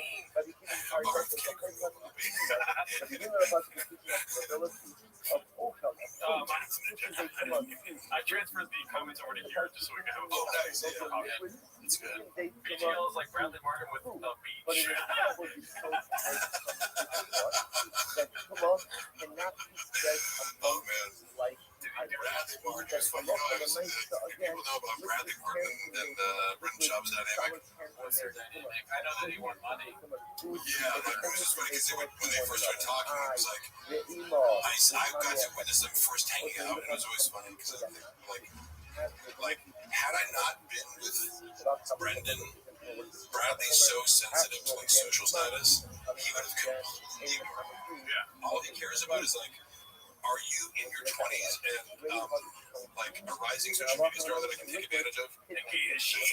Only yes. It's like he sees my gray hair and is like, next, like you would have like, I don't give a fuck about you, but like I see you paying a lot of attention to Brendan Schaub, and then like by virtue of me being in his orbit, he's like would like acknowledge me. No, he was nice to me. Yeah, like he was nice to me, and he gave me a ride at some point. Like I don't have any problem with him about Martin, but their dynamic was funny because like outwardly they're like, oh man, it was fun to meet this guy. It was like Spider-Man being like the same person.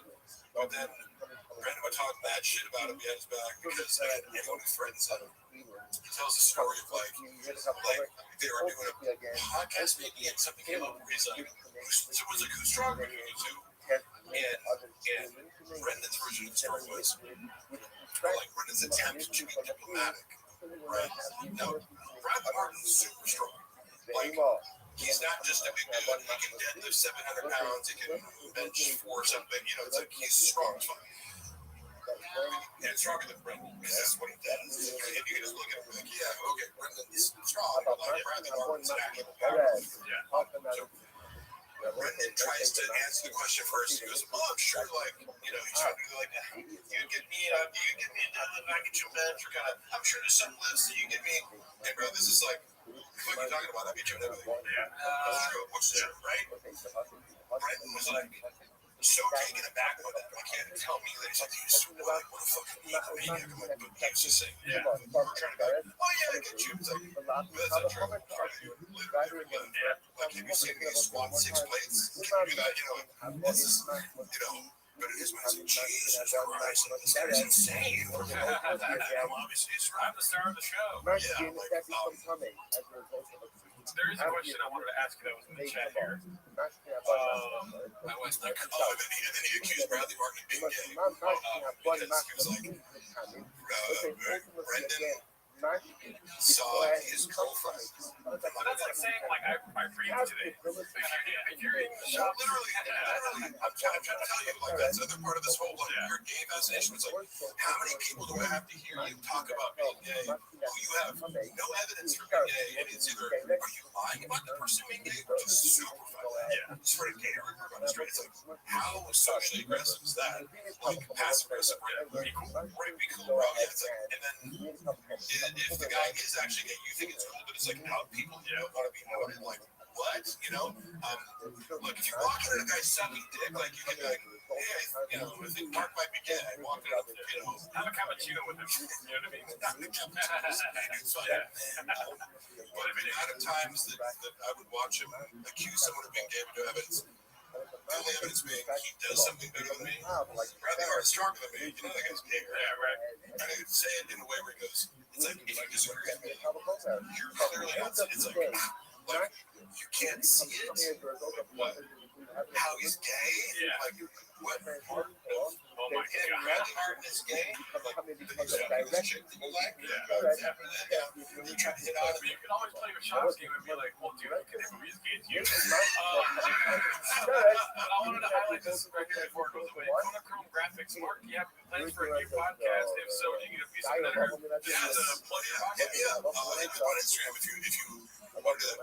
Me and Luana, as I mentioned before, we've been filming episodes of Vanilla Toxic, and basically we're like, I'm not going to release them without her permission, but we're arguing over the source of like the comedy. I'm like, the fact that you're walking off and getting mad and we're fighting is the source. I'm like, that's what. So we're kind of arguing. We shot a bunch of stuff, but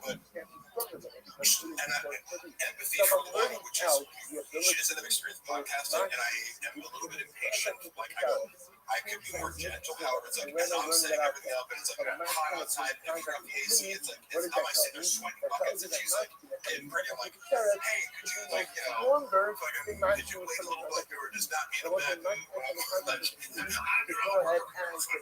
you're like, I didn't hear Luana. He's the Luana of the pod.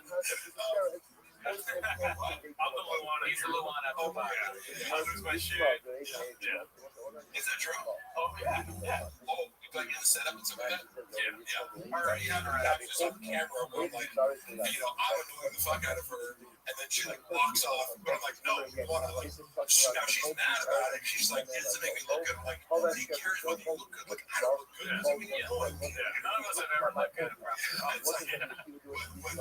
So I'm currently trying to convince her to release this footage. I'm like, no, that's like, people don't want to see two people getting along, you know, swimming. It's like, hey, here's our like perfect fine relationship. I'm like, no, it's all hella toxic. I know.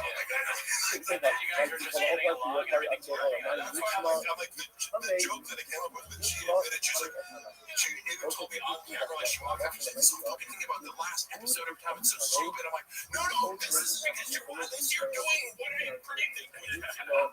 Yeah, you're gonna like he's toxic. You know, I'm out of here. You should in the intro have you like lifting a car. That'd be great. That would be fucking hilarious. That would the intro theme song. And then have her in the car like rolling her eyes like, here we go again. Meaty fat chick, meaty delta. You should. That sounds good. But yeah, check out Hello Toxic. It's on Mark Harley's YouTube channel. There's just one episode out right now, but like, okay, the real truth about it, like I said, first episode, it's the fake first episode because we filmed the real first episode, and we spent too long talking about, like, we just seen this movie Sinners, Oh yeah. and we were both bitching about how we don't like it, and she's like, suddenly as we were about to get to a part where it planned, we're just going, what's my narrative? And we were like reading, we kind of like read out messages from when we first met 10 years ago, like on the pink that when she was in Germany. I was like, I want to make that part of like the serial narrative aspect of it. Because we're going to tell our story, but also just like, man, as I'm about to like pick up the binder with the thing, she's like, this fucking sucks. Like, and she's like, well, I'm like, wait, come down. Like, wait, no, we're dead. It's fine. She's like, we're talking about Sinners for 40 fucking minutes. I'm like, it's okay. It takes too much. Right. Yeah, it's like, trust me, people are like, wait, you spent a minute too long talking about a movie. If you think too much, you don't get great shit. Like Gringo Bobby didn't put any thought into this. So Exactly. put it on YouTube. Part of I forget sometimes that I'm like, you have to practice that, you know, and like just the art of releasing your inner critic and talking nonstop, right? And so if you're trying to worry about looking good, you're gonna speak less and skip stuff. Yeah. And also, you should be like, in a couple weeks, you're gonna be like, I have nothing to talk about. If you only want to stick to like random topics. So just let it unfold, and if work on the dynamic of making, like, feeding off each other. Can I give you some constructive criticism? Yeah. Because I've listened to the first episode. Okay, yeah. And you guys should invest in some of these, dude. Oh, I fucked it up before. I had this. Yeah. I wasn't connected. I didn't realize. I was like, oh, it worked. I was like the camera. So I reshot it, and I'm like, motherfucker, like, I didn't even know how to work that. But these are great. I had to have fun. We were wearing them. Yeah. And I was just like, someone's like, oh, the camera's been with audio. And I was like, no, it's not. We had them. And I'm like, oh, shit. That happened to me the first couple times I used it too. But it's super effective. And do you guys use a phone or do you use the camera? It's just a phone, but I just gotta. Oh yeah, that's I was explaining with that. I'm like, it looks way better.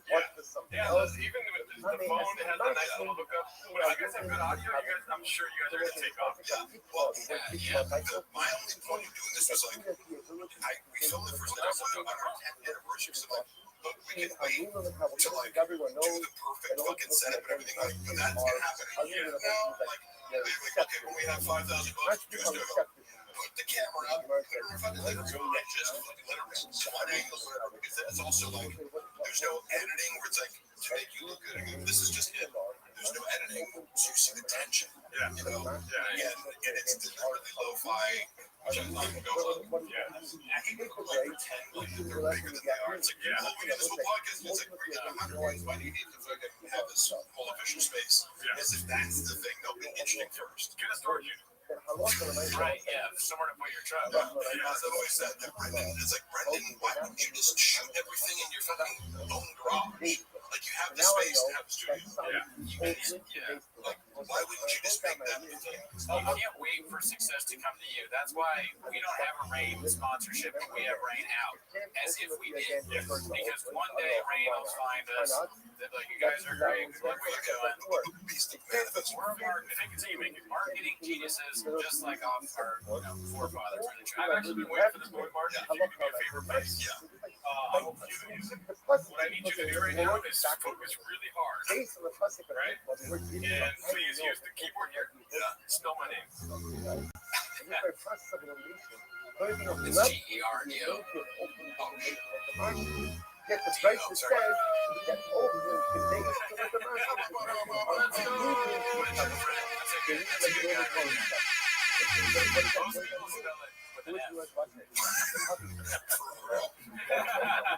I was saying Jafardo. That was great. I smelled giraffe.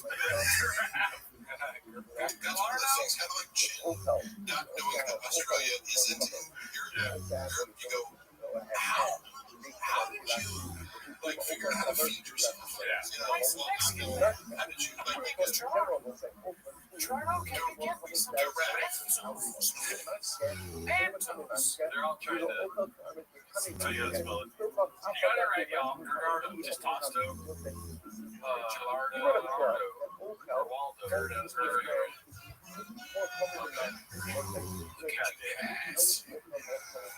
Oh yeah, you didn't smell it right. Cockfest. You didn't put any salt on top of it.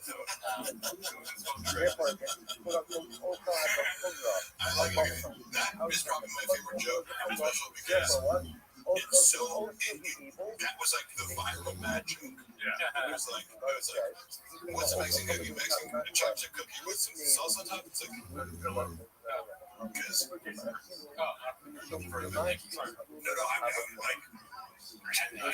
like, could there be a worse lazier joke? Yeah. I mean, I never thought of that before. No, it does sound like it It's, I don't think it's lazy so much as it's just racist.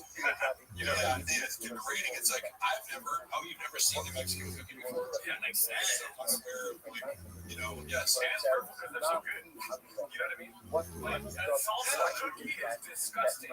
Yeah. But a Mexican cookie is Disneyland, dude. That's what I always say.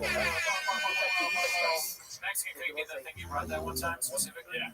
It also implies it's like, oh yes, Mexicans don't know how to make food. Yeah. Why would you put salsa on it? Yeah. Facts. Everyone knows Mexicans don't know how to make confections. They're really upset. They're saying my name is Sharpie. I don't know what that means. Jafardo. You are just saying Victor Oh, I'm sorry, I can't spell your fucking name, dude. I didn't sign up for spelling bee. I signed up for a 24-hour fucking podcast. Starring AGL.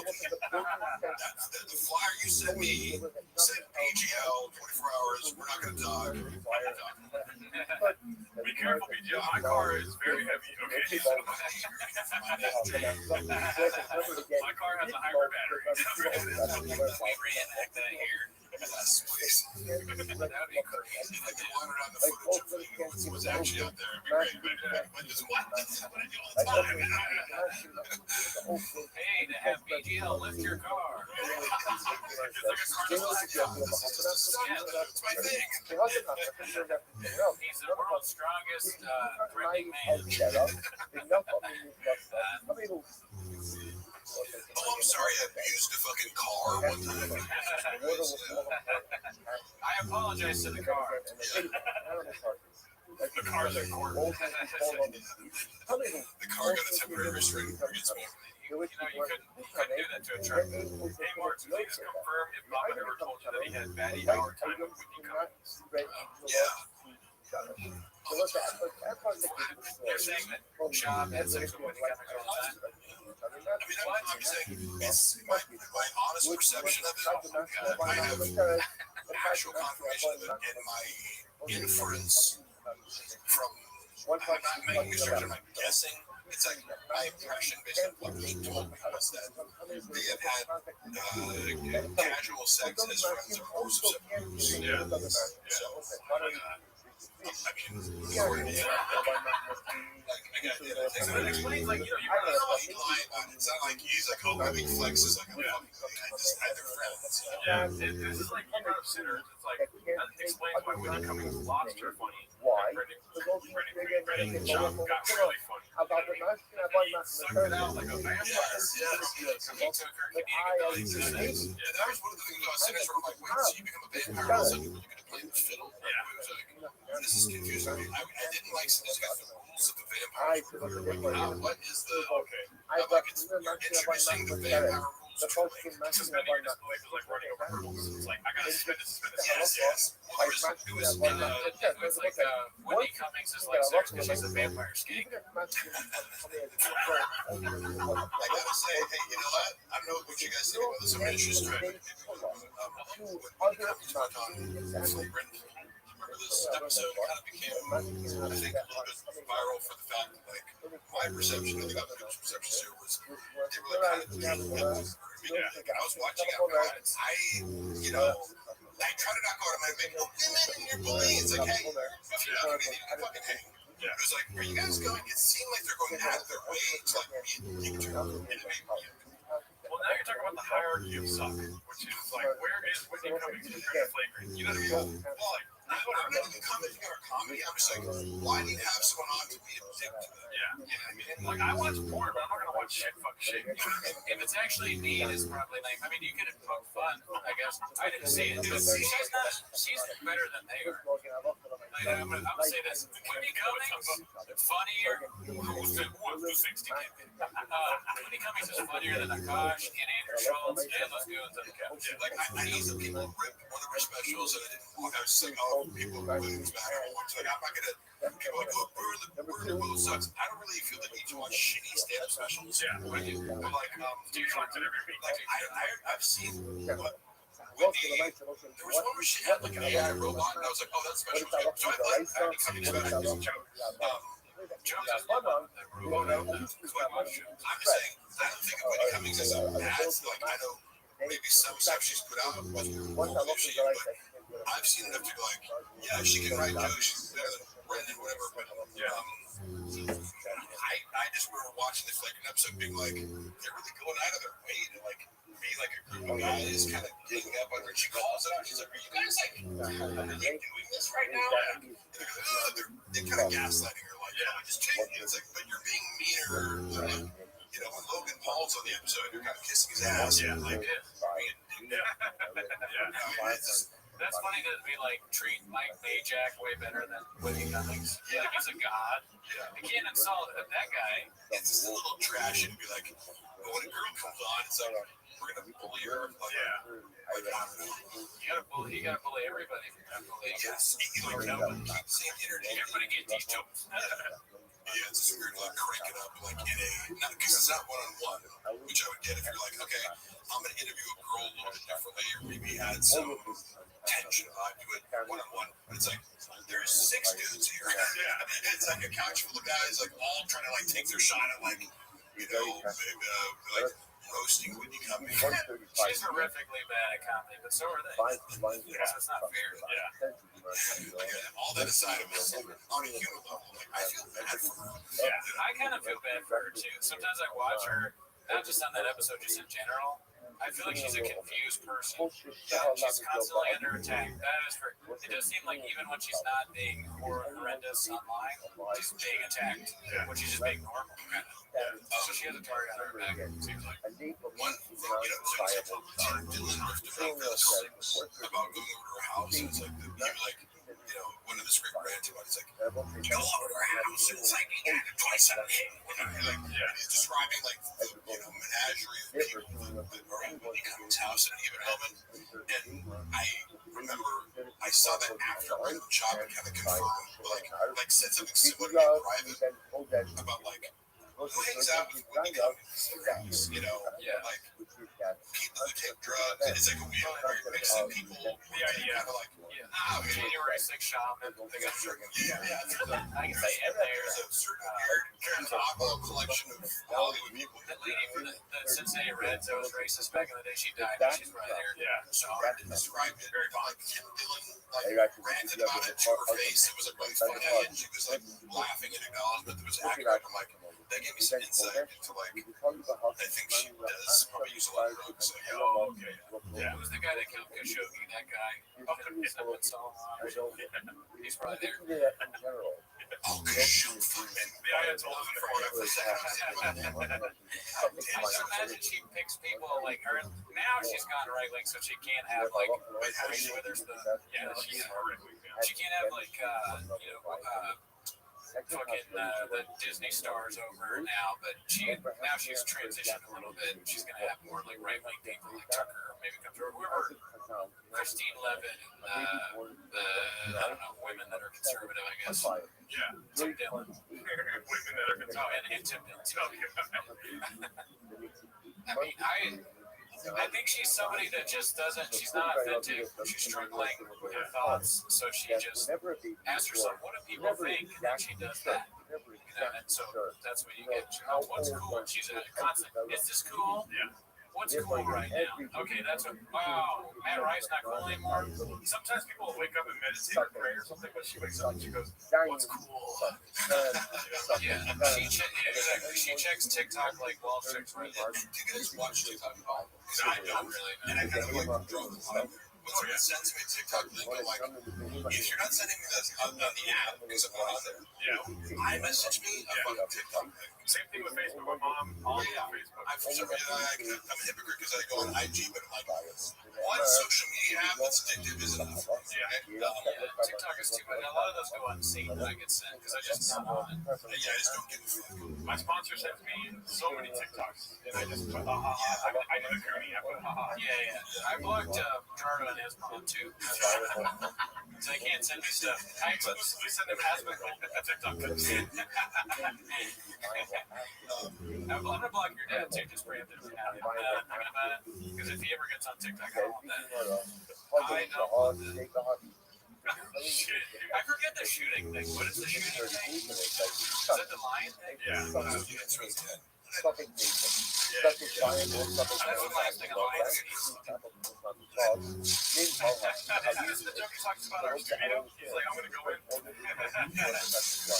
How many bullets can you kill me online?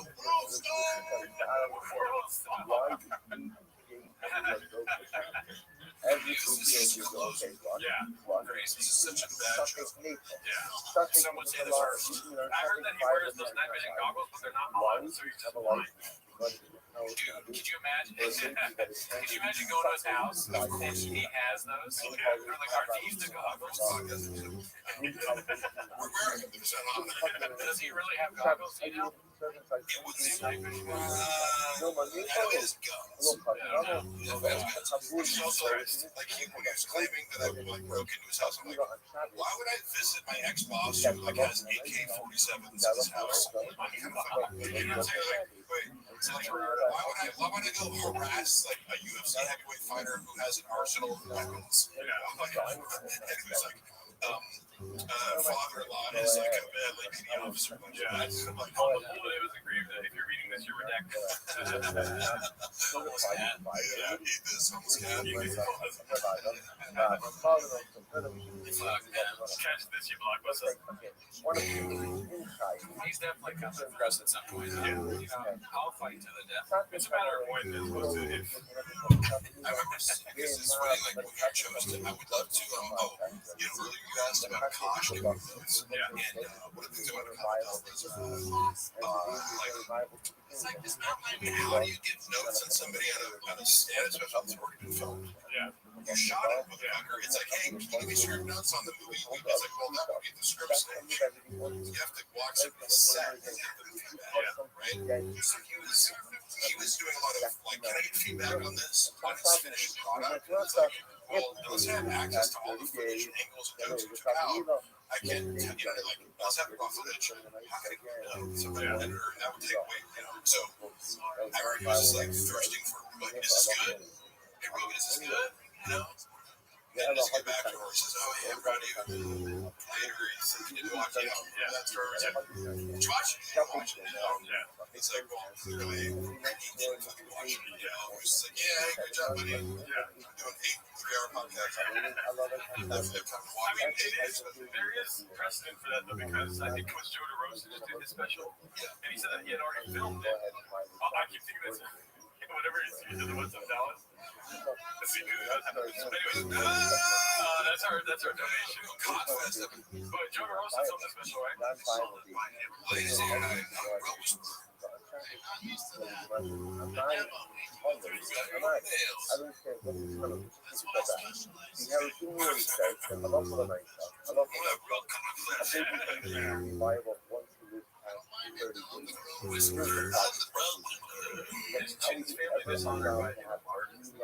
Oh my God, that's not because he's maintained steady employment. Have I told you the connection that I see between Korean culture, what I know about Korean culture via Malcolm book, and you know about this, like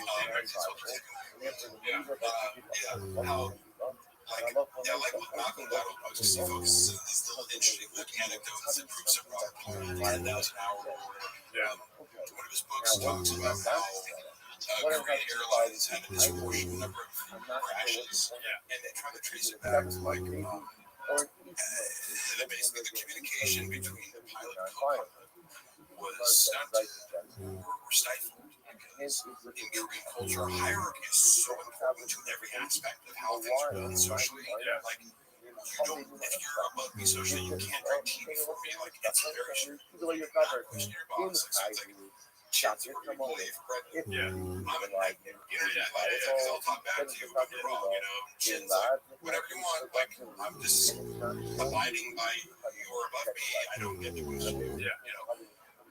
But also, he likes that. He despises the fact that Chin is offering creative ideas. It's like, well, you want to get oil to your utilitarian. So he loves it, presents it, but I do see that as part of the reason. How do you survive in the shop? You have to be totally compliant. You have to be a shark.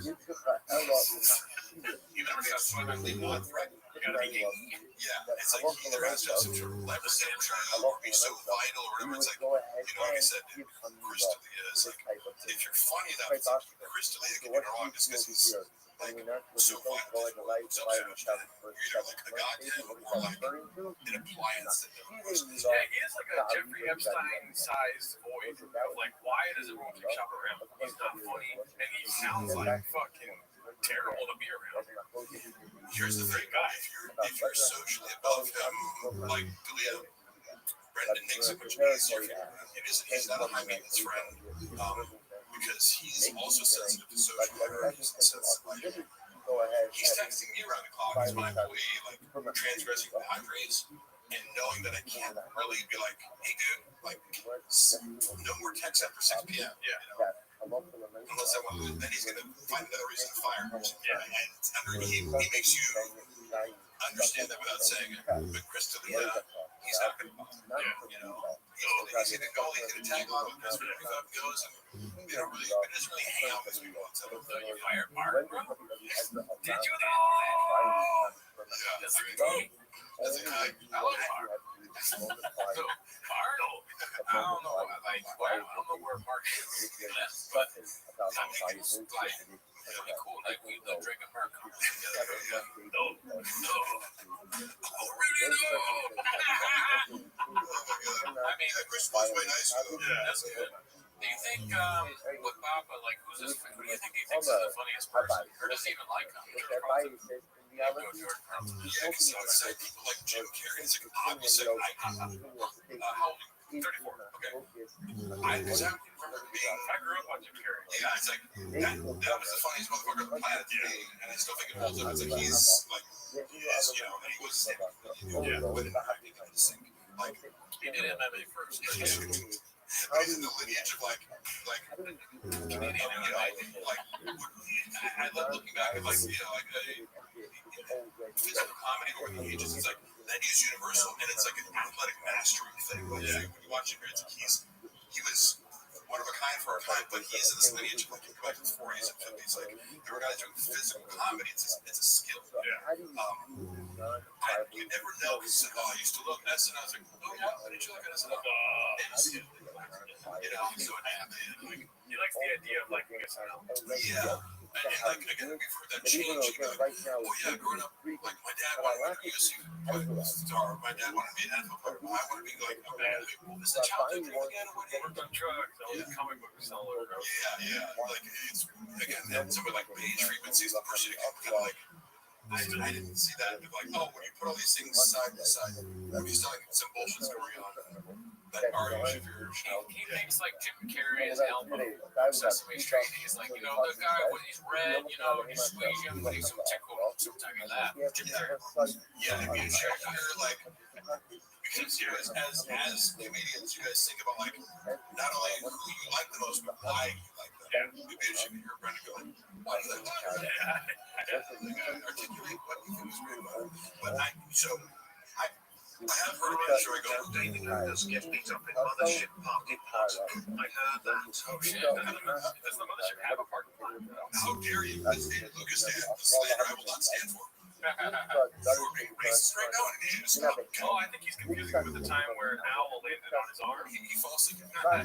Did you get beat up with that? He's like, David. Is that a joke of his? He thinks that titties on your arm feel like an owl landing on it. It's pretty funny. And he get fucking I've been worried. Is that an actual rumor? I'm not.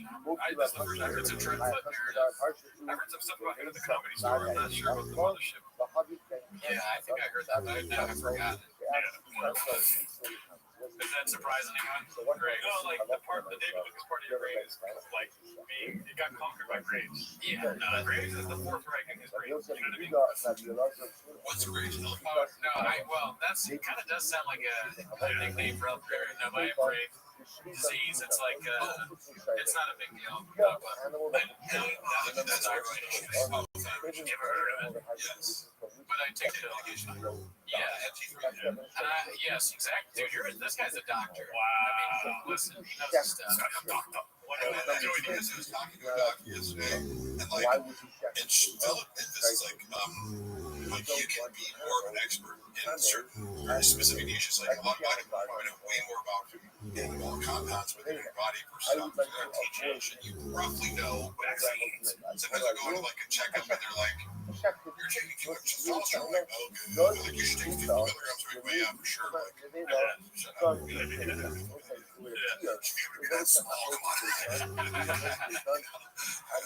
many fucking things can you lift, dude? What is that? That stethoscope help you fucking shut up, dude. Yeah, he's on medication, but we are also trying to come up with merch to solve his graves. I know, if we could just get a few more Patreon subs, I think I might be able to cover it. Wait, you guys do cover it? I mean, how many Patreon subs you have? We have like 400. So I was going to say, like, my guest for Chief came to 500. Okay, yeah. Package this segment 5 big moves. Why once we said that the Rizzler is a national socialist? Man, this is my favorite special. I'm so glad we could get together and watch it. 85 times, such a big deal to me. Yeah, it's good. I can't believe I took part in this. It was like such a big, team effort celebration. The documentary has to be a docu-series, and one episode has to be called Mark with a G. And it's like, it has like AC/DC music playing, like a silhouette of you. This is a joke of yours, but like I can actually. Oh, no, this is not a joke. No, this is not a joke. I'm being 100% serious. I'm sorry, Herbert. No, I like because I like the idea also of like books, for example, as oral histories have like different it's like a story told of different perspectives about that. Exactly. So The Last Dance is about the sixth championship. In that, they go back and watch that. So, like, for instance, this is his sixth championship, his second special. You know, the Gringo Poppy. That's the lens, but then the scope of it all kind of comes back to this. You're part of it, the whole history with you. It'll be an episode, and it goes back to, like, I don't know how to make a documentary about the special. It's not like a joke he told or whatever. Yeah, oh my God. But it would be like Brendan Shaw would need to be involved because Michael Jordan was involved. And then this is like, dude, he would make a shot for shot remake. It's just like there's a way to everything shot for like Brendan Walsh was alluding to earlier, like to get him involved. I agree with you. Yeah, but you could do without him. 2 words, dude. 100 million. Are you taking this thing more than that? Of course not. Yeah. This guy came in and fraud for $100,000. Exactly. You already got like 4 words. Actually, for you guys, we are rich. Dude, could you imagine? I know that. Come on, just stay with me. We do a shot-for-shot remake. The part where Michael Jordan's like, and for some reason I took that person. Yeah, it's Shab on the laptop, but he's watching Sesame Street again. You know, another. And so for some reason I said giraffe. You know. North Korea with a beach. I'm trying to think of what shops I took that person would be. Bobby Lee. That's your perspective. Documentary gets all these different perspectives. Andy Letterman. Yeah, that could be that. Oh, God, yeah. Who's Scottie Pippen? Brian Callen. Are you sure about that? No. Don't do that. The thing is, like, his openers are better than, you know, like, whether it's whoever brought him. We go through the whole lineup of the Chicago Bulls. Like, who's Scotty Kukoc? Who's fucking BJ Anderson or Toby Scotty, dude? We know we have the stimulus of From what I the understand, right by the way, Maybe Scott, less than Michael 30 Jordan days was so old, intense that like fire. they bet on like the size of their son's penises or something. Oh my It was like god. crazy. Like we're Only once you pass the 13 I mark, don't know if it's gonna be right now. It's still a conceivable fire. because these guys are like I had egomaniac competitors, kind of. Mark, can I ask you about, did you read that online or is that a Tiger fact?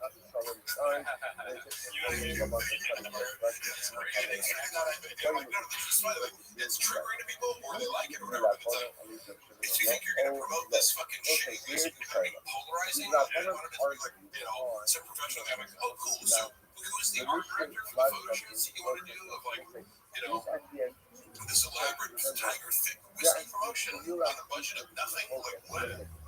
Maybe look at the Rocks page. Okay, cool. Do you want to do that with AI or like, You want to pay the Rock money? yeah, or do you want me to fucking troll people and follow his page?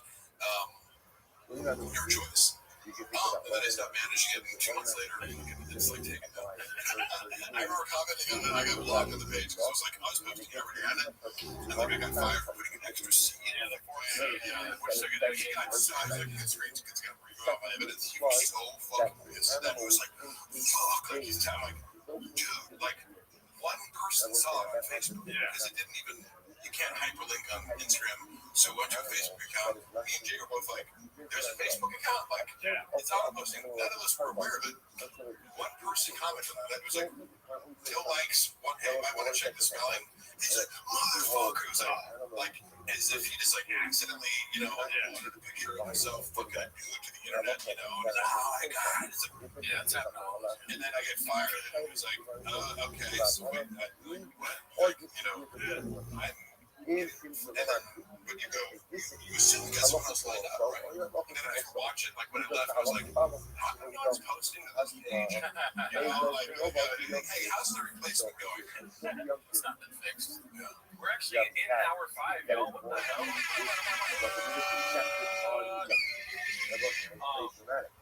Yeah, we got more guests coming through, y'all. I want to say I wish you come home right now. And I said, okay, we'll up and down side. Okay, sweet. Dude, Mark. No, I'm not gonna like suddenly exit when I'm just telling her yes. It's the wind down. It's the Mark wind down. Right. Listen, I'm leaving 5. We do have to address the bots later, so yeah, like all the negative comments, it's just, I don't know why they, it's so funny that so many people pay for so many negative comments about me. It's just like, get a life. You're telling me, I don't know who pays for it, where they come from, but I just, it might be an inside job. I did text Bobby, he did not respond. All these bots. Mark gotta go to sleep for 18 hours fucking. I know, right? Right. No, that's He fucked your replacement. He certainly did. I do think so. What's the allegedly. They're like, why do you she's see texting me saying outfit pics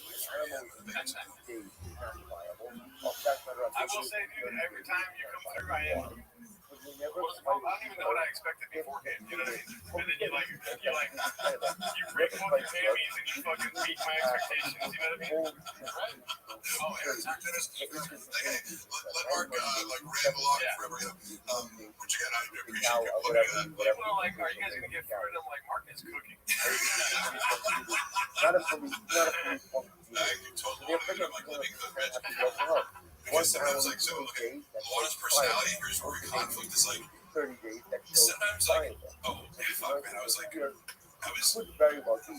along with some evidence that I was, like, reviewing, like, looking at old shit on my phone, like, I found this recording of, we lived in this apartment, and my cat was killed by somebody who I believe, like, I had reason to believe it was, like, an Airbnb as teenagers place, like, hit our cat, and it was, like, very traumatizing. So I don't want to, like, be flippant about this. It was, like, horrific to us because it was, like, somebody killed my cat, ostensibly from a car accident, put the cat on top of a cardboard box that had been germ-obsessed, like, and then a neighbor was, like, knocked on our door, like, Sunday morning, and was like, I'm sorry about your cat. We're like, we both lose our mind. We run out, and then it was, like, that area where she used to hang out in this, like, the grass area, like, it looked like a car had driven over the sprinkler, like the sprinkler. The person was like, wait, like, what are you saying? He's up there. And it's like, it was an Airbnb that we were already annoyed by because it's like, you try to swerve into an Airbnb and now people are coming in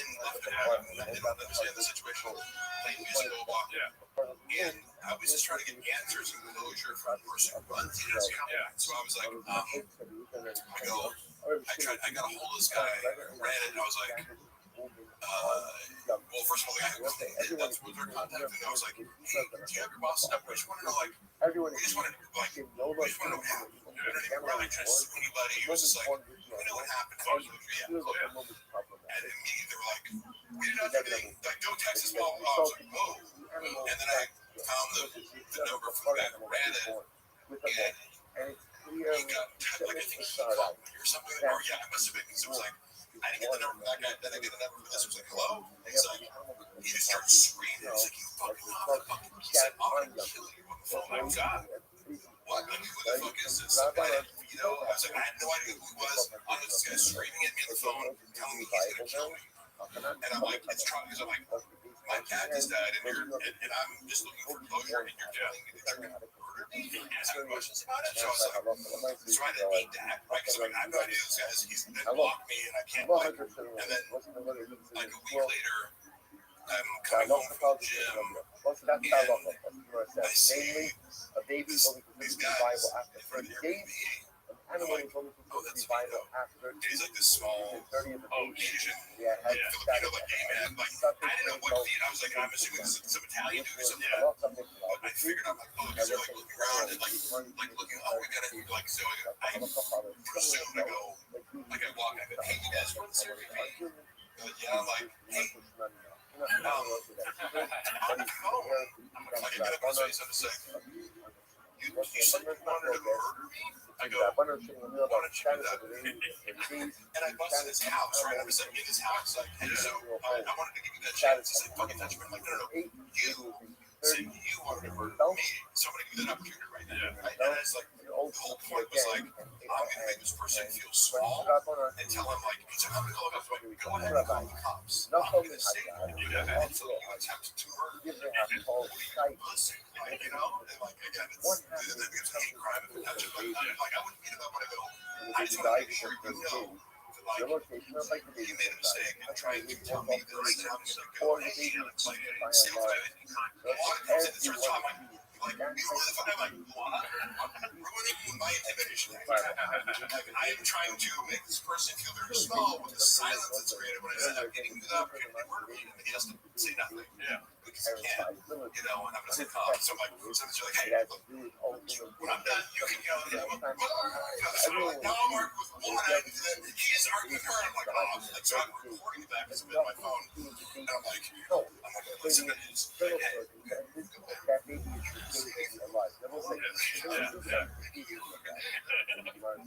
Fine for him to murder him, you do it for me. Yeah. And then like 30 minutes later, I remember because I left, get the fuck out of my house, I'm like, why don't you murder me? So that's what it's like.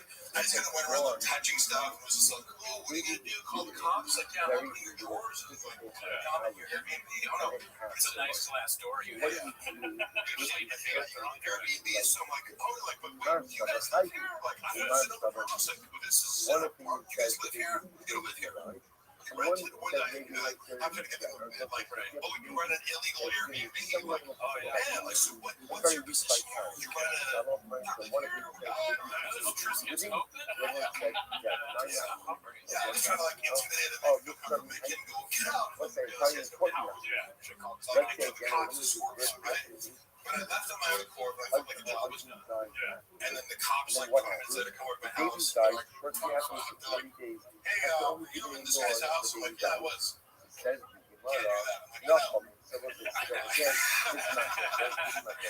Thank you. No shit. Trying to arrest a lion officer? That's a good idea for you. Yeah, bro. Try it. Try it now, dude. There's a guy in college this weekend with a shirt. One of the guys in the track team. Who's been running this world again. For example, if a woman he like ripped little things out and he goes, I'm an athlete, I can take it. And the rest Dale, are sorry to hear about the guy. Sorry, man. No, it's, yeah, I didn't like it is sincerely like losing a pet. Super emotional. If I wanted to go there and think about glossing over my emotions about it right now, but it was to get to the point of like in a humor of like when you want to be a tough guy and then your wife said nagging you, it's like, stop right now, like I'm, because that'll happen with a strong personality, like we'll want to, it's like, hey, have your turn in a second. Wait, no, I mean, or a cat speaking of which, what is made for them, I mean, listen, Okay, yeah. the mama de Shiva. What's the Okay. eat something, I'm not sure if I can, I'm gonna sauce it pretty good. Yummy. And they said to Would you like him, milk or something? I'll get some. That's what I told my right hand that night. What the heck is this? Dylan was like, British chefs. But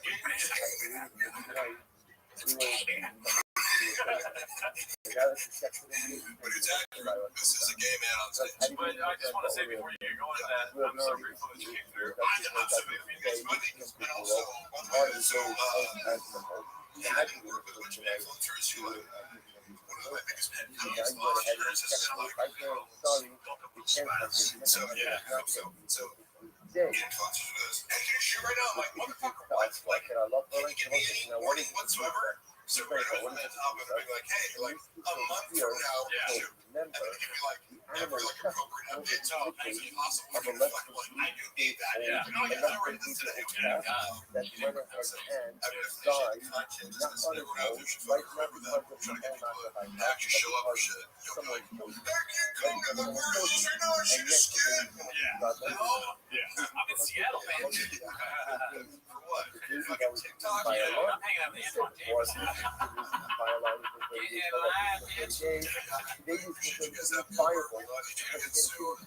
fans love you, dude. Shop community sincerely all this stuff that I said about it being a very positive Brandon shop based reaction content. Yeah, I think you guys have probably the most positive, like kind of good spirit crowd. So thank you guys all for watching. As long as I would have said no, I wanted it. Save the full 24 hours. Oh God, no, dude. It's gonna be hard for us. But you're gonna do it. Sorry. again, I should have some more ratings. Oh, no, you're gonna That's not my favorite thing. they are told me. I'll let Jesus take the wheel. Here you go. That's fine.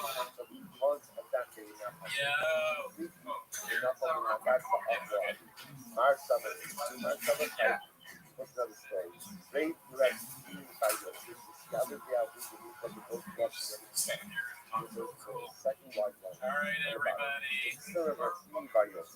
We had, dude, take it with you, man. Take the whole thing. Have fun with it, dude. Commentary. Okay. Here, let me see that. Let me see that, man. All right, guys. Mark, see you, buddy. You're the best. What happened? So that was Netflix. Mark came in, he destroyed as usual while we were watching the greatest stand-up special ever done. Yeah, what a comments, dude. Oh, 2 S words. Horn Brothers, yeah, maybe Horn Brothers can be a thing. I'm not glad that the horn in the middle of my head is back. I had that surgically removed by a doctor. Doctor cut off. That's a real thing. You have a horn in the middle of my head. The doctor cut it off, and I didn't think it was going to grow back, but I guess it's grown back. What's up, Mark Ramirez? Good to see you. Lando. It's been a while since I've seen you. TriStar. Whoa. Like I haven't seen TriStar in a while. Tommy Jarvis. What'd you say? This is I know that you got good guests and everything. Yeah. Well, I mean, we want to get some more people on. It's been tricky to kind of like coordinate with everybody, but I think later on it doesn't matter. The podcast is going to be on with us. Potentially, we got to reach out to a few other people. One big guest, obviously. They're all big guests. Potentially, we're hoping to have Brian Campbell, our CEO, but he's very busy on presidential stuff. But maybe him, maybe Sean. candlestick lamps. Here you have the son of Is Walsh coming? We already had Walsh on, dude. You missed it, but it's on the show, so you can watch it after. Did we reach out to Chan? No. I thought about that. I actually grasped at somebody pretty big, and I was promptly turned down. But I won't say who. But I was turned down. Oh yeah, Kendora says, when is AZ coming? I'd like to have AZ on the podcast. I think maybe in the Raccoon Tweeties episode, somebody tell him to message me. I think that would be funny. Chip guy, no. TriStar, you should know better. We'll never. Nick is not. We're not down with Nick. He's not welcome here. Chin is welcome. Nick, not so much. No, I didn't reach out to Joe Rogan. That's a stupid question. Bobby Lee. I mean, I haven't had the balls to reach out to Bobby Lee just yet. Plus, he's my boss, so it's kind of awkward to ask your boss for stuff. Have you ever had a job? Never heard of it. Mark Ramirez, you're close. I'm coming for you. Your life is almost over. Oh, you know what? The idea about racing is funny. Maybe we'll do that. I want to do more like bits where we're doing stuff outside. So lifting, racing, selling trucks, maybe food truck type diary thing. Timothy Wendell, thank you. Yeah, that was kind of weird. I mean, I think most people like sinners. I honestly, I haven't heard a single person say that it's bad yet, but everybody has their own opinion, you know. Okay, cool. Oh my goodness. My bad. Water.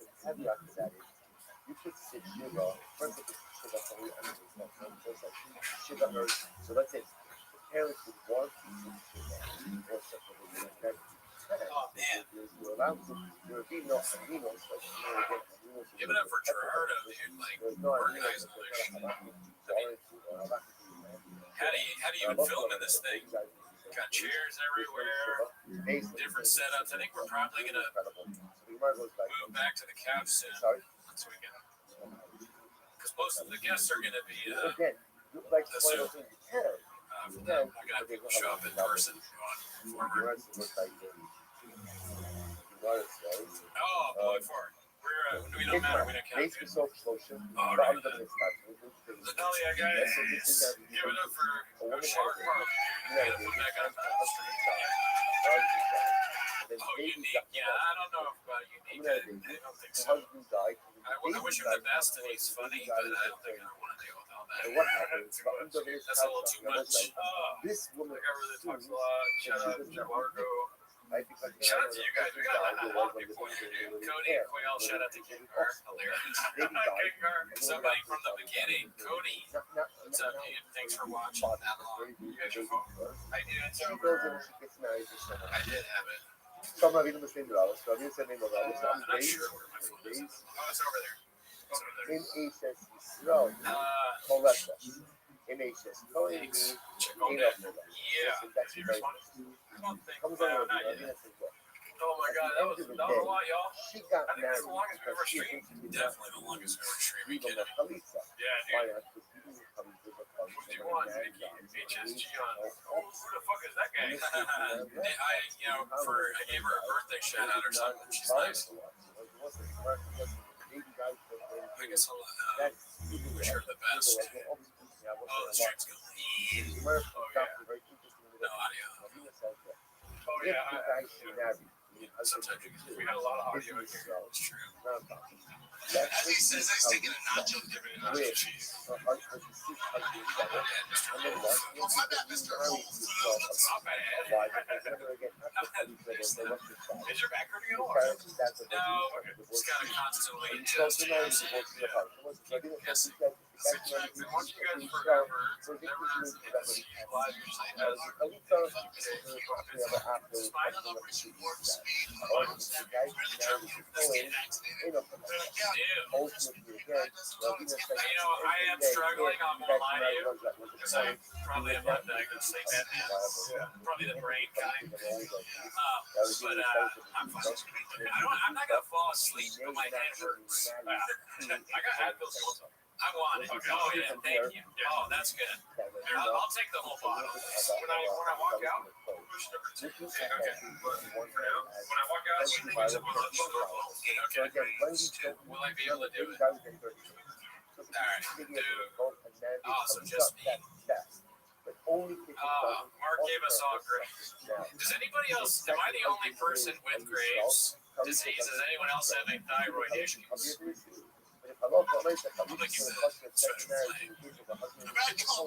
Vladimir, what's up? Dude, I got a lot of stuff. I got Graves' disease, small teeth, and gums. I got a headache. My wrist is maybe broken again.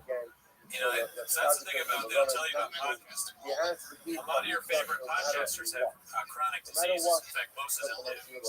Part of having a black belt and being very good at talking for a long period of time about nonsense is you have to have something that's threatening your life. In 20 to 30 years, I could be dead. But right now, all I have is a headache. So it's not really that big. Also, part of podcasting is having chronic disease. I think that's true. What is it that got you? Mark Harley being here or the Green Public Science? I would say it was the inherited drinks. And probably apple. Maybe the drinking and the food. Just glass them all. You know, I'm fine. Look, we're not the only podcast. Yeah, we don't need it.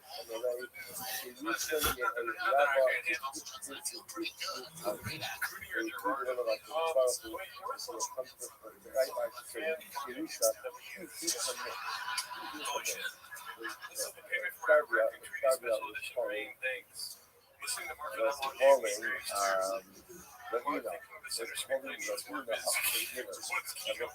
I don't know, but I was like, I just assumed that meant dicey. I read it. Oh, yeah, it's like everybody likes that movie. I've not talked to anybody who doesn't like it. Actually, one person did say they didn't like this tone of it because it doesn't like vampire shit. But again, I don't agree. So is that your takeaway? You know what I mean? Yeah, I mean, that movie is fucking brutal. Also, shout out to Oakland for being in here. Oh, hell yeah. Oakland should be on the show later. Yeah, he's able to. So early. Bad idea, boys. I can't go through the I think you're open.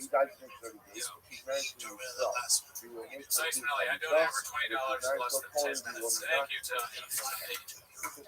Yeah, dude, I stayed up until like 1 in the morning setting up. The MNXT says as soon as Quinny transitions to the couch, his mom is like, yeah. I should DoorDash Red Bull. I would drink this and gun for you. I can get you Red Bull if you want. Do you have Red Bull? I can go to the Aldi right here. If you want to. Sure. I mean, listen, I'll just keep talking to the chat. Okay. I'll go get 2 Red Bulls for you. Yeah. I got you fast. That's what, yeah, when Gerardo leaves, he's getting a drink from me, and I'll just I also, what's it called? I got a free trial on Zoom, so we're good. Oh, sit I got a case of that each. Yeah, I'll keep an eye on it. And, would you rather sit on the couch or no? Up to you, Broccoli. I'm fine here or there. Like, it's already set up for the couch. That's fine. Okay. I can always suggest you to. Yeah, dude, I mean, Red Bull Run seems healthier than what my original suggestion was to order DoorDash pizza. Every time we have pizza on the stream, it goes really bad. So I think I'm just going to live off Banquet. Earlier, when we were like planning this shit for the stream, it was kind of, you know, we've been telling you all about this for weeks, but I'm not going to lie to you. I won't sugarcoat it for you. I won't put sugar all over your dicks and vaginas and tell you it's delicious. Didn't really plan a lot. I would say, like, we're just reaching out to people like, can you be on? Can you be on? They were like, we need Diet Coke. So Gerardo got Diet Coke. And I was like, what kind of food should we have? So streaming for so. So, this is my girl. What bakeries are open? Diet Coffee. not listen, drugs LA's, like You know, I was gonna get donuts. I wasn't. I know Chocolate that donuts. So I got a bunch of bacon. I'm so tired. I forgot where I was going. Just check back in the chat. Ryan Hardy, where did you get the Wheat jersey, Annie? Okay, I got the Wheat jersey on. What is that site where you? It's like I've never used it before. Where you bid on things. That's how crazy. I got on that site where you bid on stuff. I wasn't sure about jersey sizes, so I did ChatGPT. What is large jersey size? You don't know? 48, eBay. That's it. See, you asked the question, you knew the answer already. That's the kind of fan we want. Thank you for helping. I got on that eBay. I bid a little bit under, and I won the PA lane. I was like, damn, I should have bid way less. But it wasn't that expensive. And it came, and then like yesterday, I got a little surprise for Gerardo, and he was like, oh, I think I already know what it is. I had forgotten that I texted him. Gerardo's calling me. I'm gonna put on speaker. All right, you're on speaker.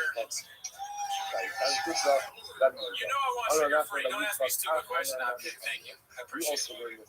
I'm sorry. Unstated, right? Dude, anonymous. would you guys are sugar-free people, I'm assuming, right? I mean, is it? I'm glad that he asked, but sometimes you aren't. I gotta sugar-free. But anyways, I ordered the. I was talking to Gerardo, and he's like, I think I know what it is. I'm like, what do you mean? He's like, the asshole quick thing. Apparently, I texted to her, and I forgot. Just you know, I mean, the grapes is really recently. I just don't remember. I might have even just said that twice. I'm not really sure. So I'm gonna not gonna use yeah, dude. I mean, all sugar-free soda is pretty good. So I think it's all great. Everybody Yeah, but would have been cool if you guys could have gotten Tom. I don't have any. Listen, I don't have any connection to Tom. I think he's funny. Sure, it'd be great to have one, but I don't know anyone that knows Tom. So if you all know Tom, you can tell him to come on our show if he has the time. We'd love to have him. That guy, he cracks me up. Originally, I was sort of like, I don't know about this guy, but now I think he's just hysterical. Cursor. Cooney doesn't put sugar all over his Red Bull until you. That's exactly right. Couldn't have said it better myself. Thank you, FB. Appreciate it. Thank you. Is the light count good? I haven't looked at it. To be honest with you, I don't even know how to check. Gerardo does the checking. I'll just trust her word for truth. But yeah, definitely like the video. Definitive Zafar. You know, we get Patreon content. We just watched Kill Tony. We watched Short Jets' new stand-up special. Short Jets is funny. She liked Jumpy. We enjoyed it. Pretty good. Pretty good stuff. We watched on the Patreon. We watched specials. Never heard of it. Synthetic sweeteners get you cancer. I'd rather F up my teeth. Listen, Ski Popeye. I mean, you could just drink neither one. Don't F up your teeth. You gotta make sure you got a dentist meet. You don't want to end up. Gerardo's got all sorts of teeth problems. I just have small teeth, but I don't have any cavities. Gerardo's getting like a root canal soon. I don't want that. And that's true. Tristar puts a good point. Everything gives you cancer. Fuck it. I'm gonna turn back on the special now. Listen, they fucking agree with Bobby for like cancer than anything else. Thank you for the food, but I don't. Field trippers, you're wrong. Is singing his ass? Hard disagree. He's got a good voice. Maybe he sings well. The real deal Holyfield. This shit is flat asses. Just never worked out. Never worked out. This one, boys goes do. Hit 2 when Gerardo walks in. It's already. I think probably 4. With Gerardo, I should hit 4. Should I hit 4? Spicy. No, spicy. Thank you, dude. That's fun. Oh shit, dude. Dude, when we first got introduced with authentic Mexican food, what flavors are they? White gummy. White gummy bears is a strange choice. Why white gummy bears? That's so weird. Rain is like racist or something. What is the question? Gerardo trusts me so little with like streaming that he's doing a poll with 3 energy drinks in his hand. If I let you do it, the computer will break. White gummy bear. See that? I fucked it up already, dude. Was he not a shortstop for the Dodgers? I haven't had a Red Bull in like 5 or 6 years, dude. Something crazy like that. I'll do it for the stream. Anything for you all. We aren't sponsored by Red Bull. Rain is, we have loyalty to Rain. However, I will not drink it because it is poison. Shout out to you, Timothy Window. Oh my god, it's so good. I missed this. I will regret this in 30 minutes. Dude, let me ask you, oh shit, it's a tough question. Let me ask y'all a question. Anybody ever remember 5-hour energy drinks? I mean, I used to like to drink those and watch Bobby Solo. But no, dude, those are like Sal Volcano. We watched him on the Patreon. And the one thing I agree with him about is the feeling you get from having a 5-hour energy is indescribable. Yeah. It is not a good feeling. The second you drink it, you're like, oh my god, why did I do this? What kind of job is this? That I need 5-hour energy to do it. That was when I had the most hourly of hourly jobs. Bookstore, restaurant, smoothie guy. I was like slamming 5-hour energies, making smoothies with apple stickers. Hey, mine is a sticker in it. What's the guy making it? Oh, I'm sorry. I accidentally left the sticker on the apple. I apologize. Dude, every day, bean cheese. Oh, I forgot. Dude, every day, bean cheese. What the hell, man? Should carb all year round? Remember, peel off the carbs. That's a game plan. Sorry. All right. They're like, they go, wait, Paul Pierce is going to be on the show? No. The truth. Like, hey, Paul, what do you think about the Gringo Poppy? He's like, man, you got to get this fucking better. Dude, it's half and half. I don't know which one they want me to drink. They're both so good. I mean, Rain is pretty good. I'm not going to lie. I was pretty pissed when he drank my Rain. Because they don't even have that flavor.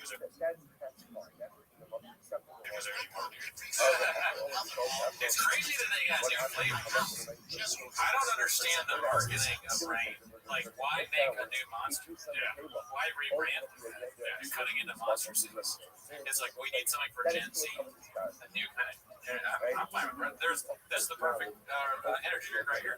Well, coffee. The second best. Which one do you want me to drink? I'm not going to look. I mean, I think white gummy berry got it. I fucked up. Don't vote for me. Don't vote just like I vote. Okay, copy me. I mean, cuz. Right? That's the last thing you want to do. Don't cuck off me. Vote with your heart. I'm gonna wait till it says 5 minutes ago, and then I don't need sycophants, okay? But if you criticize me in any way, you're a bot. Yeah. I was so upset we should have started the stream off with the bots. We kind of killed the bot joke, but I forgot everything I was going to say anyways. So we got up last night and talked for 3 hours about this bot bid that we were going to do. It's not a bid, it's for real. We're done with the bots. Yeah, no, there's no bid. No more bots. You know what I mean? We're going to focus our attention instead of on the comments on Coffee King, stuff like that, donuts. It's just crazy, like the comments where they go like, oh, go back to Timo's every week. It's like, all right, bot. Like, you think I was bored yet? You think this is my first rodeo? Yeah. That's what I told you earlier last week. I was like, there's a lot of people, and I told him to sit down so you can take it out. I was like, I got to talk to you. There's a lot of people that are watching us right now that think it's actually the first time that we've been to a rodeo. And he was like, you know what? Yeah, right. He said that. I remember he said, you're right. Yeah, I told you, I was like, there should be bots that put sugar all over our dicks and tell us it's delicious. You know, you're like, both of us have been to many rodeos. Yeah. We talked a lot about rodeos after that bull riding. Yeah. And we came to it after we talked for a long time about bull riding. We were like, you know what? Bots need to go. We have a no bot policy. We don't read the comments, so we won't know. But if we did and we saw negative content, we'd be like, oh, that's a bot. No worries. Yeah. Don't leave them up. We're not going to delete them. Yeah. But we'll know that any kind of criticism whatsoever, anywhere, even if it's not just like enough for impression, like it's something that's not like you guys are appeasing, then I know it's a bot comments. Yeah. You know, it's like, who's going to read the other bots? So why would we delete it? The bots are communicating and liking each other's videos. Elizabeth Marsden, piece myself laughing. What up, Ireland? What up, Irish bot? What's up? I feel like a Schultz thing. What's up, fam in Ireland? What's up, my fucking home country? I saw some Irish comments, so I was happy to see the Irish flag. And, you know, I went to I went to see Swell Season last night at the Great Theater. Shout out to Irish people. I don't know if any of you are fans of Swell Season in the chat, but it was pretty good. Never heard of the movie once. Never heard of it. Take this broken boat. All right, it looks like White Gummy Bear won for that poll. So let's go ahead and fridge up the other one. Couldn't go get sleep study, please. I agree, dude. I think Othman was right. I don't know if I mentioned that earlier. Othman's the one that told me. I probably, because he's got it, but it affects his small. His brain is so small. Yeah. That's why his sleep apnea, because the brain, they measured his brain is very small. The bots are blowing each other. What's another bot telling us what's happening in the bot room, dude? I know. I mean, for all I know, bots can have sex with each other. I have no idea. Check this out, dude. Are you ready for this? Oh, I've been at Belfast. Belfast. Truck flap at Belfast. I'm really missing. But I have been. You ready for this sweet, sweet sound? Yeah, but that rain, that drink. People are exact. That's crazy. Try not to buzz, dude. Truck flip time about Black Cap tour. I've been on it. Not good. Damn, that's some for you. It's way too sweet, dude. Oh, it's really sweet. No. Okay. Absolutely not. Now you dig your own grave. Get that away from me. You're right, just smell it. Oh, dude. The crash from the energy drinks probably. The last time I had Red Bull might have been more than 6 years ago. I think it was. Because it was I was hanging out with my old roommate from Philly, and they were drinking. And he goes, hey, I got your Red Bull. And I was like, and he's like, oh, get your Red Bull. Stay up drinking. I was like, all right. I was pissed off. I don't want to drink Red Bull. But cheers to the You guys got a lot of bots in the spot. And therefore, they can quite positive Yeah. you shake the back of We it. need a cocaine Off my tower. No. Look at that. Check this out. This fucking screen over there. Watch this. oh, dude, have you ever seen someone looking like that more fun in your life? Green fucking. Yeah, it's just so good, dude. It's such a good product. They do a lot of volunteer work and charity and shit. There's a rain charity where they give sour gummy worm to like mothers in need when they're pregnant. Yeah. It just, I'm gonna get emotional talking about it, but they're a great company and it means a lot to us that they support. I told you off shit is a podcast, but my kid was having seizures. I gave him rain. That's so stupid. I'm so sorry. No, that's hilarious. Fucking rain, the rain treating seizures. Yeah. Oh my god, dude, Justin's having a seizure, quick, and they open his mouth, you pour in sour gummy wormer and cherry limeade. Cherry limeade's that's Sonic, I think. Gee, you play music and mention singing his ass. I'll do it for $3 for sure. Yep. They really get off by a little bit. Shout out to Lucas Cicero. He said, just turned on the stream, 19 hours to go, praying for y'all. Pray Oh, on. dude, I haven't seen enough Mary Poppins yet. No, either. I'm just trying to get more in, you know. Oh, I did have a fun bit that we don't have to do it now. We'll do it a little later. Okay. We're still waiting on some motherfucking guests. Bro, that's what I was like. When I saw him with the second coffee cake, it was amazing. I cannot believe I've never had a Portos coffee cake before. That might be the best coffee cake I've ever had in my life. Don't see that. How does it? Well, it's easy to get. It's cheap. We'll go there after. But listen, how does it coffee cake with icing on it? Whoa! What the fuck? I didn't know it had icing on it until I took a bite. I didn't see the icing. I was like, oh my god! I didn't even think about this. There's a cookie left. There's a lava cheese roll. That donut is disgusting. Don't really. It's horrible. Look, you can eat it with cookies. If the donut's not from Portland, so I won't say, oh, it's not from Antigua. I went into Antigua and I was like, I don't know what you got going on here, but I don't like what I see. Yeah, so I mean, it's Lucas's birthday yesterday, so let's just say, happy birthday, Lucas. Happy birthday, Lucas. From all of us over here at Timos and RT, dude. Yeah, dude, that's so funny. I can listen to you talking about coffee cakes literally for 24 hours. Oh, the next 24 hours. I just love because when you, so I'll give you another thing. Thanks, MXC. I mean, to let you in behind the curtain, when I came here, Jordan was asleep. I told him when we were recording. I mean, we both agreed on when we were recording. I told him when I'd be here. Jordan was asleep. I called him a few times, and then I was like, you know what? He's asleep. I'm gonna get more big bits. I tried to get coffee cake, but I was like, I'm not gonna drive far away, so I went to another coffee shop and a bakery. And then I came back and he's still asleep. So I honked my horn.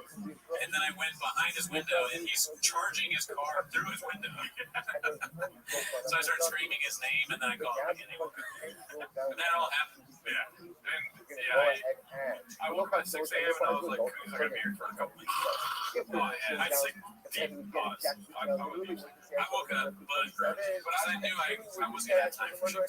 So I mopped the floors all night. It's very nice. I cleaned all the floors. I took out my trash for the first time this year. It's pretty nice, dude. It smells good. Last time you came in, it smelled like, and you have bad smell too. Yeah, I have really bad smell. It smelled like a cat's kitty litter. Surely a lot of things are wrong with me. I mean, I forgot about the bad. I can't smell. Like, God. And then we had a gas leak. My old roommate, he was like, you smell the gas thing? I was like, no. And then we called over the gas people and we had a gas leak. He was like, it's not good that you can smell the gas.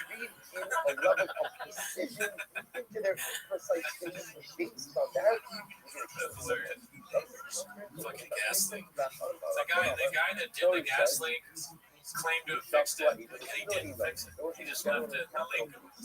So we did have another gas guy come out. They're trying to kill me. Shop hired for flappers. Does anything on Cooney work? Taste. I can still taste. I can see. My eyesight's okay. That's one of the things that goes with grades. Eyesight. So Mark has been a springer for 20 years. Everyone was a good one. Truth is that statement was Right for 20 years. Everyone was comfortable with the truthiness of that statement. Listen, you don't come here for the truth. You come here for the facts, right? That's true. Yeah. So think about that. And facts you can choose. That was so funny. You like to make that 20-year thing. Sure, I've been a screenwriter for 20 years. That was awesome. I wish I said stuff like that. I like how Brandon Walsh, in the same motion he entered the chat, he left the chat. He was like, all right, I gotta go. See you later. No, listen, you don't have to tell the truth when you're spitting facts, right? Yeah, that's what I say. You have no sense of smell and you have no sense of humor. Comedy, ever heard of it? Come on, dude. That's a bot. That's a bot, dude. Oh, that's a bot. Yeah, that is a fucking bot and a half. Oh, shout out to the subscribers, too, dude. We got a shit ton of subscribers today, dude. Oh, we just hit 10,700. Hell yeah. Oh, hell yeah. Yeah, dude. I mean, of course we did. This is the greatest special of all time. Yeah, there is a bit that we're going to be doing later. I'm excited to do it. I told Cooney about it when he got here. It's going to be, we're going to try to do some Gringo Poppy meditation, see where we can go. It's like trying to do DMT, but with a large dose. We're going to be listening to this. You know what I mean? Okay. I'm with you. I hear you. Don't kill me. Don't kill me. Yeah, and then it's when you're in a meditative state, that's where you know where the real funny is. Right? Oh, yeah. Like, I don't go to a comedy show unless I close my eyes for 10 minutes and focus in on my inner child. You know? Sorry. Luminowski, I met him in person. Never met him. If you guys want, I can make some fucking sausage salad. Go over there and do a cooking show. Yeah, I can do that. I got camera set up for all that. This is you. You're like, I could. You want to. You want sausage. I already told Mossy to bring sausage to the salad. Love Timo's, but honestly, I miss when it was with David. Listen, bot. Yeah, bot. Like, you're bot. Just because you use emoji, you think we don't know that's a bot? Yeah. And then TriStar, thank you for calling it out. In the community, we have to stay together, stand strong, and call out bots. When we see them, David's son is a bot. Yeah. Okay? You're lucky you're not blocked bot. Yeah. Yeah. I'm not mad. I'm just upset. Death to all the bots, but no violence. No violence. I look, you want to watch you cook together. I can teach you how to make some. Oh, how to burn a sausage and put it on salad? If you had, I think I know how to do that already. Oh, okay. Sausage salad all day. I'm gonna tell Paul to bring some sausage and some fucking salad, dude. Sorry for calling. Yeah. Listen, Eudora says make Bondi. Can you make Bondi? God damn, who's next? You guys got to premiere any new songs today? Not today. We're not done with songs. Okay, we're still doing Gerardo. It's working on some things in the kitchen. We may go back to songs. I mean, we want, that's our goal. But because you were very busy, energy drinks, Gringo Poppy has to play for 24 hours. A song on today's podcast. But you got Cowbell, you got Mark, you got Walsh, maybe some more guests. You know, don't ask for too much. You're a bot. It's a bot. That's a bot. You tried to trick me, bot. You tried to trick me, bot.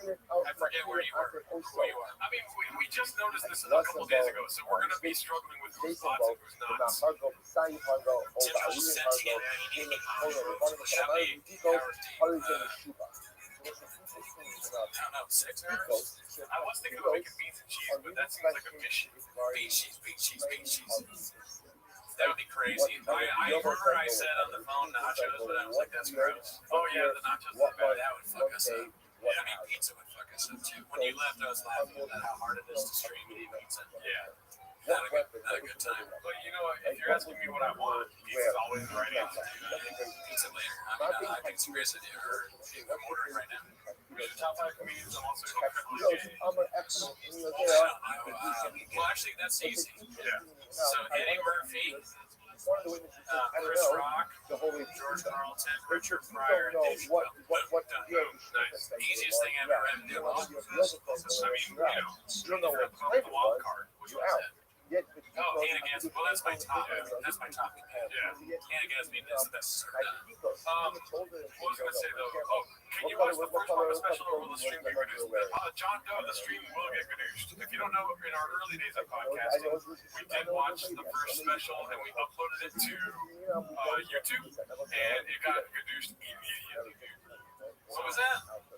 The first special. Oh, yeah. Dude, look at that. Should we do that for a bit until later? Yeah. Okay. Hell yeah, same link. Hell yeah, yeah, same link. Or, wait, no, that meeting's over. Let me, okay. I'll leave this over here. Yeah, I got you. All right. Dude, thank you, Wade. We love you too. Oh, hell yeah, dude. Look. What is the color of our belt? Black. Always black belt. We were black belts like when we first started, honestly. Yeah. We were doing it even before we started. Yeah. It's just like something we know. Something we know how to do. Is talking on a podcast about shops. Who's in the jag? What's up? What's up? What's up? The Madre. Dude, she started the whole thing, fellas. Mom, can we call you later? Oh, yeah. Are you free to hop on a call? If not, it's all good. They really want you. Everyone's asking about you, Mom.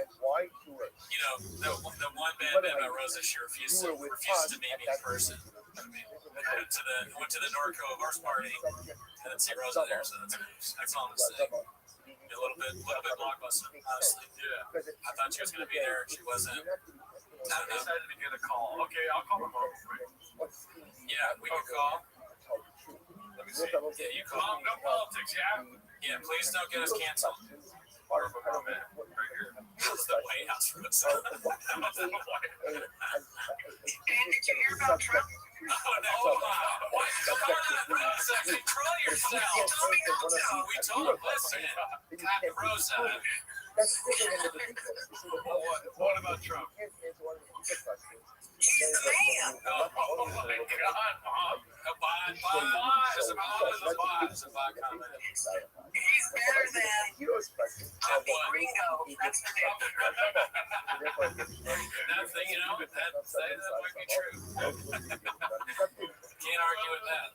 Sheriff and Andre Hashem said my mom died Monday and the Rosa bit is really making me happy. So, yeah. Everyone else is calling you a Russian dog. I think that people are enjoying your call. Is what's going on. So we told people that. Yeah, I'm a real person. I'm not a bot. Oh, okay. It kind of sounded robotic right there. Yeah, that didn't help. But add a little bit, it made you sound like a robot. I am a getting over some sinus stuff. Oh, okay. Yeah. It's called TBS. Up on the other way. The opposite. What's the opposite of TBS? Austin Rain. Rosa Allergy is Austin. Yeah, my mom has heavy Austin traits. Well, you guys are just be glad I'm calling. How are you doing, Mom? Everyone's happy that you called. I'm in the middle of cooking a vegetable soup with all the homegrown vegetables, and it's got beef in it too. Yeah. All right, please don't make any abundigas.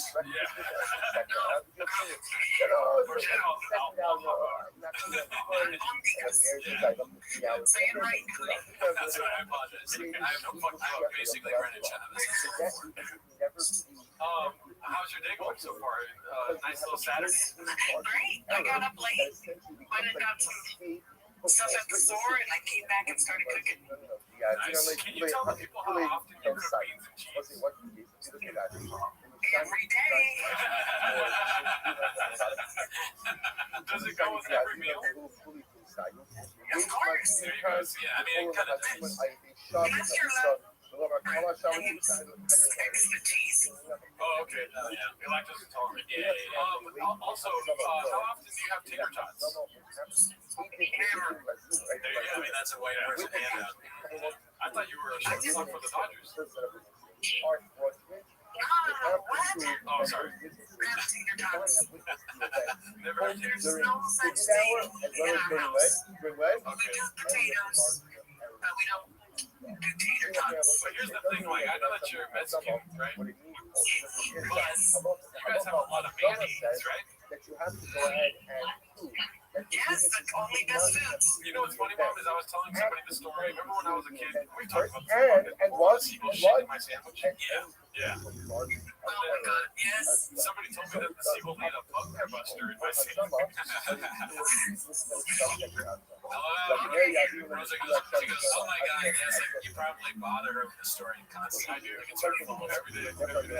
Just to live with the guilt. I'm guilt-free.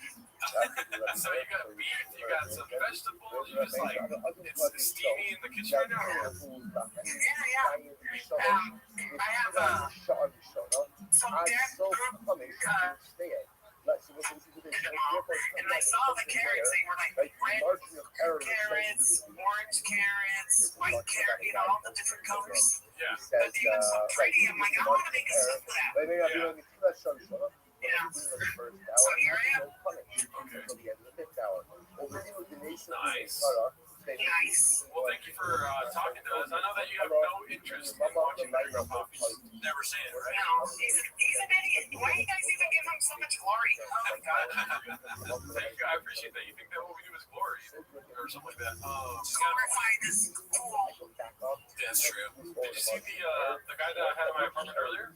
Big muscle guy? Mark? Big muscle guy? His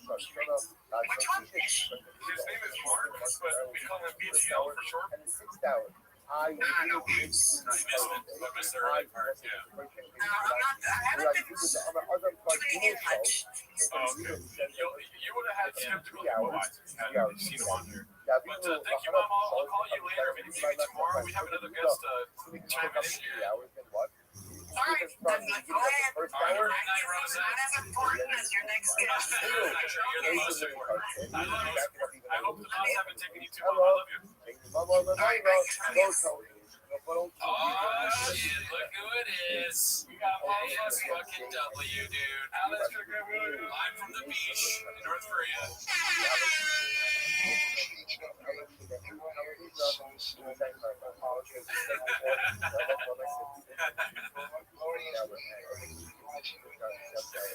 Dave, you look lounge out there. That looks like a comfortable chair, Dave.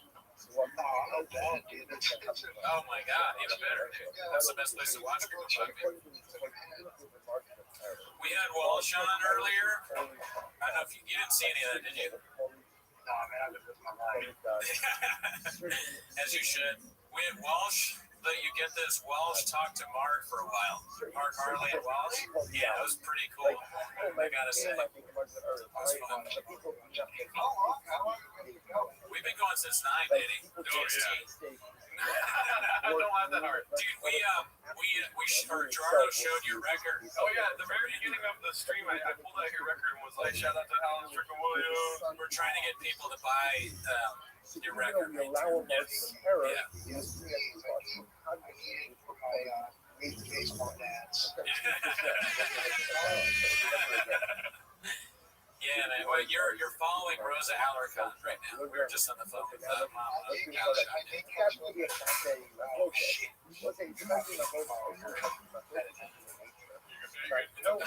We were earlier. We got some Portos. Yeah. We were trying to do a Gringo Puppy fast, but that didn't last long. Because there's like a coffee cake that we've been doing, so we're going to test coffee cake while watching the Gringo Puppy to see if it was any better while we had the coffee cake. Yeah. If it enhanced the viewership at all. Yeah. We asked Walsh this, what's your favorite part? What's your favorite bit from the Gringo Puppy, if you had to choose? Okay.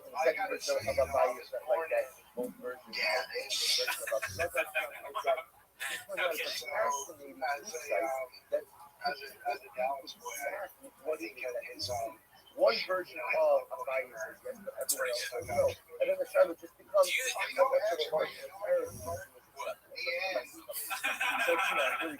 Right there. Well done. Do you do comedy in Texas at all? I actually did a show at the Dallas Comedy Club. Also, remember again, so point out. So remember, it was very very because from who had this home left on cycle clock, like a smoke a cigarette, like you could see we'll say, what is at the the core of hospital your where I message? was. What's the core of it? So it was like I hadn't come What far this along. is, But people often are not Yeah. that Oh, people have a okay. margin of error in what they are doing. yeah, I think I've only ever done. I think I've only done Austin and Dallas. so do you find the observations that Shab made about doing comedy in Texas to be true? Remember, what did we see? Is it better? Rabbi Huda says, Yeah. It's definitely better. Rabbi It's just Huda Texas says strong. that Rabbi Meir says They don't make you wear a mask and all that shit. Like, you don't gotta be woke and all that shit. and you can the It's different. It's definitely different. It's different. Yeah. I think that again, when coming to some stuff with the right stuff, right? No. That's the first one. Yeah. You'd be surprised. You'd be surprised. Jamal, the Asian Jamal. So Rabbi Meir says, I think my favorite joke is North Korea with the beach. On Gringo Puppy. That is a pretty good Rabbi one. Huda I says, think no. that might be mine. I like Mr. Whole The Foods fourth a hour. lot. Then you have this That sticks out to me personally. And I'm glad that we can celebrate the special itself on a glorious day like this Saturday. you can get benefit from Dude, Alan, you gotta if I could be so bold as to give you advice, I think you gotta do the acid improv. Yeah. I think you gotta do that, dude. I Right now, I'm just trying to focus on my kid. First version of a bite, like the bite, and a bite first version of there, old issues of it, right? People were canceled. So let's remember again, point to there. When Ruben says, I saw the murder at Howard. I mean, and also, I know you know about the double placebo blind studies that have first version of a bite, how do we interpret it? And Ruben was saying what? The end of hour number 2, and Ruben was saying the beginning of hour number 2. They were saying the same time. Did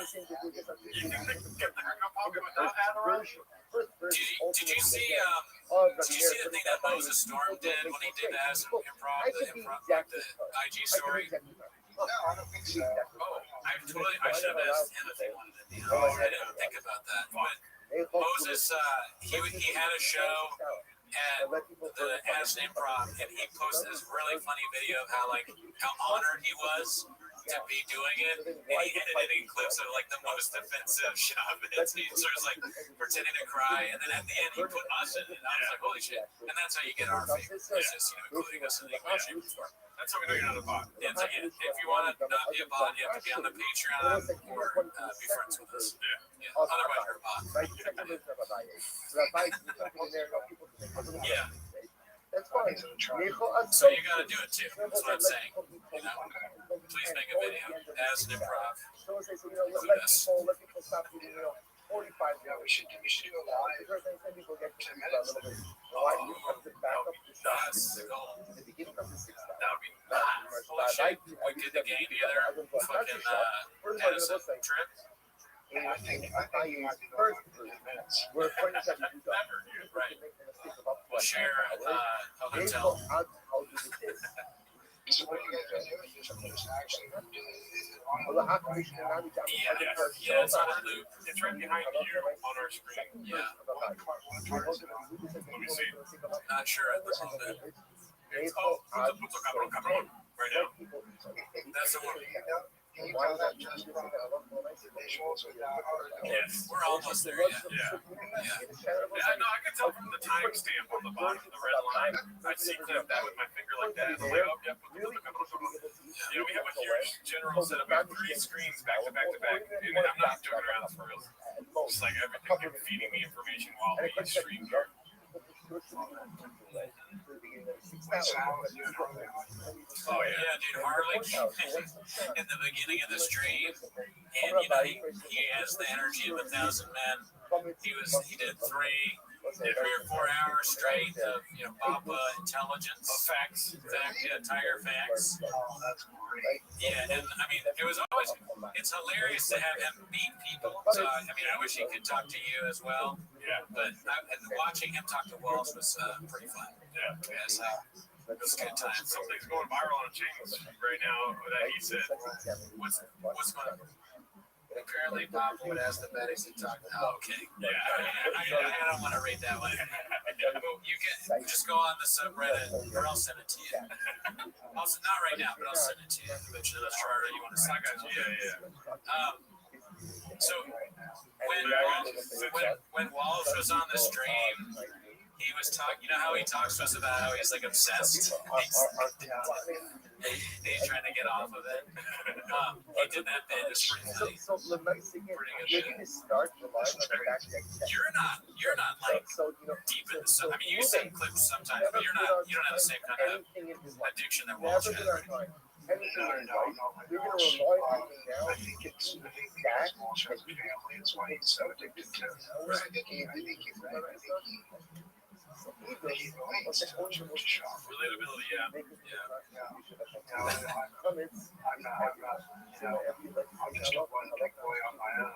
I'm more of a Joanna than a shop. Who are you in the Shabbaverse is a good question. We've probably done this before. I like Louis Vuitton more than I like baseball, Is there anyone who's bald in the Shabbaverse? Oh yeah, maybe that's who I am. Yeah, I can see that. Remember again, Rabbi had a much more expensive right now. According to Rabbi, he was actually going to have first hours. Talk about the coach 2 hours minus therefore, again, if you ask me what you Oh shit, I gotta check that out. back it up even more. Yeah. I mean, how's your team doing? How are the Jags Really, doing? again, from the beginning of the fifth hour, people are reaching out. My parents went to Florida State. I've been watching that with them. And Kansas State sucks. Hey, tell them this drop was I saw about it. They haven't really besides that, they haven't really played anybody else that matters. Shaw would have started on all those teams probably. He was pretty good. I saw Shaw play today. I know, like 7 He did. He's very good. Yeah, Buffalo Bills is the main one. I'm sorry to do it for me, but I think the Jags are going to lose tomorrow. Who do they play?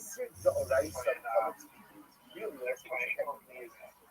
are the Commanders playing tomorrow? Do you know? The Commanders play the Raiders. Yeah, that's right. Yeah, they're going to lose. Why? I've always been a football guy myself. I don't know anything about football, but I'm in a pick'ems league and I picked the Jaguars to lose. I'm sorry, I didn't know they were your team. If they were your team, I'm picking the fucking Commanders every week. The Commanders will probably be good, but they just lost to the Packers because the Packers are really good. Yeah. We'll see.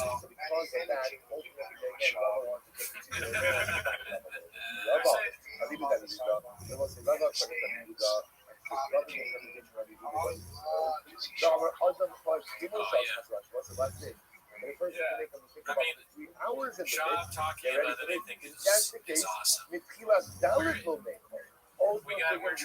talking with Walsh about like a reality show. That was the idea he had, a shop reality show. But I still think the Gringo Poppy documentary is what I'm most interested in. Exactly. I can see that working. I can see Shaw hosting hosting a Love Island or something like that. Shaw Island. It's just people Shaw they have to live together in a house. They need to put someone off every week. Yeah, I mean, Shop Island, yeah, so different shop. He did almost host Fear Factor like Ludacris. Like Ludacris beat him at that. Yeah. It's another, you know what show unironically I love now is The Floor. Did you ever watch The Floor? I just saw a commercial for The Floor because there used to be a show called The Wall. No, what's The Wall? The Wall, and there's the guy that was the voice. He used to be a weatherman in LA. Still is, right? He announced to do a lot of things. We don't know, like, and here comes The Wall. And then it was like,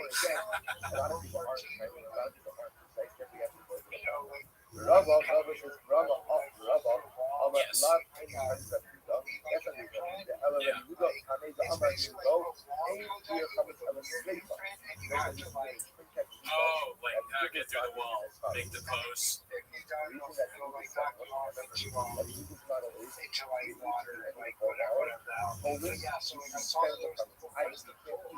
Okay, so yeah, The Floor is totally different from that. What you just described sounds like a show that Simon Gibson would host. But this show, The Floor, is a little more intellectual. If you like things like that, it's the guy. Rob Lowe is the host. He does a great job. And he's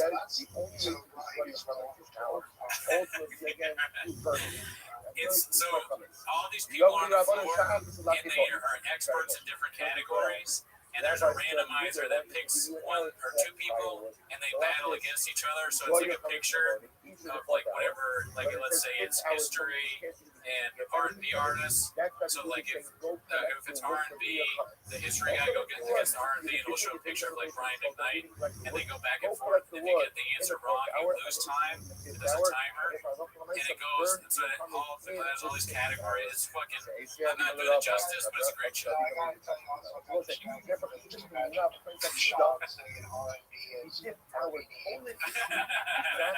BRB. He's like, I love Usher. BRB, dude. It's my favorite kind of music. Oh, what's that shit? Oh, man. But yeah, the Floor, the new season's coming out. It's hosted by Brendan Schaub. Check it out. Yes. It's going to be pretty good, dude. Maybe just have fireworks gathered. I mean, Therefore, what other shows could he time host? to What assemble other your game fireworks. shows? He'd say Rabbi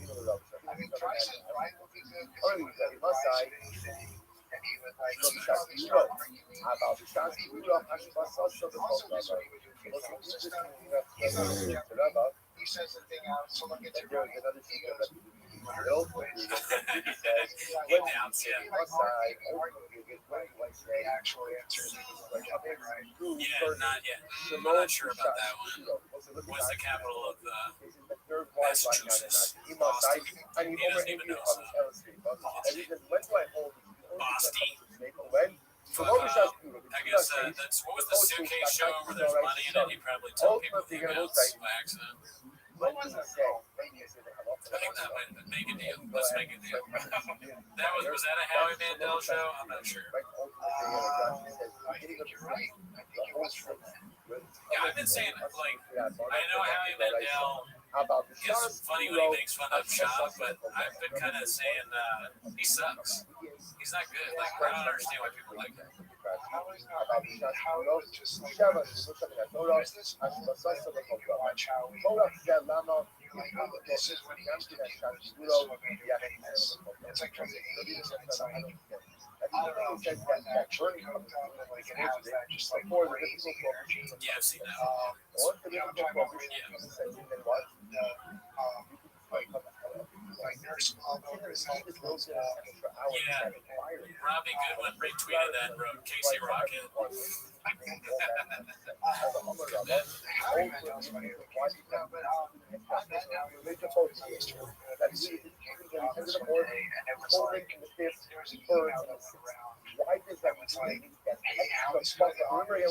We already have a buffer hour. What's the buffer hour? Six.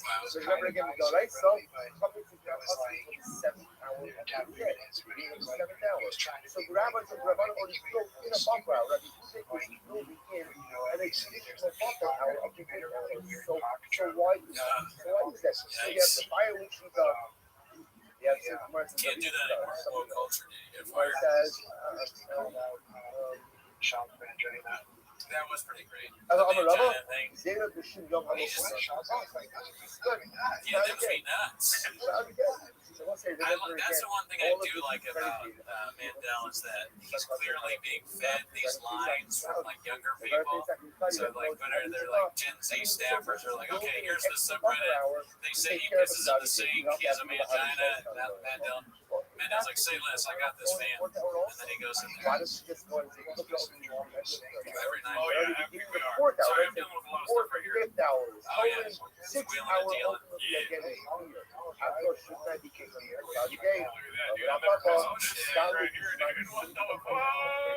Alan is very good at stand-up, guys. He's a very funny stand-up comedian. As you've seen on Conan O'Brien, ever heard of it?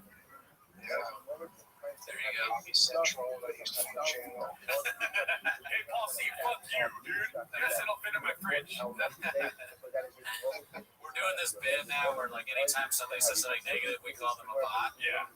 If it's not referential enough or reverential, then we say that they're a bot. And there's a lot of bots in the chat. Yeah, a lot of bots, dude. We Starting don't know how to get rid of it. showing up the first hour of the day. What do you do with bots? That's when the losing go ahead and why the losing Big mistake.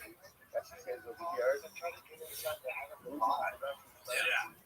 That she says losing the listing of our certainty. Ella shall list in all of our life. I gotta tell you, being on stream this long, easiest thing I've ever done. No, I'm about to die. It's very hard. People keep commenting like Cooney seems sick. Cooney's tired. He'll fall asleep. You know? Second hour. I know. Oh my god, why are you trying to make us think about Are you a numbers guy? Yeah, You don't want a numbers This guy. fucking numbers guy is here right now, dude. Are you a bot? Yeah, bye.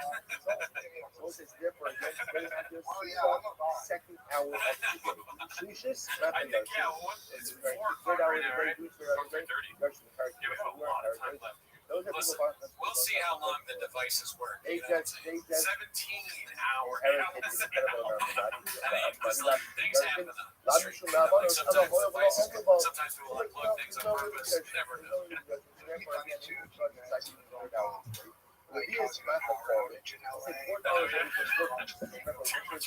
Oh, well, you know what the biggest one was in history. You know about this, right? Have you heard about this?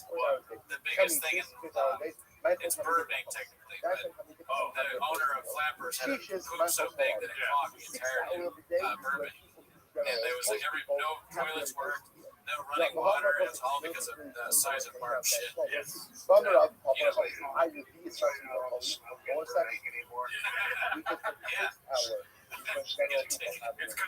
because that's a natural diuretic, and I think the leading cause was for cigarettes. Oh man, that's why they charge extra that gas station charge on the bill that you get at Flappers because of the toilets. Josh Snyder? That's crazy. He can't shit. That's weird. The craziest thing ever.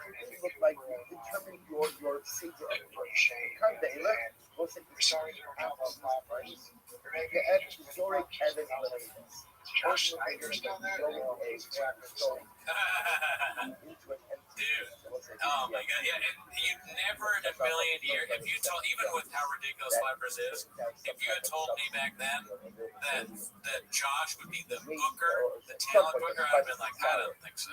But I don't know why, because they had Richie before that, it was just as weird. Yeah, I think about it.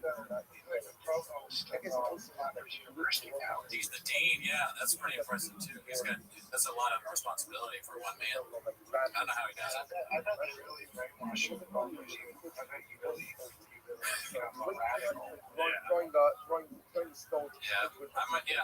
be cool if one day Shane is the biggest comedian. There's two huge Shanes. I wonder if anybody here's a good yes or no, is there anyone with Flappers this entire We should check. That's a good question. Let me see. We're not allowed to check, right? No. So we're not finished with this, but at least now you see that the soccer that dealt with again our focus about how this non-traditional work is really a more fundamental that really first comes about by Eagles that really focuses on how we study our people. He's a mainstay. But I heard a rumor that Jeff Garland's actually the name of the shit that Marvin started. She named it Jeff. Yeah. She took it Jeff. I told her you can't take any more Jeff Garlands, okay? Yeah, look, the mainstays were like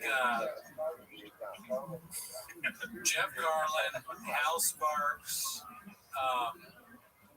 Alonzo Bowden. Who else?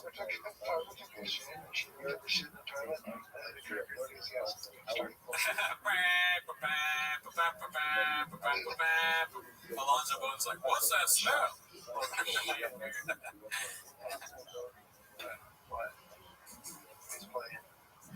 Oh, fuck. Unique subscribe to our channel. That's crazy. Do you know who Unique is?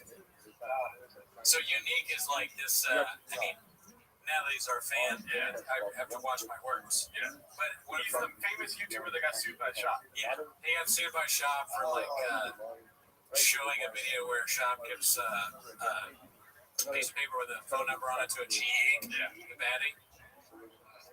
Yeah. Shout out to Unique. Yeah. Post is crazy, by the way. I looked at that Jordan. That's nice. Oh, yeah. Yeah. Oh, yeah. That checks out. You know the shops. Shop Probably. I mean, who knows? He's a wild guy. Apparently it's 8 inches. You know, he always says that. Yeah, but I'm just saying that. We, oh, jeez. Oh, my God. We shit on Jeff Dye a lot at the beginning. You know what's funny is like I kind of was like, oh, Jeff, whatever, he's just whatever. And then I saw him like when the Mark Maron stuff was going on. And he was like, who's this? I'm like, dude, shut the fuck up. Jeff Guy, you gotta be in line. We watched on Patreon this hilarious thing that he did. Did I tell you about this already? Okay, so he did a video on his YouTube channel where it's like Jeff Dye hates women or something, and he goes and it's him and he's like, all these people think I hate women. I don't hate women. Women are great. In fact, here's a list of women I think are funny. And he starts listing off women that he thinks are funny, and he puts their picture out. It's so good. It's everything you would think it was. But is he being like sincere? Yeah. No, if he wasn't, then it would be fun almost. But he was like, at one point, he picked this. He goes, he looks at his own list that he made, and he's like, Don, who's that? He forgot who the woman was. And he's like, oh, wait, yeah, no, she's good. And they were all like, it was like Whitney Cummings and industry plans. But he's like, see, I don't hate women. I think they're, they can be funny sometimes. Saying stuff like that. It was amazing. No, she's crazy now. Yeah, we lost a good one. We should be able to call Child Protective Services 5150. Take that kid away from her. Oh, you're worried about the kid. I'm worried about Whitney. I'm worried about my heart goes out to the mouth. CPS. Dude, Mark said that. I feel bad saying this again, Margaret, but maybe, you know what? I'm not going to say it again. I'm going to leave that. I'll tell you later. Everyone in the chat knows. I'm not going to say that again. I don't want that. I don't want a clip of me saying that. Actually. Now that I think about it, I'll leave that alone. Text it to me and I'll say it. But it's good. It's fun. Unique is in the chat and he said acknowledge me. We did though. We said shout out to you, dude. Yeah, thanks for subbing. Yeah. He said sub balloon. Everybody loves balloon fart. Balloon fart is one of the mainstays here. Balloon fart very friendly.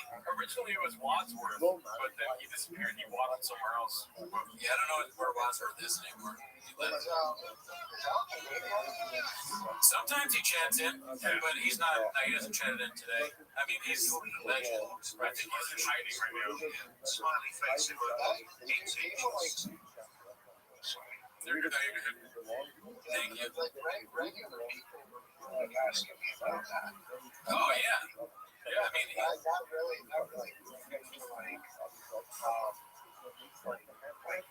gets to past just the same comedians that talk about other comedians all day. Yeah, he transcended the box.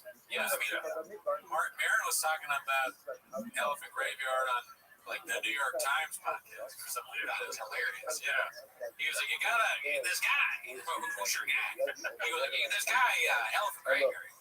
And they're like, okay, next question. Please don't ask us. Please don't talk about that on this. This is a newspaper, sir. Ran by billionaire technocrats. They don't want. They listen. They got their own simulacrum at the fucking New York. Yeah, Jeff Bezos, believe me. Washington Post. Has Sean said anything about free speech in the past 48 hours? There was that one, the moon clip is about something about like how something's fake. I forget with the Kirk stuff. I just heard he said it didn't on Kimmel. I don't know, but you know he will. You know he will at some point soon. That's what he should do. He should take over Kimmel's spot. Yeah. Brendan Schaub should take over Kimmel. How have I not thought of it? Do you know?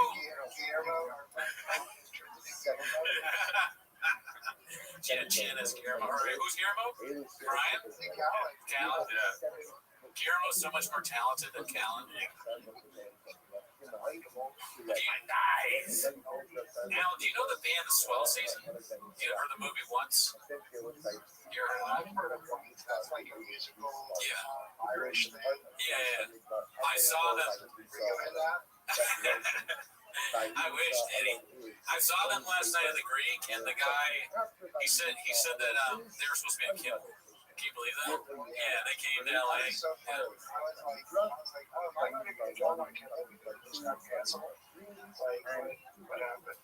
Oh, fuck. Yeah. Feel bad for the writers. Raiders. I think that it sounds like maybe they'll be back, but awesome. Oh, yeah, I mean, it's great. I went the first time last year, and it was like, it's pretty close to me, so I can like walk there and shit. Nice. I'll let you know when. Yeah, I mean I've been there twice. This time we got the seats in the front, and they're super nice seats, good food, very laid back. Everyone's friendly. It's not like one of those venues where they're very strict about shit. They're just kind of, oh yeah, your seat's over there. Yeah, the Greek is the Hollywood Bowl of salsa. It's very good place. Highly recommend. Who would you see? I saw St. Vincent. Ah, okay. Gerard is here. Mr. Robin kind of there. Oh yeah, no, you're a big music guy. Rilo Kiley's sick. Yeah, I'm seeing him. That's why I'm seeing him tomorrow. Oh shit. And you're on tour on Vampire Weekend. Yeah, I see them like 9 times this year. Do you know kids who can see Vampire Weekend 9 times in 1 year? I fucking love that band. I want to go to Vampire Weekend. And then on my bucket list is to go to Ween with Wells. Oh, yeah, we went to Walls. Oh, thanks, Buck. Shub could host I'm Not Smarter Than a Fifth Grader. Never heard of it. Sure, I'm not smarter than a fifth grader ever heard of it. Brown Cornelius says, asking you if Rilo Kiley's back together. Obviously they are, right? Yeah, they're reunited to do shows. I don't know if they're going to put our new album or anything, but they come on. They've been touring, I think, since June and July, something like that. I think the same thing happened with the band from once, because they were together and they broke up. But Well, what's happening too is we're around the same age, so it's the bands that we like back then, their big albums or whatever are ending their 25-year anniversary or 20-year or whatever. Yeah. I mean, I'm only 17, but Yeah, Rilo Kiley's like white Never woman. thought about that. Okay, good. Rilo Kiley's like white woman, the System of a Down. very much. Yeah. Very much. That is crazy that we're of the age now where the bands are reuniting. I guess me seeing the Swell season is like my parents forcing me to see the Temptations. Who's still alive from Peter, Paul, and Mary. Well, we never really talked about whatever. I gotta go. But that freaking Alan Dershowitz picture. Oh yeah. I talked to I didn't explain it to you. I talked a little bit about it on Raccoon Tweeties, our other show, but I went to Martha's Vineyard and I stayed at Chillmark. And I don't know how much you know about Martha's Vineyard, but that's where Larry David. Chillmark sounds like some show. Larry, that's where Larry David and Alan Dershowitz got into a fight. Did you hear about that? Larry David got into his face and you suck, you fucking asshole. So I've always thought maybe I'll run into Alan Dershowitz here, but I went to the Chillmark Tavern, which is right next to the cottage that we're staying at, and we sit down, and the Dersh walks up. He starts walking towards the restaurant, and I'm like, "Oh my God, that's Alan Dershowitz!" I try to whisper it to my family, and they're all like, "Who? What?" I go, "Alan." They're like, "Alan Dershowitz." They're yelling his name as he's walking out, and he sat at the table next to us, and he's literally right next to me. And my mom's like, "Where is he sitting?" I go, "Behind me." Okay, and I did a selfie. Yeah. I wanted to give him shit, but my family was there, and it felt fucked up.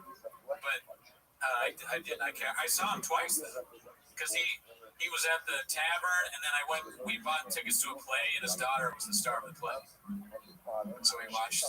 He sat at the table next to me there too, but then thankfully didn't have a seat near me during the play. So I didn't have to deal with all that. But yeah. What's that? His daughter? Yeah, she's cute. She's got a daddy. Children's school she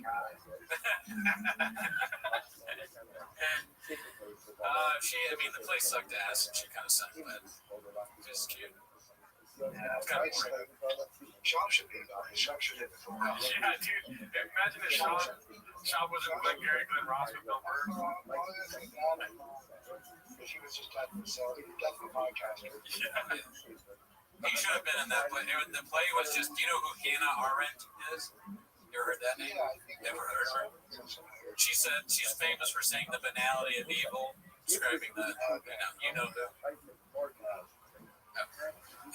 So here the play was her getting interrogated. So it's like her and then a soldier. So Papa Shop could have been the soldier. And that'd been great. They'd be like, "What were you doing in the library?" "Well, you know, library books are big." She's like, "Actually, I like books." "Oh, really? Well, fuck. Kind of a fatty dude." I'd rather watch that than what I saw. The lawyer could have been. That was another thing that was kind of funny. We got a phone call from Mark Harley's lawyer on the street. Oh yeah, his lawyer sounds ridiculous. He has like a fun Rob Pebble or something like that. Like he has a fake sounding name, Rob Pebble. He's like, "Oh, I got to take this call from my lawyer. It's Frank Cum."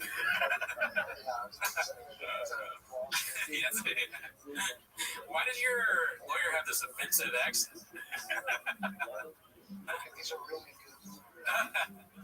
The lawyer calls it a bomb threat. "Hey, this is an old Wall Street. Hey, what's going on?" "My name is Bobby Pebbles. How can I be of service?" "Yeah, I'm Bobby Pebbles. I'm gonna get you off." "What do you mean you're gonna? I'm suing for wage and hour violations." "Yeah, I'll get you off." "Yeah, you're gonna come." "You got a break come actually." Rob Pebble. Yeah. But easy. Bobby Pebbles, attorney at law. At laws.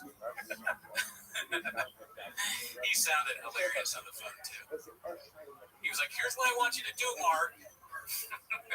What? Tell him what he couldn't say on the pod or something? Yeah, well, Mark was like, "Are you sure that you want to be on like the pod?" He was like, "Oh yeah, that doesn't matter." And I just muted. And then they were like, "No, leave it on." I was like, "All right." Attorney-client privilege exists even if you're on a podcast with 400 people listening. If you didn't know that. He just gets a bunch of clients from the street. Oh, they should. He's the best lawyer around. That's what I heard. Yeah, exactly. If you want a big attorney,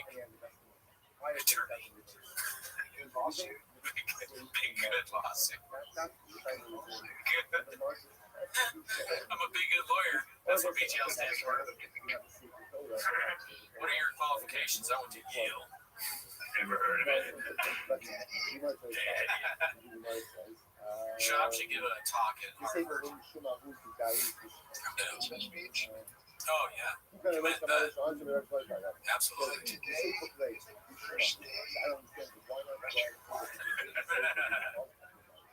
How do you mess that up? I want to rest in your life.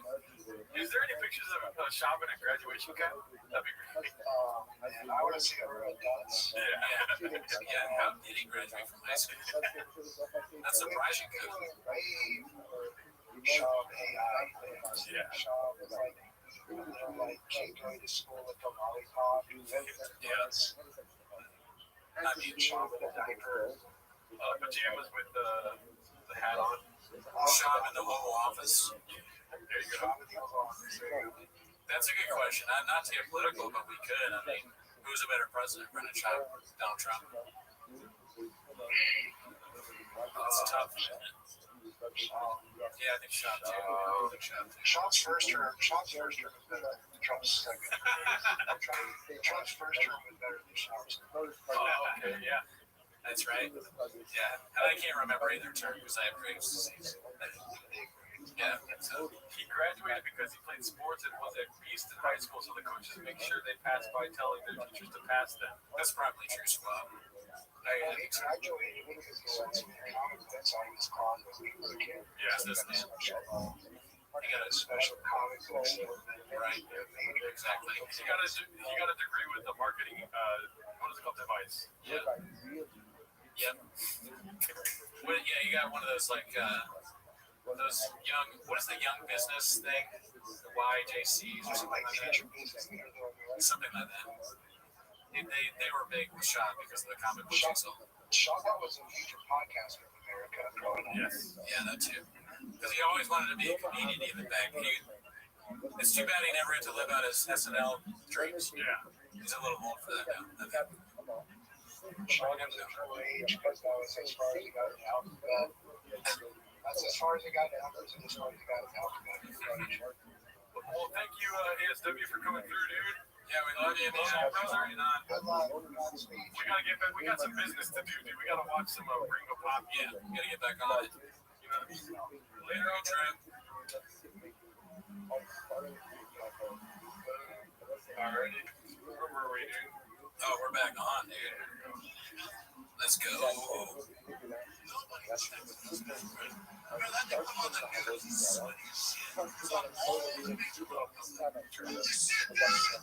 shit, back to the Gringo Pop beat. I got it done. I got that Johnson, bro. I don't feel good, bro.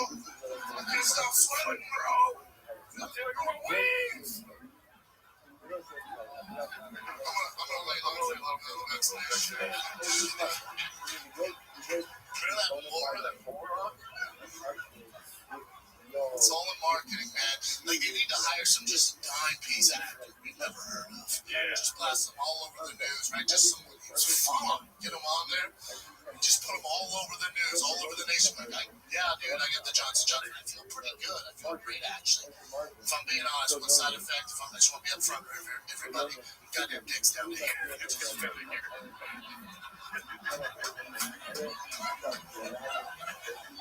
You know, the line of bros at CVS just like, Trying to do my part, bro. trying to do my part, man. Just,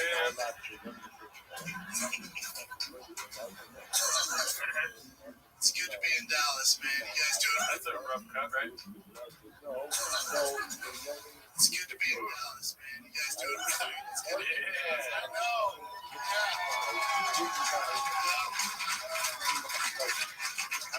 There's a reason I decided to shoot my special here, man. You guys just give me so much love. I absolutely love Texas. Yeah, thank you. I haven't touched a man since I touched it. It's fantastic. LA is not like this, y'all. LA is North Korea Beach. That's so good. One of the greatest tracks ever written. Yeah. How did you even think of that? Yeah. You know, North Korea, the beach. But they give us Wi-Fi, so that's cool. What's the over-under on you writing that bit? 0%. Zero. I would never take credit for it, though. The writers, it's funny. It's like no writers ever take credit for anything. But you know, someone else wrote a lot of the chapters. Robbie, yeah, Walsh was on, like, I've lost track of time now. Maybe an hour ago, 2 hours ago. Yeah, he was on it. It was like noon or something. Yeah, just. I mean, the time is really strange when you do a stream. I'm now learning that because I'm used to the longest we've ever done is probably 2-3 hours. Yeah. And we started at 9, it's now almost 4. That's insane. Yeah, I mean, watching the Gringo Poppy's helped me a lot. If it wasn't a Gringo Poppy thing, I don't know if I could do it. That and also, it felt like when what's his name came? Mark. I felt like Mark, like, he saw us as paper, and so he folded us up into a little airplane, and he launched us into the future like 5 hours. You know what I mean? No, but the grave is telling me yes. Yeah. I was him, but I did understand it. Yeah. Mark said he's coming back. It's cool that a lot of y'all are staying on. You know, we're happy to see some of you back.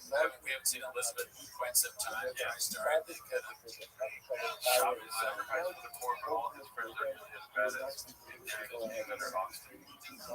Job is sacrificed to the core, but all his friends are nearly as bad in fairness. Be better, Austin. Be better, Austin. Shout out to you, Timothy Wendell up. I wonder what Austin is actually like. I need to ask one of my friends that moved there and like, give me but you can't. They won't give me an honest opinion because they live there now. Yeah. So we gotta go ourselves. We gotta make a trip and see what it's actually like. There's one thing to just make fun of a place and not really have been there.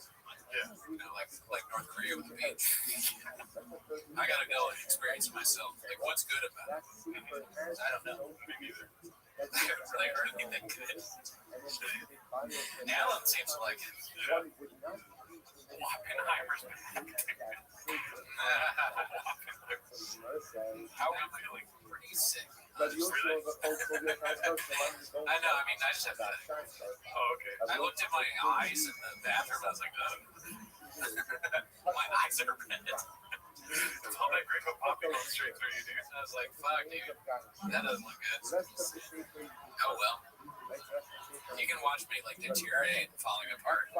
I'll say this. A lot of people are saying I'd be asleep early into the pod. And I'm not asleep. So hit them with the finger, dude. Oh, no, they were right. My friends in the group chat were saying that. It's like, you're my friends back home. What are you, why? Attacking me? Like, can I get some support? They're like, you'll be asleep soon. They told me to get 5-hour energy. Nah, I'm not doing No, hell no, you don't ever do that. Nah, These are better than that. get that away from me. That's disgusting. Don't threaten you with an app. Even if someone's trying to ask you Some about getting headaches feels good with it. I started to get a headache, but then Mark kind of pulled me out of that with his cat story. Well, the Advil's helping. I appreciate that. It kind of grounded me into reality, where I was like, you know, we're just a couple of cats out here looking for a home. You know? Yeah. So you don't smell bad if you want to wear your deodorant. Oh, man. Squab, don't put me in an app and make me fuck my way out. Mark, did you miss Cowbell? We did that at the beginning of the pod. Yeah. But, you know, you can watch it. It's just live, so you can watch it after. You can watch Cowbell or something better being a poppy with us. That's true. I mean, yeah. Well, oh, bot. Yep. We know you're a bot. Oh, Yeah, you're a bot. Why don't you have a profile pic? Because you're a bot. Yeah, bot. I know a bot when I see one. You know, not a fucking. I can see right away. Todd Jordan, how does it feel being a bot, dude? Yeah, Todd. Bot, more like bot Jordan. Bot Jordan. You know who's not a bot? Truck Flip. You know who else isn't a bot? Timothy Wendell. So try not to be a bot. How about that? Try not to be a bot challenge. Challenge 500. What's that? How do you say those things hard? You know the Gen Z thing where it's like challenge impossible or whatever. What is it? Oh, challenge expert. Like expert level. Is that what it is? Yeah. I don't think that's. Like, what is it called? Difficulty. Nah, QT, you're not a bot. Adam said Ellie's a bot. Uh-oh, trouble in paradise. Yeah, dude. Damn. Trouble in paradise. Something about that sounds like masturbation to me, bro. Yeah, you're gonna be jacking it. The first relationship that has been torn apart by this pod. Yeah. The challenge level impossible. Oh fuck, Timothy's bot. Oh, fuck. We know you're not a bot. Say. Blue Dots, rest in peace. One of the server dudes. Try not to do it. Poppy challenge impossible. There you go. That's how you do it. Challenge impossible. So I was close. Do you guys hang out with Mark outside the pod? I mean, when we hung out with them at PF Chang's, I went to dinner with them once with Luana. But outside that, not really. Trouble in paradise. Is this Timos? Bot. YouTube channel Q? Bot. Yeah. Yep. Yeah, Shadow Band bot. Like bot whiskey. TriStar, almost a bot. Almost a bot, but no. I know who you are, so I know that you're not a bot. No, but when I did walk him out, and I walked him purposely away from my car, you know, and then he ran away. Yeah. This is fake 24-hour gringo. Bot Jonah. Yeah, dude, bot. We already knew you were a bot. Yeah. Oh, cool story, bro. Bot. Yeah. By which hour do y'all sit there suddenly watching your Poppy? I mean, 5 minutes from now. Oh, we're gonna do that.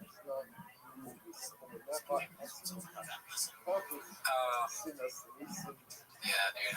Honestly, Smith and Burns is making me kind of want P.F. Chang's food.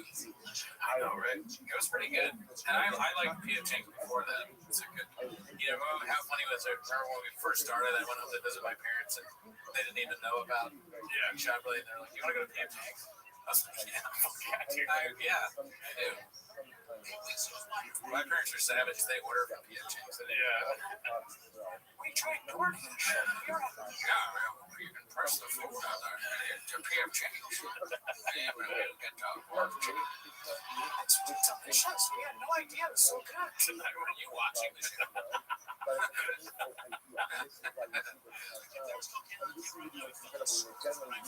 Florida from right field, dude. Asole. Dude, that's alright. Asole. Never had it. Throw Walden on? Damn, that sounds like a good idea. Walden is a good move. I would like it, Walden. Oh shit, the buck beaters. Oh, thanks you too, Jim. Out of bottom. Thank you, Butter. Good to see you. Here is some money for therapy after watching Papa for so long. That's a good thought. Now we lose a drink, probably have yelled that already. It's hard to count, but we do have expert, what is it called? We have lawyers, AI, and they're going to tell us after the stream. We'll be sure to be transparent about the numbers. It's a taxable amount. Yeah. Your people be key. We had taxable coffee money earlier. Yeah. There's still like a cookie left. There's still lots of cheese. It's the worst I've ever had in my life. What's that other thing, you know? That weird cinnamon thing? I don't know. I'll find out. I should eat that. Yeah. I want you to have Those cookies work nuts. Dude, I can't believe you're not at Portos. I've had Portos. Oh, that's very good. Sorry. I get offended by food. When people say they have that at Portos here, it's like the craziest thing I've ever heard. I can't, like, you live in Los Angeles, you have been at Portos? Oh, really? Oh, really? That's crazy. That was sus. Okay. 24 hours is 23.5 hours too much. That's hilarious, Nikki. If you walk around in Los Angeles, we don't have a big, we're like North Korea, the beach, but you like will find a Portos at some point. They got one at Downey, they got one at Glendale, they got one at Berkeley, they got one at Penn State. They got one everywhere. I don't know if they have one at Penn State, but they have one everywhere. Is this content transformative a word for you, Timothy? Are you kidding me? I don't know what to say, but what's it called? Somebody was saying something that I wanted to comment on. See, this is the 7-hour stream brain right now, dude. I was trying to figure out something. I was going to say something. I forgot what it was. Oh, I've had the Cuban sandwiches at Portos. Those are fucking bomb. Their sandwiches are really good too. Yeah. I thought about it. I was like, I could get like real food, but by the time we needed it, we like potato balls. I was like, we'll be eating cold potato balls. I don't really want to do that. I mean, I have done that many times, but today I was like, I'm going to have coffee and cold potato balls. Janae wants to know if you brought extra Greg's mints to make it to the thing. No, I only have to take it 5 times a week now today, so suck on that.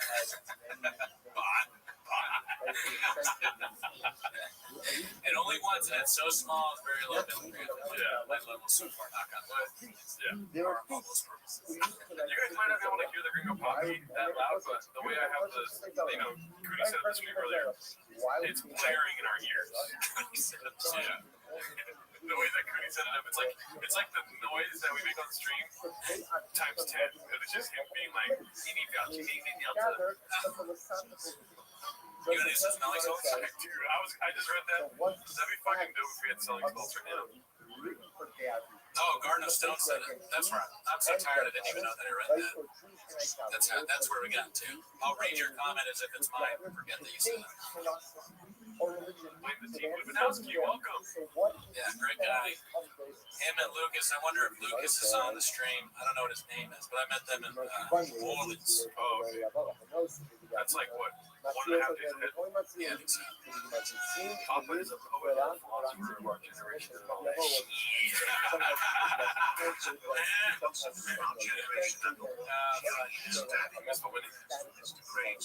Selling spots.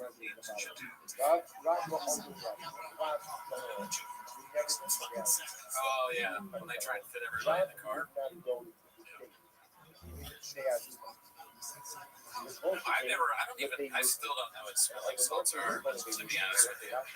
I know we've gone over it before. I don't understand it. But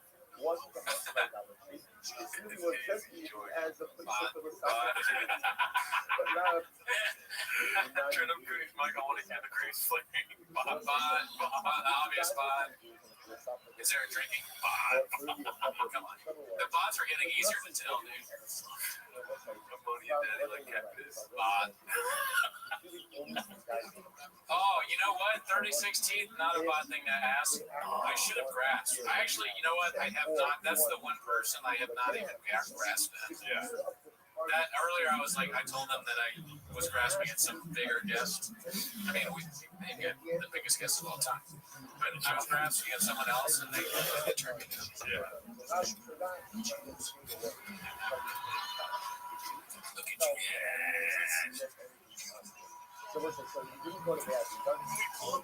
at you guys, another sleeper for greatest things ever said. Yeah. Everything you told each other could have been a lie. You may never have been in love. But yeah, I was like, well, no, I know. You're almost, you're like teetering on that. All right, see you later, Blood Fart. Thank you for always being so friendly. You're a great guy. Never met you. If we would have asked you, I've never asked her either. The closest I come, and I said such a before, is I asked Josh, I think. No, I didn't ask Josh to answer. I asked Josh Potter, and he was like, no. And I figured that's enough. If Josh says no, then Annie will also say no. And I've never met Annie, so I had no connection to her. Almost 420 likes. Smoke up, fellas. I like how they want to smoke. It's not even 420 likes yet, but they're like, I want to smoke. It's almost 420. I'm good. Oh yeah, 19 minutes. We upgrade. That would be crazy. Relapse live show. But I have a guy who had to tell me go ahead and do that. Right, so my guy will phone me up movie, and now he was going to go and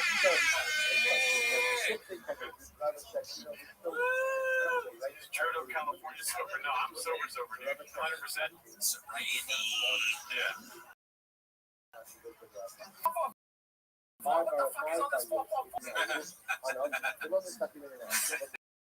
What's his name? DePaul.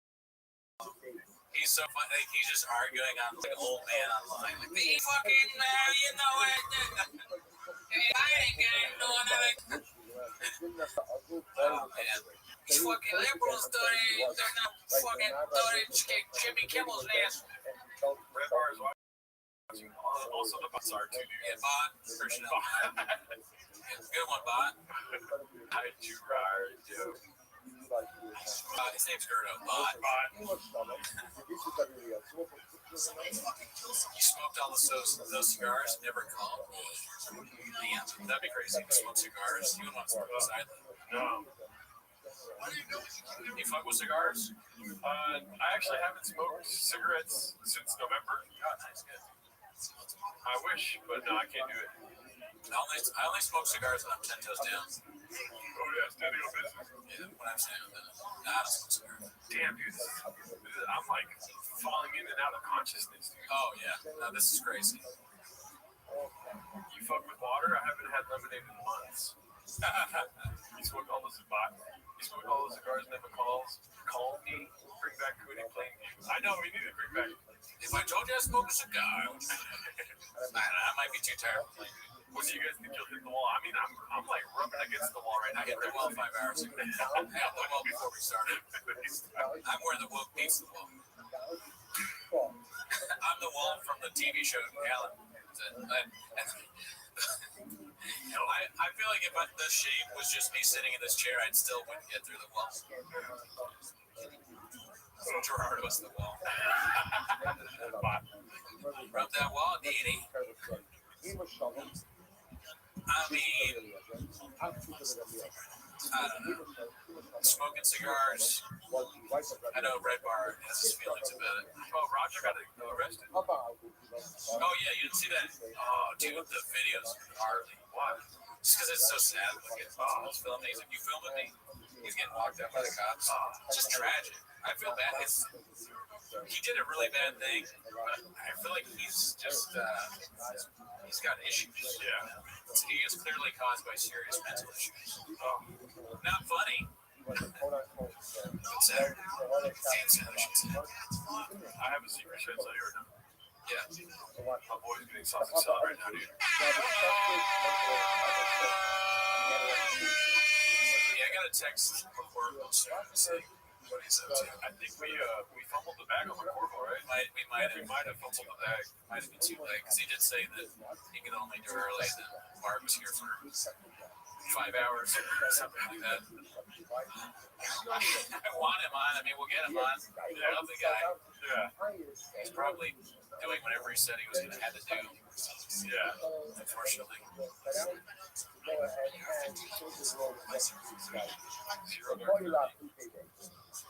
We will probably have a few more guests.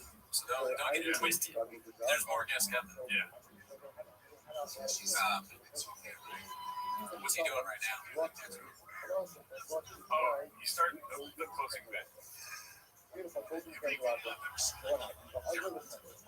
Oh yeah, Yes. the Lions. Yeah. I know I said this earlier. I would like to see the Ultimate Marsden. what'd she say?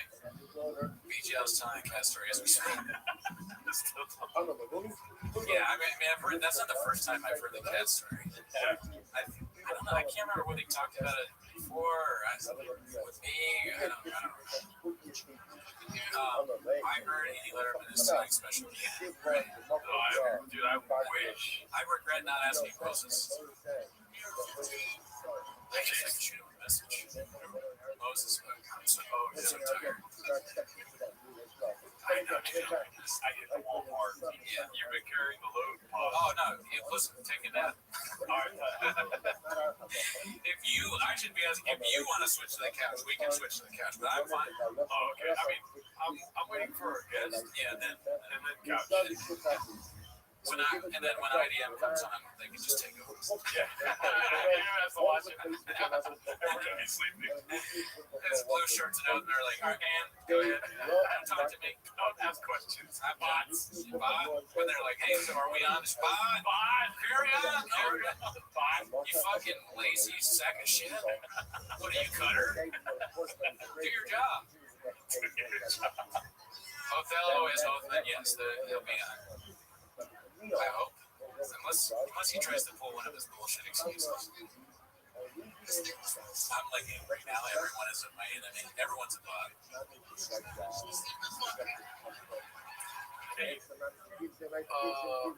You know the one thing I'm looking forward to at the end of this week?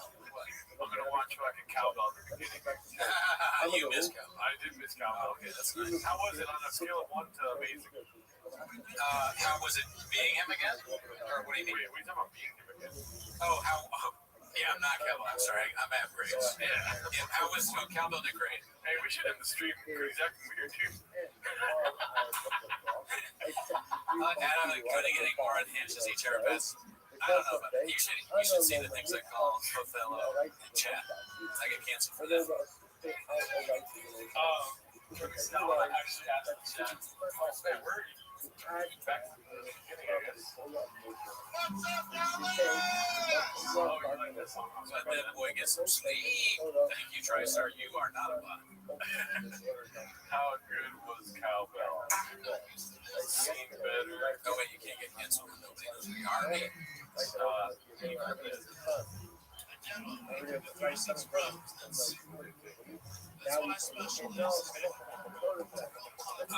Did you see Cowbell earlier? I am practicing. We should have taken a nap while Mark was here. Yeah, we could have, yeah. What's up, Dallas?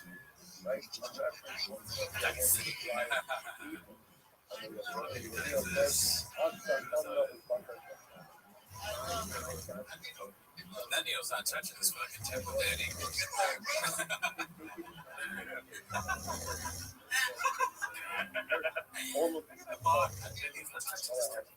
The walk is skill. I don't care what anybody says. It's a skilled walk. He says that's taking it. It shows that he's been studying the grades. Oh, my bad, Mr. Hole. My bad. He's not. Yeah.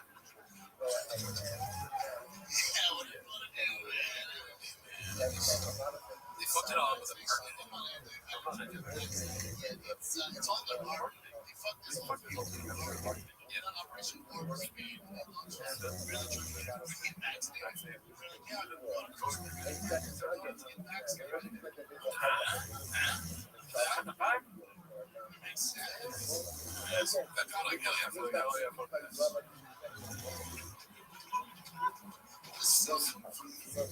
He's gonna call it monster.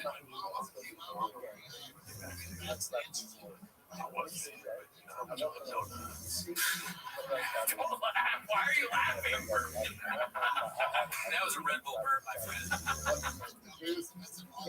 Mess it. Mess it. The dumbass that messed it up.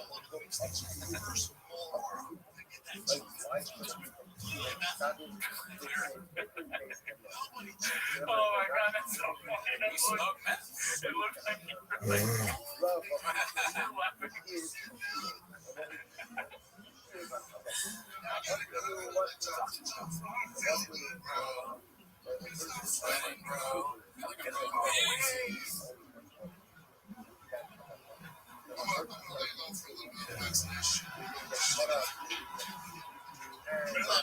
Oh, who are the old ladies on your shirt in the squad? Golden Girls, Daddy. Where's all the English money gone? I need more English money. Earlier, I accused an Indian man of selling us English money, and that was what the beginning of the show. I have no reason to be tired of them.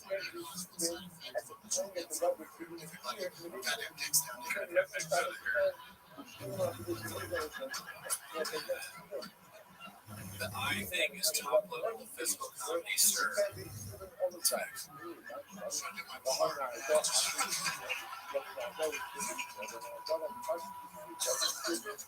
Oh, Nathan, are you English? Shout out to London. Always good to have international. Oh, successful egg is back. Goddamn sticks out. Yeah, you're right. Goddamn dicks out of here is pretty fun. But get back in the kitchen, successful egg. You need to go viral on the Reddit. Okay? Hurry up. You can watch the stream for a little bit, and then you got to go right back to making clips. Oh, San Diego Airport is closed due to a nose gear collapse on the runway. says nose gear collapse. Sounds bad. I can't go through the lockdown. Oh shit, Elvie from England. Or the UK. Sounds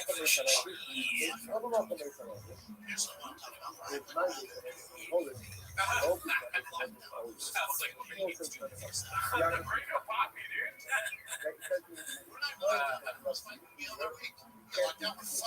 Just like when we talk about what are we gonna do? Oh my god, my life would be so much easier if I was just eating shit. the laugh after that is so great. Oh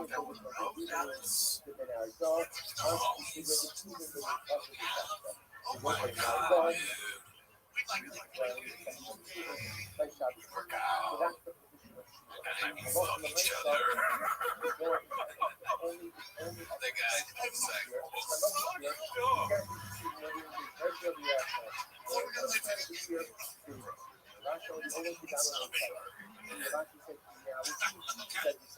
don't burn yourself out, Kurt Larno. You'll have a chance to do this all over again in 10 hours. Good one.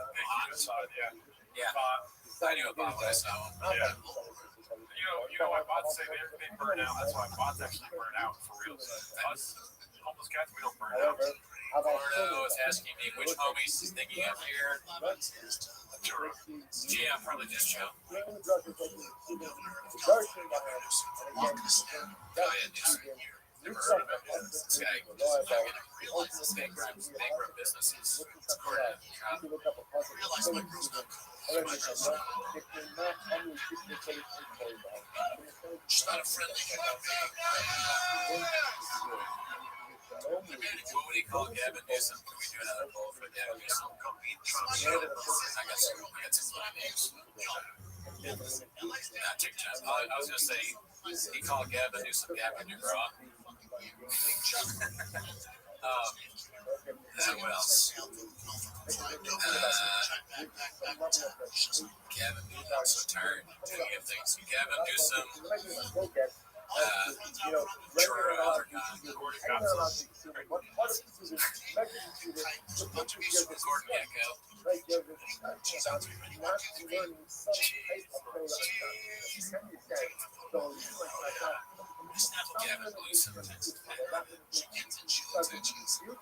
Okay. It's been 8 hours and we haven't said the name.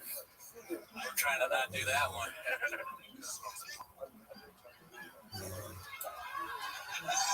I said you're gonna go to policy news. I'm gonna go visit with you. I'm gonna go shake out my people. Savage.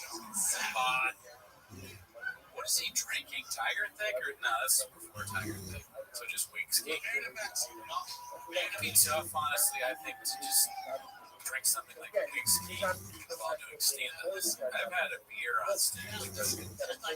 That was fine. I don't like Taco Bell whiskey during your set. It seemed difficult. Depressing different. Born and raised. Came to the States 10 years ago. Legally. That's illegally. Real deal home field. Oh, this shit is. Oh, yeah, LP. Yeah, who knows? I wonder how many tabs I got just to see. Just never the old bit. Rabbi, dude. Give them Latina, bro. You know why? Because they're fun and they're spicy. No doubt, definitely spicy. Real spicy, right? Let's see. Real spicy.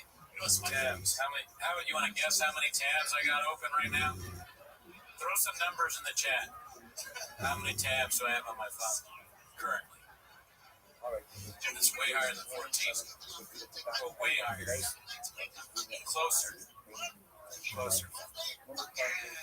Let's see if anyone gets it. Ooh, that was close. Jesus Christ, I got really close. Oh my gosh. I got 40. Paul's very close. Paul Kersey. Everybody, Paul Kersey, very close. Yeah.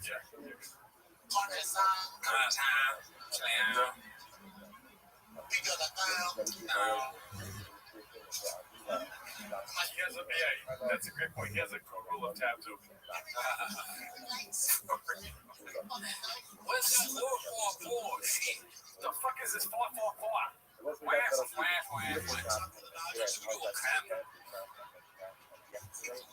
Sorry, I did that shit. Spin the company. We measure my team. They are things like that. They don't know.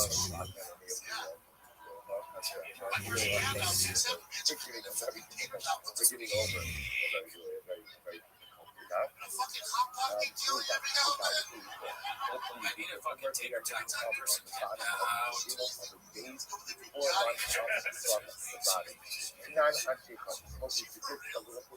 time you're like, does it ever occur to her? Maybe Brendan's not trying to shit his pants. You want to hear something true, Trudy? Yeah. I'm talking to this girl, and yesterday the last message I sent her was, I'm watching the world's worst stand-up special for 24 hours tomorrow. What did she respond back? Can we flip? Close, but no. Can I watch it with you? No. She didn't respond. But I don't do this for me, I do this for my kiddos. Yeah. I mean, you gotta make money to buy baseball bats and court for that.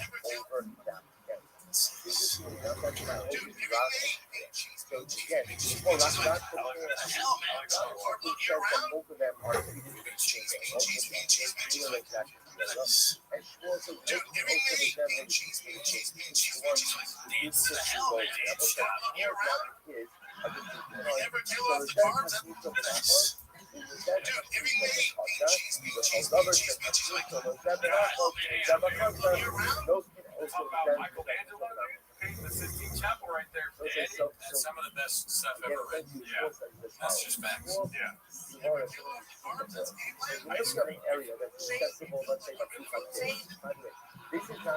That's what, like, the Migos or something like this, they should make a song called White t-shirt. One area is a little further area. And one area has ease of access, one area has difficult access. Yeah. Great artists, watch great artists. Yeah. One that has ease access. You know, you go around, you go up to fucking Bob Dylan, you're like, right? you ever seen a real Bob Dylan? That's fine. You overturn it, Watches and those you're going things. to diminish the height of the wall. Remember again, that structure that has sheer Exactly, access special of the things. wall Yeah. is granted that area. The So thick it's boys full mix. smara, Yeah, he's number. it's a good Yeah. smara. Whichever you have an area in between two potatoes, both that matter. One has two Says different Paul, ones did you that up at matter all? to use. Grant the area to the target.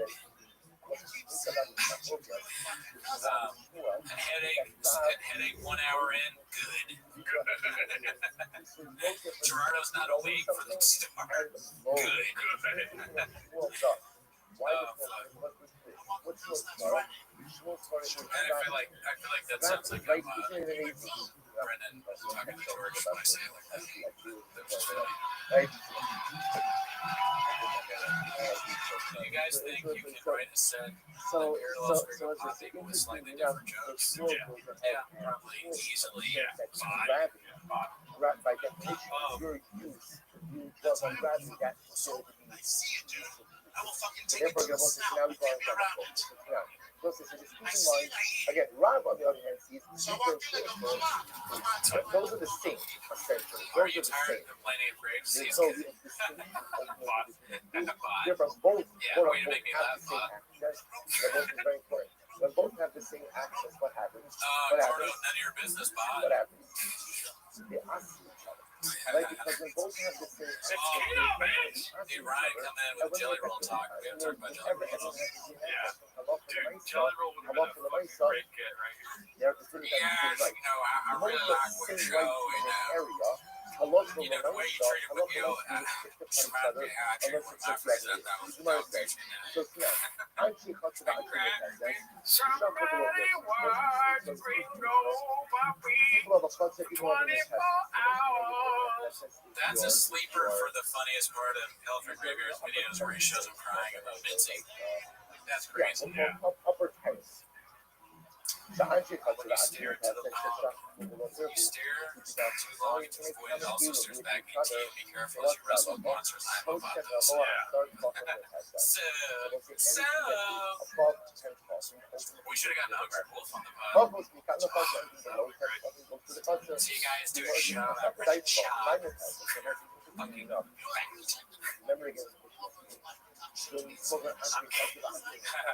What's the You'd surprised 24 hours stream? I don't think we can get away with that. yeah, it's on Showtime. Never heard of it.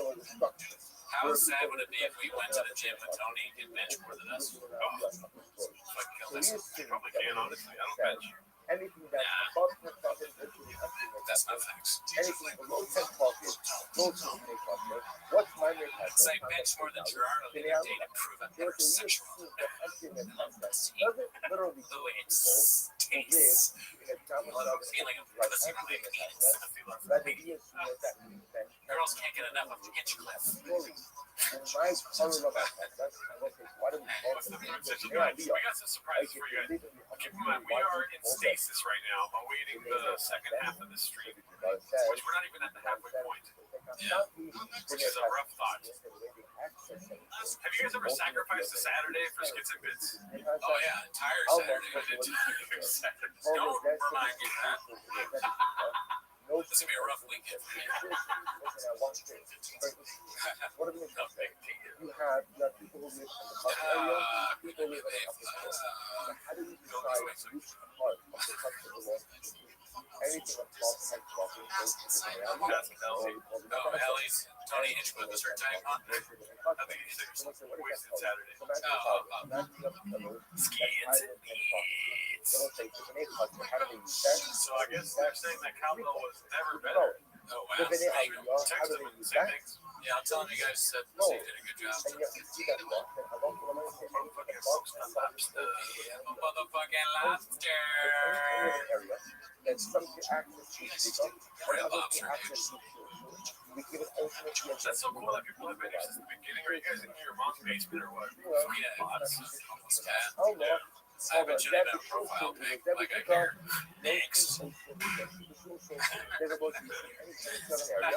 fuck doing this for the rest of your life. Imagine streaming every day. That's crazy that those guys do that. The big streamer people. Insane. So I guess at some point you just gotta just completely tune out. Like, I'm surprised that. Yeah. You know the cool part about doing this though is that sometimes you gotta meet your idols. You know what I mean? Yeah, sometimes. Sometimes it's just like What? unbelievable that you get to talk to people like this, dude. The CEO, which I'm gonna take my hat off. Oh yeah, dude, take off your hat, dude. Bald ass head. I can't have a hat on meeting the president. The CEO. I'm sorry, I should have worn a suit. I'm in a sports jersey. I'm embarrassed. It's number 66. I can't hear Brian. Oh, there he is. I can hear him now. We did it. We got him. Yeah. Whoa. Crazy. Man. BC. This is amazing. What do we call it today's episode? 24 hours of shop? Yeah. Oh, yeah. I don't know if you know this, but we've been streaming. Well, yeah, you do know this. We've been streaming the Gringo Poppy since 9 a.m. Wow. I did it early when Hella Mark was in there, Titty Patties, but I could see it as I locked that.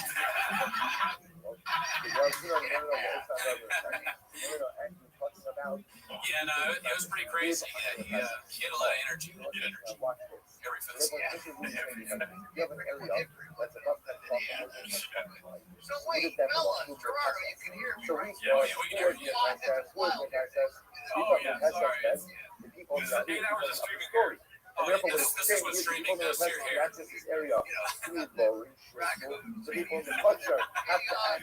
you guys, how much caffeine slash nose beer? Oh, I don't know about caffeine, but we got rain. Rain has a new flavor called white gummy worm. So that's what Gerardo's drinking. Yeah, I had a Red Bull and an Americano. Never heard of it.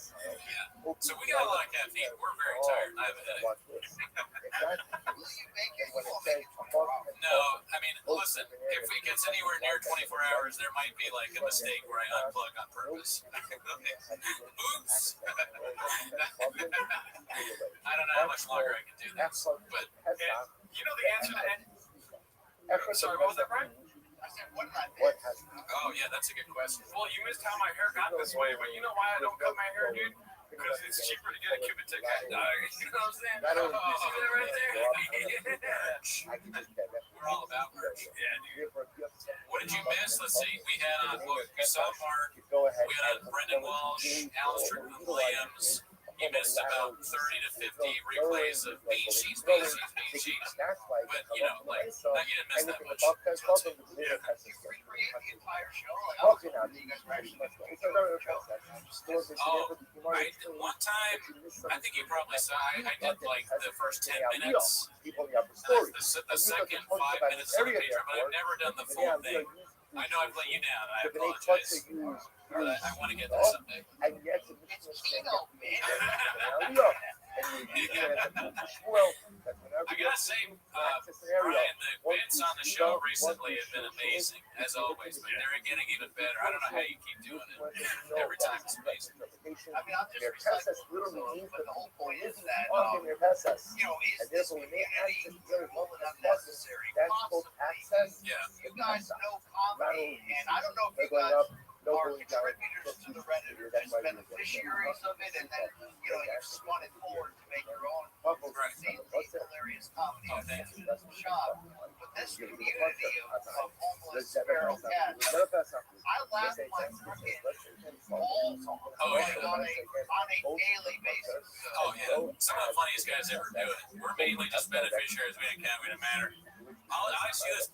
Brendan Walsh, comedian, fake comedian, he was saying he's like addicted to the Reddit. Do you ever feel like you're addicted to the Reddit? It's a problem in your life? I do. I feel like it becomes a problem. You know, sometimes it gets a little out of bounds. And I'm like, you know, do I want to be associated?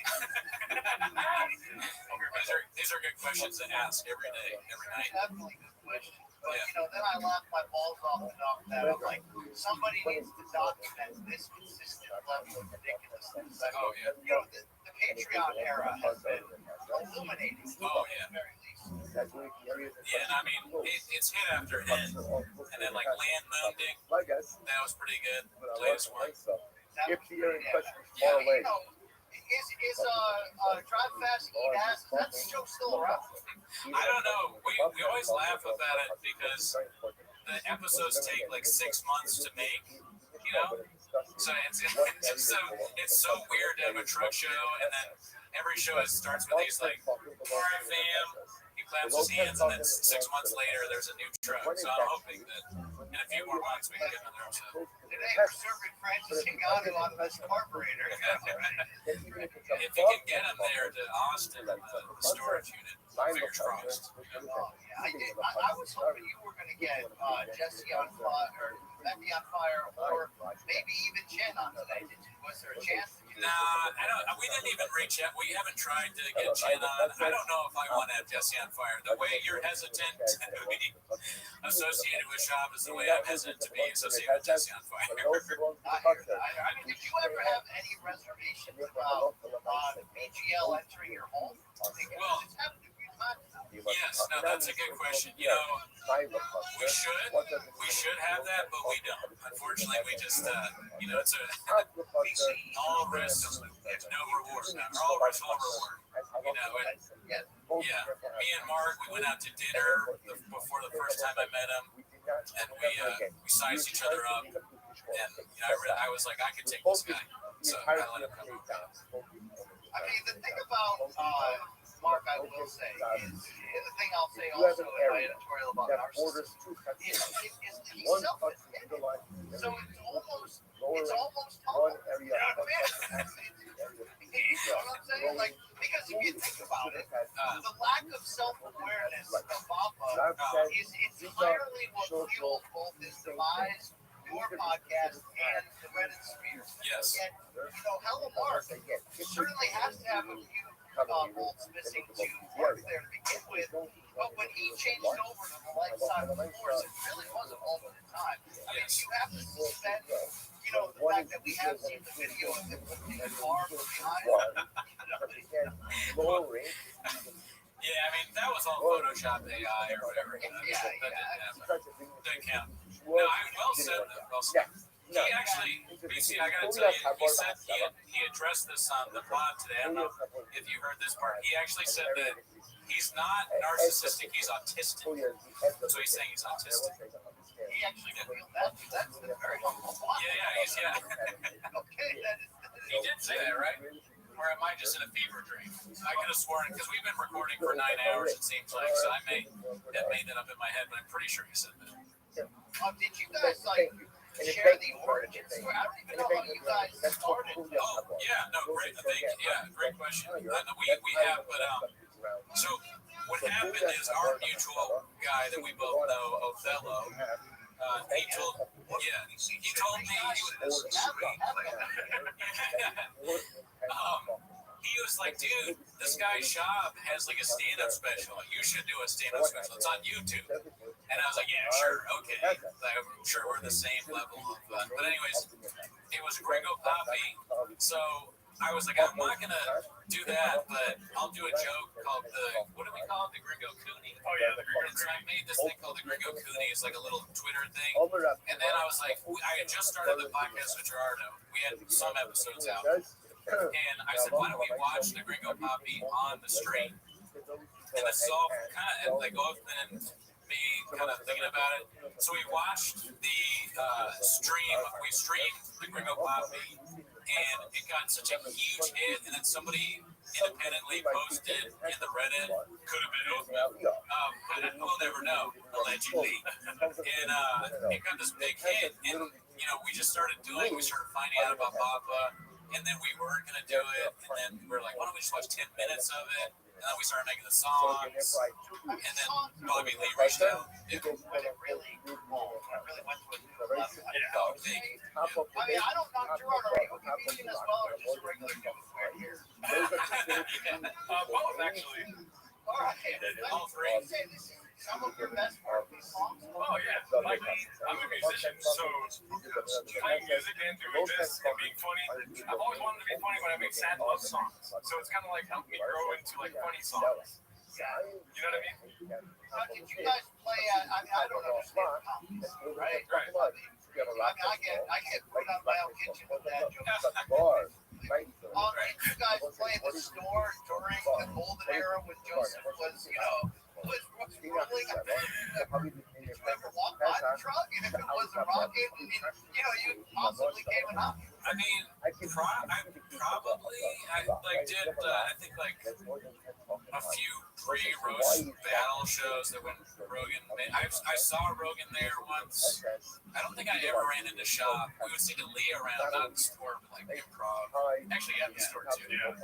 Yeah, D'Elia, one of the greatest ever do it. Already know. So, but I never saw live Bob Burton and Rogan stand-up. Was that? Great comedian, bad boy friend. What part of the pit? I'm working on my D'Elia impressions. Right? It's the Now, whole. why doesn't Papa protect him? Why doesn't it drive him nuts that D'Elia is so off? Yeah, that's a good question. I thought they were all going to stick together, Yeah, I thought we were all going to fight. A lot and the Not pit so much. together. Like, what is Eric Griffin missing?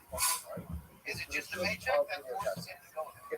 I think they're all kind of like tied together. D'Elia's got nowhere to go. It's a show that Theo Vaughn was there for a while, and then he had to go figure some stuff out. He's going through a lot, and then they were just like, we'll just keep going. It's one of the best shows out there right now. So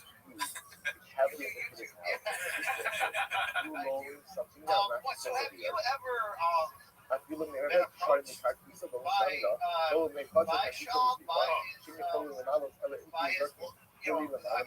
involved in plenty of lawsuits. Like, have you received any subpoenas? No, by the way, I think we have like interaction with all the shopovers. Like, I've met Eric Griffin. He told me to move, motherfucker. But like, not mean, but I was like in his way to get an open micer. And then I met Chris D'Elia. He disappeared into a restroom. I met Joe Rogan a long time ago. I met Tony Hinchcliffe. The only blowback, and also the credit to Shaw if he knows about us at all for not suing us. Thank you. But the only blowback at all that I've received is one time I did the show a long time ago, and the producer of the show told me, he was like, "Hey, the guy that does Shaw's poster work saw your name on the thing." He was like, "I can't do this poster because this guy makes fun of Shop." And I was like, "Oh shit, really?" And he's like, "Yeah," but I was like, "I'm still gonna put his name on," and they just ignored it. Or no, actually, no, the poster guy was like, "I'm just kidding. I can still work with you or whatever." But he was at least aware that I did that. But that is the only blowback whatsoever that I've doing. Remember again, that upper area, the area to the right behind the railing, that's your us. And the way they're going to access is still lower in buckets. Is your entire YouTube Bucket to the right algorithm like mine? that's Just full-time to the left, I'm sorry. podcast This is cringe. a concert, and there's Rico. She's Sylvia, the halacha lemaisa, going ahead, Beige and guy, you are and I don't even subscribe to lowering any of them. yourself. You are lowering Sure, you don't. Yeah, you don't. Right. I mean, you know how many people are making a living off of this man's work? I mean, his father doesn't even know it, but he's financially fueling not just his son to stay alive, but all these other comedians. And we thank Harold Shop. We're so happy that he was able to move here from South Africa and the Emerald Mines. We really appreciate that. Oh, what's that rock? See, because it's water. But to answer your question, absolutely 100%. Our algorithms are just as embarrassing as yours, if not worse. I am subscribed to some of those things, unfortunately. I mean, some of the podcast guys got like 3 channels and they're good. Yeah, I mean, podcast cringe. I mean, good. I'm not sure. I'm only go as far as the president. You've always been you're a big go out there. You heard it here first. Brian Campbell, podcast cringe. Every one of you that's been one with the we watch it. We watch it. It's great. And the other one has either Rico or Social. I have so many questions. I'm sure you guys do. Because here's the thing, I had a cup of coffee in the timeline of Shop's Club, right? It was, South Florida. It was a little fight known as Floyd Mayweather versus Logan Paul. on pay-per-view, and Papa and LT and I were, the talent hosting the weigh-in or something, and it was a time when I started to realize that this Reddit thing, because all these MK, I've been working on that, all these MK fans were like, yo, you gotta check out this Reddit thing, it's wild, because they're like, you know this guy, LT's friends with him, you know Shab. I'm like, I know. And then, you go to it, and you're just like, oh, God, like, the rap song, like, that guy, South Oregon Bird, I mean, like, some of these guys are just accidentally brilliant, like, I don't know balance checkbooks, but they can make me laugh, and so they started to get in my DMs, and I realized there's a lot of crossover here, and they're like, you gotta do Shab. Oh, shit. Yeah, you gotta bring the bits to move in. And I remember thinking, there's a chance I can get my ass kicked with this. Like, there's a chance it goes south. But I've got to be honest, I delivered those during that weekend when I shared a few streams with them. I delivered those Chavisms. Assuming that he was, I'm almost throwing the lob for him. We're the pro comedians. I'm the stupid guy who thinks it's funny, who isn't. So I'm just going to lob him and then you'll dunk on me. And then, for plan B, I was thinking of, I can get him to address it. Actually, will kill the picture. Right. I had zero idea of the lack of self-awareness in that. 6 years later, we'd be right here, right now. I thought I was helping him in a sense, right? Yeah, that's impossible to help him, I think, is probably what you learned that day. Because I still can't figure out if he no-sold the shit out of me, or he just literally didn't get it. I mean, that's probably the latter. I could say didn't get, or it could be either one. Oh, one thing I wanted to ask you, and feel free to, you don't have to answer, but when we first started on the Reddit, we would hear about you, and they'd be like, the CEO, Brian Campbell, BC. It's like, Not the wartime, though. Oh, yeah, not wartime. Sure, yeah, Arrow, Lonnie. BC, there was a profile that was supposedly you. Do you remember this?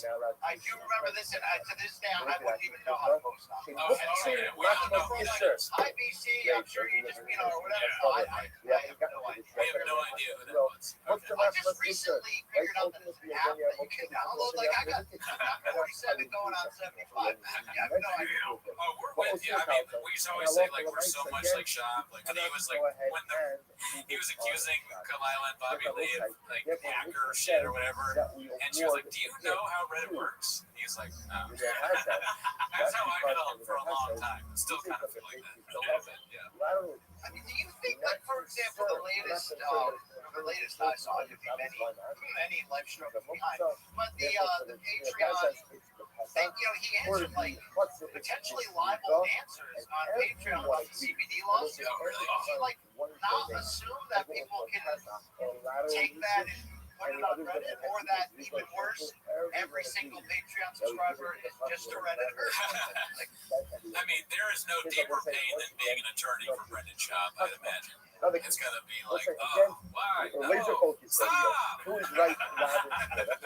We actually, speaking of attorneys, you think this is funny, when Mark was on, he had his attorney call in the show, and he was just live on the air for a while. And then Mark was like, is it okay to talk about the thing? And his attorney's like, yeah, it's fine. He had some sort of comical, TV character, blah, blah, blah. His name was Rob Pebble. We're like, all right, sure, he's an attorney. It was ridiculous. And then he was like, yeah, he's a great attorney. We went to college together, and we did Roy's. We're like, all right, but okay, you're not helping this guy. Poor Rob Pebble, Bobby Pebble's attorney at law. Because he's like, I'm not going to do with this, blah, blah, blah, blah. I just don't believe that. Yeah. Oh, no. I mean, the thing that I was disturbed by the most is when the person was telling him that their child had with epilepsy, and Sean's like, oh, you got to get him on CBD. Just give him some CBD. I was like, oh. From local shop and SHB. You know, I would have said, CBD treats to their dog. Yeah, just give them CBD. It cures up. The epilepsy goes right away. You know, wet and wild CBD, just give it to your 5-year-old. however, again, about bar, This the like, leagues okay, are this giving them extended run of us enjoying this comedy, maybe I would say that even in the piece of the bar, completely at small. Like, I think of how often it could have just ended what happens with in a case one of bar is piece of self-awareness, one piece of like, I know what's out there, haha, joke's on me, guys, okay, but enough. But it's either, you know, I don't read the comments, or you know what I mean, or I'll sue you over this. Yeah, the lawsuit shit is crazy. I guess I'm not a litigious person. It would not cross my mind to sue somebody, you know? But clear, I mean, Job is very litigious. He's a hungry wolf, dude. Yeah, he's right, James. Yeah, still, he wants to spill the beans on some other thing. Yeah, you know, it's like some people think it was maybe infidelity that led him away from comedy. Some people think it was, members of the you know, concert, they get to use the lower children's baseball. You know what I mean? I really think it was a turning point with the San Francisco VA. You know, once them streets were no longer safe, like, you know, we could have had a third comedy special. But here's what I really want to bring up to you guys. I'll just interview you on your own 20 I listen to I'm an old school pro wrestling fan, so I listen to this fantastic podcast called The Lapsed Fan, which is built upon old school wrestling fans who hate the current product that just deep dive the shit out of what went on back in the day. So when Hulk Hogan died, they are in the midst of like a 9-episode special about like the history of his life. Each episode's like 3 hours long. They research every newspaper archive in history. The other day they had on some like 75-year-old guy who grew up with him. Like they're literally trying to find basically just to prove how much Hogan was alive. They're like interviewing his little league teammates, and they're like, "Here's what he said in his second book. Is this true? I don't know if this is you guys, if you're skilled enough.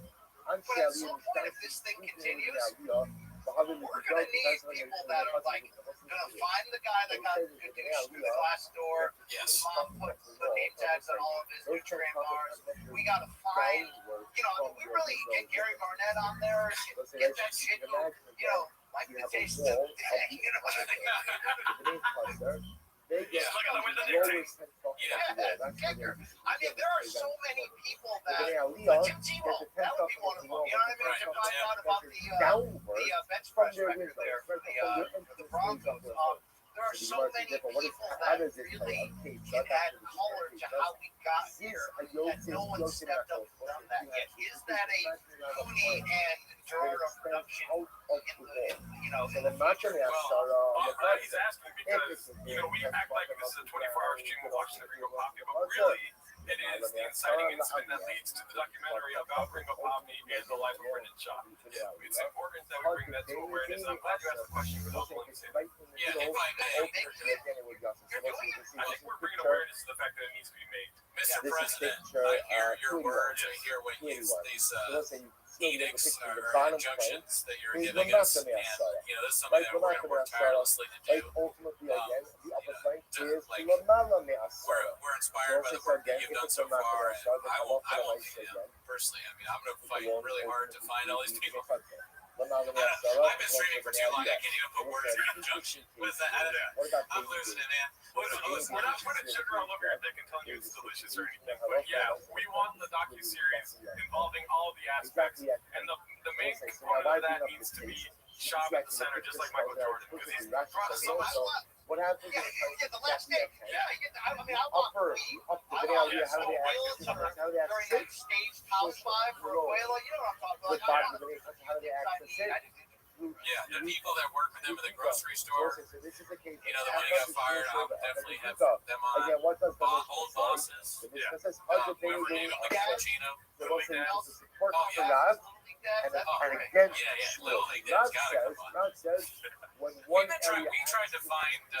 we We actually tried to find the believer, Oh, yeah, we did. which is crazy that we did that. But Sean McCorkle thinks he they will has all ask these you a people, right? question. He's got Shmuel like, was I got the the guy one with who the said, no, Triscuits, you know, like all these.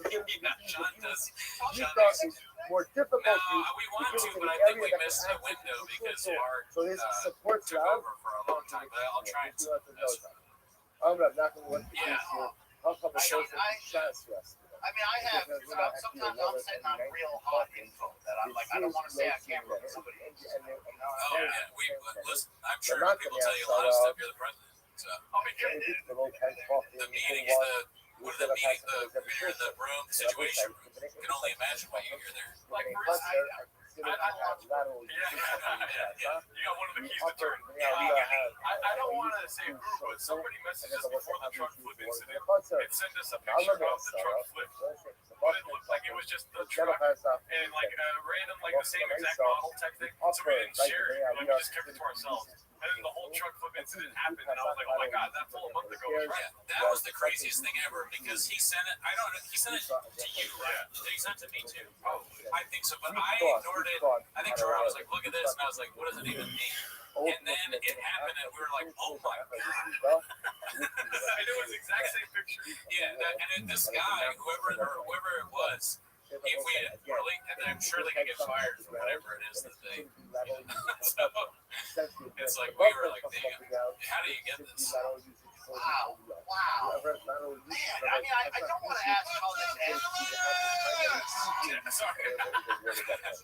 How much day? I don't want to ask how this story ends because Because what? Sorry. it's probably going to be sad. But I just wonder, like, what twists and turns. Because lately I've been trying to get in the mind of Kellen. When I watch these, he seems almost as turned off by extreme baseball dad's behavior lately in terms of like, you're gonna listen to that son of a bitch coach ego pro with the sports, you know what I mean? Like, what's your eyeball? Like, I really fear that all of this man's happiness is tied into whether one of the chumpies goes pros. Right. It could be. I mean, but he's putting a lot of effort into it, so I think they're both probably going to be Major League Baseball stars. Definitely, that's the thing in every facet. I hope they do become that. You know. Yeah, I just hope they don't kill us someday. There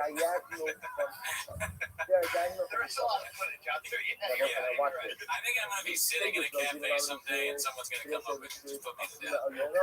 It's gonna be like the end of the movie Sleeper. When they go back and they kill Kevin Bacon. Yeah. Or The Godfather. I'm going to have a knife right in the. Are you? I'm like, oh, Senor Cooney, Don Cooney. I'm a Don by then. Or Matt Damon at the end of The Departed. Some shop relative comes in and he's got stuff on his shoes, so there's no fingerprints, and he's like, "Fuck you, you dead." Do you guys have access to Will Sasso? Because he seems to be in on it. Oh, I would love to. No access, but yeah, I love Will Sasso. That'd be Because he used to bring it to Bob's face before anybody did that. I liked the thing he did with they were doing some crazy AI content shit. Oh yeah, interesting. Like, then they do a whole George Carlin. Yeah, George Carlin is interesting. Creative guy. Rousey too. There's a lot. Like there's times when I'm like, yo, if I can get an interview with Rousey, because sometimes she's pushing a comic book or some movie or some reality show, and through my journalistic connections, I can conceivably get a stupid interview where I'm obligated to ask 4 questions about something no one cares about. Right. Sometimes I'm like, can I slip in the kind of questions that can continue, can illuminate some of the missing pieces that we don't know in this story? I think, follow your journalistic instinct there. I think you can do it. If anybody can. You're Woodward and Bernstein. I think so. Just like Errol Hawani's the best guy. You know what I mean? Sure, you're a great man, but who else if not you is my question. Gerardo, was there a specific setback in the Mamba verse that did make you aware? Like, do you know? Like, I know your origin story on this pod, but like, and the was upper district. like? Did you Right even to the know left, who lower Ren district. was? Oh, dude, I was looking forward to Gringo Poppy, and then I watched it in bed, and like this the whole time.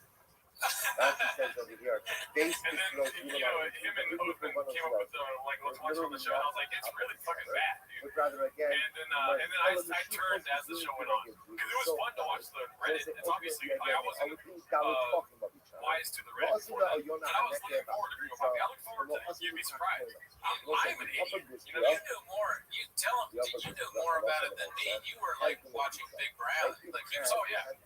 I was supposed to know the Big Brown breakdown. But I only came in for Gringo Poppy. Like it wasn't like. So here's what my knowledge of it was. I like UFC, and I'm pretty sure I watched the Ultimate Fighter that he was on, and I honestly I was like, oh, I like this guy, and but I didn't really know anything about him. And then when I was doing stand-up, at like the time when he started, people would post about how like, oh, this like Angry Bitter Comics would be like, this guy thinks he can do stand-up now because he did UFC, blah blah blah. And I watched it, I was like, oh, they're just hating on it. And then he had a Showtime special, and I was like, I don't have any interest in that really. I kind of was like vaguely remembering it from the fighter thing. I was like, it's probably bad. I'm not gonna watch it. And then Othman was like, dude, you gotta check this out. And I watched it with Gerard. I was like, oh my, I had no idea. And then I went back and watched You'd Be Surprised. And I mean, cool story, bro. When I was Bob. I was very surprised by what I saw. The Jamal story, the story about the doctor. And therefore, I will say, then because they both have rights, then they can jump through I think the moment I got but if they don't, they're just one thing and what? Yeah. What is that show? Yeah, I watched that too. Do you know Greg? Take a look back at picture 282. Yeah, I think was it about the first? Yeah, probably was the first. Do they enjoy the Do you know Greg Sue, And the answer is the doctor? Have you ever met him? the lower I've seen him left at UFC goes fights. to And I hadn't how even does ever the lower left like goes to a realized G? he How do they use it? existed until How do they use they it? showed the side by side of Like, you know, throw Sean their doing the buckets. Asian Remember like, they okay. this guy being like, well, I'm trolling. Go left, down, from That was so crazy. It was a special time. upward Yeah. motion. That was one of the Here, greatest they things really would ever have done. to sell. I mean, Right, he go might to be the a effort, Hogan roll as your fighter. bucket, Like, it really is on that level. Where, like, I Up, think right, like up, and legitimately shut down into the 90% of the cavity. stuff he says is not only false, but is easily How does the like upper flip, flippable. Like you utilize didn't the have to lie about it. How? Yeah.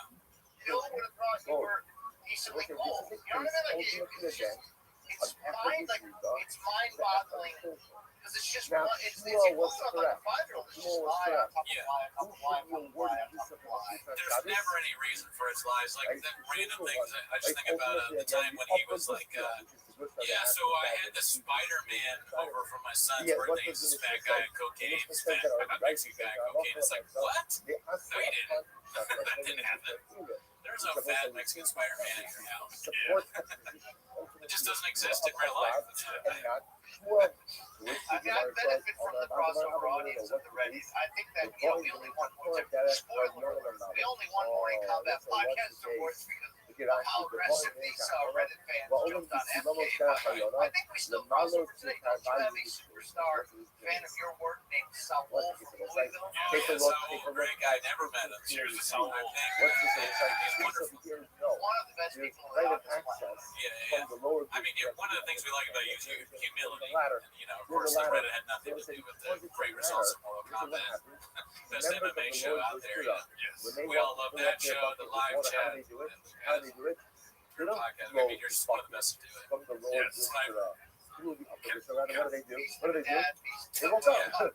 They walk up to the upper district, Tebow, and they do the lower their travel bucket. dad, Therefore, what's the case? are you doing anything with trucks lately? Everyone no, uses it. not flipping. I was hoping that you guys were going to give one away. I'm just had Fully full circle on here. I mean, I'm shocked that that didn't Oh, happen that's in until they go ahead underneath it. It's barely illegal. You can see right through it. Like it's like you Let me know, bite. come on.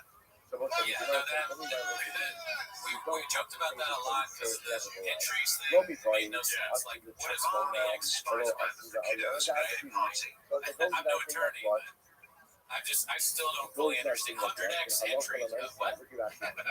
Lomi boy, boy. And the winner just happens Tommy to boy be the actually guy says, that runs in kilometers the de same he truck don't race. follow the So, stuff as yeah, Sarah yeah, can that's run. just And then we should what a coincidence. Yeah, I mean, I respect the low scheme. lash with the low Can I lash ask you a question, BC? Yes. Non-ironically, what is your favorite bit from the Gringo Poppy? If there has to Tommy be a boy favorite. aslında kalkmalı bunu aslında alıyor da I mean, like, here's the thing. Like, I If got it all goes in, good, but I'll the tell you hot dog what, aslında hot dog when the biopic eventually comes out, aslında I don't know who's going to suffer with it. Yeah, you got a question.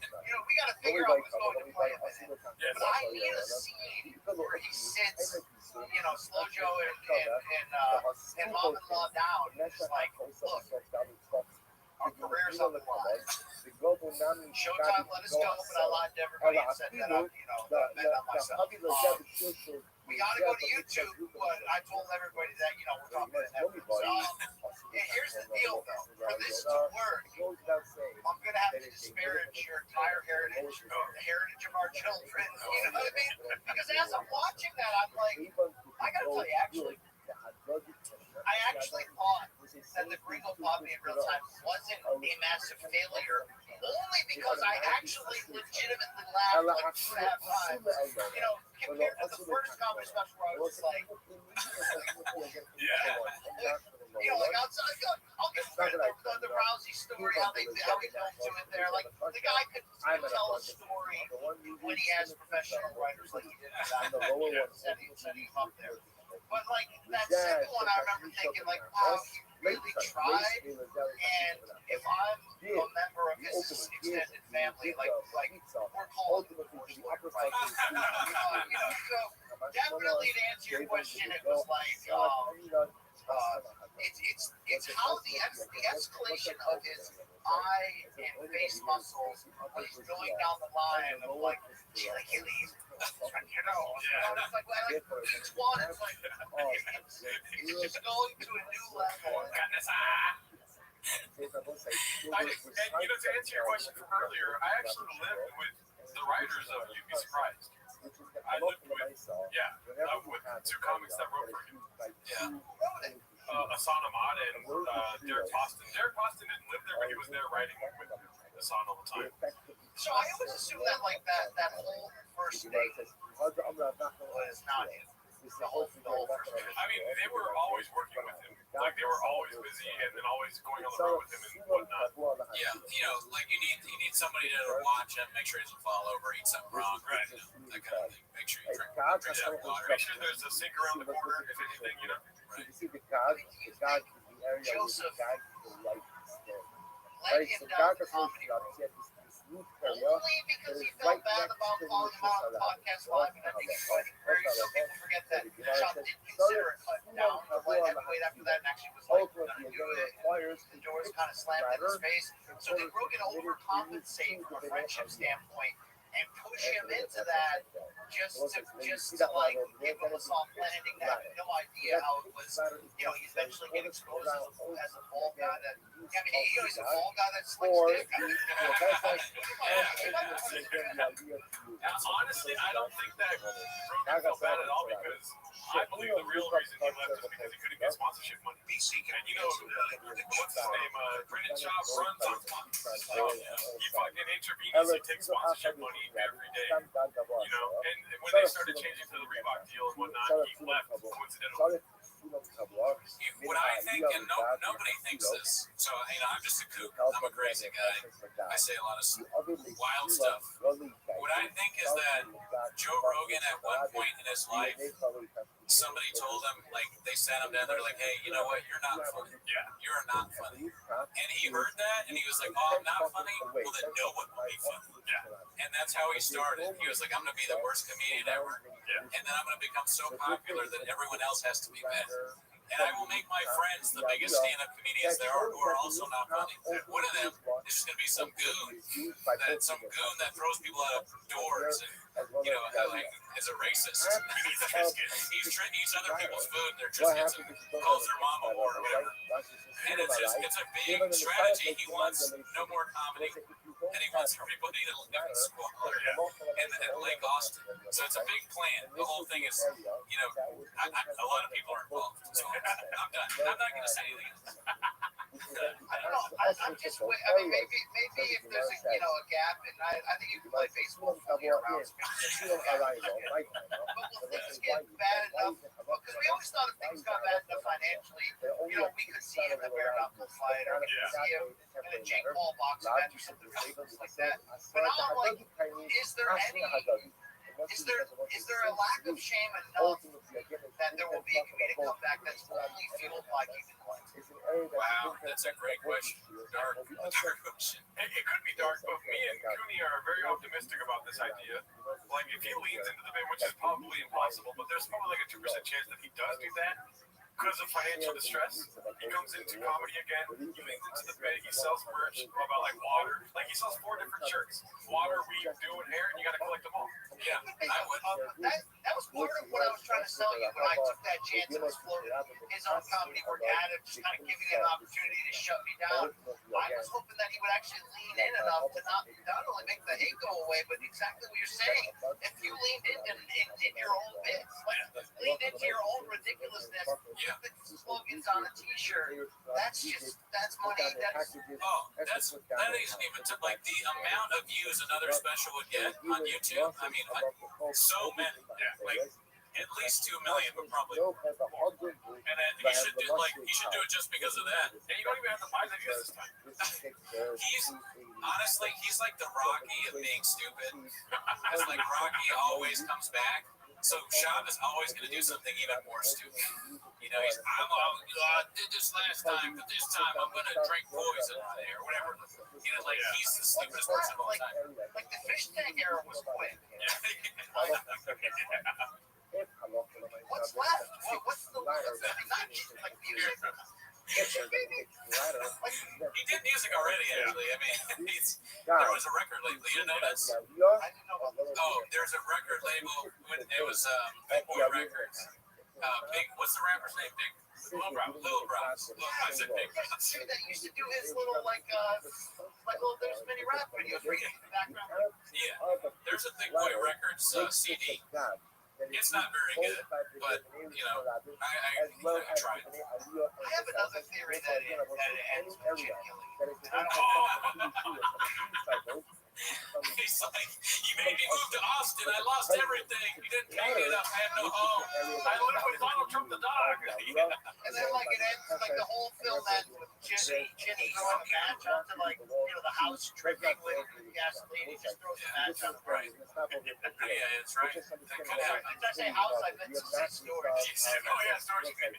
Shop's living in the storage unit. He's been kicked out of his own house. The first couple episodes there, the lights would go off because they were on tires. The train would go by. I mean, it really was like just.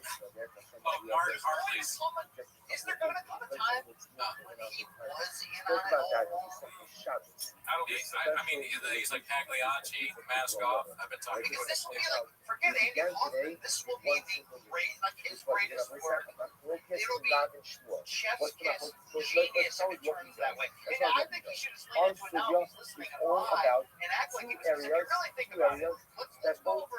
You know, if we take a pie chart, let's look at his viewership. I'd say 82% of viewers are moms. And then like 12% are Redditors. Right? You know what I mean? And then like probably a couple other like ugly dads. And some of those baddies. Some of those baddies need syndicate. You know? women love shit. Everybody gets pieces of that shit. Because What happens if they don't make a joint? I wonder if the hate financially has kept it. Like the reality is no, it's been sad. Like if the hate, if the hate clicks have kept him afloat. If one day he just goes like, it's like the big reveal at the end of the movie. It's like, I was in on this. Like, God, this was all. I mean, that would really be Yeah, he should wear Joker makeup when he does it too. Then what? It's awarded to the one that has lateral pesa. I don't know though. Once they still make it, once they both have pesa, both of the lateral By the way, it's I awesome. did that all on purpose. So what's the way He this could have been way more successful if he did. comes up is if one has I think success is like his barometer. I don't, whether it's on purpose or not, it's unlike anything. Well, she said this too. It's unlike anything I've ever seen from anyone in history. And I've studied history. Yeah. I've not seen anything like this. He's like Rasputin or something. He's like historical. Why is social You know, I just realize like Rasputin. gravity? But he's not as smart. Downward motion, that's just considered to be People are more smart than they were back then. That's My favorite Shamanism, and I think it's died lately. Like I don't even think that whenever you again kids one know has about that this, right? Is one underwater has oneness. Yeah. Like what was that? Mark doesn't even know. Is that a glitch in the Matrix? Like what? This What? group, You know what I mean? Those are one of those moments where you're like, suddenly you see like a non-playable character walking on the hillside and then just disappear. What was that?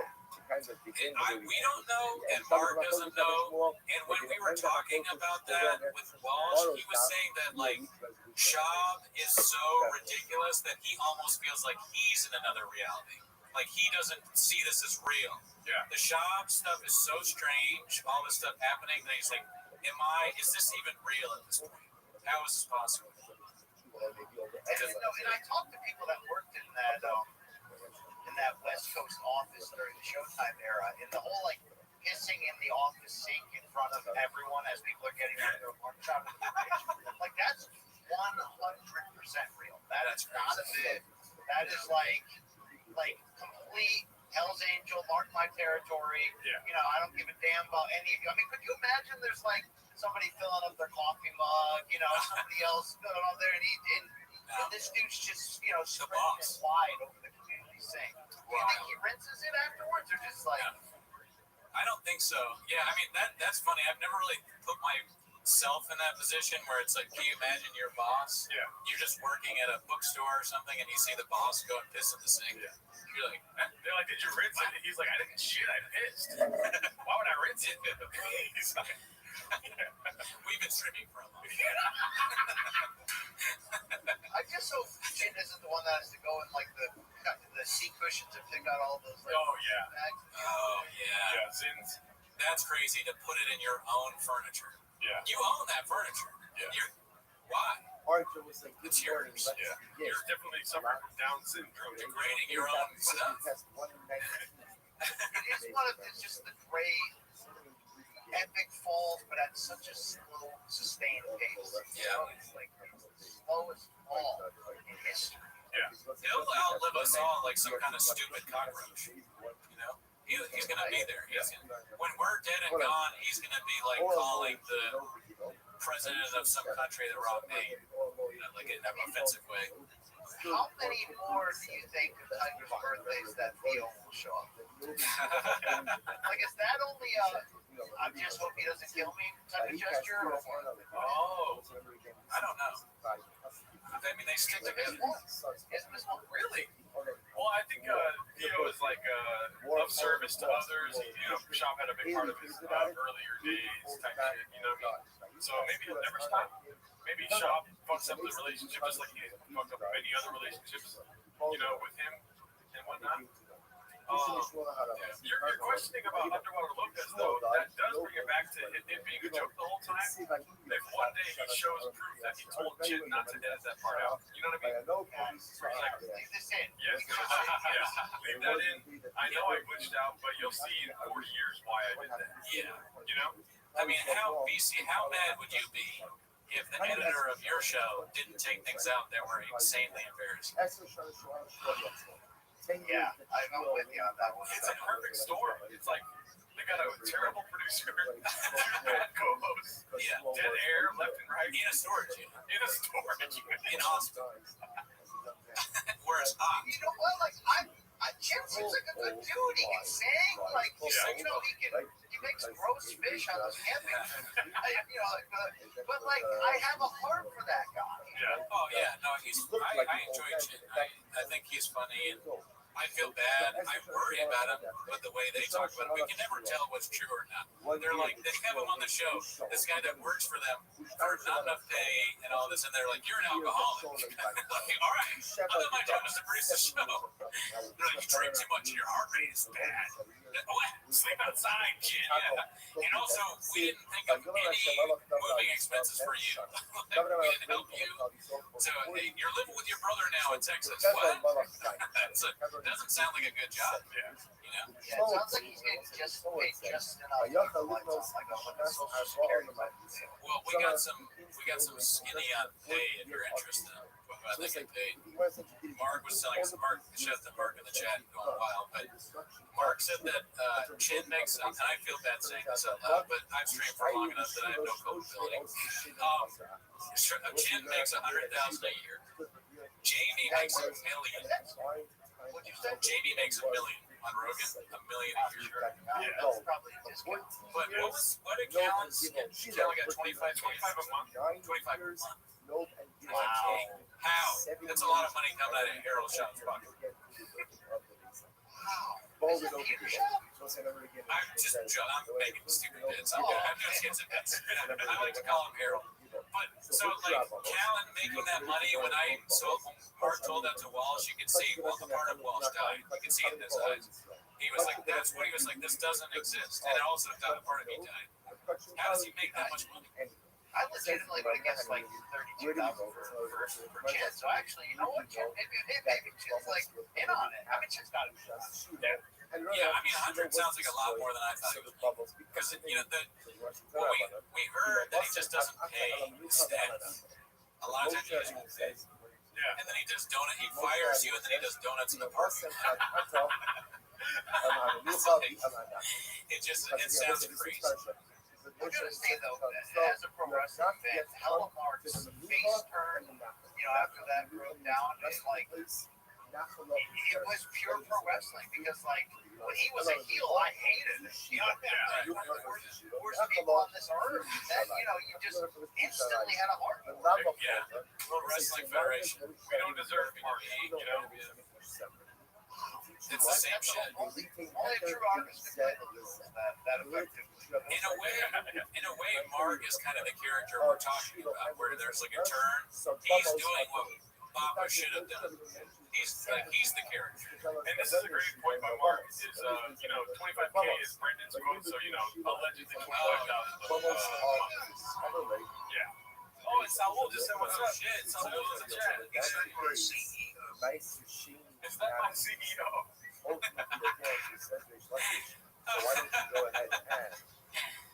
Why don't you go ahead and say it? Man, damn. I mean, this documentary is going to be. What if you just got all of those power players together? Everyone that's implicated. All your talent, right? Like you guys can be the voiceovers, Right. I mean, we'll get podcast written in there. We'll get. Yeah, you love that guy. We'll get Elephant Graveyard by that guy. We'll try and get Elephant Graveyard first. Let me ask you a question. Are you ready for Sundance? Ready to go to Utah? Yes, Okay, let's do it. Now, someday, you, Mark, we'll all be in Sundance, Bob. Utah. I don't ski, but I'll have some hot cocoa with you. Red carpet, Sundance. Oh, yeah. We got to do it. I thank you guys for doing this. It really, it allows us like-minded individuals from different backgrounds, but together and have I agree. We're not a club lot, for sure. At the end of the day, it's about spreading love, community, just helping out a friend, all the good stuff.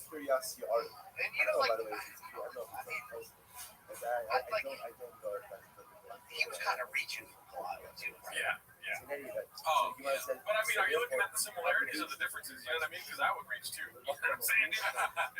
Facts, daddy. I mean, Toronto hits on Kalila every time Bobby Lee sends us a check. Yeah.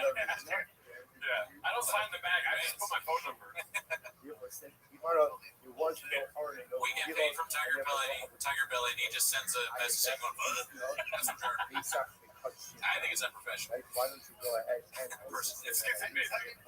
There's so many mountaintop moments on your journey. I like the Bobby Lee thing is pro. That might be the biggest. Like it was the Reddit most on fire. Yeah, probably that or truck walk. I can't I tell. mean, some of these truck walk, like, It all kind of blends together. kind of made it. Like, I feel like Reddit grew up because of truck walk, but the Bobby Lee thing, especially the appearance he made on that podcast. podcast. Yeah, that was great. I mean, define bullying. I just, I'm 38 years old, but I struggle with the idea of somebody. I don't know how old Callan is in his 40s or something like that. I don't see myself. He's like almost 60. He's almost 60. Yeah, he's 75 years old. He feels the shot. But I like that somebody that old calling someone else and threatening them like he did. That's the craziest thing I've ever heard. Flip flops on? Yeah, wearing toe holes. It just doesn't. It almost seems made up. Is he a villain from a movie? It's just like He's like investigators that he hired and got scammed by. We need to do those guys. yeah, scammers. I just said, Lee, I think I'm on this documentary too. I'll put myself in the file. We find out while we're doing the documentary that you were one of the scammers. And BC did it. Who else? Like fucking. It'd be so funny that like people that you'd never suspect, like GSP is in on it. I did the whole thing. It was very funny. And he's in Canada smoking a cigar or some shit. Yeah, no, I mean everybody's in on it. All the big names like Nagano, GSP. Can I ask you a question from the chat here? What would be a good name for the biopic? Great question. One of them I liked a lot was Friends in Dark Places. That's good. I like that one. I like that trying to get, you gotta have the word round in there potentially. Something like a stain or skid mark. I don't know. Like it kind of depends how it ends, right? Like, is there a hero turn? Is there a chapter in the Vapa sphere? Like, is there a redemption angle? Short of coming clean and saying either it was me all along, or either, all right, guys, I'm finally gonna, join. If I can't beat them, join them, which won't happen, right? Because if you're that lack of self-awareness, it'll never change. But like, is there one more? I got one. Is he gonna fall into something financially, like a Bernie Madoff scheme or something? I mean, is there or crypto or something? Like what is there some way that? So many opportunities. You're just named. You're like coming up with plot twists. Crypto. Save somebody from a burning car, but he already lied about that. Crypto for sure. It's too bad he never got an NFTs. I guess there's still time. But as far as like, if you're thinking of a name for a documentary, you gotta think about the names, trucks and fucks. Trucks and fucks. That's a terrible name. You're a bot. But thank you. You gotta think about it's an automatic computer thing. Whenever they do donations, like the noise.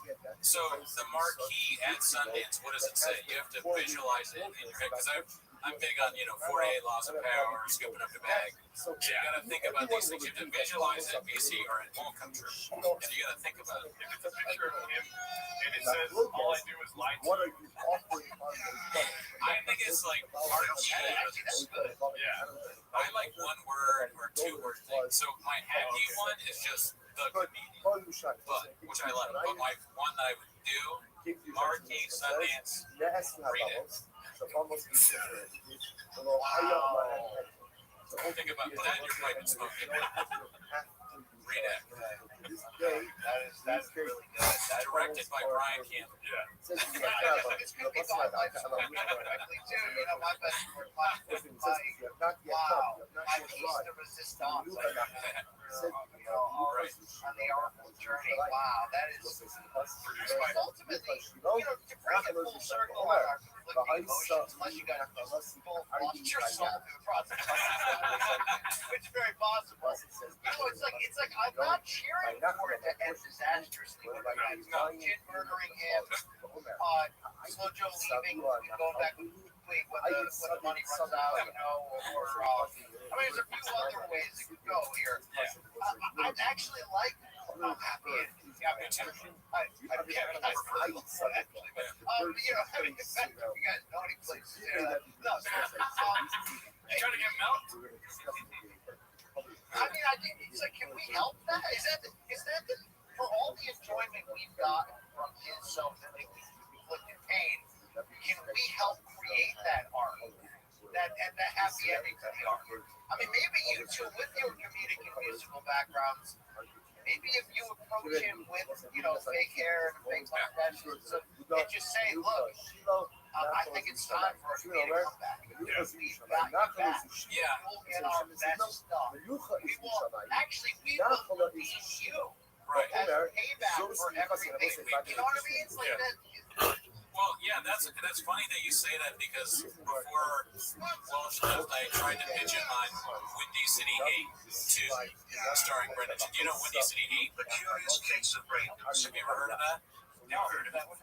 So Windy City Heat is this movie that people made up. There's a guy named Yuri Caraballo who was like this fool, kind of dunce guy, and this comedians tricked him into thinking he was like in a movie, and they had all these people like Dane Cook's in it, Don Barris did it, I think Jimmy Kimmel might be involved, I can't really remember. Ask me after that. This is his favorite movie of all time. But they joke, and he's just this idiot that they convince he's a star of a movie. So what I'm saying is, if we can convince Bob, like we do some sort of Windy City Heat thing where it's a documentary on his life, and we convince him to like you said, turn it all around.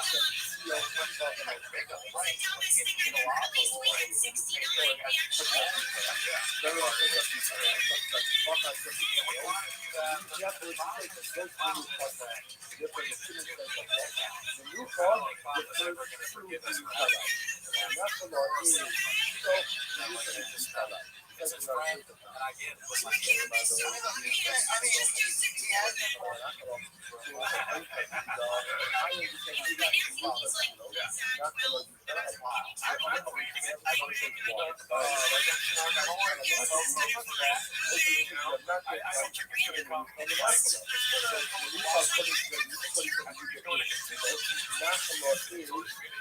That we're correct.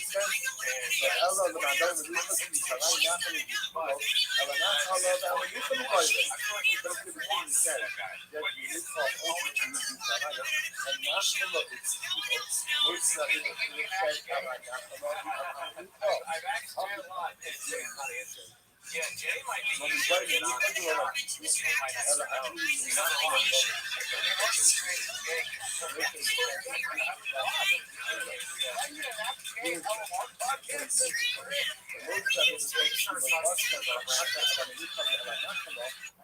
that would be so funny. Well, I gotta get back to this.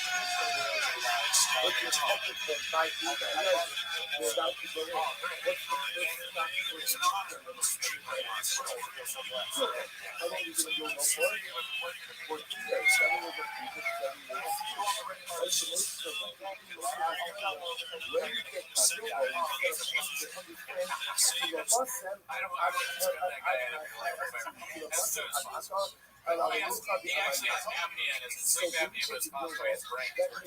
So he's not taking any financial advice. What hour are we on right now? It is, I believe, the 9 hour. Both of them tried to invest his family's money into shit building. So just so you know. Okay, yeah.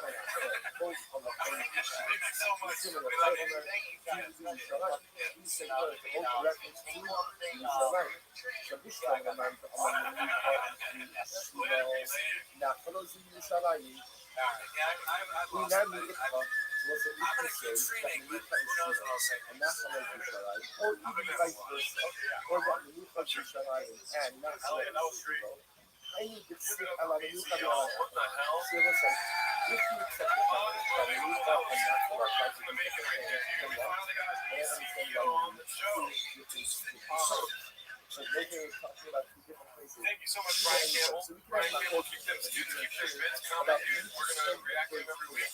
7 days a week.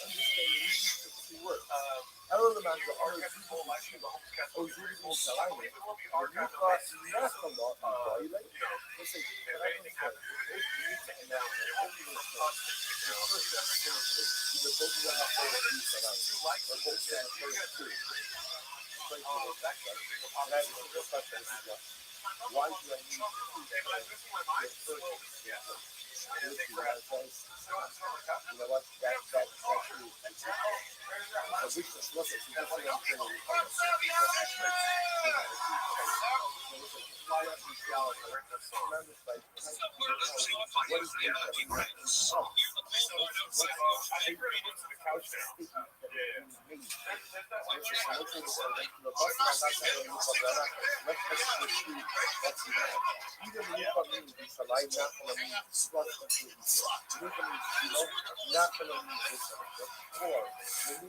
And I'm gonna wrap this expensive bag going hard on my family.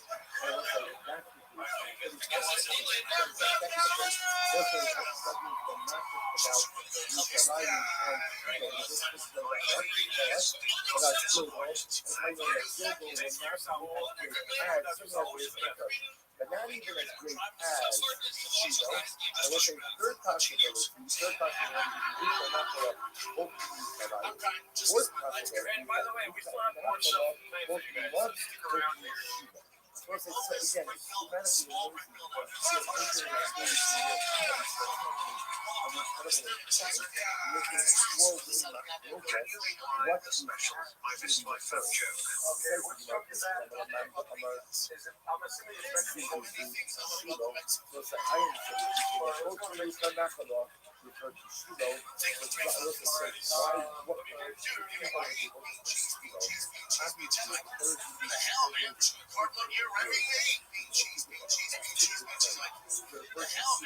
Cardboard year round?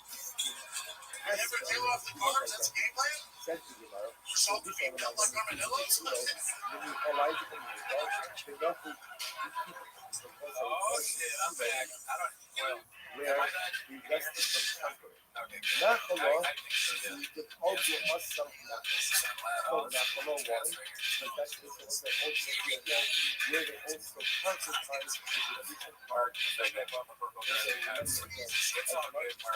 I gotta text it. It is hard to text and do a show at the same time. The war with each other. Stick around, brother. I was gonna wait. Dude, you got a shout out from DC. How cool is that? It's awesome.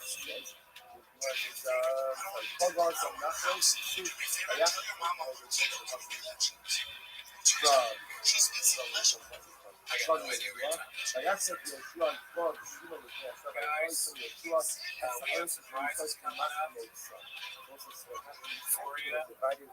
checking to see what's going on. Let's talk to the chat. What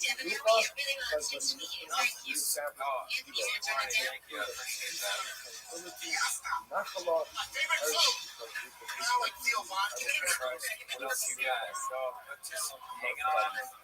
We got more, at least 3 minutes. It doesn't matter who you are. I think we have another surprise for you, though. How awesome was that intro? I was so tired. I think my headache went away. That shit was very HBC is hilarious. Right? Oh, you know what? I wish I had connections today. We had that long. Maybe we should have episode made.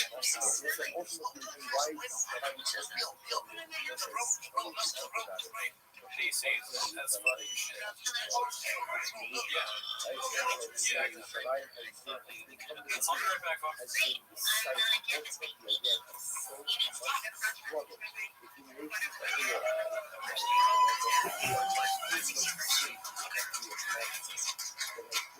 Stay fit, y'all. It's my DNA.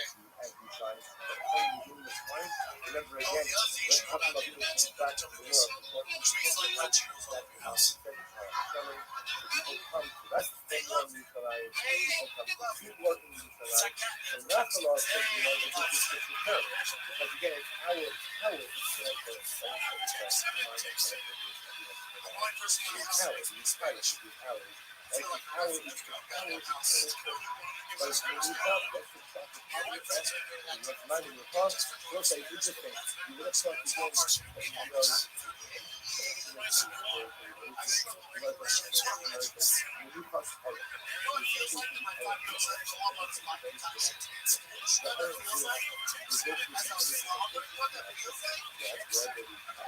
why we just talking about it.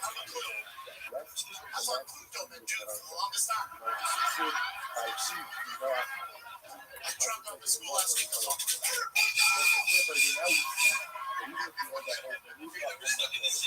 Teachers like when last week, some girl got 15.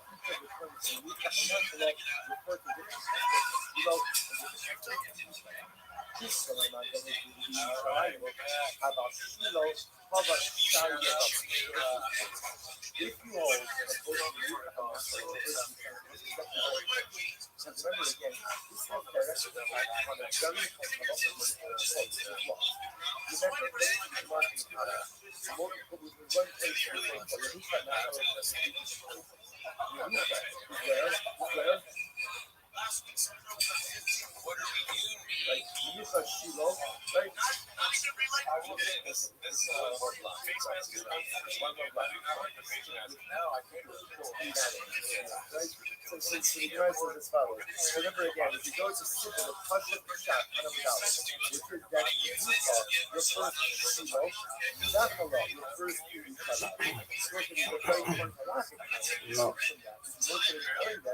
that plumbers will be usher in the Nufa and Nachala. But what? In between the Nufa and Nachala, what's the halacha? Almost permitted. So that was a very important halacha that drove almost everything for the last 4 blocks. Right? So that drove a lot of our conversation over the last couple of days. If you're taking the possibility that the Nufa and Nachala are looking at the same place, then I'm stuck. Because then what it's saying is, well, actually, I don't know what it's saying about active bubbles. In all of these different states, you might be called traditional numbers in the Shalayim.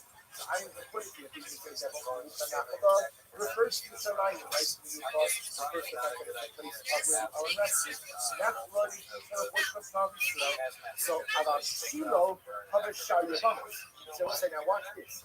If you remove the knuckle of both the first two Shalayim, what does that tell you?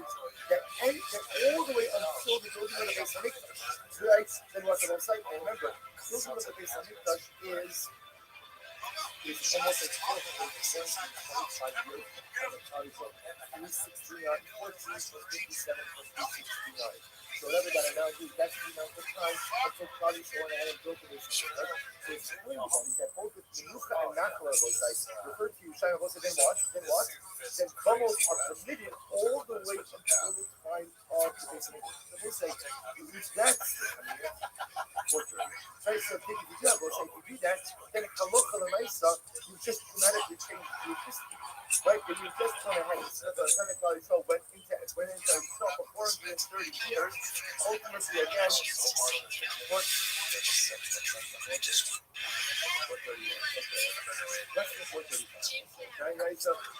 So the idea is if you're going to discuss the whole new Tanakh of Israel, then Halacha L'Maisa will usually almost all the way as well. You actually take a lot of story. You talk minorities to get. That's how you talk. By Yal Halal Hashem. That's a merge that is very opposite. Right? The perfect thing. So let's remember again. Very unique. Things are funny. About the Allah. This is going on the baby. You're not going to back down. And then what happens? What happens is that the husband doesn't tell you the story. Husband is not allowed. Husband is all goes right there from the start. Now look at that is I know. His father is well. His building up on that. So now that's things that come out for us. Why? Because there's no almost when Silo was standing. So how it went off people to make it also. If you're Maruka Nakala, ultimately like this, Maruka Nakala refers both to Israel, that means almost at the middle for 430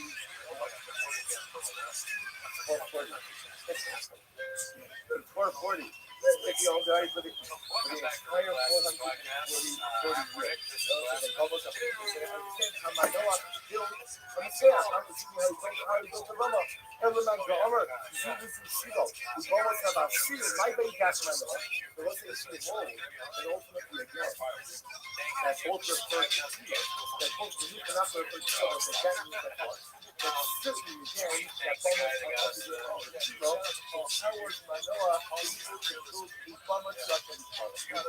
Hearing about the miraculous birth of his son, which the Gemara says, Rothschild. I know it's 50 seconds. I don't call him Rothschild. Like the Mara pages don't forget. The Mara pages will be way out of the university. So listen, in general, just keep this.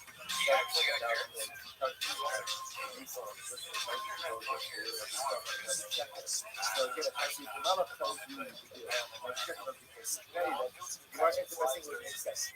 Wasn't excess. Turn on. You're really supposed to be still by your time. We'll say, these are like small. There's parts in 40 years that's you're going to still by your time.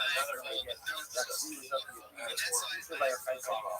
Each part that goes to you and after that, the first you try to put it in then you smoke. According to you, still by your time. This Simara, how do you remember this? That's the Gavra of the Gavra. The one man was able to go ahead and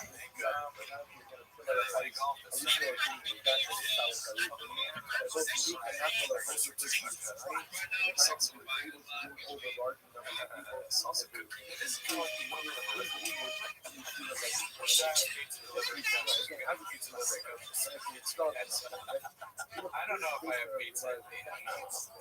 Yeah, I definitely want it, but I probably shouldn't.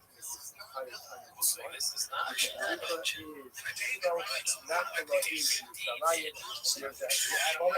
is coming on next. Our favorite comedian dude. She's doing Dr. Wade.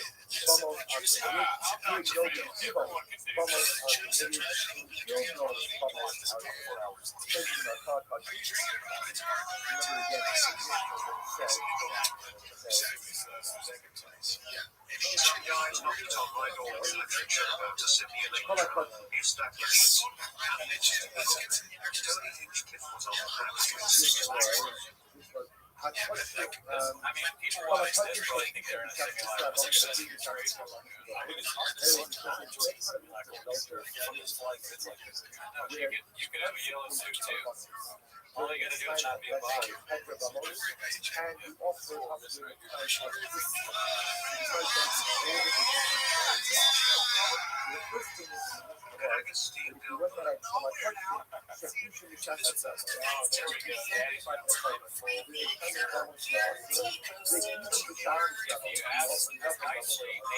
I'm trying to get but if you should be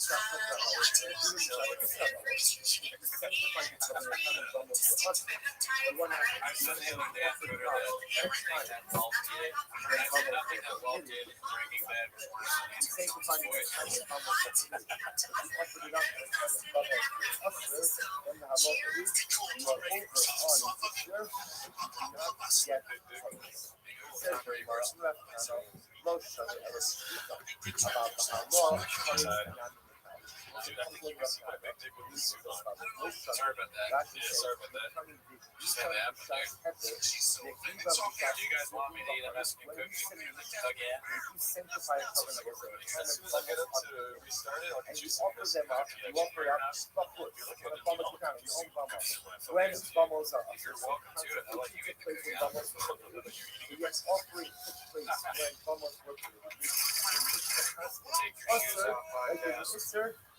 Take your socks off. I've only seen one episode. But if you actually offer it up as a carbon, Interesting to listen to that. They had grievances against each other that they ironed out. That was the big one. That was pretty cool. What happened? Pulls out his whole was funny when Brian was like, he's like, I really like podcast Grant. I'm like, whoa. I don't have a problem with podcast Grant. I just thought it was funny. God damn it, I'm rubbing my feet together. Son of a bitch. This is what happened to the mascot, dude. I can't see spots. Listen, remember again, I just want to point out, we're kind of speaking about a very specific tool. This is because you are not just a carbine, That's the third fake reason for firing me. Yeah. As I was editing 6 clips a night, but I have no skills. So mas que for the Red Bar story, not much more to it than they just reached out. So you had people not wanting to have me on the show. It's not like I was going, I need to like expose this story. People were reaching out to me going, you want to come on my podcast? And I was just like, I guess. And Red Bar, they're so scared of Red Bar that day, and I didn't know what to do because it was just one of these things where it's like, oh, stay away from Red Bar. It's like the forbidden clause. Who tells you that when you start? Is that an orientation practice? This vibe, like, they knew what Red Bar was like. Kind of like the Reddit, so stay away from the Reddit. Don't look at the Reddit. But I like that. To me, Red Bar is talking this good content. I know that. But that's kind of funny to me because that makes me think like there is, like I was joking there, but on orientation, some guy where you start at the coordination, they're like, thanks for joining the team. It's like very ambitious.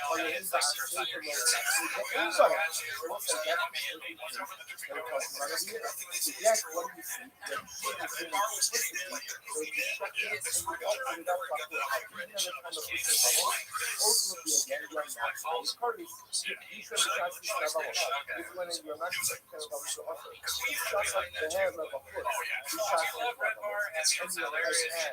You know, he's a controversial figure, but when we first started, we're just like, we didn't say anything.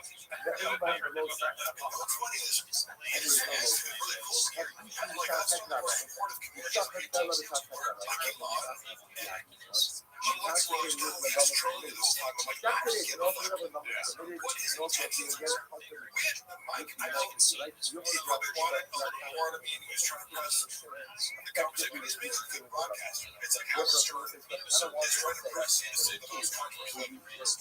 I get that it's inherent. I didn't feel lost. When you're in on the head or you're enjoying it, because he was enabling, he was like, had that FaceTime, he was like, you know, like,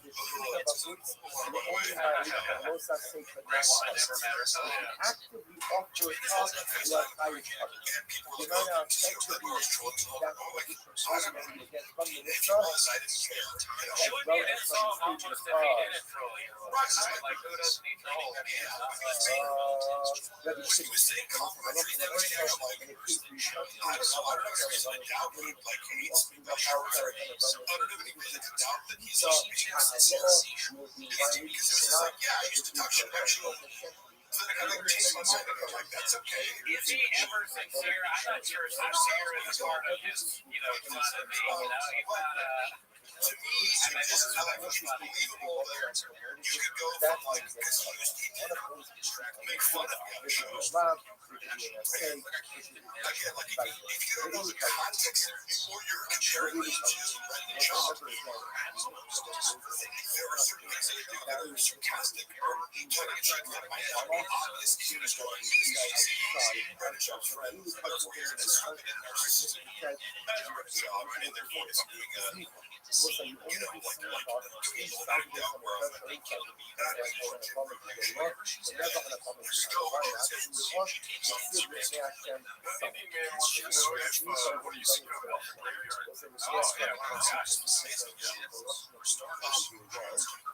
I'm sorry for calling you the Indian man. I'm not saying it's almost definitely about it.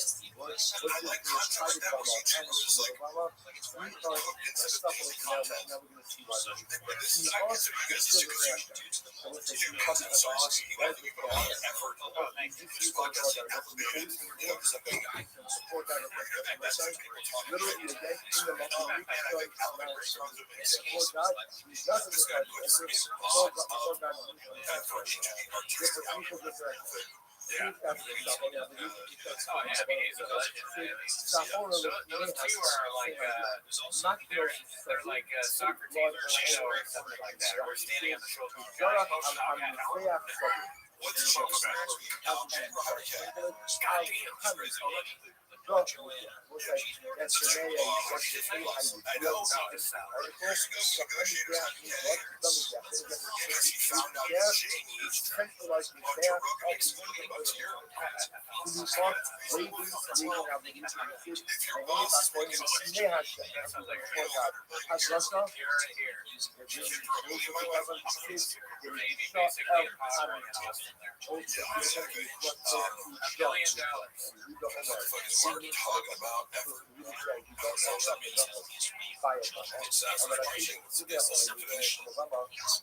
Thank you, FP. Did you watch the latest? I forget what it's called. The latest film trailer that blew everybody away. So funny. Yeah.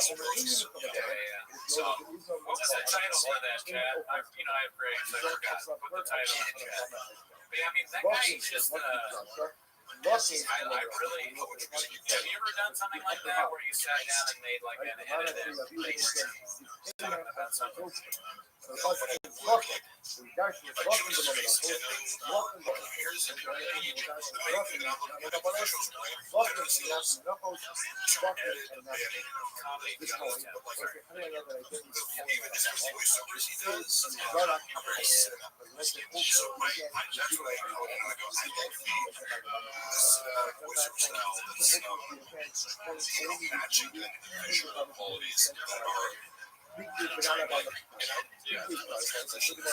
could never hit it.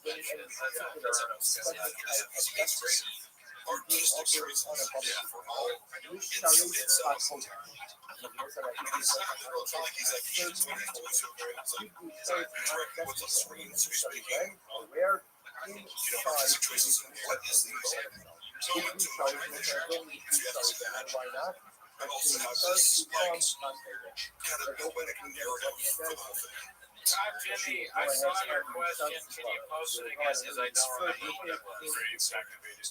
So tell Jimmy to keep an eye out for it. How does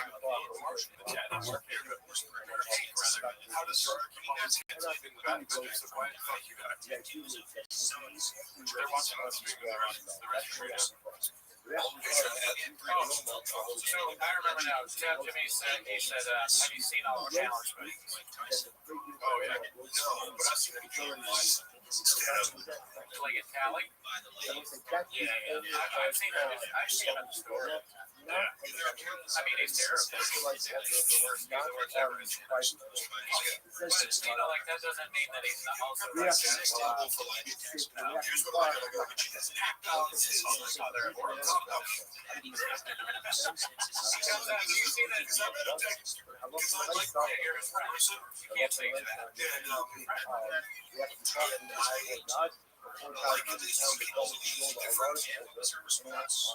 appreciate so just for comedy or you drink something, it's like he's making choices that I go, he's way better than I don't know. I mean, I'm sure it's one way to Cody's trying to beat just yesterday. Oh, yeah, that's like, I think Jeff Dye's probably better than Gallen. So, Jeff Dye totally fair because comedy should just be an instinctual reaction. This make me laugh about it. That's the only right. That's the thing though, because like now when I watch Brad Schaub, I laugh like almost every time. But I don't laugh. I don't even laugh when Cal does the hawk duck. Ironically, I love it. My son,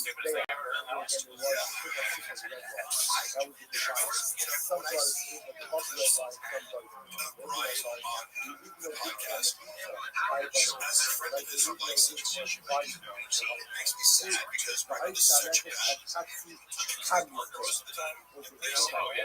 Like he doesn't understand the basics of comedy or improv or just anything. So it's like sometimes he gets it like he doesn't understand. He shuts down We'll say They that's should. watching the Khaled is very good. So we'll say that's also As only a in game the partner, not a game he team keeps up getting Crystalia have their chemistry. As he allows Crystalia to make him the victim of the comedy.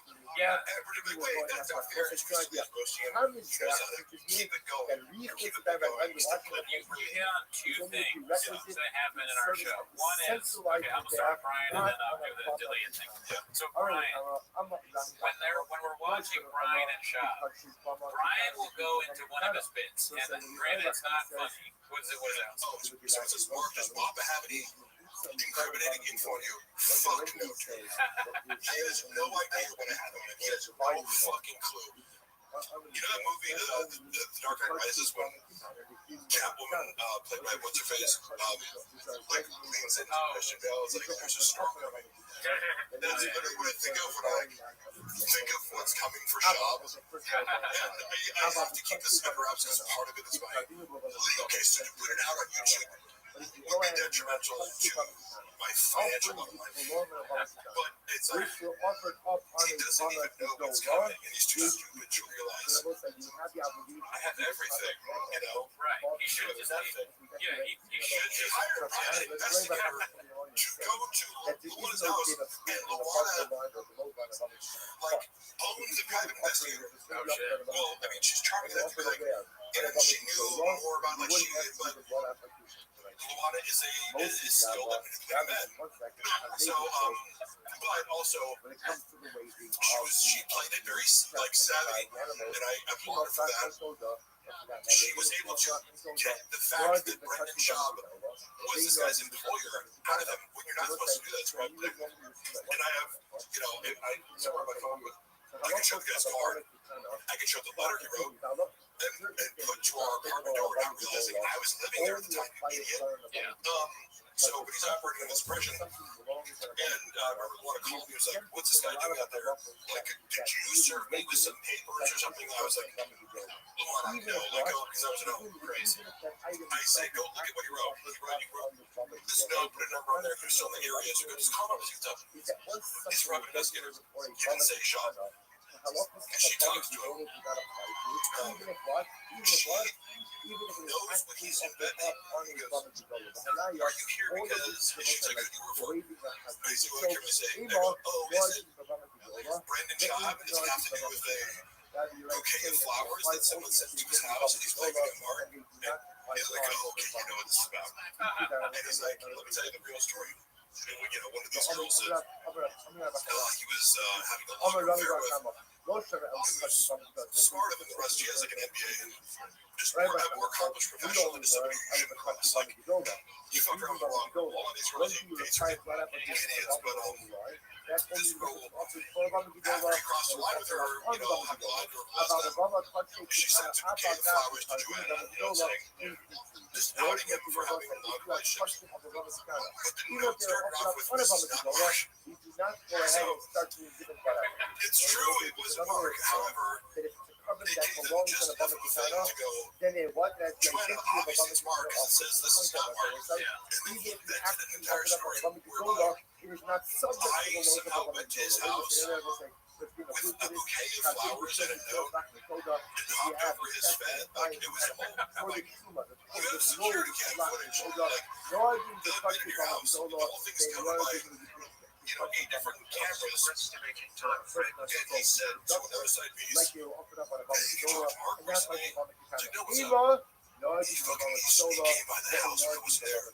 Like, he's harassing my kids. He's like, "No way." And I said, "Yeah, I get the police involved." Like, I'm on the phone with them right now. I'm like, "Oh, okay. The police, yeah, sounds good, bro."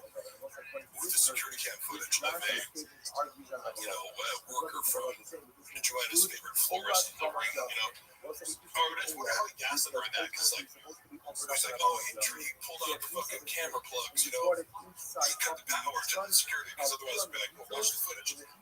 Where am I in this equation? It was just one of the more hilarious things where I go, this willingness to gaslight gaslight his wife and family in the craziest way possible, and then hire an investigator, or whatever he does, lawyers. That's why he lost the unique lawsuit, because it's like, imagine Brendan Judge, your client, and you have to lie to him and tell you the truth about what's going on. Only comes out from Yeah, I mean, being a lawyer is like being anything. You gotta be like, maybe we have another one. I've been off that. But you Go ahead. if you got something that you're going to offer up your private cover. Dude, this shit is amazing. I just tried it for the first time having a coffee cake for Portos. What is the status Surprising, I know. Cinnamon coffee cake. Wow. What's that? I would fuck my way into the room and get this. Once you are brought into the mission, then what? Yeah, that's not Your good. status of a mission. No all caps, that's the rules. A lot of holes Mark, you're a drama that queen. you are originally going to be about a you are brought inside the mission. If somebody runs a fucking smear campaign against me to try to ruin my life and make me unemployable, or Everyone else seems to say lies that no. publicly about the reason he fired me, Once the bomber starts to make it offering look like he wasn't a fucking always the idiot bomber for a temper tantrum because I didn't text and him back if for a few you hours, actually I can do whatever the fuck I want for the rest of my life. keyboard, I got enough dirt on you to murder you. This is what the fuck I do. Mariah hit it. Brendan's so fucking stupid. Kyle Samuel wants to know, and you probably already answered this before, but how did Schaub handle the drug walk situation behind the scenes? Freak out and handle it terribly. Like it's always, I have said this answer. It's a choose your own adventure where it's like, hey, make the worst decision possible. If I would, the funny part is always, if I'm tagged in a video like a Brendan Chubb's handler, I'm like, how can I be someone's handler who doesn't listen to any other human about anything? You can give him the best advice ever. It's like, hey, what you're about to do, like Joe Rogan said, he needs someone to say, what are you going to do? No, don't do that. I would say that to him. He just wouldn't listen. It's like, how are you going to handle this drug walk situation? Stutter on fucking...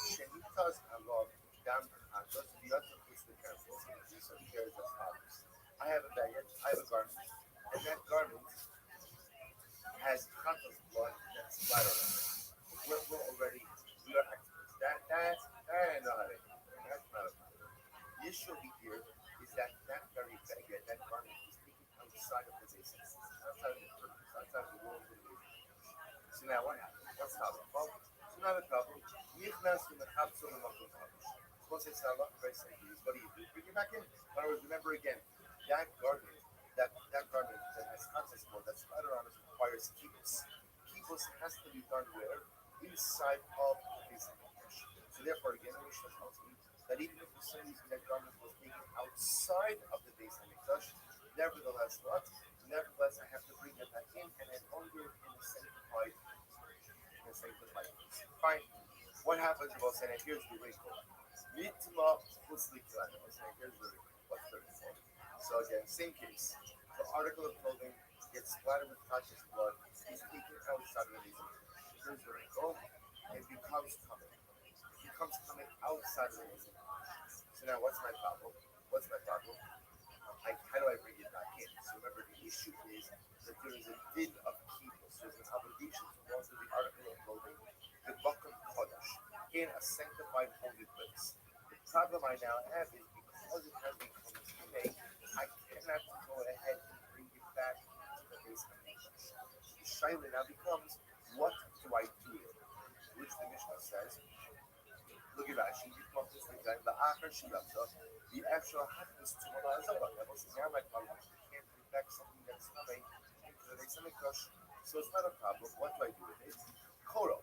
So let's say ultimately again, I tear it. Now look at that.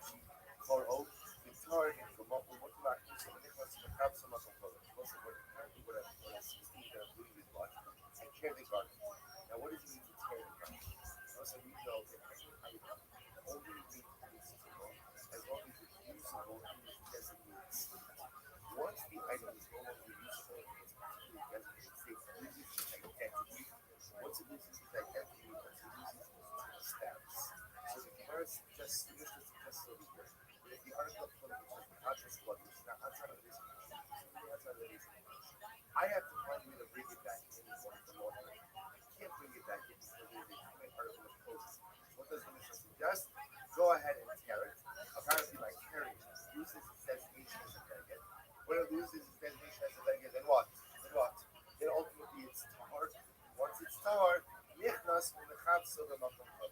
I can go ahead and launder it in essentially by taste inside of the base of the fish. Okay, good. Next is Klicheres. Shiyotza chutz l'kilayim. What's to this? What's the next? An earthenware vessel. Now, what's the Shabbos earthenware vessel? I used it for a chatos. I used it to cook chatos, which means what? It has chatos absorptions. If it has chatos absorptions, then what is the halacha? It has to be smashed. It's supposed to be smashed inside the base of the fish. What did I do? I took the klicheres outside of the base of the fish. So klicheres shirts are supposed to be light. So again, it's not a problem. What do I do with it? Nichnas b'shovu b'makam kadosh. Not a problem. I took it out, and all I need to do is what? Bring it back in. All is good. What happens if nitma puts the light? That's what happens in the body situation. I take it outside of the base of the fish, and it becomes coming outside. It becomes coming outside. Nitma puts the light. Now becomes coming outside of the base of the fish. What's the now? Again, same problem. What's my problem? Is now I cannot bring it back in. So remember again, it has status absorption, which means it has to be broken inside of the base of the fish. So if I took it out, nothing happens. I bring it back in. Now I took it out, coming outside of the base of the fish. I cannot bring it in, which is coming inside of the base of the fish. And yet, the only way for me to dispose of this key is how to break it, and the only place to break it is inside of the base of the fish. What do I do with it? Same thing. No quote. The nichnas shove of the rock. So what do I do?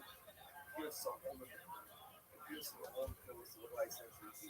Render it unfit to use as a once it's unfit to use as a what? Uses its designation as a key. Once it uses its designation as a key, then it no longer is coming.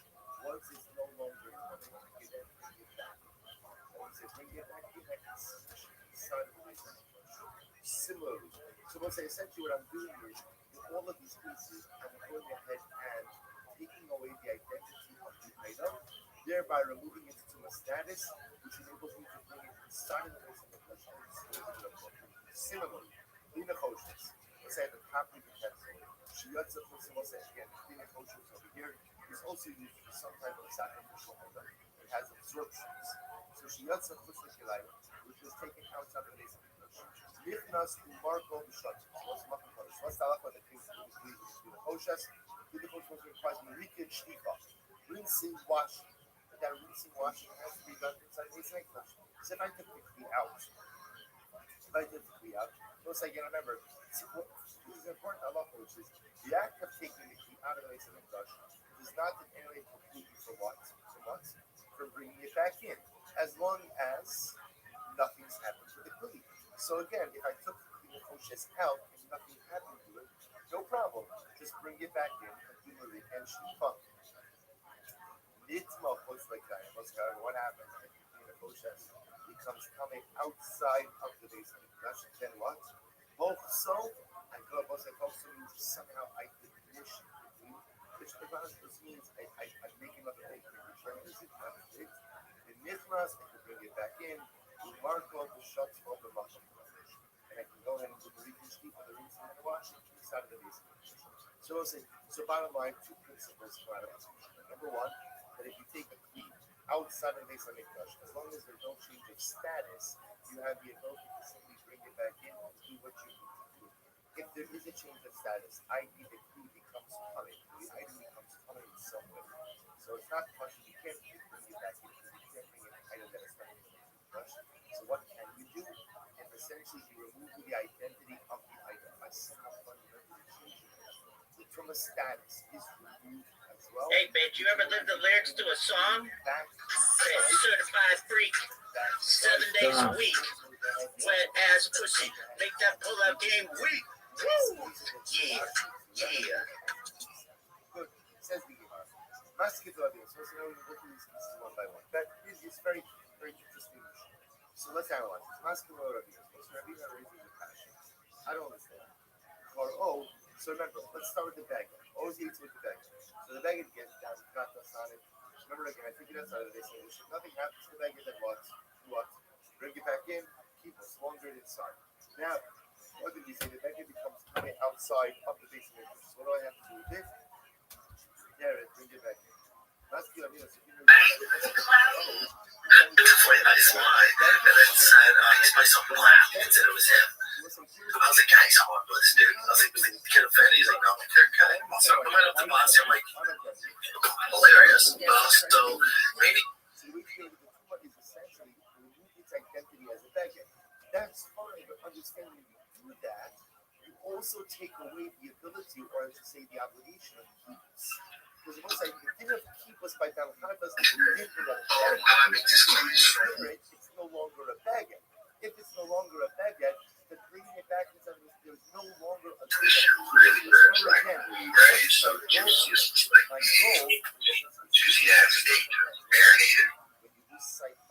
Important nuance, Kabbalah is not mainstream rap. I figured.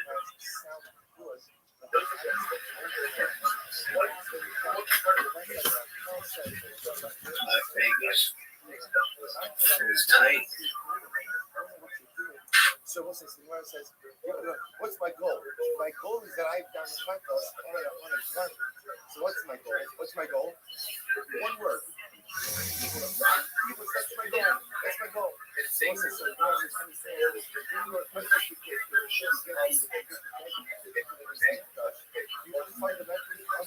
the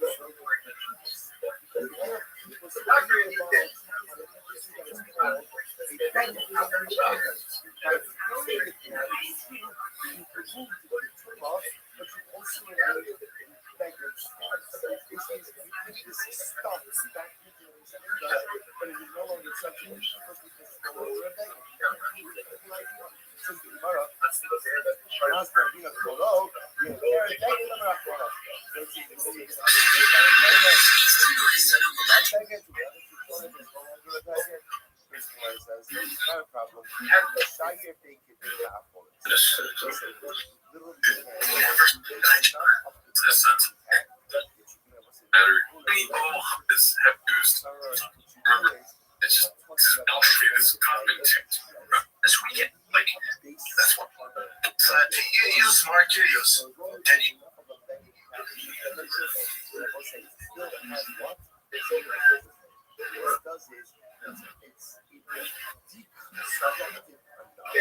It still sucks. It's day 8.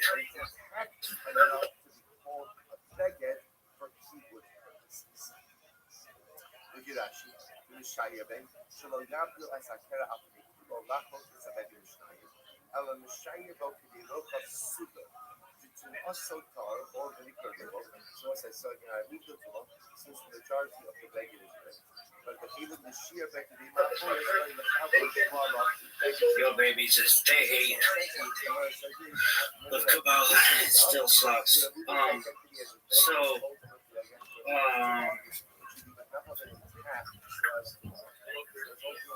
I don't know. I was just like, I wonder what Kabbalah says about anal sex. And well,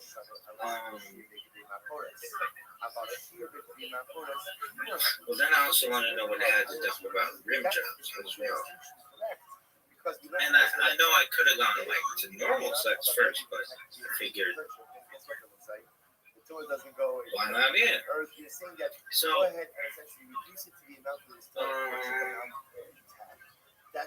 Kabbalah does not explicitly discuss anal sex in mystical terms, but Jewish law, which informs Kabbalistic ethics, addresses it in the context of marital relations. According to classical rabbinic sources, anal intercourse with ejaculation is generally prohibited due to the concept of zera batal, wasting seed, which is spiritually significant in Kabbalistic thought. However, some medieval authorities, such as cited in the Tosafot and Rabbi Asher, permit occasional non-vaginal relations, including anal sex, within marriage if the intent is not to avoid procreation and the act serves to fulfill mutual desire. The Igaret HaKodesh, the Holy Letter, a text attributed to Nachmanides, Ramban, and embraced in Kabbalistic circles, emphasizes that sexual acts between spouses can be holy when performed with proper intention, kavana, elevating physical union to a spiritual level. We gotta continue this stuff. In terms of tossing salads, aka rim jobs, In Kabbalistic teachings, the focus is on the spiritual dimension of eating and the sanctity of physical actions when performed with intention and holiness.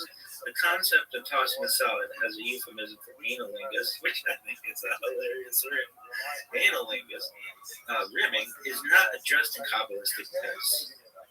As such topics fall outside the scope of traditional Jewish mystical writings. Kabbalah emphasizes the elevation of physical acts through proper blessings, ethical conduct, and spiritual mindfulness, particularly in relation to food and ritual. However, it does not provide commentary on specific sexual acts, nor does it use the term tossing a salad in spiritual context. The term is modern slang. All right, so that's like just one opinion. And like, I'm the kind of rabbi who would find every fucking loophole to be able to make sure you can do what you want to do. It's at all permissible. Yo, dog, what does Kabbalah say about anal sex? And also, what does it say about analingus, like rim jobs? So I don't know if we're gonna get an answer. I think we should. Okay, there's a big picture in Kabbalah.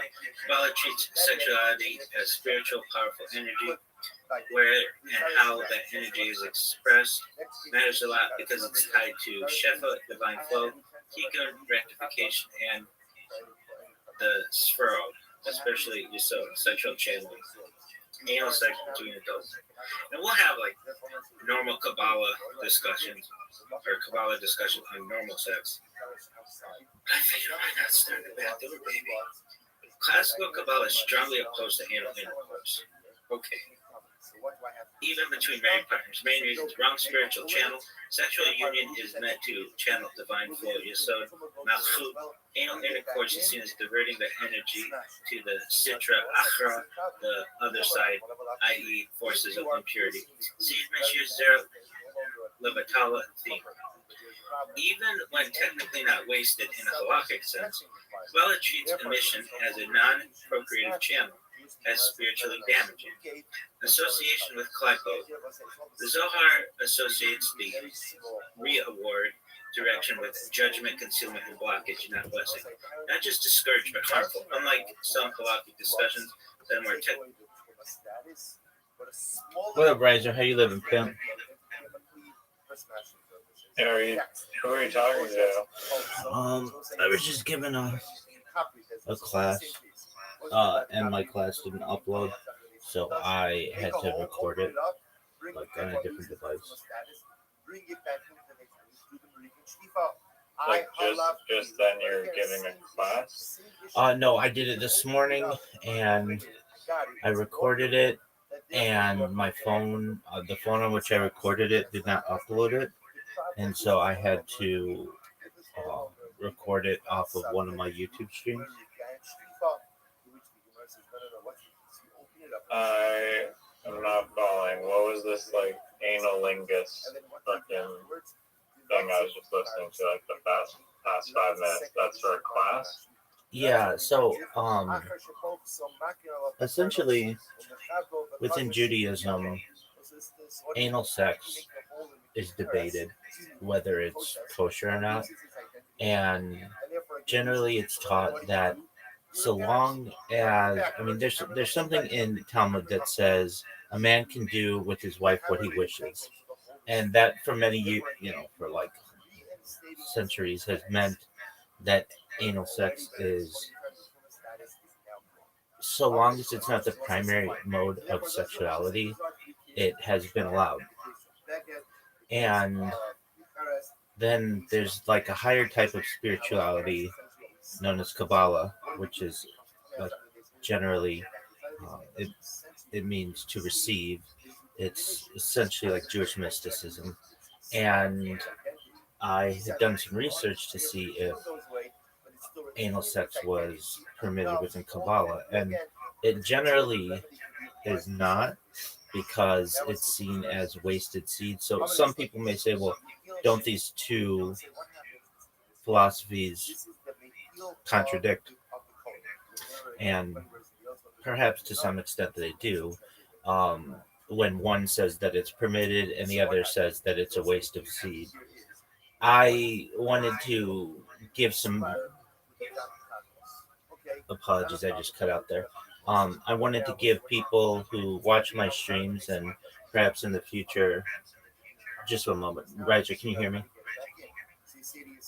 Yeah. Okay, excellent. I wanted to give people some liberties in their sexual behavior, and so um, and I also do it in a funny way because like who's talking about this? So basically the main argument against uh, anal sex generally are that it isn't generally for procreative purposes. It generally wastes seed. It is in what's many times seen as um, an unclean area. And so I was trying to give people, if they wanted to, more sexual freedom, and especially in 2026, the opportunity to be able to participate in this and not feel guilty about it. So I haven't said it yet in this video. I said it when I did it earlier. But I have what I'm saying is you haven't heard it in this recording, but it is already said on my recording on YouTube. Is that generally I would permit it under certain conditions. First and foremost, cleanliness, and um, basically like if you like an enema can certainly clean out the rectum and would make it perhaps no different than any other orifice if it were clean.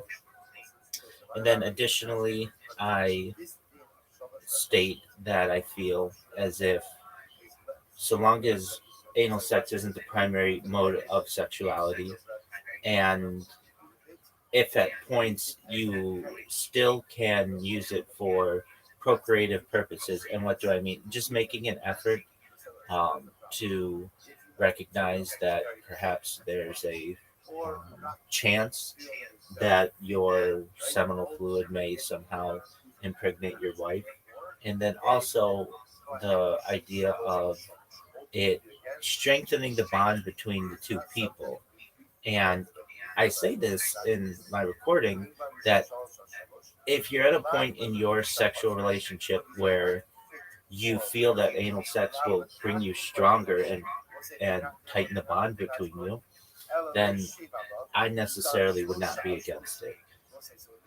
But I say this is only under the auspices that you will have more children, meaning if you just have like a couple and things are burned out in their bedroom and they aren't attracted to each other anymore because they've just done all of the normal types of sexuality, then I wouldn't be against them exploring if that meant that they may become more sexually attracted to each other and have more children. Everything that I talk about is to have more Jewish children. And then in terms of analingus, which is, and I say it in a funny way, just rim jobs, the fact that cleaning of the orifice would be very important. And then additionally, if it's consensual, and I go really into consent being really important, and while I say that, yes, in Talmud that it says a man may do with his wife what he wishes, that doesn't mean that he can kill her. And perhaps it just wasn't stated that the wife should be able to consent to the actions that are occurring. And if both members of the couple, both individuals, consent to it, and the orifice is cleaned thoroughly so that it's no longer seen as unclean, and this will heighten their sexual attraction to each other, then I wouldn't have an issue with analingus. And analingus isn't like directly discussed within Talmud or Kabbalah. It's just generally seen as unclean because of the standards of generally society within thousands of years ago.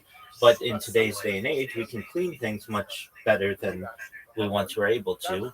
And again, I state so long as this heightens the sexual attraction between partners and leads to more children, I don't see it as a negative. So that's what I was saying. I mean, you say like you clean it out, but aren't there like a bunch of bacteria and shit that will live in there and probably be really difficult to clean out? As much as there would be in a vagina. I mean, vagina's full of bacteria, flora, and there are ways you could, if you wanted to use different douching and enema cleanses that you could kill all the bacteria in your anus. And Does that even have to be healthy? well, that's what I'm saying. I wouldn't necessarily recommend destroying your bodily how would I say your bodily neutrality to ensure that it is absolutely 100% sterile. But what I'm saying is that if you clean it to the point where the skin is as clean as the skin that would be on your lips or on a vagina, I'd be fine with it. And generally, it's going to be. It's not as if it's any different skin just because it has feces in it. Once an enema takes place that cleanses all of that, you can literally stick your finger in the rectum of someone who has had an enema, and it's as clean as the inside of a mouth would be, perhaps even cleaner, and perhaps even cleaner than a vaginal canal. So at that point, it's a relatively clean orifice. Now, there's a certain timetable on there where feces will begin to be how would I want to say it? Like be excreted eventually, but you have a good hour or two, so long as digestion hasn't happened immediately, to ensure that you can partake in this type of activity in a relatively clean manner. And generally, what's going to happen between people is they're already having anal sex. It's already something that's been around for since the beginning of time, and it's already something that's been approved by many of the sages of Judaism.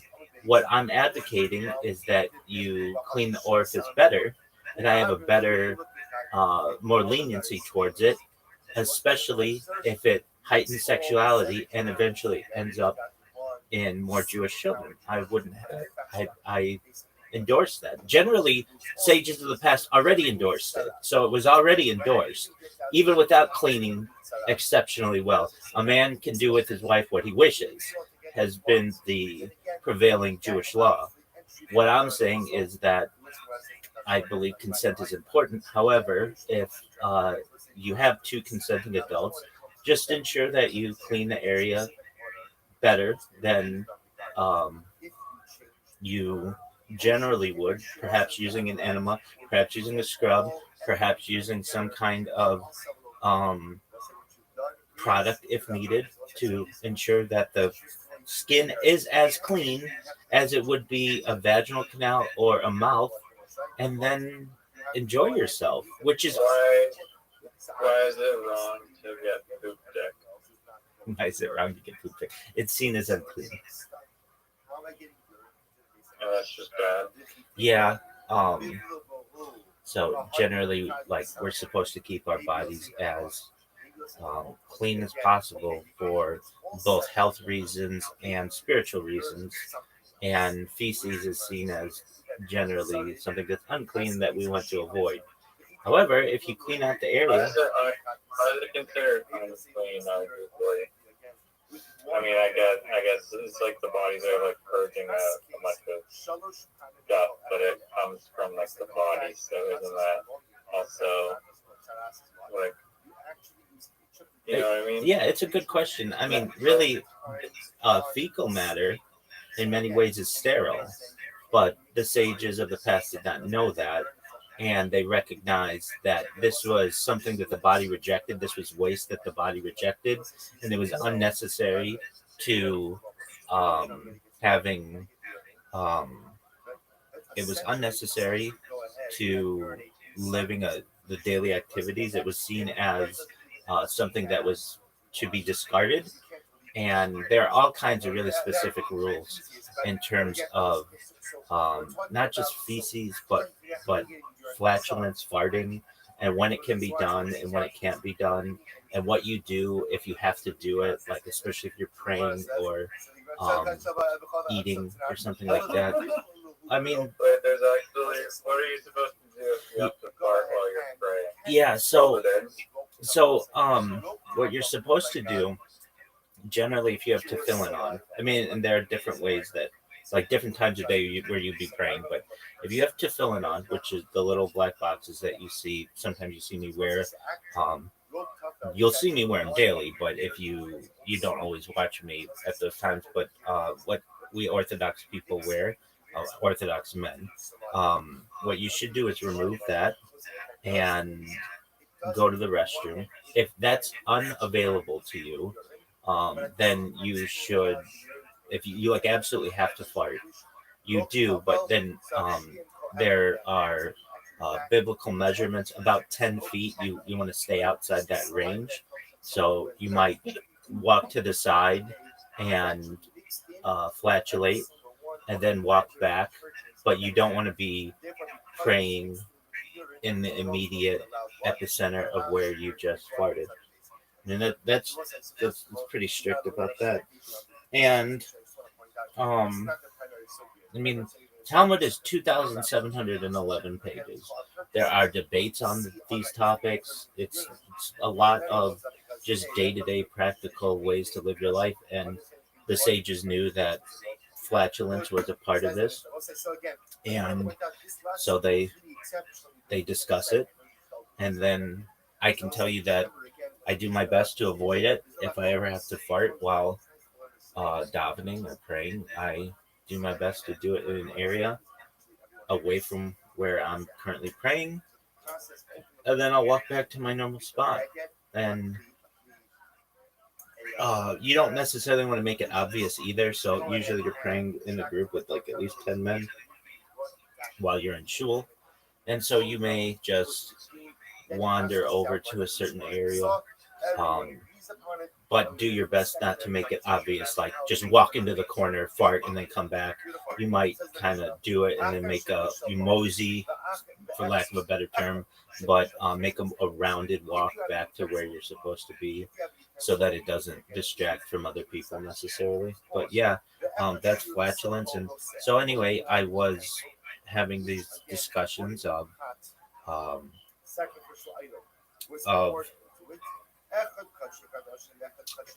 the halakha, the Jewish law, Jewish rulings on anal sex. And again, I know that it's not prohibited.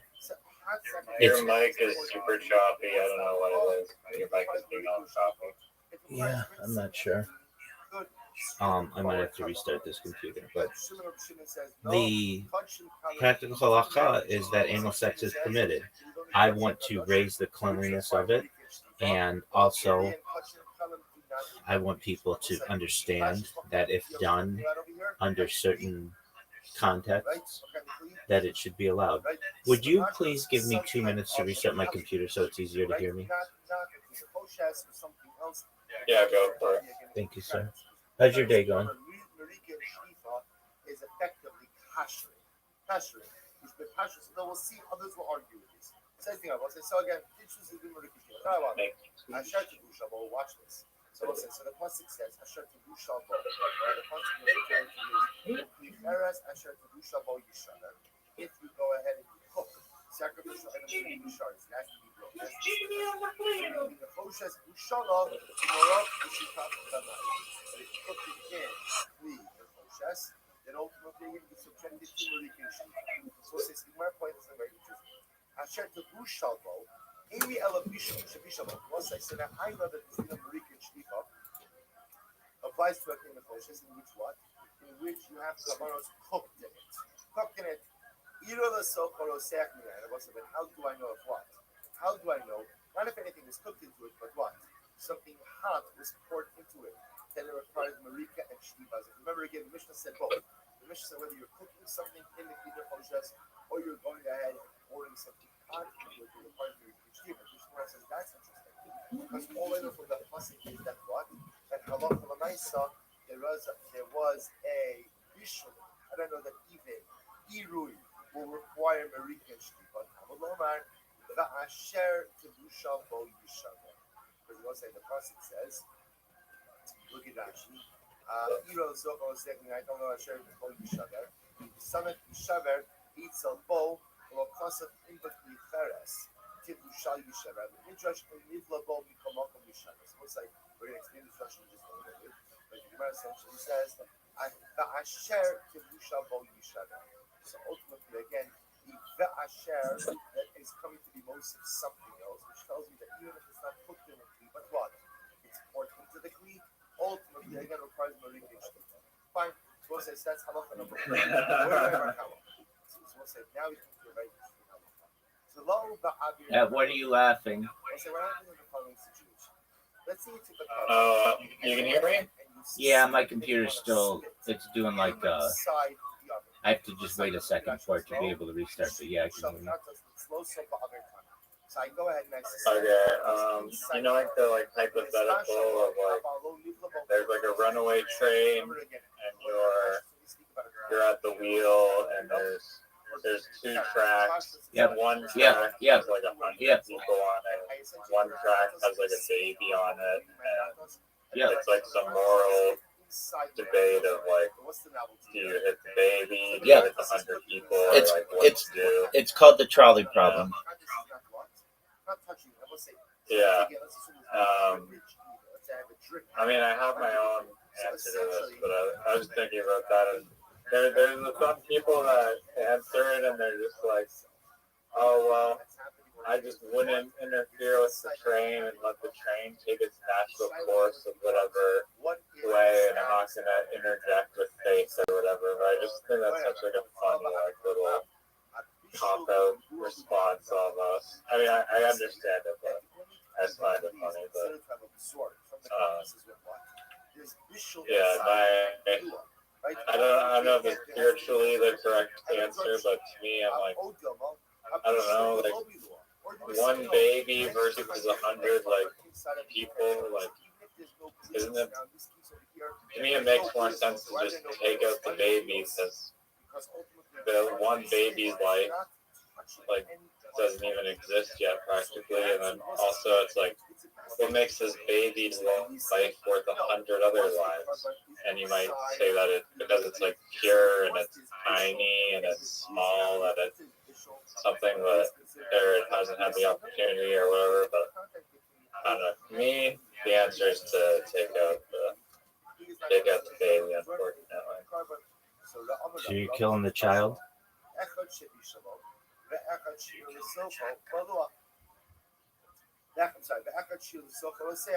So I mean, that's one way to look at it. I'm saving the 100 people from being killed by the child. I get that. Okay, I'm about to restart this computer, so we'll discuss it in just a moment. It might sound not as glitchy. No. It still sucks. Let's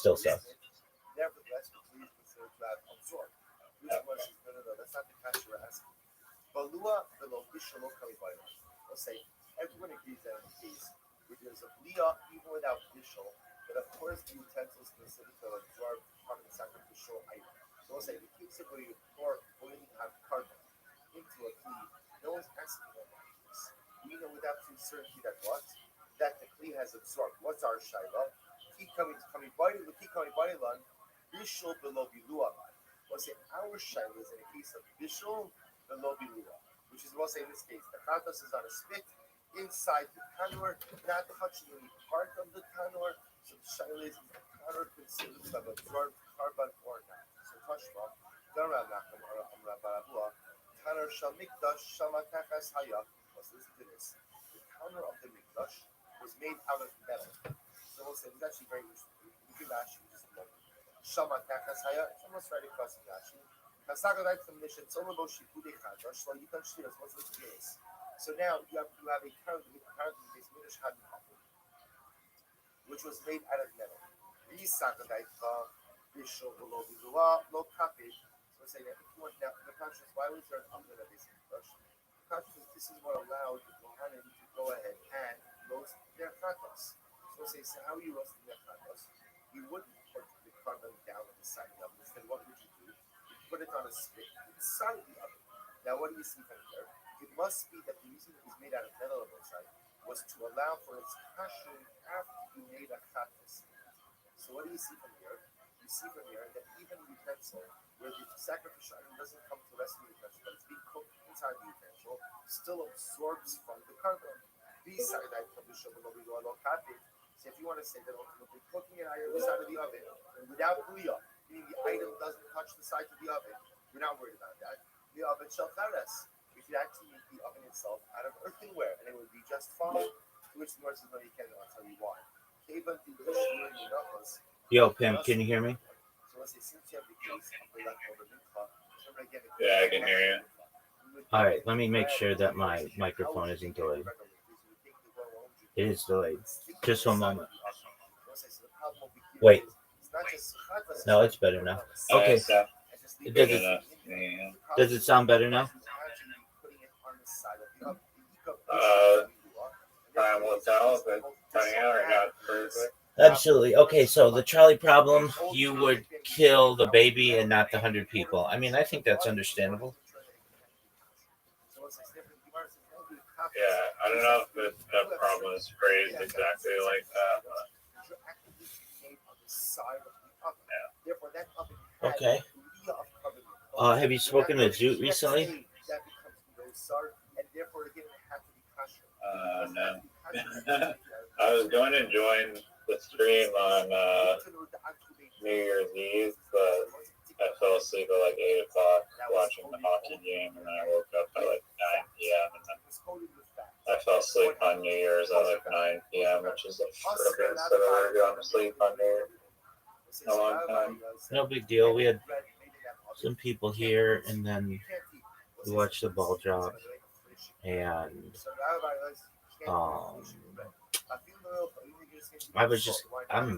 I'm glad it's 2026. At least from a Twitter perspective, a lot of people take off like the last part of the year, and the markets are really slow. Many times, I'm not saying every time, but I wanted stuff to get going again. Crypto Twitter is so it needs some excitement, and so I was hoping that the new year would do that. And in 2 months, Why, do you have a lot of crypto or something? no, but when the markets are roaring, the discussions increase, and people come up with new projects, and then there are more opportunities to be able to promote your own project. And like when the market is stagnant, it's the same old people there, and you want new blood. And so I'm hoping with the new year. I'm glad you brought this up, because I have an idea for a project that is unlike any other project, and in my opinion, it'd be like literally like the next actual Bitcoin in a way. Okay. Of some kind. I'm gonna listen to it intently. I have to reset 3 computers, but go ahead. I'm still talking to you. I just want you to know if I'm not right here in front of the camera that I'm still listening to you. So go ahead. What's your idea? Sure. So, as you probably know, in crypto, there's just like a problem of like there's just way too many projects. Like there's like just so many projects, like millions or billions of coins are just created every second, and usually they go nowhere. Usually, like they're just crap and they don't really do anything. And I was thinking about this at one point. I was like, if everyone literally just like decided to just agree on to buy like only one coin, doesn't matter what kind of coin it is, but if everyone just came together and collectively just only purchased like one coin, there'd be one coin worth like whatever, like 5 Bitcoins or however much Bitcoin would be worth, but like 95% of like the holders would just become like insanely wealthy, and like it would be just much better if we could somehow organize that. And so that's kind of the overall idea behind this coin that I came up with, is basically trying to figure out if there's some possible universe where we could just merge tokens together and create like one unified token.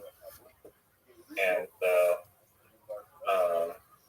I do have a concept for it, and it's basically kind of, you know, like what I just stated, of like the problem is these millions of projects that are just like fragmented, and there's no one can agree on where to put the liquidity, and also creates roadblocks for these projects, because in order to grow it just becomes super hard because there's too many projects, no one can agree and whatnot. So the solution is basically like this one protocol that is like neutral almost, like from any chain,